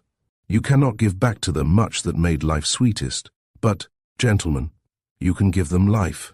You can restore to them the good earth, the clean air, the laughter of children, the hands of love. Starlight and firelight and sunlight and moonlight, and brightest of all, the light of home shining through windows long dark. All these things you hold in your hands, all these things are yours to give. Gentlemen, I find it in my heart to envy you greatly that privilege, to covet greatly that opportunity. He sat down, slowly and heavily, and through the room there ran an eager murmur of confidence and ease, a swift slackening of tension, a shifting of suspense, and as though in answer to it, Farr was on his feet. He stood silent for a moment, his hands clasped over the back of the chair before him, his eyes, brilliantly inscrutable, sweeping the upturned faces before him. When he lifted his voice, the familiar clang was muted. "Your Honour, gentlemen, when my distinguished adversary rose to address you an hour or so ago, he assured you that he was about to take very little of your time. We would none of us grudge him one moment that he has subsequently taken. He is waging a grim and desperate battle, and moments and even hours seem infinitesimal weapons to interpose between those 2 whose defense is entrusted to him, and who stand this day in peril of their lives on the awful brink of eternity itself. The plea that is made to you is as eloquent and moving a one as you will hear in many a long day. It is my misfortune that the one that I am about to make must follow hard on its heels, and will necessarily be shorn of both eloquence and emotion. It will be the shorter for lack of them, but not the better. What I lack in oratory, I shall endeavour to supply in facts. Facts too cold, hard, and grim to make pleasant hearing, still facts. It is my unwelcome duty to place them before you. I shall not shrink from it. It will not be necessary for me to elaborate on them. They will speak for themselves more eloquently than I could ever hope to do, and I propose to let them do so. Before I marshal them before you, I will dispose as briefly as possible of 2 or 3 issues that Mr. Lambert has seen fit to raise in his speech to you. First, as to the wealth of Mrs. Ives. I cannot see that the fact that she is wealthy is in any way a vital issue in this case, but Mr. Lambert evidently considered it sufficiently important to dwell on at considerable length. He managed very skillfully to place before you the picture of a modest little farmhouse with roses clambering over a cottage gate, presided over by an even more modest chatelaine. Very idyllic and utterly and absolutely misleading. The little farmhouse is a mansion of some 20-odd rooms. The roses grow in a sunken garden as large as a small park. Not many cottages boast a swimming pool, a tennis court, a bowling green, and a garage for 5 cars. But Mrs. Ives's cottage took these simple improvements as a matter of course. Mr. Lambert drew your attention to the fact that if you had rung a doorbell, the lady herself might have hastened to welcome your summons, and, he implies, to welcome you in to see how simply she lived. I doubt profoundly whether Mrs. Ives ever opened her door in her life unless she was intending to pass through it. And I doubt even more profoundly whether you would ever have been requested to cross the threshold of her home. Mr. Lambert did admit that the bell might have been answered by a little maid, but he failed to specify which one of the 5 little maids it might have been. He added, in an even more lyric vein, that Susan Ives had no more than any of your wives, no more than roses in her garden, sunlight in her windows, babies in her nursery. I confess myself somewhat taken aback. Are your wives the possessors of an acre of roses, 100 windows to let in sunshine, a day and night nursery for your babies to play in, with a governess in still a 3rd room to supervise their play? If such is the case, you are fortunate indeed. As for Stephen Bellamy, Mr. Lambert has assured you that any mechanic in the land was as well off as he. Well, possibly. The mechanics that I know don't have maids to help their pretty wives, and gardeners to sleep over their pretty garages, but perhaps the ones that you know do. So much for the wealth of the defendants. I said at the outset that it was a matter of no great importance, and in one sense it is not. In a deeper sense, it is of the greatest possible significance. Not that Susan Ives was, in the strictest sense of the word, a wealthy woman, but because of the alchemy that had been wrought in her by the sinister magic of what we may call the golden touch. You all know the legend of Midas, I am sure, the tale of that unhappy king who wished that every object that his fingers rested on might turn to gold, and whose fingers strayed one day to his little daughter's hair and transformed her into a small statue, beautiful, shining, brilliant, but cold and hard and inhuman as metal itself. Long ago Curtis Thorne's fingers must have rested on his little daughter's hair, and what he made of his child, then the woman is today. The product of pride, of power, of privilege, of riches. Susan Ives, proud, powerful, privileged, and rich, the golden girl, a charming object of luxury in the proper surrounding, a useless encumbrance out of them. No one knew this better than the golden girl herself. She had had bitter cause to know it, remember, and on that fatal summer afternoon in June, a drunken breath set the pedestal rocking beneath her feet. She moved swiftly down from that pedestal, with the firm intention of making it steady for all time. It is not the gold that we hold in our hands that is a menace and a curse, gentlemen, not the shining counters that we may change for joy and beauty and health and mercy. It is the cold metal that has grown into our hearts. I hold no brief against wealth itself. I hold a brief against the product of the Midas touch. Mr. Lambert next introduced to you most skillfully a very dangerous theme, the theme of the deep personal interest that he takes in both defendants, more especially in Susan Ives. The sincerity of his devotion to her, it is impossible to doubt. I, for one, am very far from doubting it. He loved the little girl before the fingers of Midas had rested heavy on her hair. He sees before him still only those bright curls of childhood clustering about an untarnished brow. Many of you who have daughters felt tears sting in your eyes when he told you that he loved her as his daughter. I, who have none, felt the sting myself. But, gentlemen, I ask you only this: are you, in all truth and fairness, the most unbiased judges of your daughters' characters? Would you credit the word of an archangel straight from heaven, who told you that your daughter was a murderess, if that daughter denied it? Never, never in God's world, and you know it. If in your hearts you say to yourself, he has known Susan Ives and loved her for many years, he loves her still, so she must be all he thinks, then Mr. Lambert's warm eloquence will have accomplished its purpose, and my cold logic will have failed. But I ask you, gentlemen, to use your heads and not your hearts. I ask you to discount heavily not Mr. Lambert's sincerity, nor his affection, nor his eloquence, but his judgment and his credulity. Platitudes are generally the oldest and profoundest of truths. One of the most ancient and most profound of all is the axiom that love is blind. So much for two general challenges that it has been my duty to meet. The more specific ones of the note, the car, and the laugh, I will deal with in their proper places. We are now through with generalizations and down to facts. These fall into two categories, the first including the events leading up to and precipitating the crime, the second dealing with the execution of the crime itself. I propose to deal with them in their logical sequence. In the first category comes the prime factor in this case, motive. Mr. Lambert has told you that that is the weakest factor in the state's case. I tell you that it is the strongest. There has never come under my observation a more perfect example of an overwhelming motive, springing from the very foundation of motivation, from character itself.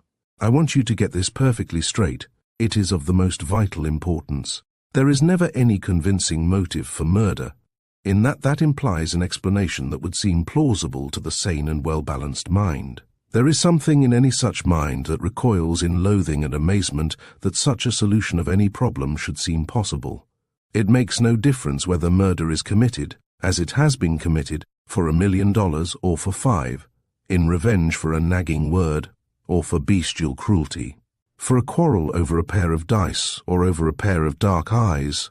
To us it seems equally abhorrent, grotesque, and incredible, and so it is. But in some few cases we are able to study the deep springs in which this monster lurks, and this is one of them. I ask you to concentrate now on what you have learned as to the character of Susan Ives, from her own lips and from the lips of others, the undisputed evidence that has been put before you. Forget for a moment that she is small and slight, sweet-voiced, clear-eyed, a lady. Look within. From the time that we first see her on the very threshold of girlhood, to the time that you have seen her with your own eyes here, she has shown a character that is perfectly consistent, a character that is as resolute, as lawless, and as ruthless as you would find in any hardened criminal in this land. At the first touch of constraint or opposition, she is metamorphosed into a dangerous machine, and woe to the one that stands in its way. 7 years ago, over the bitter opposition of her adoring father, she decided to marry the man who had previously been Madeline Bellamy's lover, and who had, deservedly or undeservedly, somewhat of the reputation of the village scamp and ne'er-do-well. Her marriage to him broke her father's heart. Shortly thereafter the old man died, and so bitter, relentless, and unforgiving is the heart of this daughter whom he had longed to cherish and protect, that not once since she left it in pride and anger has she set foot within the boundaries of her childhood's home. She returned, however, at the first opportunity to Rosemont. The arrogance that consumed her like a flame made it essential that she should be triumphantly re-established on the grounds of her first defeat. And the triumph was a rich and intoxicating one. Wealthy, courted, admired, surrounded by a chorus of industrious flatterers. No wonder that she became obsessed with a sense of her power and importance. She was, in fact, undisputed queen of the little domain in which she lived, and her throne seemed far more secure than most. She was not precisely a benevolent monarch, Poor little Kathleen Page and Melanie Cordier have testified to that, but then they had made the dangerous error of murmuring protests at the rule. A little judicious browbeating and starvation reduced them to the proper state of subjection, and all was well once more. Graciousness and generosity itself to all who bent the knee at the proper angle, as her mother-in-law and maid have testified still.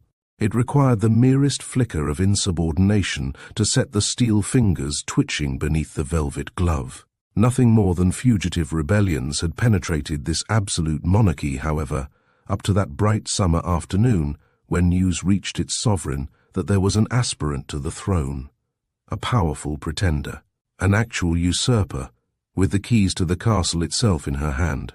The blood of Elizabeth of England, of Catherine of Russia, of Lucrezia of Italy rose in the veins of this other spoiled child to meet that challenge.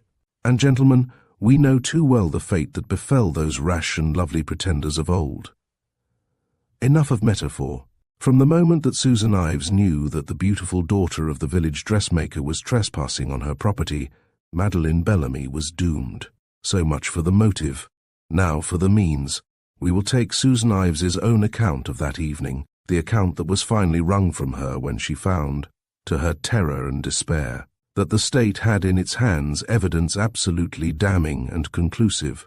The telephone call, Orsini's vigil at the window, the tire tracks, the fingerprints, all these successive blows brought successive changes in the fabric that the defendants were weaving for your benefit. It became evident early in the trial that their original tale of absolute innocence and ignorance would not bear inspection 1 minute, but they continued industriously to cut their cloth to fit our case until they were confronted with 2 or 3 little marks on the base of a lamp. Then and then only they saw the hopelessness of their plight, discarded the whole wretched, patched, tattered stuff, and tried frantically to replace it by a fabric bearing at least the outer pattern of candour. What candour under those circumstances is worth is for you to decide. Mr. Lambert assures you that they had both decided to stop short of perjury. If the conclusion of Stephen Bellamy's first story on that stand was not in fact black perjury, whatever it may have been technically is again for you to decide. I have little doubt of that decision. But in Mrs. Ives's account of that evening's doings, you have the outward and visible sign of truth, if not the inward and spiritual state. The story that she finally told you I believe to be substantially correct as far as outward events go, up to the point where she entered the cottage door. From then on, I believe it to be the sheerest fabrication. Let us follow it to that point. From the moment that Elliot Farwell informed her that Mimi Bellamy was carrying on an intrigue with her husband, her every act is a revelation. It is no pleasant task to inspect from then on the conduct of this loyal, gentle, generous, and controlled spirit. But let us set ourselves to it. She has heard that her reign is threatened. What does she do? She returns to her home, concealing the rage and terror working in her like a poison under a flow of laughter and chatter and cocktails. Susan Ives is a lawless individual, gentlemen. The law was made for humbler spirits than hers. In her house, in this court, in that darkened cottage, she has shown you unhesitatingly her defiance and contempt of any law made by man, and of one made by God. She is not as yet quite sure that Farwell has told her the truth. There is too much arrogance in her to believe that danger actually threatens her from that direction. But, under the smiling mask, behind the clenched teeth, the poison is working. She goes to the hall to bid Farwell goodbye, and to warn him not to give her knowledge of the intrigue away. Perhaps already a prophetic sense of her share in this dreadful business is formulating, and while she is speaking to him she sees in the mirror Melanie Cordier, placing the note in the book. It is the work of a minute to step into the study after Melanie has left, abstract the note, master the contents, and return to the living room, her guests, and Patrick. On the way back, she stopped in the hall long enough to eavesdrop and get her cue. With that cue as to the prospective poker game in her possession, her course was already clear. She went up to Patrick Ives with a lie on her lips and a blacker one in her heart, and told him that she was going to the movies that night with the Conroys. She then followed him again into the hall to spy on him while he counted the bonds. She followed him back to the study after dinner to spy on him again, to see where he put them. She got rid of him with a lie, broke into his desk, confirmed her worst suspicions, and decided definitely on a course of action. A telephone message to Stephen Bellamy, another lie from the foot of the stairs to her unsuspecting husband, and she was on her way. Before she reached the gate, something went wrong, and she returned to the house, possibly for the reason that she gave you, possibly for another. At any rate, within a minute or so, she was at her old task of eavesdropping and spying, and a minute or so later than that, Patrick Ives was safely locked up, well out of the running when it came to protecting the foolish girl at the cottage or the maddened one on her way there. Susan Ives had successfully disposed of the greatest menace to the execution of her scheme. Perhaps fuel was added to the flame by what she heard from the room off the day nursery. Perhaps she heard nothing at all, and merely wanted to get Patrick out of the way. It is a matter of no great importance. She had accomplished her purpose and was on her way again to meet Stephen Bellamy. It is the state's contention that she went to that rendezvous with a knife in her pocket and murder in her heart. Patrick Ives has told you that the knife that the state put in evidence was not out of his possession that evening. It is for you to decide whether you believe him or not. But which knife struck the blow is of no great importance either. The knife that murdered Madeleine Bellamy was, as you have been told, a perfectly ordinary knife, such a knife as might be found in any of your homes, in the kitchen, in the pantry, in the tool chest. From any of these places, Susan Ives might have procured one, cleansed it, and replaced it. We need not let which one she actually procured give us great concern. Susan Ives herself has touched very briefly on that drive with Stephen Bellamy through the quiet, starlit summer night. She merely confirms Stephen Bellamy's account, which is neither very coherent nor very convincing. The gist of it was that Sue Ives was occupied in proving Mimi's guilt, and he with denying it. Some such conversation may well have taken place. The part that Stephen Bellamy played in the actual commission of this murder is a more enigmatic one than that of Susan Ives, if not less sinister. From the outset, it must have been perfectly clear to Mrs. Ives's exceptionally shrewd mind that, if she did not want Stephen Bellamy at her heels as an avenging husband, she must lure him into the role of an accomplice. This, by means best known to herself, she accomplished. We have it on Stephen Bellamy's own word that he entered that little room with her and left it with her. And we know that he sits beside her in this dock because they have elected to hang or go free together. Now, as to what Mr. Lambert is pleased to refer to as their alibi, and then I have done. Of course, they have neither of them the shred of an alibi. Accepting the fact that they left the gas station shortly after 9 and reached Stephen Bellamy's at about 10, they would have had ample time to reach the Thorn place by the river road, confront the waiting girl with the intercepted note, murder her, make good their escape, and return to Bellamy's by 10 o'clock. Later, Bellamy returns to the cottage alone to get the jewels, in order to give colour to the appearance of robbery, and to remove any traces of the crime that they may have left behind them. Possibly it was then that he brought the lamp from the hall and smashed it at the dead girl's feet. By then they had had time to work out a story in the remote possibility of their eventual discovery pretty thoroughly. At any rate, he took Susan Ives home and returned alone. I repeat, they have no alibi. Well, what of the laugh, you say? What of the car that was not there? To which I echo, what of them indeed? Gentlemen, just stop to think for 1 minute. Who heard that laugh? Who failed to see that automobile? Who fixed the hour for this murder at the moment that would come closest to establishing an alibi for these two? Why, the brother of Susan Ives, the loving, the devoted, the adoring brother, who stood up here in this room and told you that he would do anything short of murder to protect his sister. Lambert was on his feet, his eyes goggling in an ashen countenance. He said nothing of the kind, Your Honour. He did not say that he would not commit murder.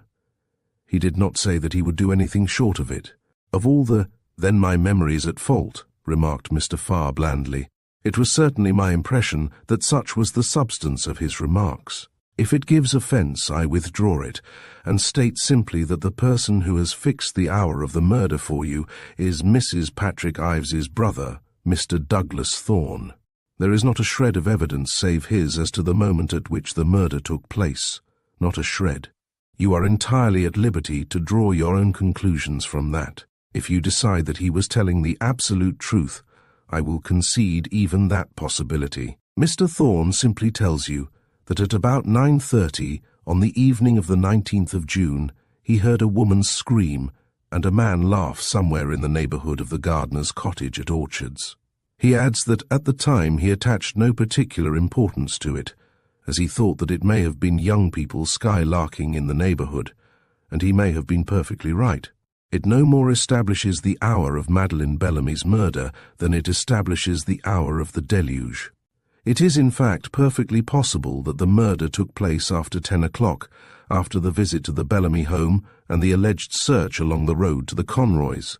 Only one thing is certain: if it was 9:30 when Mr. Thorne walked up those cottage steps, and if at that time there was no car in sight, then the hour of the murder was not 9:30. It may have been before that hour, it may have been after it. It was not then. So much for Mr. Lambert's trump cards, the laugh and the car. There remains the theft of the note, which he claims Mrs. Ives had no interest in denying. Of course she had every interest in denying it. If she admitted that she had found the note, then she would be forced to admit to the jury that she knew positively that Mimi was waiting in the cottage. And that did not fit in with her story at all.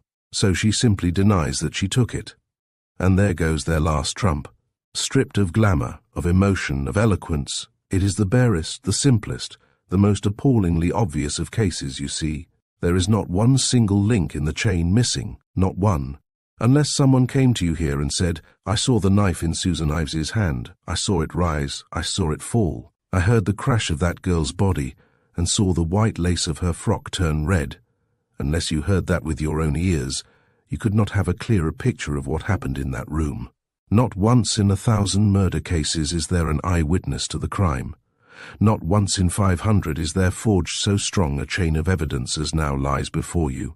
There was only one person in all the world to whom the death of Madeleine Bellamy was a vital, urgent, and imperative necessity, the woman to whom it was all of this, and more, far more, since words are poor substitutes for passions, has told you with her own lips that at 10 o'clock on that night she stood over the body of that slain girl and saw her eyes wide in the dreadful and unseeing stare of death. When Susan Ives told you that, she told you the truth.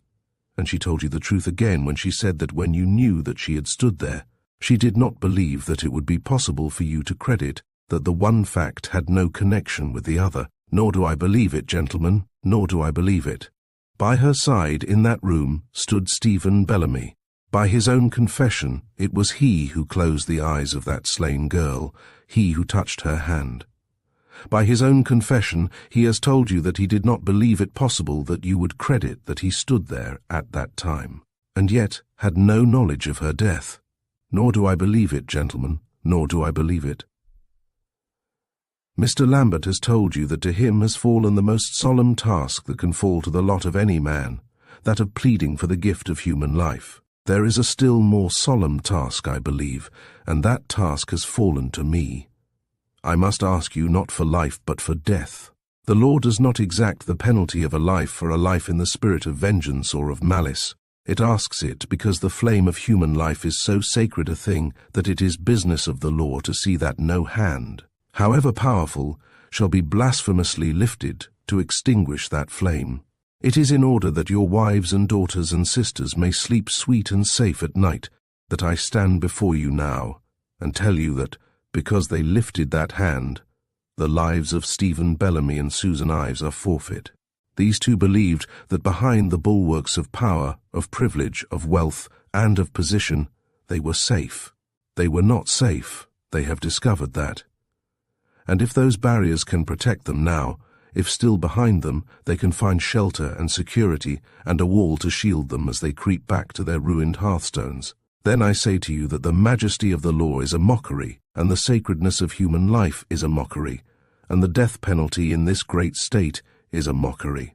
There was never in this state a more wicked, brutal, and cold-blooded murder than that of Madeleine Bellamy.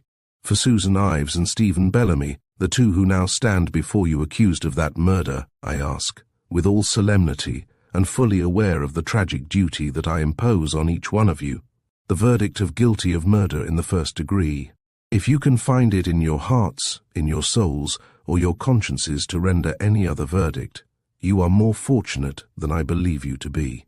In the hushed silence that followed his voice, all eyes turned to the 12 who sat there unmoving, their drawn, pale faces, tired-eyed and tight-lipped, turned toward the merciless flame that burned behind the prosecutor's white face.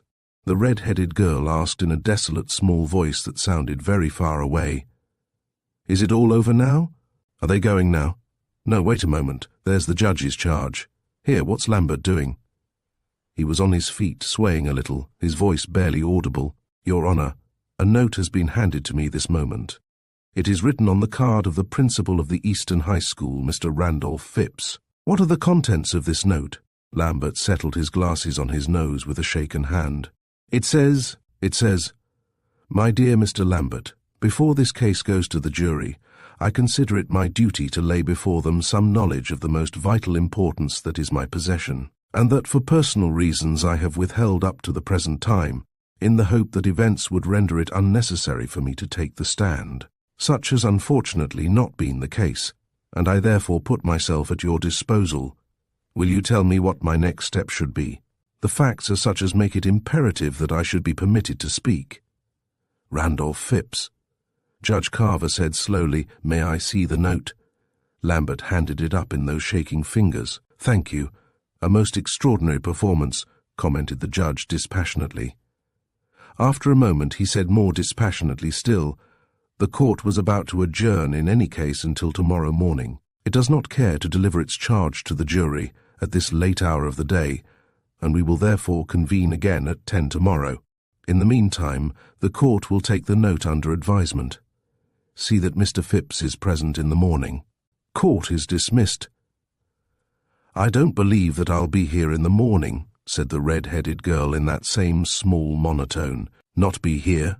The reporter's voice was a howl of incredulity. "Not be here, you little idiot. Did you hear what Lambert read off that card?" "I don't think that I'll live till morning," said the red-headed girl. The 7th day of the Bellamy Trial was over. Chapter 8. The red-headed girl had not realized how tired she was until she heard Ben Potts's voice. He stood there as straight as ever, but where were the clear bugle tones that summoned the good burghers of Redfield morning after morning? A faint, a lamentable echo of his impressive hear ye, rang out feebly, and the red-headed girl slumped back dispiritedly in her chair, consumed with fatigue as with a fever. "Sleep well?" inquired the reporter with amiable anxiety. The red-headed girl turned on him eyes heavy with scorn. "Sleep?" she repeated acidly. "What's that?" Judge Carver looked as weary as Ben Potts sounded, and the indefatigable Mr. Farr looked blanched and bitten to the bone with something deeper than fatigue. Only Mr. Lambert looked haler and heartier than he had for several interminable days, and the faces of Stephen Bellamy and Susan Ives were as pale, as controlled, and as tranquil as ever. Judge Carver let his gavel fall heavily. "The court has given careful consideration as to the advisability of admitting the evidence in question last night, and has decided that it may be admitted." Mr. Lambert bounded joyfully forward. "Is the court correct in understanding that Mr. Phipps is your witness?" "Quite correct, Your Honor. Let him be called." "Mr. Randolph Phipps." The principal of Eastern High School was a tall man. There was dignity in the way he held his head and moved his long, loose limbs. But all the dignity in the world could not still the nervous tremor of his hands or school the too sensitive mouth to rigidity. Under straight, heavy brows, the eyes of a dreamer startled from deep sleep looked out in amazement at a strange world. The sweep of dark hair above the wide brow came perilously close to being Byronic. Only the height of his cheekbones and the width of his mouth saved him from suggesting a matinee idol of some previous era. He might have been 35 or 40 or 45. His eyes were 18. "Mr. Phipps, it is the understanding of this court that you have a communication to make of peculiar importance. You understand that in making that statement you will, of course, be subject to the usual course of direct and cross-examination." "I understand that, yes. Very well. You may proceed with the examination, Mr. Lambert." "Mr. Phipps, where were you on the night of the 19th of June?" "On the night of the 19th of June," said Mr. Phipps in the clear, carrying voice of one not unaccustomed to public speaking, I spent about 3 hours on the Thorn estate at Orchards. Some things occurred during that time that I feel it my duty to make known to the jury in this case. What were you doing on the Thorn place? I suppose that I was doing what is technically known as trespassing. It did not occur to me at the time that it was a very serious offence, as I knew the place to be uninhabited. Still, I suppose that I was perfectly aware that I had no business there. You had no especial purpose in going there? Oh yes, I went there because I had selected it as a pleasant place for a picnic supper. You were alone? No, I was not alone. Mr. Phipps suddenly looked 45 and very tired. Other people were accompanying you on this excursion? One other person. Who was this other person? A friend of mine, a young lady. What was the name of this young woman? Is it necessary to give her name? I hope with all my heart that will not be necessary. The low, urgent, unhappy voice stumbled in its intensity. My companion was quite a young girl. We both realize now that we committed a grave indiscretion, but I shall never forgive myself if my criminal stupidity has involved her. I am afraid that we shall have to have her name. I am a married man, said Mr. Phipps, in a clear voice that did not stumble. I am placing this information before the court at no small sacrifice to myself. It seems to me to place too heavy a penalty on my decision to come forward at this moment, if you ask me to involve another by so doing. The girl who was with me that evening was one of my pupils. She is at present engaged to a young man to whom she is entirely devoted. Publicity of the type that this means is in every way abhorrent to her. I request most urgently that she shall not be exposed to it. Mr. Phipps, said Judge Carver gravely, you have been permitted to take the stand at your own request. It is highly desirable that any information of the importance that you have implied that in your possession to be should be as fully corroborated as possible. It is therefore essential that we should have the name of this young woman. Her name is Sally Dunn, said Mr. Phipps. Is she also prepared to take the stand? She is prepared to do whatever is essential to prevent a miscarriage of justice. She is naturally extremely reluctant to take the stand. Is she in court? She is. Miss Dunn will be good enough not to leave the courtroom without the court's permission. You may proceed, Mr. Phipps. We arrived at Orchards at a little after 8, said Mr. Phipps. Miss Dunn took the 7:30 bus from Rosemont, left it a short distance beyond Orchards, and walked back to the spot where I had arranged to meet her, just inside the gate. We did not arrive together, as I was apprehensive that it might cause a certain amount of gossip if we were seen together. How had you come to choose Orchards, Mr. Phipps?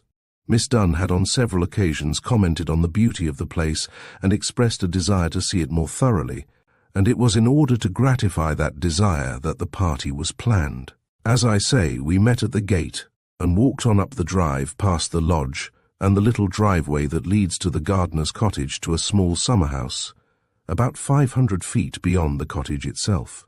It contained a little furniture, a table, and some chairs and benches, and it was there that we decided to have our supper. Miss Dunn had brought a luncheon box with her containing fruit and sandwiches, and we spread it on the table and began to eat. Neither of us was particularly hungry, however, and we decided to keep what remained of the food, about half the contents of the box, I think, in case we wanted it later, and to do some reading before it got too dark to see. I had brought with me the Idylls of the King, with the intention of reading it aloud. The book is of no importance, Mr. Phipps. No, said Mr. Phipps, in a tone of slight surprise. No, I suppose not. You are probably quite right. Well, in any case, we read for quite a while, until it began to get too dark to see, and after that we sat there conversing. The fluent voice, with its slightly meticulous pronunciation, paused, and Lambert moved impatiently. And then, Mr. Phipps? Yes. I was trying to recollect precisely what it was that caused us to move from the summer house. I think that it was Miss Dunn who suggested that it was rather close and stuffy there. Because of the fact that the structure was smothered in vines, she asked if there wasn't somewhere cooler that we could go to sit. I said, "There's the gardener's cottage. We might try the veranda there. You could just see the roof of it through the trees." I pointed it out to her and we started. You were familiar with the layout of the estate? Oh, quite. That was one of the principal reasons why we had gone there. I had once done some tutoring in Latin and physics with Mr. Thorne's younger son Charles, the one who was killed in the war. We had been in the habit of using the summer house, which was his old playhouse, as a schoolroom. That was some time ago? About 15 years ago, 16 perhaps. I had just graduated from college myself, and Charles Thorne was going to Princeton that fall. But you still remembered your way about? Oh, perfectly.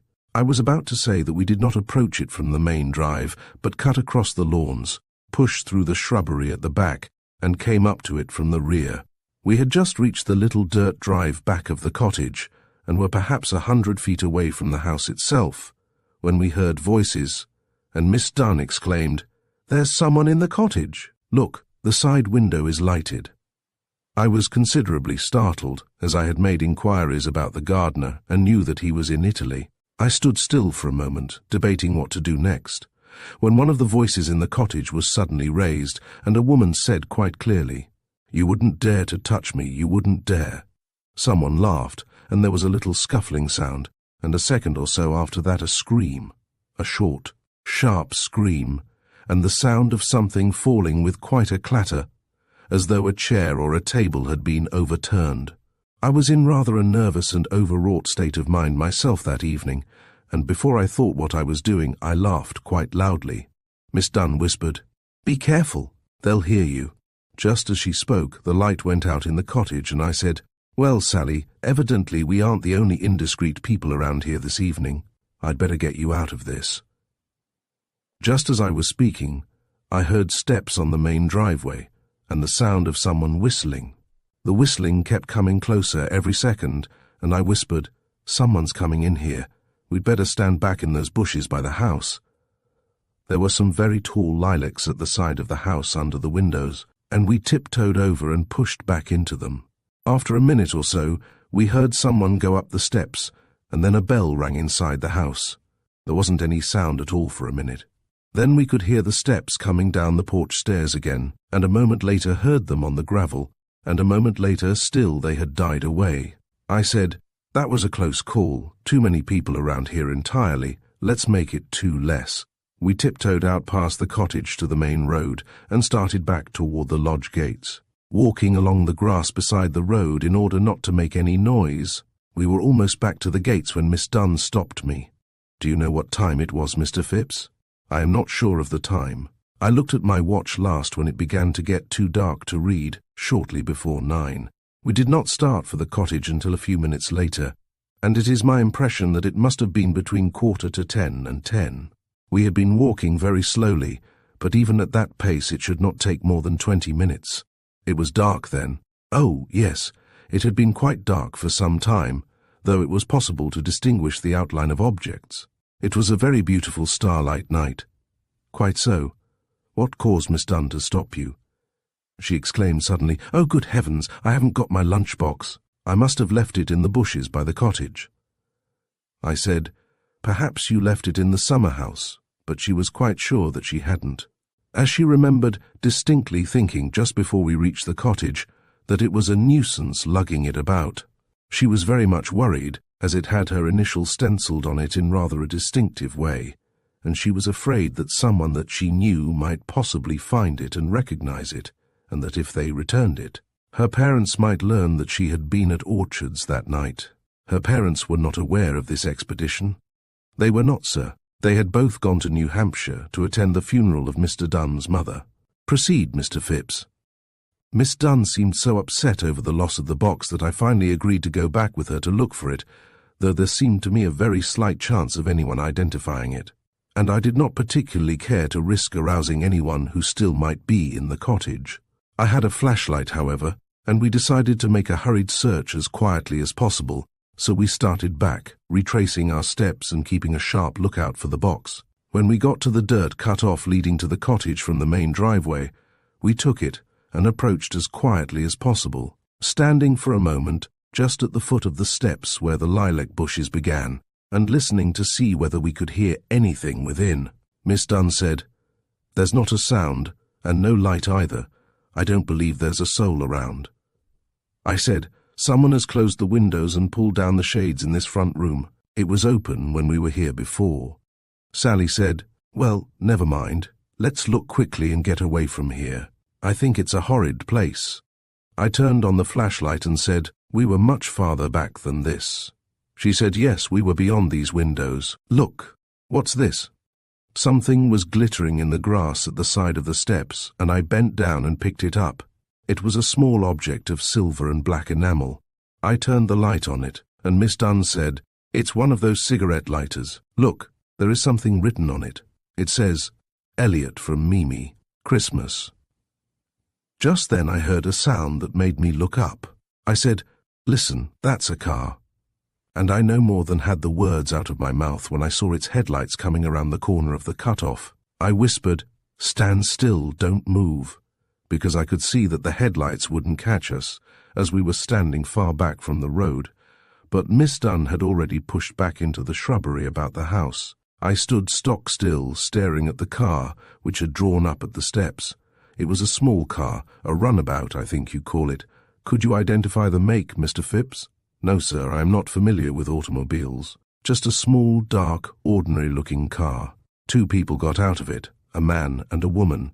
They stood there for a moment on the steps, and when I saw who they were, I came very close to letting out an exclamation of amazement. They went up the steps toward the front door. Were they conversing? Yes, but in low voices. I couldn't hear anything until he said quite clearly, no, it's open. That's queer.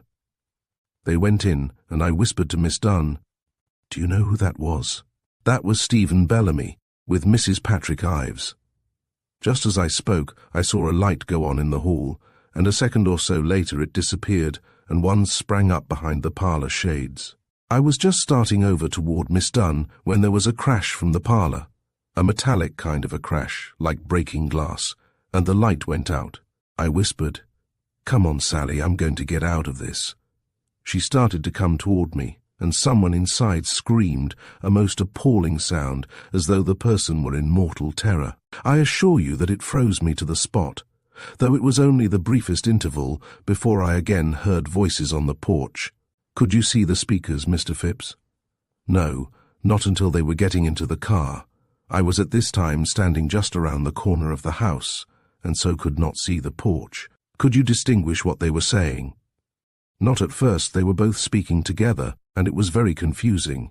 It wasn't until they appeared again in the circle of the automobile lights that I actually distinguished anything more than a few fragmentary words. Mr. Bellamy had his hand on Mrs. Ives's wrist, and he was saying, Mr. Farr was on his feet, but much of the tiger had gone out of his spring.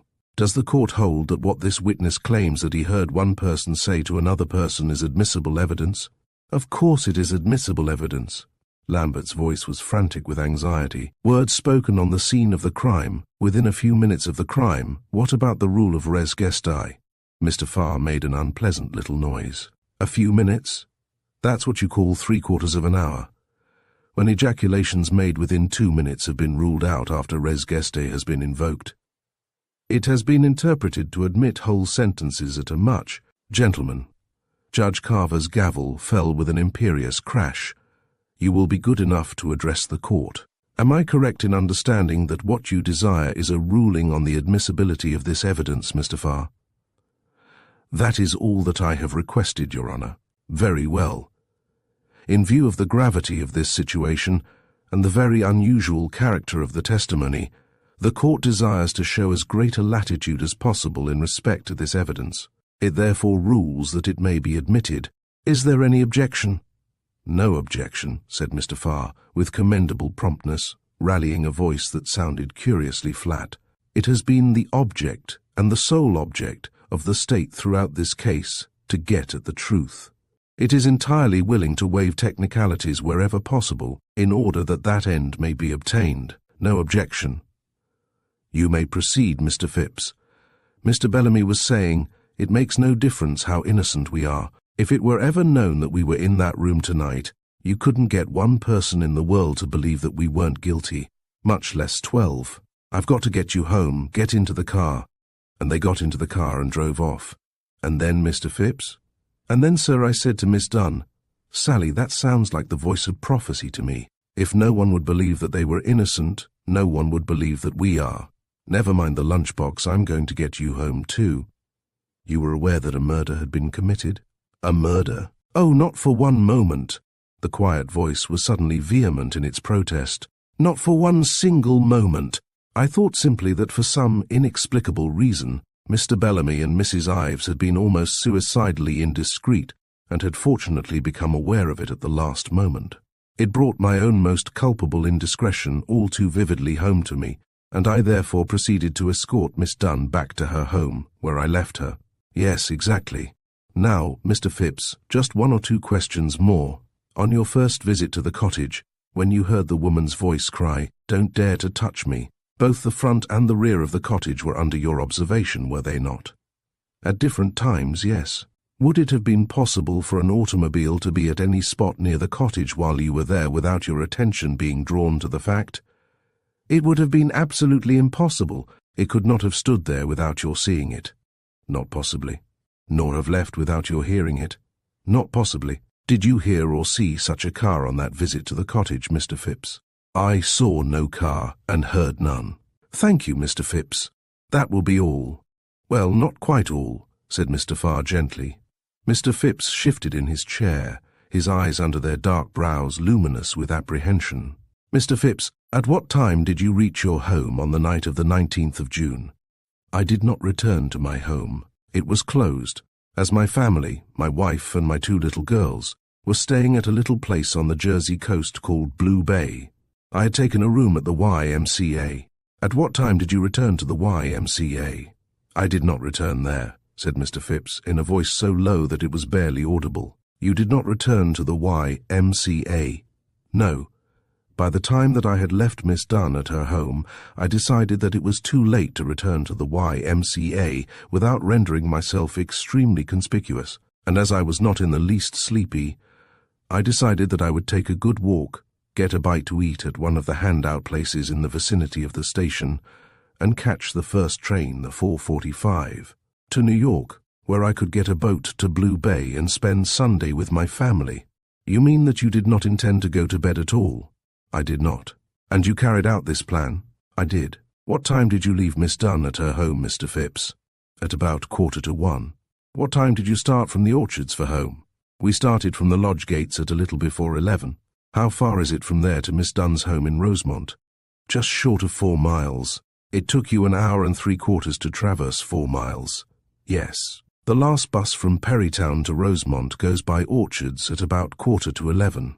We missed it by 5 or 6 minutes and were obliged to walk. It took you over an hour and 3/4 to walk less than 4 miles. We walked slowly, said Mr. Phipps. So it would seem. Now, did anyone see you leave Miss Dunn at her door, Mr. Phipps? No one. You simply said good night and left her there? I said good night, said Mr. Phipps, and left her at her door. You did not go inside at all. Mr. Phipps met the suave challenge with unflinching eyes. I did not set my foot inside her house that night. Your Honour? Asked Mr. Lambert, in a voice shaken with righteous wrath. May I ask where these questions are leading?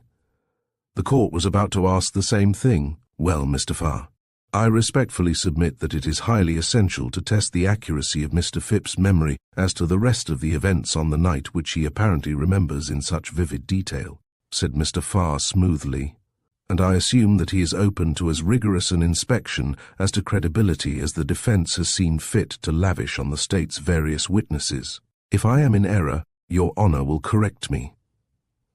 The court wishes to hamper you as little as possible, said Judge Carver wearily, but it fails to see what is to be gained by pressing the question further. I yield to Your Honour's judgment. Did anyone that you know see you after you left Miss Dunn that night, Mr. Phipps? Unfortunately, no, said Mr. Phipps in that low, painful voice. I saw no one until I reached my wife in Blue Bay at about 11 o'clock the following morning. Did you tell your wife of the events of the night? No. I told my wife that I had spent the night in New York with an old classmate and gone to the theatre. That was not the truth, was it, Mr. Phipps? Inquired the prosecutor regretfully. That was a falsehood, said Mr. Phipps, his eyes on his locked hands. Mr. Farr waited a moment to permit this indubitable fact to sink in. When he spoke again, his voice was brisker than it had been in some time. How did you recognize Mr. Bellamy and Mrs. Ives, Mr. Phipps? They were standing in the circle of light cast by their headlights. I could see them very distinctly. No, I mean, where had you seen them before? Oh, I had seen them quite frequently before. Mrs. Ives I saw often when she was Miss Thorne and I was tutoring at Orchards, and I had seen her several times since as well. Indeed, I had been in her own house on 2 occasions in regard to some welfare work that the school was backing. You were aware then that Mrs. Ives was a very wealthy woman? Mr. Phipps looked at him wonderingly. Aware? I knew, of course, that, Your Honour, I object to that question as totally improper. Objection sustained, said Judge Carver, eyeing the prosecutor with some austerity. And as to Mr. Bellamy, inquired that gentleman blandly. Mr. Bellamy was a director of our school board, said Mr. Phipps. I was in the habit of seeing him almost weekly, so I naturally recognized him. Oh, you knew Mr. Bellamy too, did you? Mr. Farr's voice was encouragement itself. I knew him, not intimately, you understand, but well enough to admire him as deeply as did all who came in contact with him. He was deeply admired by all the members of the board? Undoubtedly. It will do you no damage with the board, then, when they learn of your testimony in this case? Your Honour. Please, said Mr. Phipps quietly. I should like to answer that. Whether it would do me damage or not is slightly academic, as I have already handed in my resignation as principal of the Eastern High School. I do not intend to return to Rosemont. My wife, my children, and I are leaving for Ohio tomorrow. You have resigned your position? When? Last night. My wife agreed with me that my usefulness here would probably be seriously impaired after I had testified. You are a wealthy man, Mr. Phipps. On the contrary, I am a poor man. Yet you are able to resign your position and go west as a man of independent means. Are you asking me whether I have been bribed? Mr. Farr? Asked Mr. Phipps gravely. I am asking you nothing of the kind. I am simply, Your Honour, because if you are, continued Mr. Phipps clearly over the imperious thunder of the gavel, I should like to ask you what sum you yourself would consider sufficient to reimburse you for the loss of your private happiness, your personal reputation, and your public career. I ask that that reply be stricken from the record, Your Honour. The white savagery of Mr. Farr's face was not an agreeable sight. Both your question and the witness's reply may be so stricken, said Judge Carver sternly. They were equally improper. You may proceed, Mr. Farr. Mr. Farr, by a truly Herculean effort, managed to reduce both voice and countenance to a semblance better suited to so ardent a seeker for truth. You wish us to believe then, Mr. Phipps, that on the night of the 19th of June, for the first time in over 10 years, you went to the gardener's cottage at Orchards at the precise moment that enabled you to recognize Susan Ives and Stephen Bellamy standing in the circle of their automobile lights. That is exactly what I wish you to believe, said Mr. Phipps steadily. It is the truth. Mr. Farr bestowed on him a long look, in which irony, skepticism, and contemptuous pity were neatly blended. No further questions, he said briefly. Call Miss Dunn. Miss Sally Dunn. Miss Sally Dunn came quickly, so tall, so brave, so young and pale in her blue serge dress with its neat little white collar and cuffs, that more than one person in the dark courtroom caught themselves wondering with a catch at the heart how long it had been since she had coiled those smooth brown braids over her ears and smoothed the hair ribbons out for. The last time. She was not pretty. She had a sad little heart-shaped face and widely spaced hazel eyes, candid and trustful. These she turned on Mr. Lambert and steadied her lips, which were trembling. Miss Dunn, I just want you to tell us one or two things. You heard Mr. Phipps' testimony? Yes, sir. A child's voice, clear as water, troubled and innocent. You were with him on the night of June 19th from 8 until 1 or thereabouts? Yes, sir. Was his testimony as to what happened accurate? Oh, yes, indeed, sir. Mr. Phipps, said the little voice proudly, has a very wonderful memory. You were with him on his first visit to the cottage. I was with him every minute of the evening. You saw no car near the cottage. There wasn't any car there, said Miss Dunn. You saw Mr. Bellamy and Mrs. Ives on your second visit to the cottage, some time after 10 o'clock. Just when they came out, said Miss Dunn conscientiously. I didn't see their faces when they went in. Did you hear them speak? I heard Mr. Bellamy say, Sue, no matter how innocent we are, we'll never get one person to believe that we aren't guilty, if they know that we were in that room, much less 12. I've got to get you home. Yes. Are you engaged to be married, Miss Dunn? I don't know, said Miss Dunn simply. I was engaged, but my fiancé didn't want me to testify in this case. You see, he's studying for the ministry. I think perhaps that he doesn't consider that he's engaged any longer. Were you yourself anxious to testify? I was anxious to do what Mr. Phipps thought was right for us to do, said Miss Dunn. But I am afraid that I was not very brave about wanting to testify. Were you in the habit of going on these picnic expeditions with Mr. Phipps? Oh, no, sir. We had taken only 2 or 3 quite short little walks, after school, you know. He was helping me with my English literature because I wanted to be a writer. The party that night was a farewell party. A farewell party? Yes. School had closed on Friday, and Mr. Phipps thought that perhaps it would be better if we didn't see each other any more. It was my fault that we went to Orchards that night. It was all my fault, explained Miss Dunn carefully in her small, clear voice. Your fault? Yes. You see, Mr. Phipps thought that I was very romantic indeed, and that I was getting too fond of him, so that we had better stop seeing each other. I am very romantic, said Sally Dunn gravely, and I was getting too fond of him. How often have you seen Mr. Phipps since that evening? Miss Dunn? Twice, once on the Tuesday following the murder, only for about 5 minutes in the park. I begged him not to say anything about our having been there unless it was absolutely necessary. And again last night when he said that it was necessary. Yes, exactly. Thank you, Miss Dunn, that will be all. Cross-examine. It was not the state that is responsible for the pitiless publicity to which this unfortunate young girl has been exposed, said Mr. Farr, looking so virtuous that one sought apprehensively for the halo. And it is not the state that proposes to prolong it. I ask no question, Judge Carver said in answer to the look of blank bewilderment in the clear eyes. That will be all. You may step down, Miss Dunn. The red-headed girl, who thought that nothing in the world could surprise her any more, felt herself engulfed in amazement. Well, but what did he let her go for? He let her go, explained the reporter judicially, because he's the wiliest old fox in Belchester County. He knows perfectly well that while he has a fair sporting chance of instilling the suspicion in the 12 essential heads that Mr. Phipps is a libertine and a bribe-taker and a perjurer, he hasn't the chance of the proverbial snowball to make them believe that Sally Dunn could speak anything but the truth to save her life or her soul. That child could make the tales of Munchausen sound like the eternal verities. The quicker he can get her off the stand, the more chance he has of saving his case. Save it? How can he save it? Well, that's probably what he'd like to know. As the prosecutor is supposed to be a seeker after truth, rather than a bloodhound after blood, he has rather a tough row to hoe, and here's where he starts hoeing it. The state has no comment to make on the testimony that you have just heard, Mr. Farr was saying to the 12 jurors with an expression of truly exalted detachment, other than to ask you to remember that, after all, these 2 last witnesses are no more than human beings, subject to the errors, the frailties, and the weaknesses of other human beings. If you will bear that in mind in weighing their evidence, I do not feel that it will be necessary to add one other word. Judge Carver eyed him thoughtfully for a moment over the glasses that he had adjusted to his fine nose.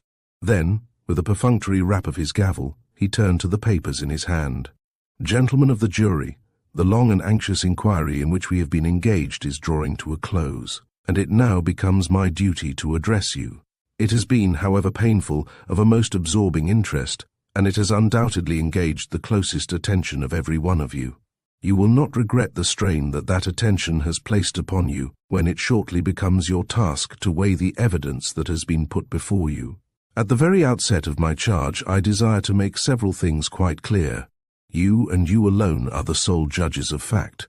Any comment that the court may make as to the weight or value of any features of the evidence is merely his way of suggestion, and is in no possible way binding on the jury. Nor do statements made by counsel as to the innocence or guilt of the defendants, or as to any other conclusions or inferences drawn by them, prove anything whatever, or have any effect as evidence.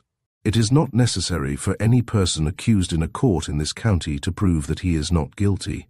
It devolves on the state to prove that he is. If you have a reasonable doubt as to whether the state has proved his guilt, it is your duty to return a verdict of not guilty. That is the law of the land. Now, having a reasonable doubt does not mean that by some far-fetched and fantastic hypothesis you can arrive at the conclusion of not guilty, because any other conclusion is painful and distasteful and abhorrent to you.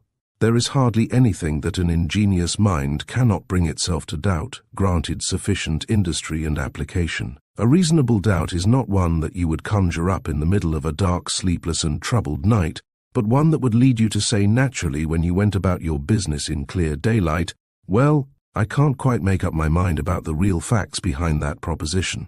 Not beyond any possible doubt, beyond a reasonable doubt. Bear that in mind.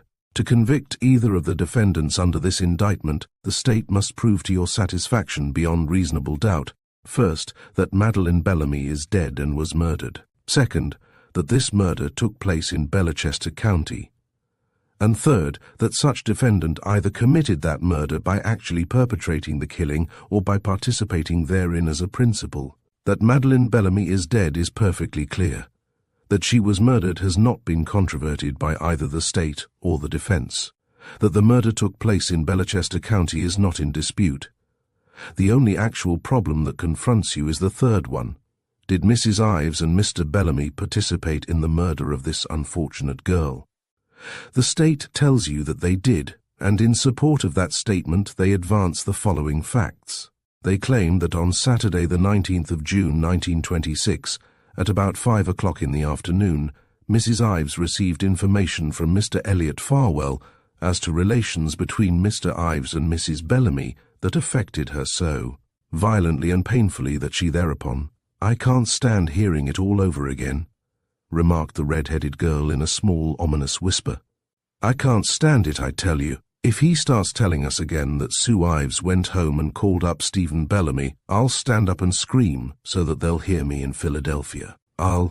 Look here, you'd better get out of here," said the reporter in tones of unfeigned alarm. "Tell you what you do.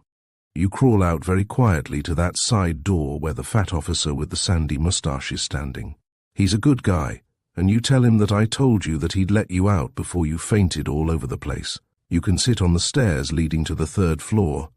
I'll get word to you when he's through with the evidence, and you can crawl back the same way." "All right," said the red-headed girl feebly. The reporter glanced cautiously about. "It'll help if you can go both ways on 4 paws. The judge doesn't like to think that he's boring any member of the press, and if he sees one of us escaping, he's liable to call out the machine guns. Take long, deep breaths and pretend that it's day after tomorrow." The red-headed girl gave him a look of dazed scorn and moved toward the left-hand door at a gait that came as close to being on 4 paws as was compatible with the dignity of the press. The fat officer gave one alarmed look at her small, wan face and hastily opened the door. She crawled through it, discovered the stairs, mounted them obediently, and sank somewhat precipitately to rest on the 6th one from the top. Down below, she could hear the mob outside of the great center doors, shuffling and grunting and yapping. "Ugh! Ugh!" She shuddered and propped up her elbows on her knees and her head on her hands, and closed her eyes and closed her ears and breathed deeply and fervently. "If ever I go to a murder trial again, what happens to you when you don't sleep for a week?" "If ever I go," someone was saying. "Hey!" It was a small freckled boy in a messenger's cap, and he had evidently been saying it for some time, as his voice had a distinctly crescendo quality. He extended one of the familiar telegraph blanks and vanished. The red-headed girl read it solemnly, trying to look very wide awake and intelligent, as is the wont of those abruptly wakened. The telegram said, "Come home, all is forgiven, and he's through with the evidence. It's going to the jury in a split second. Hurry!" She hurried. Quite suddenly she felt extraordinarily wide awake, and amazingly alert and frantically excited. She was a reporter. She was at a murder trial. They were going to consider the verdict. She flew down the white marble stairs and around the first corner, and through the crack of the door, proffered by the startled guard. There were wings at her heels and vine leaves in her hair. She felt like a giant refreshed. That was it, a giant. The reporter eyed her with his mouth open. "Well, for heaven's sake, what's happened to you?" "Everything's all right, isn't it?" she demanded feverishly. "They won't be out long, will they?" "There's nothing." A familiar voice fell ominously on her ears, and she jerked incredulous eyes toward the throne of justice. "Oh, he's still talking. You said he was through, you did. You said—" "I said through with the evidence, and so he is. This is just a backfire. If you'll keep quiet a minute, you'll see." "I wish simply, therefore, to remind you," the weary voice was saying, "that, however unusual, arresting and dramatic the circumstances surrounding the testimony of these last two witnesses may have been, you should approach this evidence in precisely the same spirit that you approach all the other evidence that has been placed before you. It should be submitted to exactly the same tests of credibility that you apply to every word that has been uttered before you, no more and no less. One more word, and I have done. The degrees of murder I have defined for you. You will govern your verdict accordingly. The sentence is not your concern. That lies with the court. It is your duty, and your sole duty, to decide whether Susan Ives and Stephen Bellamy are either or both of them guilty of the murder of Madeleine Bellamy. I am convinced that you will perform that duty faithfully. Gentlemen, you may consider your verdict." Slowly and stiffly, the 12 men rose to their feet and stood staring about them uncertainly, as though loath to be about their business. "If you desire further instruction as to any point that is not quite clear to you," said Judge Carver gravely, "I may be reached in my room here. Any of the exhibits that you desire to see will be put at your disposal. You may retire, gentlemen." They shuffled solemnly out through the little door to the right of the witness, the small, beady-eyed bailiff with the mutton-chop whiskers and the anxious frown trotting close at their heels. The door closed behind them with a gentle, ominous finality, and someone in the courtroom sighed, loudly, uncontrollably, a prophecy of the coming intolerable suspense. The red-headed girl wrung her hands together in a despairing effort to warm them. 12 men, 12 ordinary, everyday men, whose faces looked heavy and stupid with strain and fatigue. She pressed her hands together harder and turned a pale face toward the other door. Susan Ives and Stephen Bellamy had just reached it. They lingered there for a moment to smile gravely and reassuringly at the hovering Lambert, and then were gone, as quietly as though they were about to walk down the steps to waiting cars instead of to a black hell of uncertainty and suspense. Those in the courtroom still sat breathlessly silent, held in check by Judge Carver's stern eye. After a moment he too rose. For a moment it seemed that all the room was filled with the rustle of his black silk robes, and then he too was gone, with decorum following hard on his heels. In less than 30 seconds the quiet, orderly room was transformed into something rather less sedate than the careless excitement of a Saturday afternoon crowd at a ballpark. Psychologically, they were reduced to shirt sleeves and straw hats tilted well back on their heads. The red-headed girl stared at them with round, appalled eyes. Just behind her they were forming a pool. Someone with a squeaky voice was betting that they would be back in 20 minutes. Someone with an Oxford accent was betting that they'd take 2 hours. A girl's pleasant tones offered 5 to 1 that it would be a hung jury. Large red apples were materializing. The smoke of 100 cigarettes filled the air, and rumour's voice was loud in the land. "Listen, did you hear about Melanie Cordier?" Someone telephoned that she'd collapsed at the inn in Rosemont and confessed that Platts had done it. And about 1 o'clock this morning, every taxicab in Redfield was skidding around corners to get there first, and she hadn't been there since last Friday, let alone collapsed. Well, you wouldn't get me out of my bed at 1 in the morning to hear Cal Coolidge say he'd done it. Did you hear the row that Irish landlady was setting up about a state witness taking her seat? Oh boy, what an eye that lady's got. It sure would tame a wildcat. Anyone want to bet 10 to 1 that they'll be out all night? The voice of an officer of the court said loudly and authoritatively, "No smoking in here. No smoking, please." There was a temporary lull and a perfunctory and irritable tapping of cigarettes against chair arms. The clock over the courtroom door said 4. "Have some chocolate?" inquired the reporter solicitously. The red-headed girl shuddered. "Well, but my good child, you haven't had a mouthful of lunch, and if you aren't careful you won't have a mouthful of dinner either. Lord knows how long that crew will be in there." "How long?" inquired the red-headed girl fiercely. "Why, for heaven's sake, should they be long?" Why, for heaven's sake, can't they come out of there now and say not guilty? Well, there's a good old-fashioned custom that they're supposed to weigh the evidence. They may be celebrating that. What have they to weigh? They heard Mr. Phipps, didn't they? They did indeed. And what they may well spend the next 24 hours debating is whether they consider Mr. Phipps a long-suffering martyr or a well-paid liar. Oh, go away, I can't bear you. You can't bear me? Inquired the reporter incredulously. Me? No, yes, never mind. Go away, you say perfectly horrible things. Not as horrible as you do, said the reporter. Can't bear me indeed. I didn't say that I thought that Phipps was a liar. As a matter of fact, I thought he was as nice a guy as I ever saw in my life, poor devil, even if he did read the Idylls of the King aloud. Can't bear me. I can't bear anything, said the red-headed girl despairingly. Go away. After he had gone, she had a sudden, overwhelming impulse to dash after him and beg him to take her with him. Anywhere he went, everywhere, always. She was still contemplating the impulse with horrified amazement when the girl from the Louisville paper, who sat 3 seats down from her, leaned forward. She was a nice, cynical, sensible-looking girl, but for the moment she was a little pale. There's not a possibility that they could return a verdict of guilty, is there?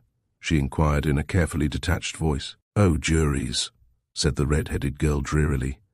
They can do anything. They're just plain, average, everyday, walking around people, and average, everyday people can do anything in the world. That's why we have murders and murder trials. The girl from the Louisville paper stood up abruptly. I think I'll get a little air, she said, and added in a somewhat apologetic voice.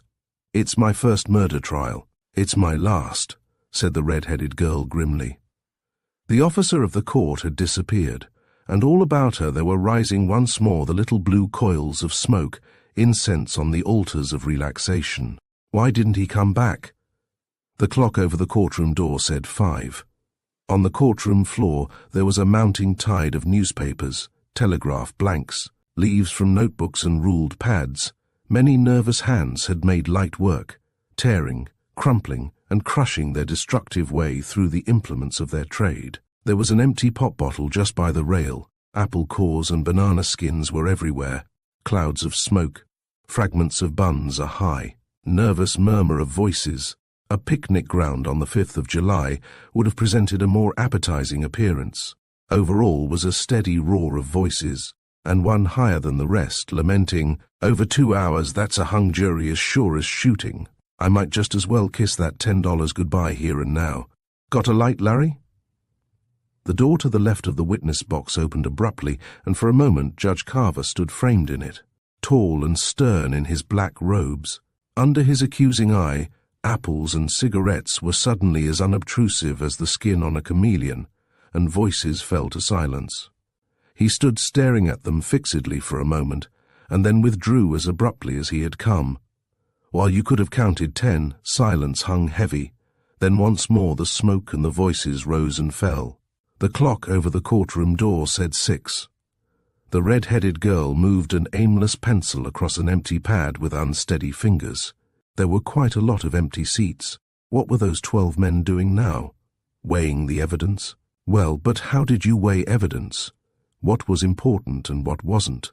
And suddenly, she was back in the only courtroom that she could remember clearly, the one in Alice in Wonderland, and the king was saying proudly, "Well, that's very important. Unimportant, Your Majesty means."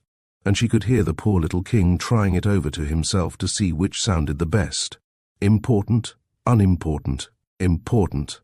There was the lamp, and the date on the letters, and the note that nobody had found. Unimportant, important. There was a juryman called Bill the Lizard. She remembered that he had dipped his tail in ink and had written down all the hours and dates in the case on his slate, industriously adding them up and reducing the grand total to pounds, shillings, and pence. Perhaps that was the safest way after all. June and May. A boy came running down the aisle with a basketful of sandwiches and chewing gum. There was another one with pink editions of the evening papers. It was exactly like a ball game or a circus. Where was he?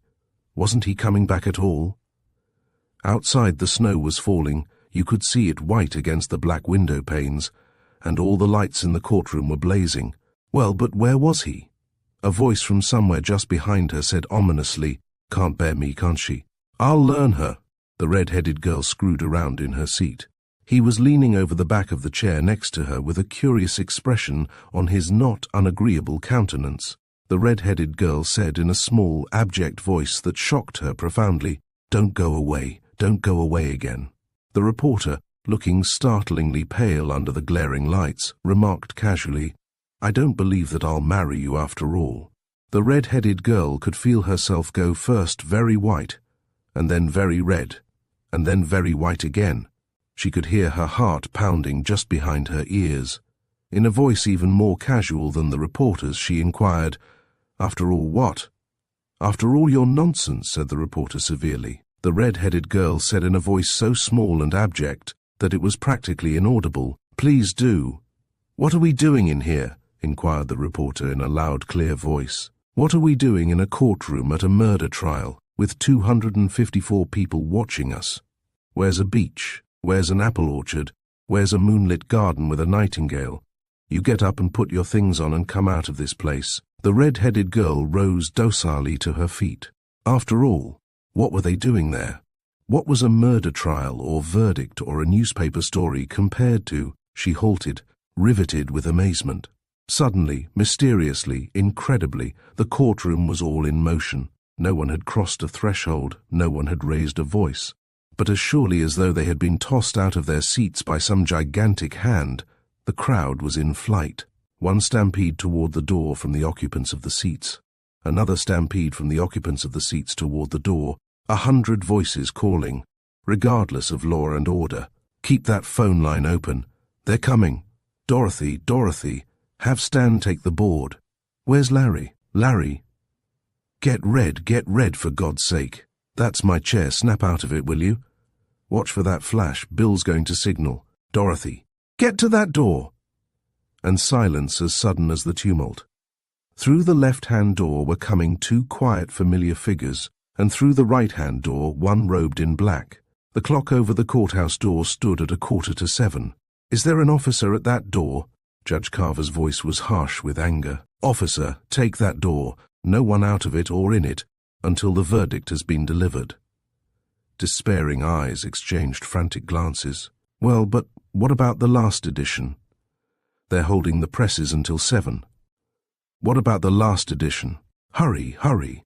But the ambassador of the majestic law was quite unhurried. "I have a few words to say to the occupants of this courtroom. If at the conclusion of the verdict there is a demonstration of any kind whatsoever, the offenders will be brought before me and promptly dealt with as being in contempt of court. Officers, hold the doors." And through another door, the little one behind the seat of justice, 12 tired men were filing, gaunt, solemn-eyed, awkward. The farmers, merchants, and salesmen who held in their awkward hands the terrible power of life and death. The red-headed girl clutched the solid tweed-covered arm beside her as though she were drowning. There they stood in a neat semicircle under the merciless glare of the lights, their upturned faces white and spent. "Gentlemen of the jury, have you agreed on a verdict?" A deep-voiced chorus answered solemnly, "We have. Prisoner, look upon the jury. Jury, look upon the prisoners." Unflinching and inscrutable, the white faces obeyed the grave voice. "Foreman, how do you find as to Stephen Bellamy, guilty or not guilty?" "Not guilty." A tremor went through the court and was stilled. "How do you find as to Susan Ives?" "Not guilty." For a moment no one moved, no one stirred, no one breathed. And then, abruptly, the members of the Fourth Estate forgot the majesty of law and remembered the majesty of the press. 3 minutes to 7, 3 minutes to make the last edition. The mad rush for the doors was stoutly halted by the zealous guardians who clung devoutly to their posts, and the air was rent with stentorian shouts, "Sit down there! Keep quiet! Order! Order! Take your hands off of me!" and the thunder of Judge Carver's gavel. And caught once more between the thunder of the press and the law, 2 stood oblivious of it. Stephen Bellamy's haunted face was turned steadfastly toward the little door, beyond which lay freedom, but Susan Ives had turned away from it. Her eyes were on a black head bent low in the corner by the window, and at the look in them, so fearless, so valiant, and so eager, the red-headed girl found suddenly that she was weeping, shamelessly and desperately, into something that smelt of tweed and tobacco and heaven. The clock over the door said 7. The Bellamy trial was over. The judge came into the little room that served him as office in the courthouse with a step lighter than had crossed its threshold for many days. It was a good room. The dark paneling went straight up to the ceiling. There were 2 wide windows and 2 deep chairs and a great shining desk piled high with books and papers. Against the walls rose row upon row of warm, pleasant-coloured books, and over the door hung a great engraving of Justice in her flowing robes of white, smiling gravely down at the bandage in her hands that man has seen fit to place over her eyes. Across the room from her, between the 2 windows, his robes flowing black, sat John Marshall, that great gentleman, his dark eyes eternally fixed on hers, as though they shared some secret understanding.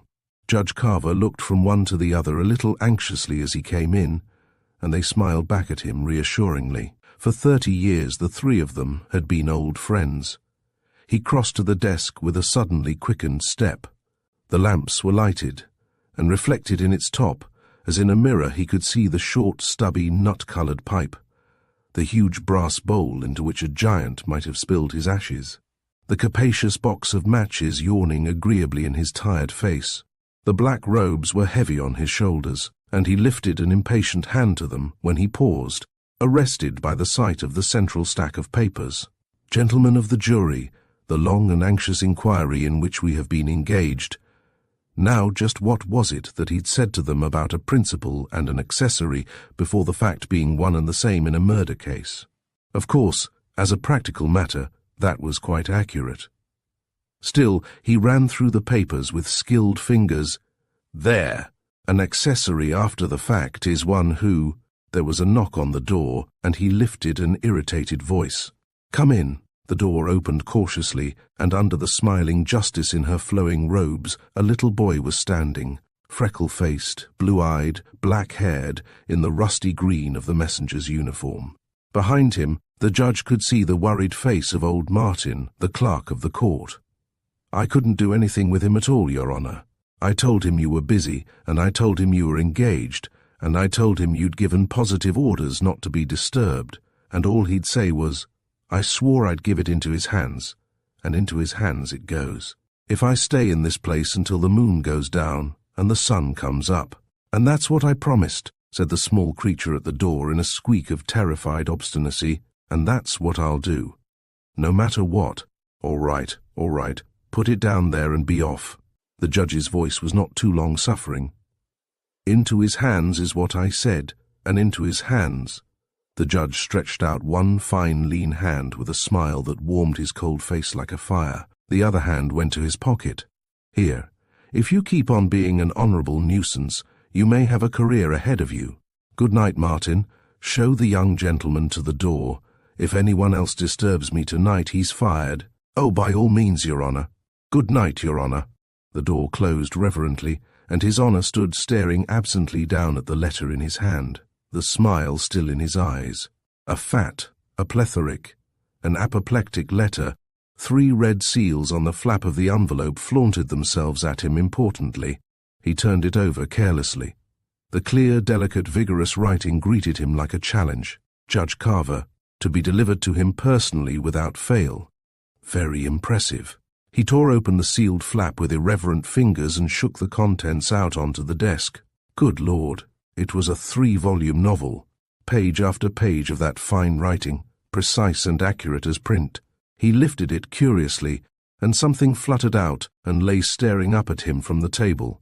A piece of blue paper, flimsy, creased and soiled, the round childish writing sprawled recklessly across its battered surface. 10 a.m., June 19th. "Pat, I'll catch either the 8 or 8:30 bus." Very slowly, very carefully, he picked it up, the smile dying in his incredulous eyes. "Pat, I'll catch either the 8 or 8:30 bus. That will get me to the cottage before 9 at the latest.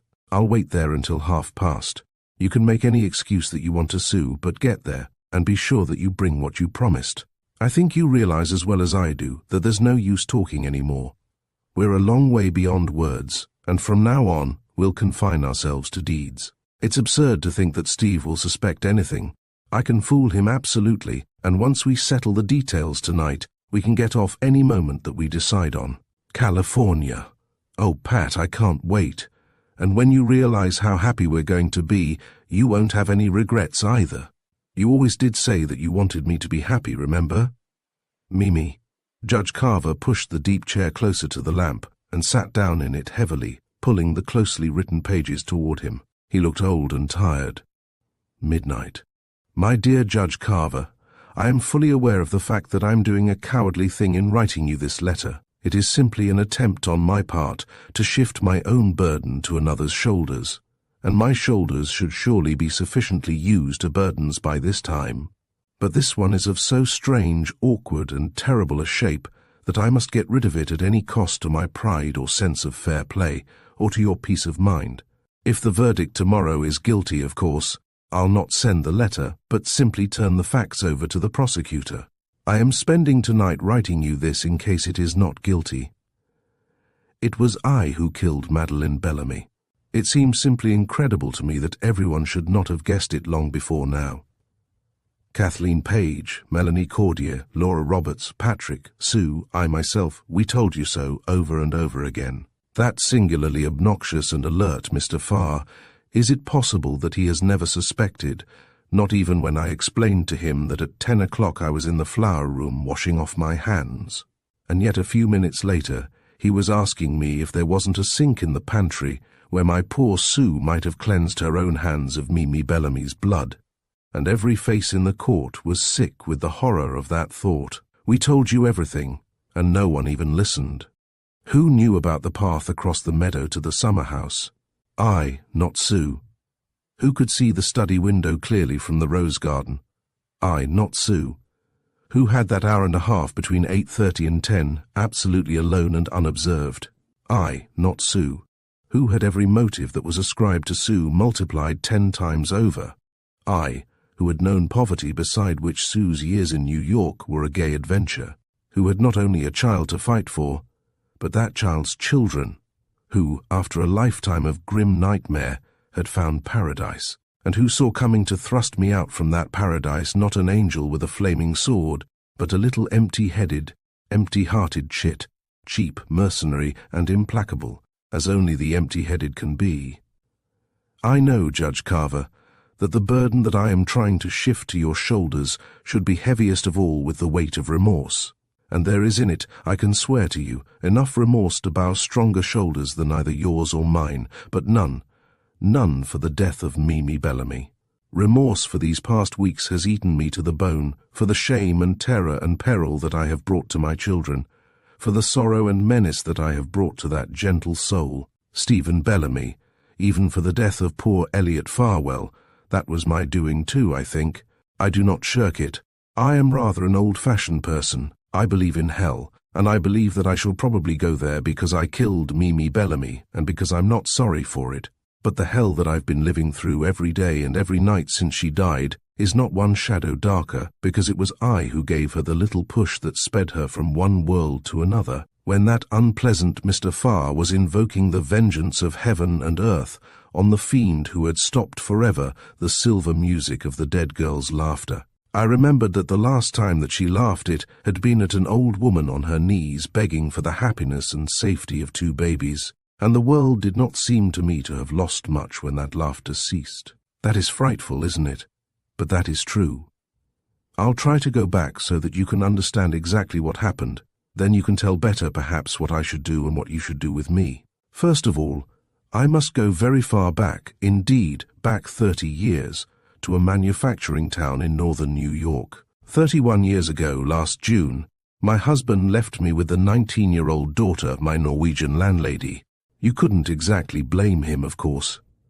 Trudy was as pretty as the girl on the cover of the most expensive candy box you ever saw, and as unscrupulous as Messalina, and I wasn't either. I was much too busy being sick and miserable and cross and sorry for myself to be anything else at all. So he walked off with Trudy and $19.50 out of the teapot, and left me with a 6-week-old baby and a gold wedding ring that wasn't exactly gold, and my landlady wouldn't give me even 1 day's grace rent-free, because she was naturally a little put out by her daughter's unceremonious departure, and quite frankly held me to blame for it. As she said, a girl who couldn't hold her own man wasn't likely worth her board and keep. So, just like the lady in the bad melodramas, I wrapped my baby up in a shawl and started out to find work at the factory. Of course I didn't find it. It was a slack season at the factories, and I looked like a sick little scarecrow, and I hadn't even money for car fare. I spent the first evening of my career as a breadwinner begging for pennies on the more prominent street corners. It's one way to get bread. In the next 20 years I tried a great many other ways of getting it, including on 2 occasions stealing it. But that was only the first year. After that we always had bread, though often there wasn't enough of it, and generally it was stale, and frequently there wasn't anything to put on it. When people talk about the fear of poverty, I wonder whether they have the remotest idea of what they're talking about. I wasn't rich when I married Dan. I was the daughter of a not over-successful lawyer, and I thought that we were quite poor, because often we went through periods where pot roast instead of chicken played a prominent part in the family diet, and my best dress had to be of tarlatan instead of taffeta, and I possessed only 2 pairs of kid gloves that reached to my elbow, and one that reached to my shoulder. I was very, very sorry for myself during those periods, and used to go around with faintly pink eyes and a strong sense of martyrdom. I wasn't at all a noble character. I liked going to cotillions at night and staying in bed in the morning, and wringing terrified proposals from callow young men who were completely undone by the combination of moonlight and mandolin playing. Besides playing the mandolin, I could make 2 kinds of candy and feather stitch quite well, and dance the lancers better than anyone in town, and I knew most of Lucille by heart. Thus, lavishly equipped for the exigencies of holy matrimony, I proceeded to elope with Mr. Daniel Ives. I won't bother you much with Dan. He was the leading man in a stock company that came to our town, and 3 weeks after he saw me sitting worshipping in the front row, we decided that life without each other would be an empty farce and shook the dust of that town from our heels forever. It was very, very romantic indeed for the first 6 days, and after that it wasn't so romantic. Because I, who could feather stitch so nicely, was a bad cook and a bad manager and a bad housewife and a bad sport, a bad wife. In short, I wasn't precisely happy, and I thought that it was perfectly safe to be all those things, because it simply never entered my head that one human being could get so tired of another human being that he could quietly walk out and leave her to starve to death. And I was as wrong about that as I'd been about everything else.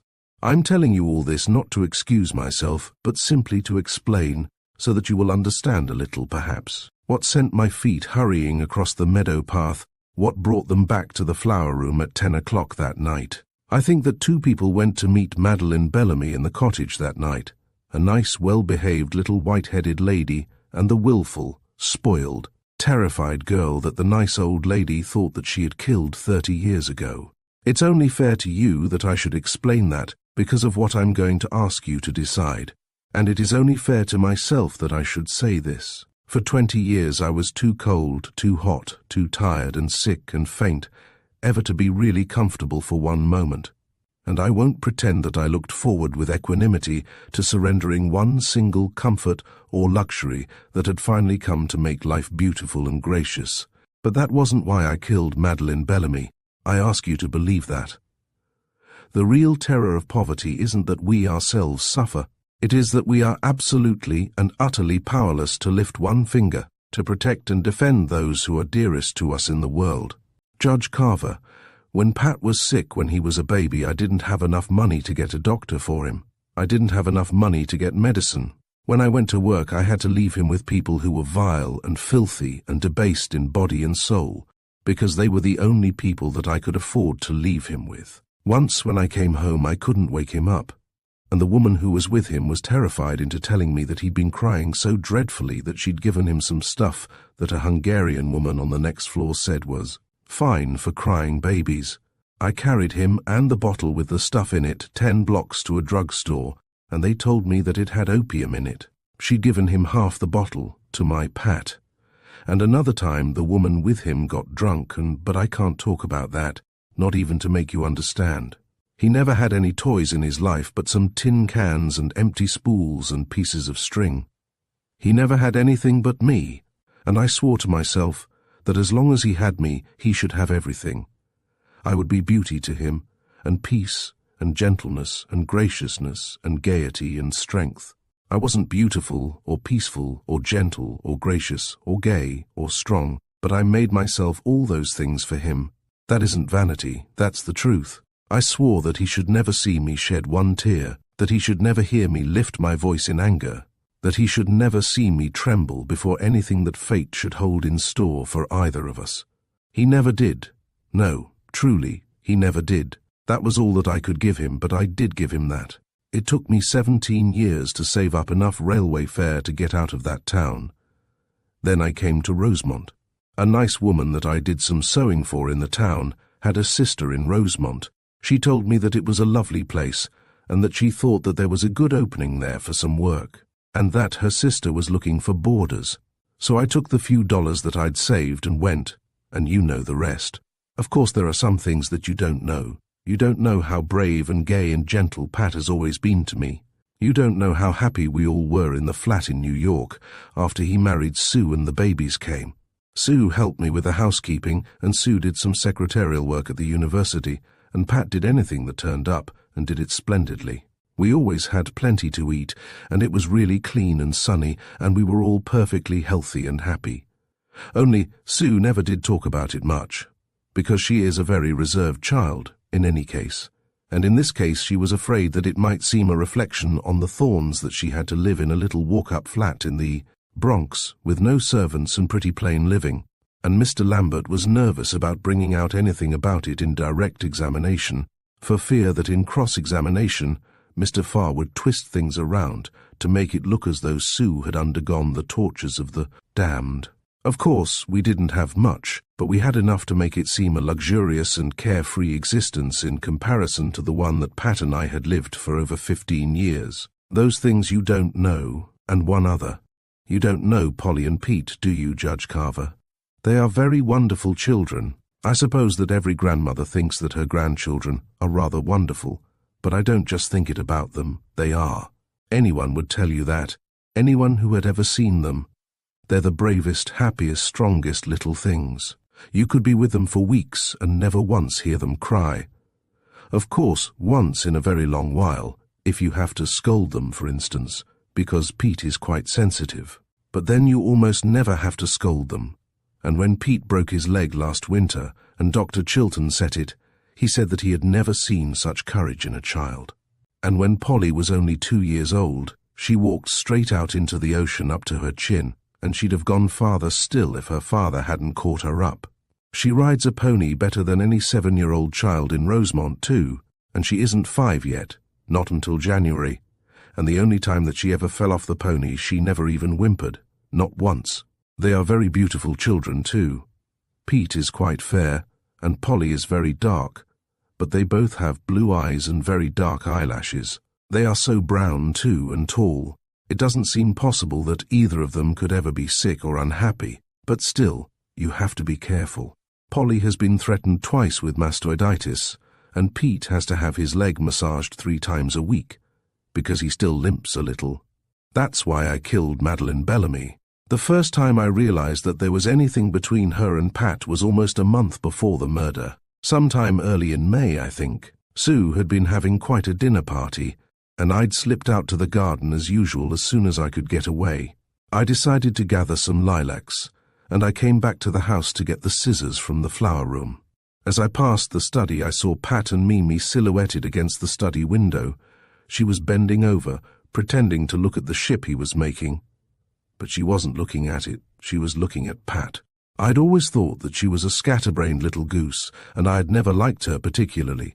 Even in the old days in the village I used to worry about her sometimes. She used too much perfume and too much pink powder, and she had an empty little voice and a horrid, excited little laugh.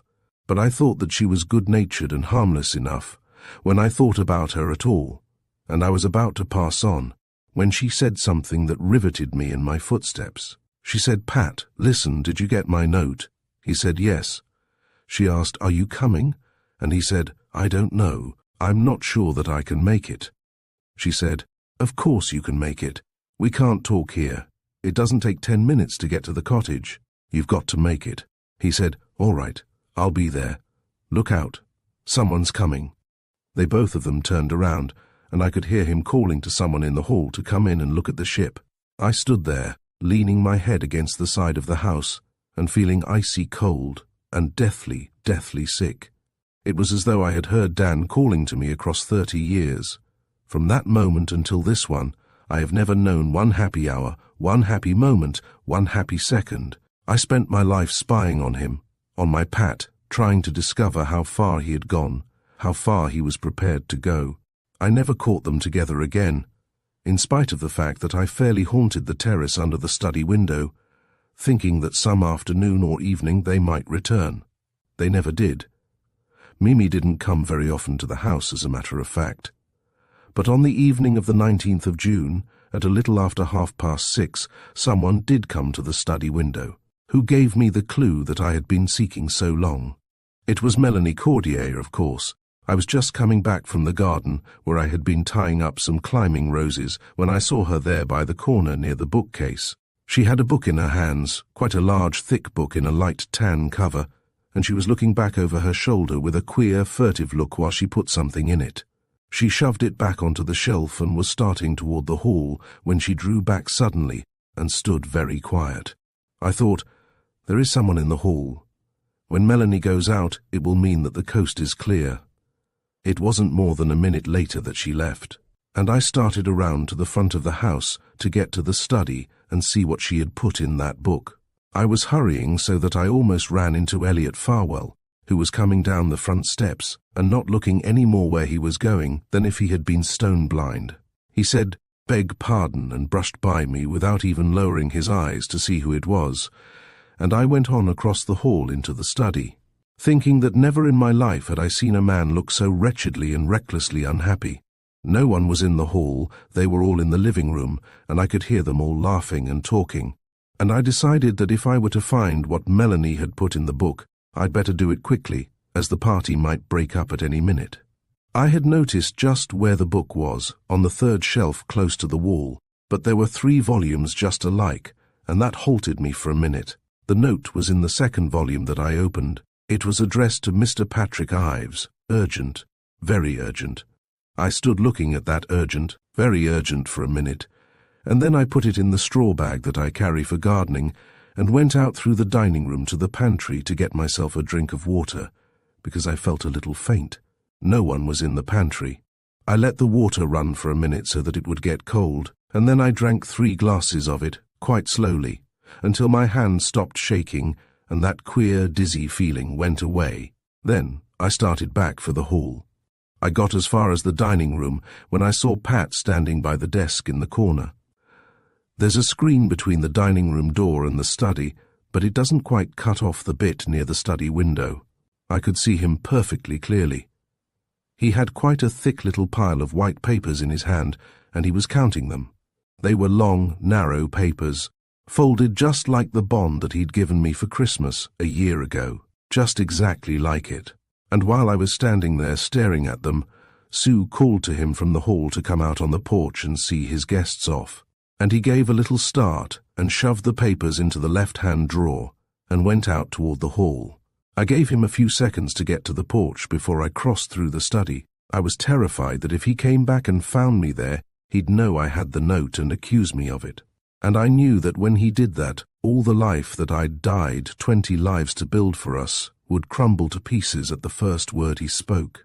I couldn't bear to have Pat know that I suspected how base he was, that I knew that he was Dan all over again, a baser, viler Dan, since Dan had only had me to keep him straight, and Pat had Sue.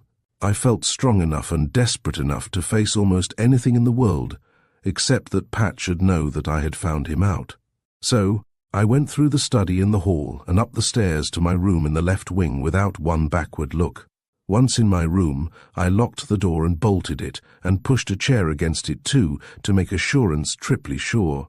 That's the only thing that I did that entire evening that makes me think I must have been a little mad. Still, even a biased observer could hardly regard that as homicidal madness. I went over to the chintz wing chair by the window and read the note.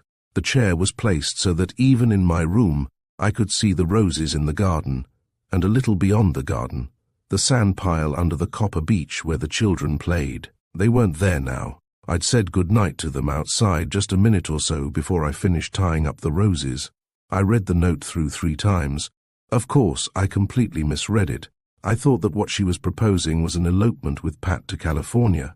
It never once entered my head that she was referring to money that would enable Steve and herself to live a pleasanter life in a pleasanter place, and that her talk of hoodwinking Steve simply meant that she could conceal the source of the money from him.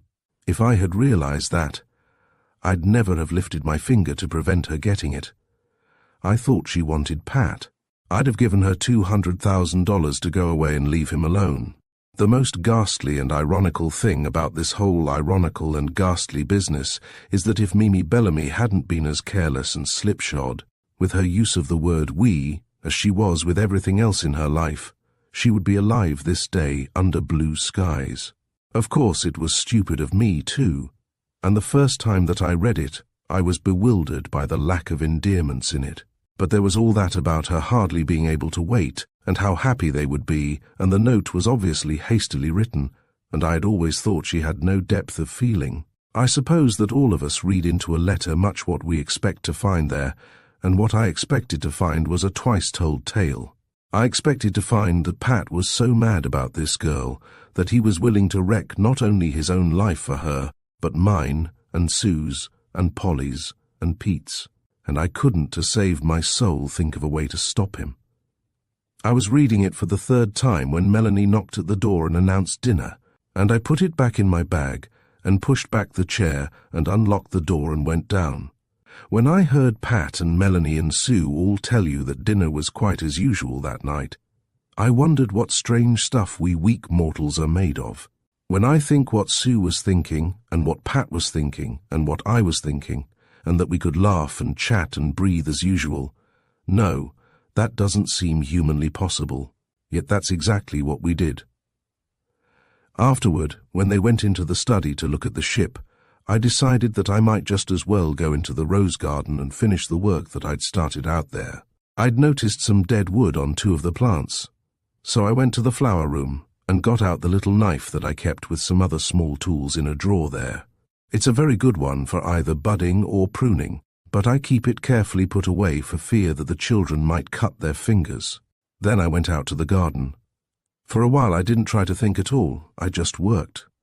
I saw Miss Page coming back from the sand pile, and a minute or so later Sue came by, running toward the back gate. She called to me that she was going to the movies, and that Pat was going to play poker. I was glad that they were not going to be there. That made it easier to think and to breathe. As you know, she returned to the house.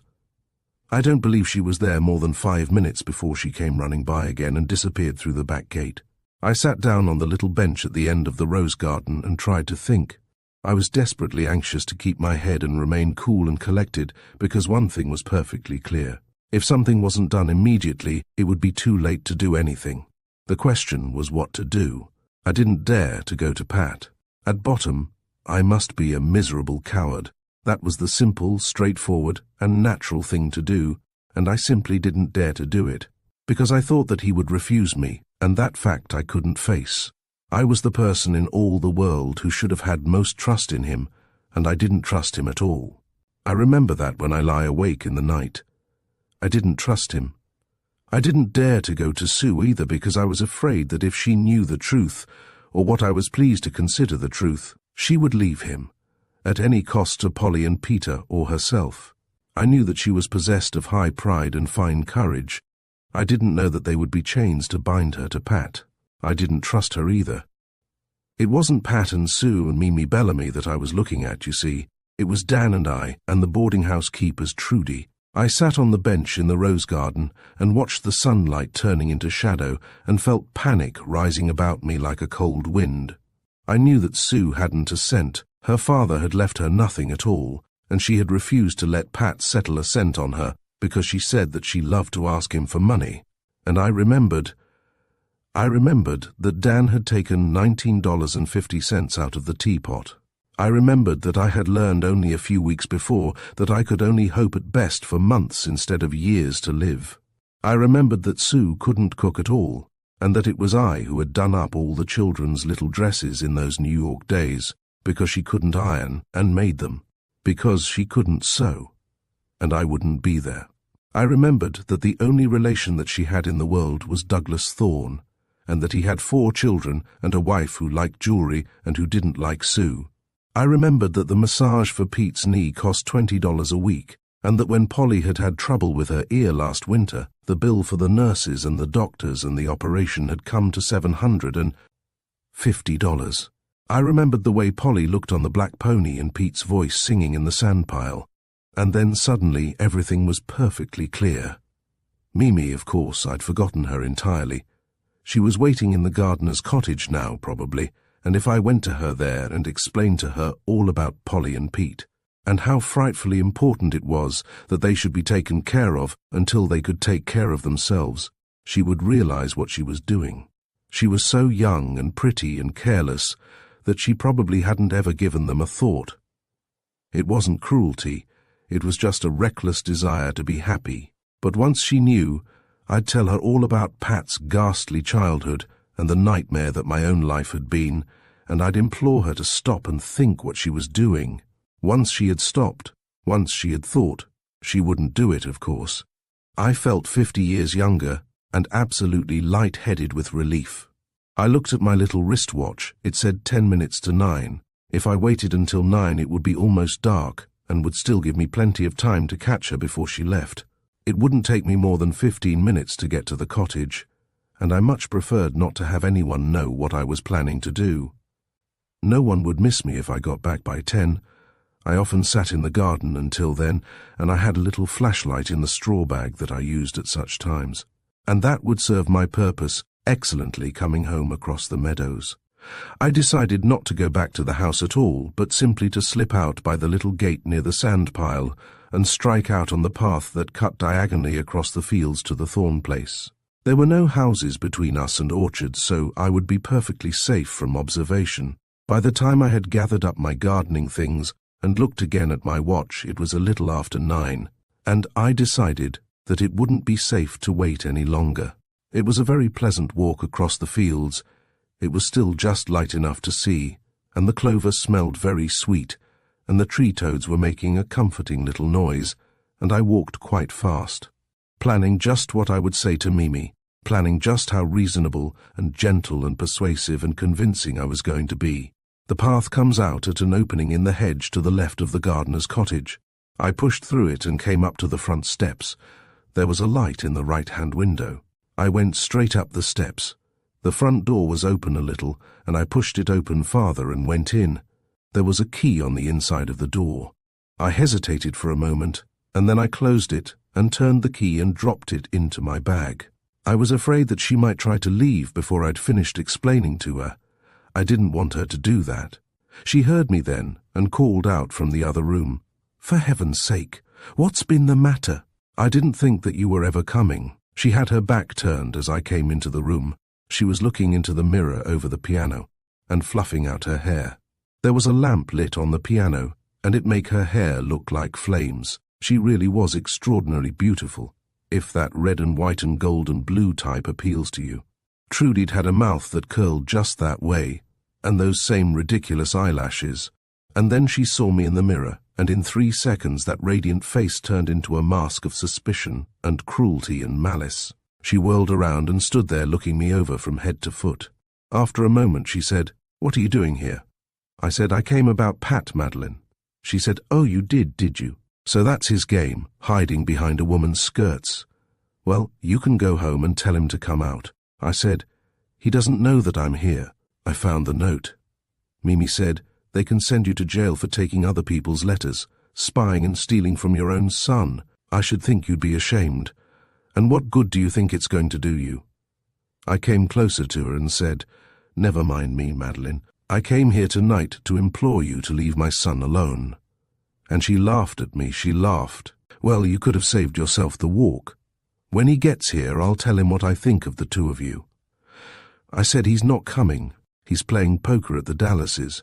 She went scarlet to her throat with anger, and she called out, "That's a lie! He's coming and you know it. Will you get out of here?" I said, "Madeline, listen to me. I swear to you that any happiness you purchase at the price that you're willing to pay for it will rot in your hands, no matter how much you love him." And she laughed. "Love him, Pat?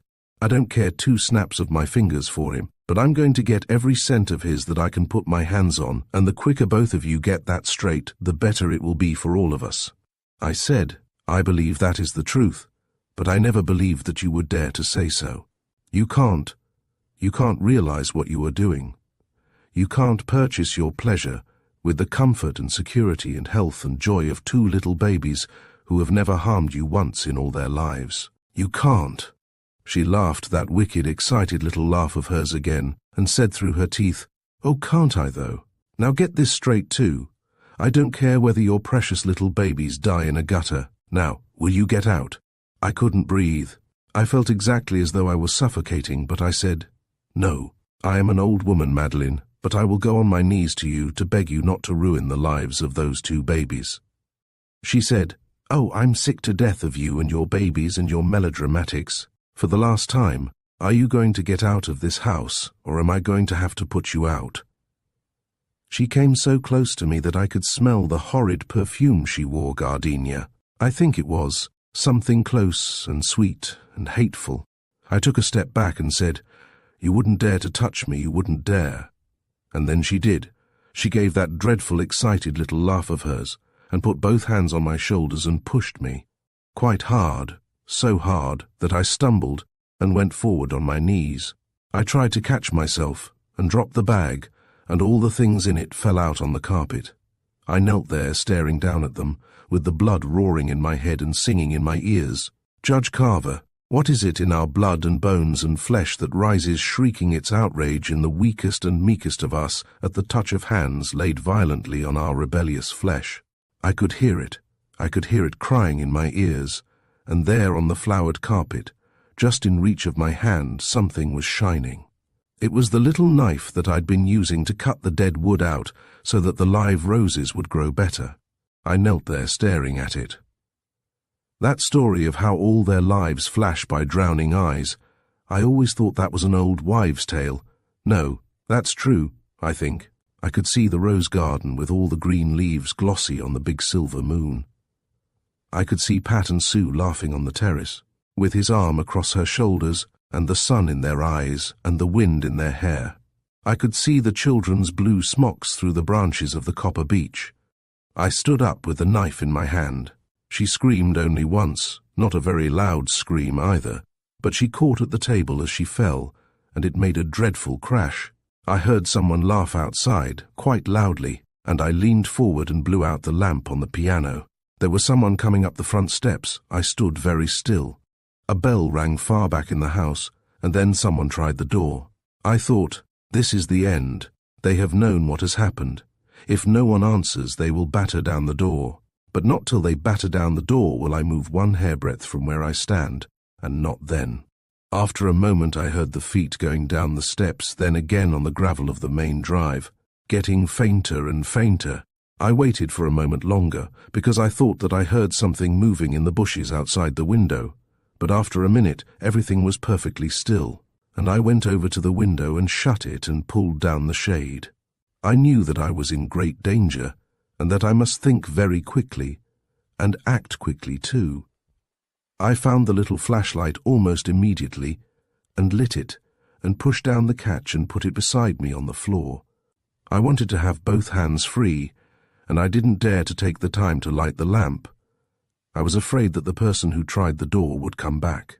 I had realized at once, of course, that if I took the jewels the murder would look like robbery, and I had to make sure that she was dead. That took only a minute. The rings came off quite easily, but the catch of the necklace caught, and I had to break the string. I knotted the things all into my handkerchief and put them into the bag, and the trowel and a ball of string that had fallen out too, and the note, and a little silver box of candy that I kept for the children. There was the key to the front door too. I remembered that I must leave it in the lock as I went out.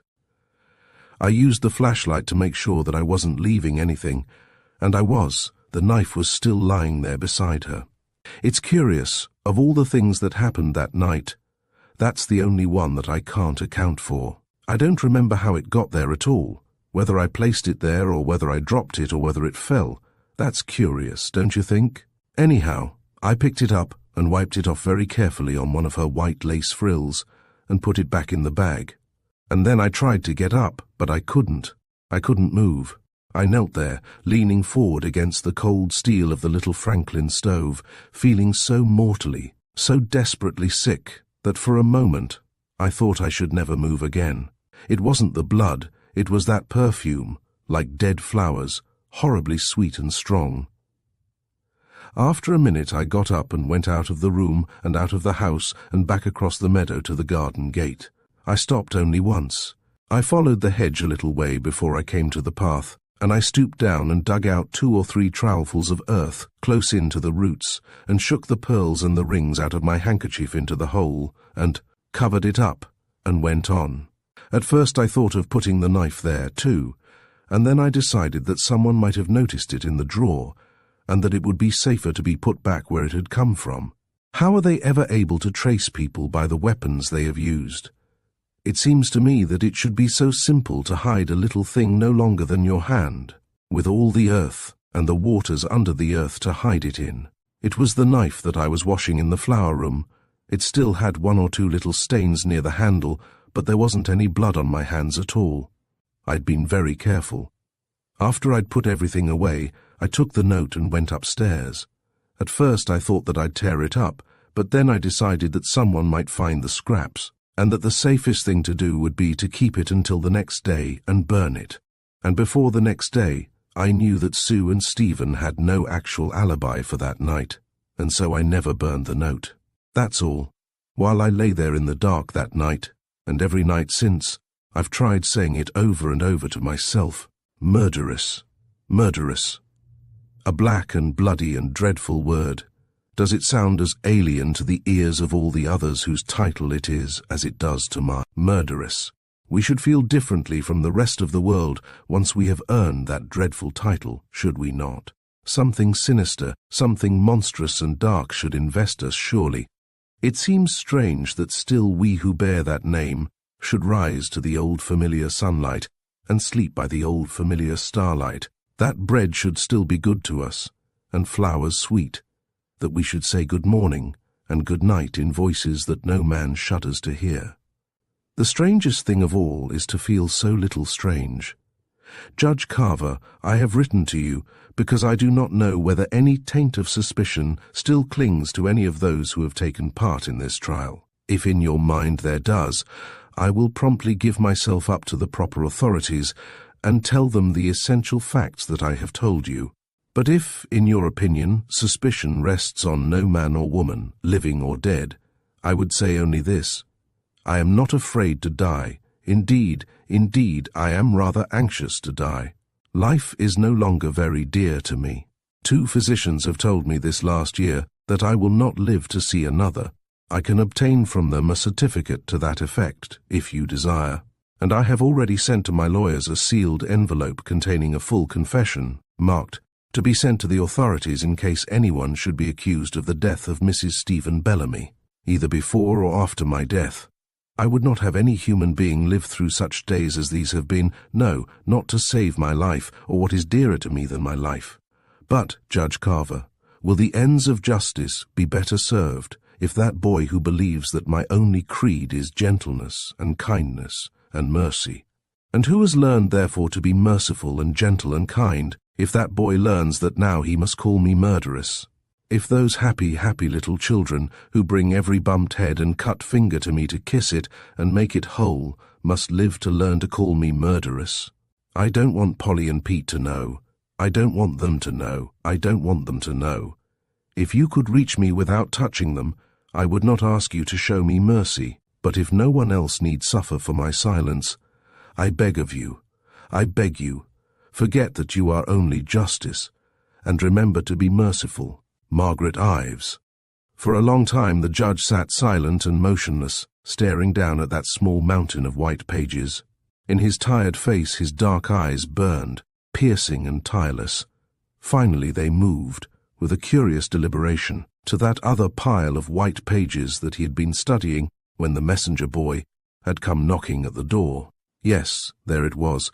An accessory after the fact is one who, while not actually participating in the crime, yet in any way helps the murderer to escape trial or conviction, either by concealing him, or by assisting him to escape, or by destroying material evidence, or by any other means whatever.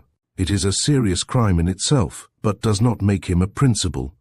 He sat motionless, his unwavering eyes fixed on the words before him as though he would get them by heart. After a long moment, he stirred, lifted his head, and drew the little pile of papers that held the life of Patrick Ives's mother toward him. The blue paper first, the torn scraps settled down on the shining surface, as lightly and inconsequently as butterflies. Then the white ones, a little mound of snowflakes that grew under the quick, sure fingers to a little mountain, higher, higher. Blue and white, they were swept into that great brass bowl that had been so conveniently designed for ashes. A match spurted, and little flames leaped gaily, and a small spiral of smoke twisted up toward the white-robed lady above the door. Across the room, between the windows beyond which shone the stars, John Marshall was smiling above the dancing flames, and she smiled back at him, gravely and wisely, as though they shared some secret understanding. The verdict is in, but the echoes of the trial linger. The Bellamy Trial masterfully captures the tension, the uncertainty, and the weight of justice in a case that captivates from beginning to end. As the final arguments fade and the courtroom doors close, we are left to ponder the nature of truth and the power of perception. Thank you for joining us on this journey through law and human frailty. If you enjoyed this story, be sure to subscribe for more classic mysteries. Until next time, keep the pages turning and the stories alive.